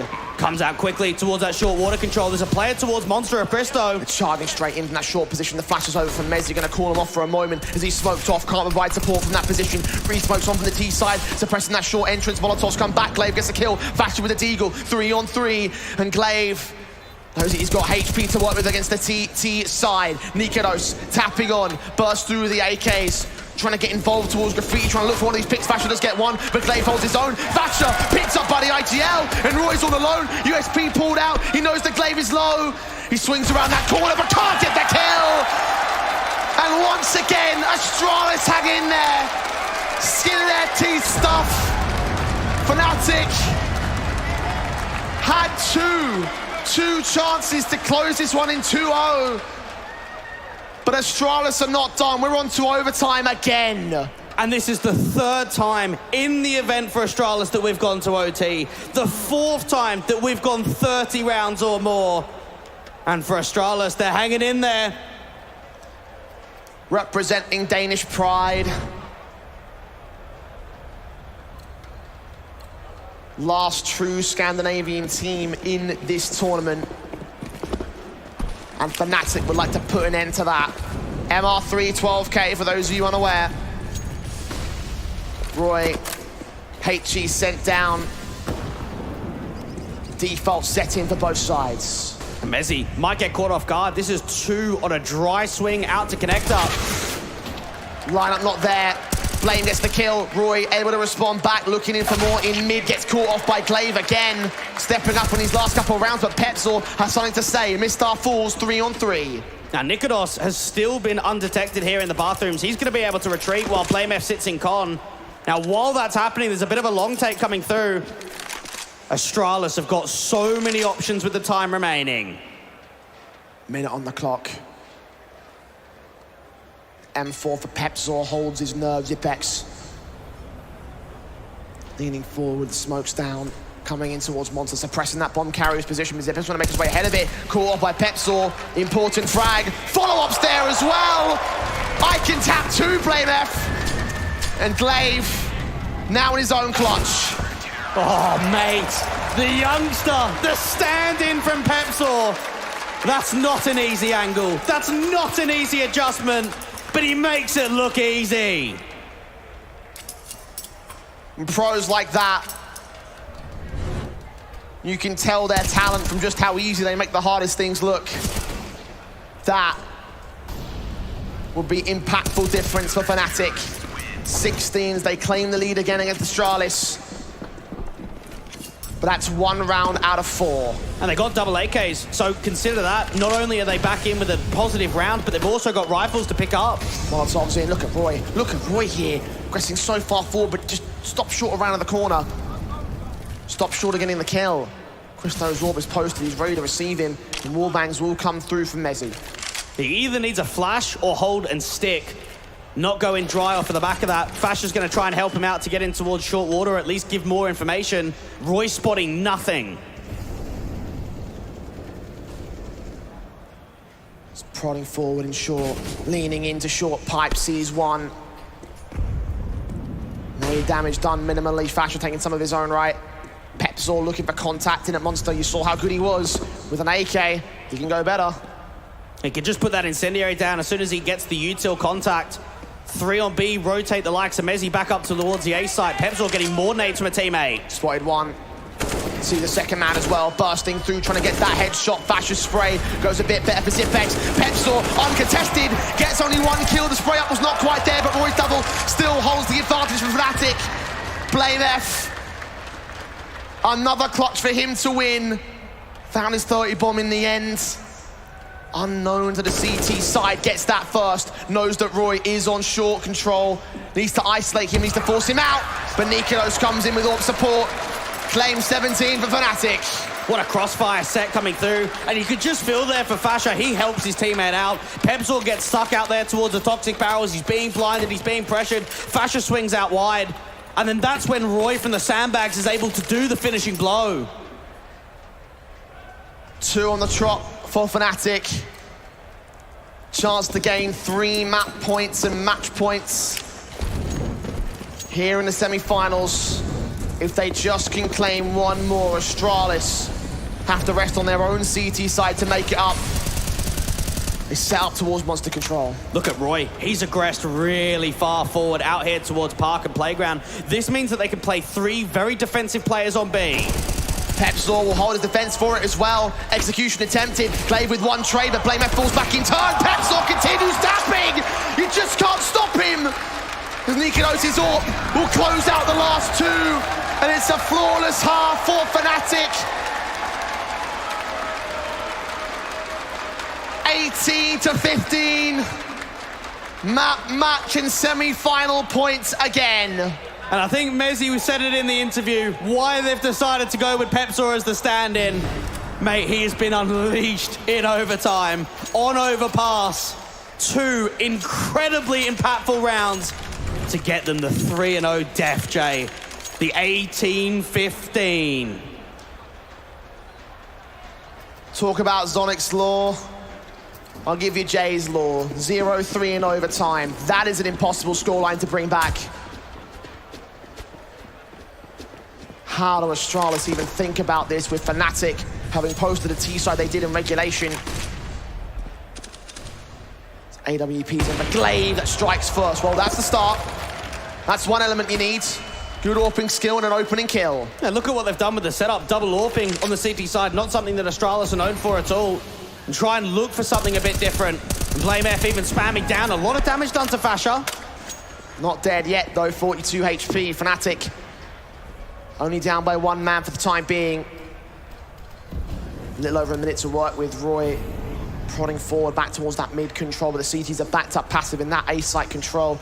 It's all about the B site play with Mistar aggressing on shore. Now, Roy's clearing out a lot of space, gets close towards the smoke in the bathrooms. He can start leaning further forward when it clears. Astralis have got Glaive on the other side with a slight reposition with the big green. You've got the likes of Christo there too, so both orbs are actually holding A together. Standing by for Christo. Mezzy slowly creeping in, starting to establish that mid-presence for Fnatic. 35 seconds to go, and Glaive is ready and hungry for more, as is Christo, but he doesn't hit the shot here. Gets baited, and now Glaive has to be able to perform. Seen a gun barrel, knows there's a player in Divider, but is he going to re-peek it? Apparently not. A backstab could still work out for him, though. Paranoid about Roy.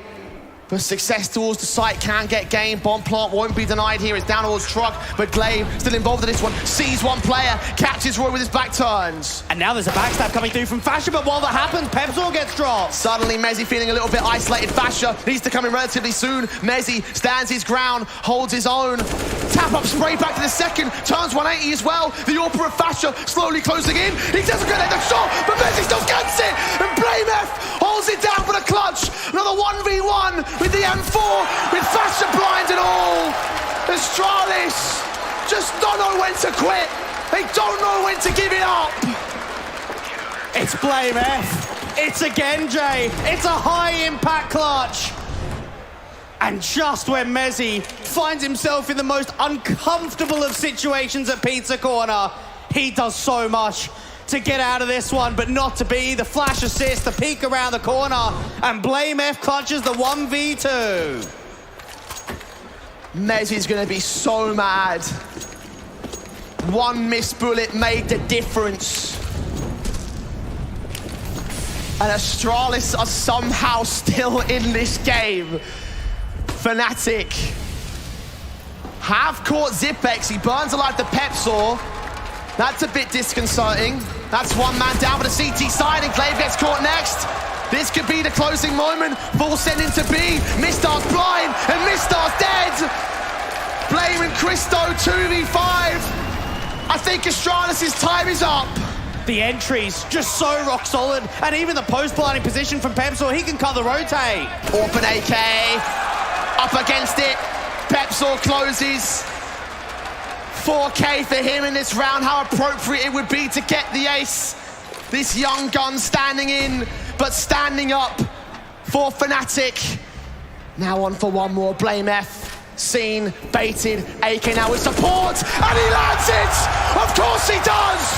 Fnatic 2-0 over Astralis. They're in the grand finals of the Elisa Masters Espoo. The last time Fnatic were in a grand final on land was back in December of 2019. What a return this is with Fnatic, with the European lineup. After 3 years, they're back in the grand final. They had to fight for it, Dweg. Astralis gave them a good run for their money, especially on that second map, the overtimes on overpass again. And when they feel the pressure, this team can really shine. A lot of people have stuck their nose up at them. They've really given them a lot of crap in the last couple of months because of the situation with the rosters, because of where Astralis used to be. But this lineup, man, there is something special about it when they get up on that big stage, when the pressure is on you. As I said before, it can turn dust into diamonds, and these guys, they showed up diamonds at times. And they've shown 2 incredible performances against Ents in the quarterfinal and against Fnatic today to keep it tight as the underdog. BlameF again putting on a good show, getting to see more out of the youngsters, the likes of Mr., the likes of Christo with the big green. For Astralis, maybe it is the new generation. Indeed, it could well be. Fnatic found new generation of their own right, though the stand-ins may not be stand-ins for much longer. A brilliant effort from the Academy side. Mezzi leading the charge, but Pepsor had the top frag position alongside him as well. Brilliant stuff from the entire team. And now it's down to Paula on the stage to discuss it all. Ladies, gentlemen, everyone in this arena and at home, give it up for our second grand finalist here at the Elisa Masters Espoo 2022. It is Fnatic!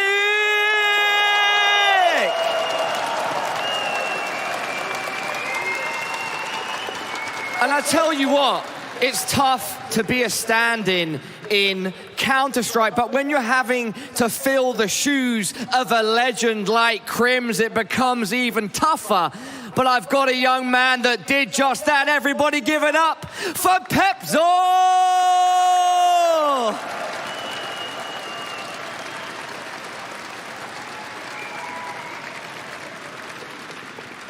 How's that feel? It feels great. All right, Pepsor, let's forget about Mirage for a second and keep on topic with Overpass and what just transpired. Mate, you had a huge impact, I think, especially in the late game. Can you give me your overall thoughts on Overpass and also your own performance? Yeah, I don't know, like, we just try to make our own, like, place and, yeah, like, I don't know, like, my team, like, I don't even have to do anything. I feel like they're just so good without me, so I can just feel as comfortable as I am and do my own thing, and we will just win anyways. Pepsor, can I ask, when did you get the call to step in for Crims? How much time did you get to prepare and adjust? I know you were coming here to compete. Well, it was like 2 days before, but I was there in the Rio with them like for 2 weeks, so I know them pretty well. So yeah, 2 days before, yeah. Okay, so you weren't sort of too taken aback or unprepared?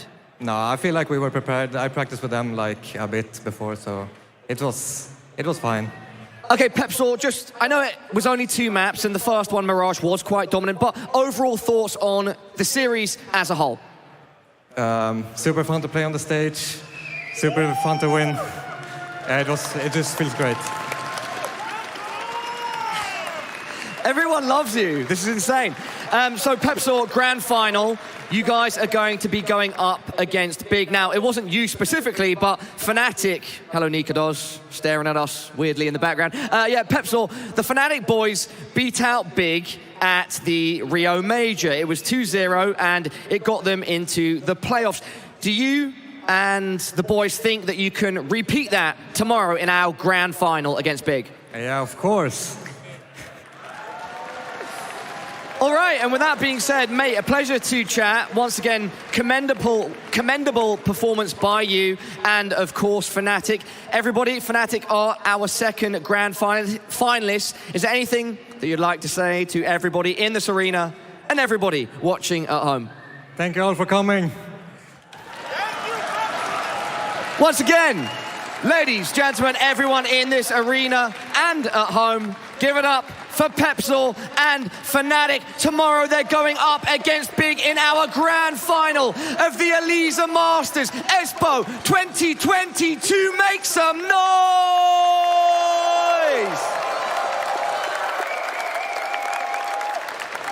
Okay, and with that being said, everybody, thank you so much for being here. What a day and what an event so far. And the action culminates tomorrow in our grand final. Right now, we are going to head back to the desk for a further breakdown. Much love and peace.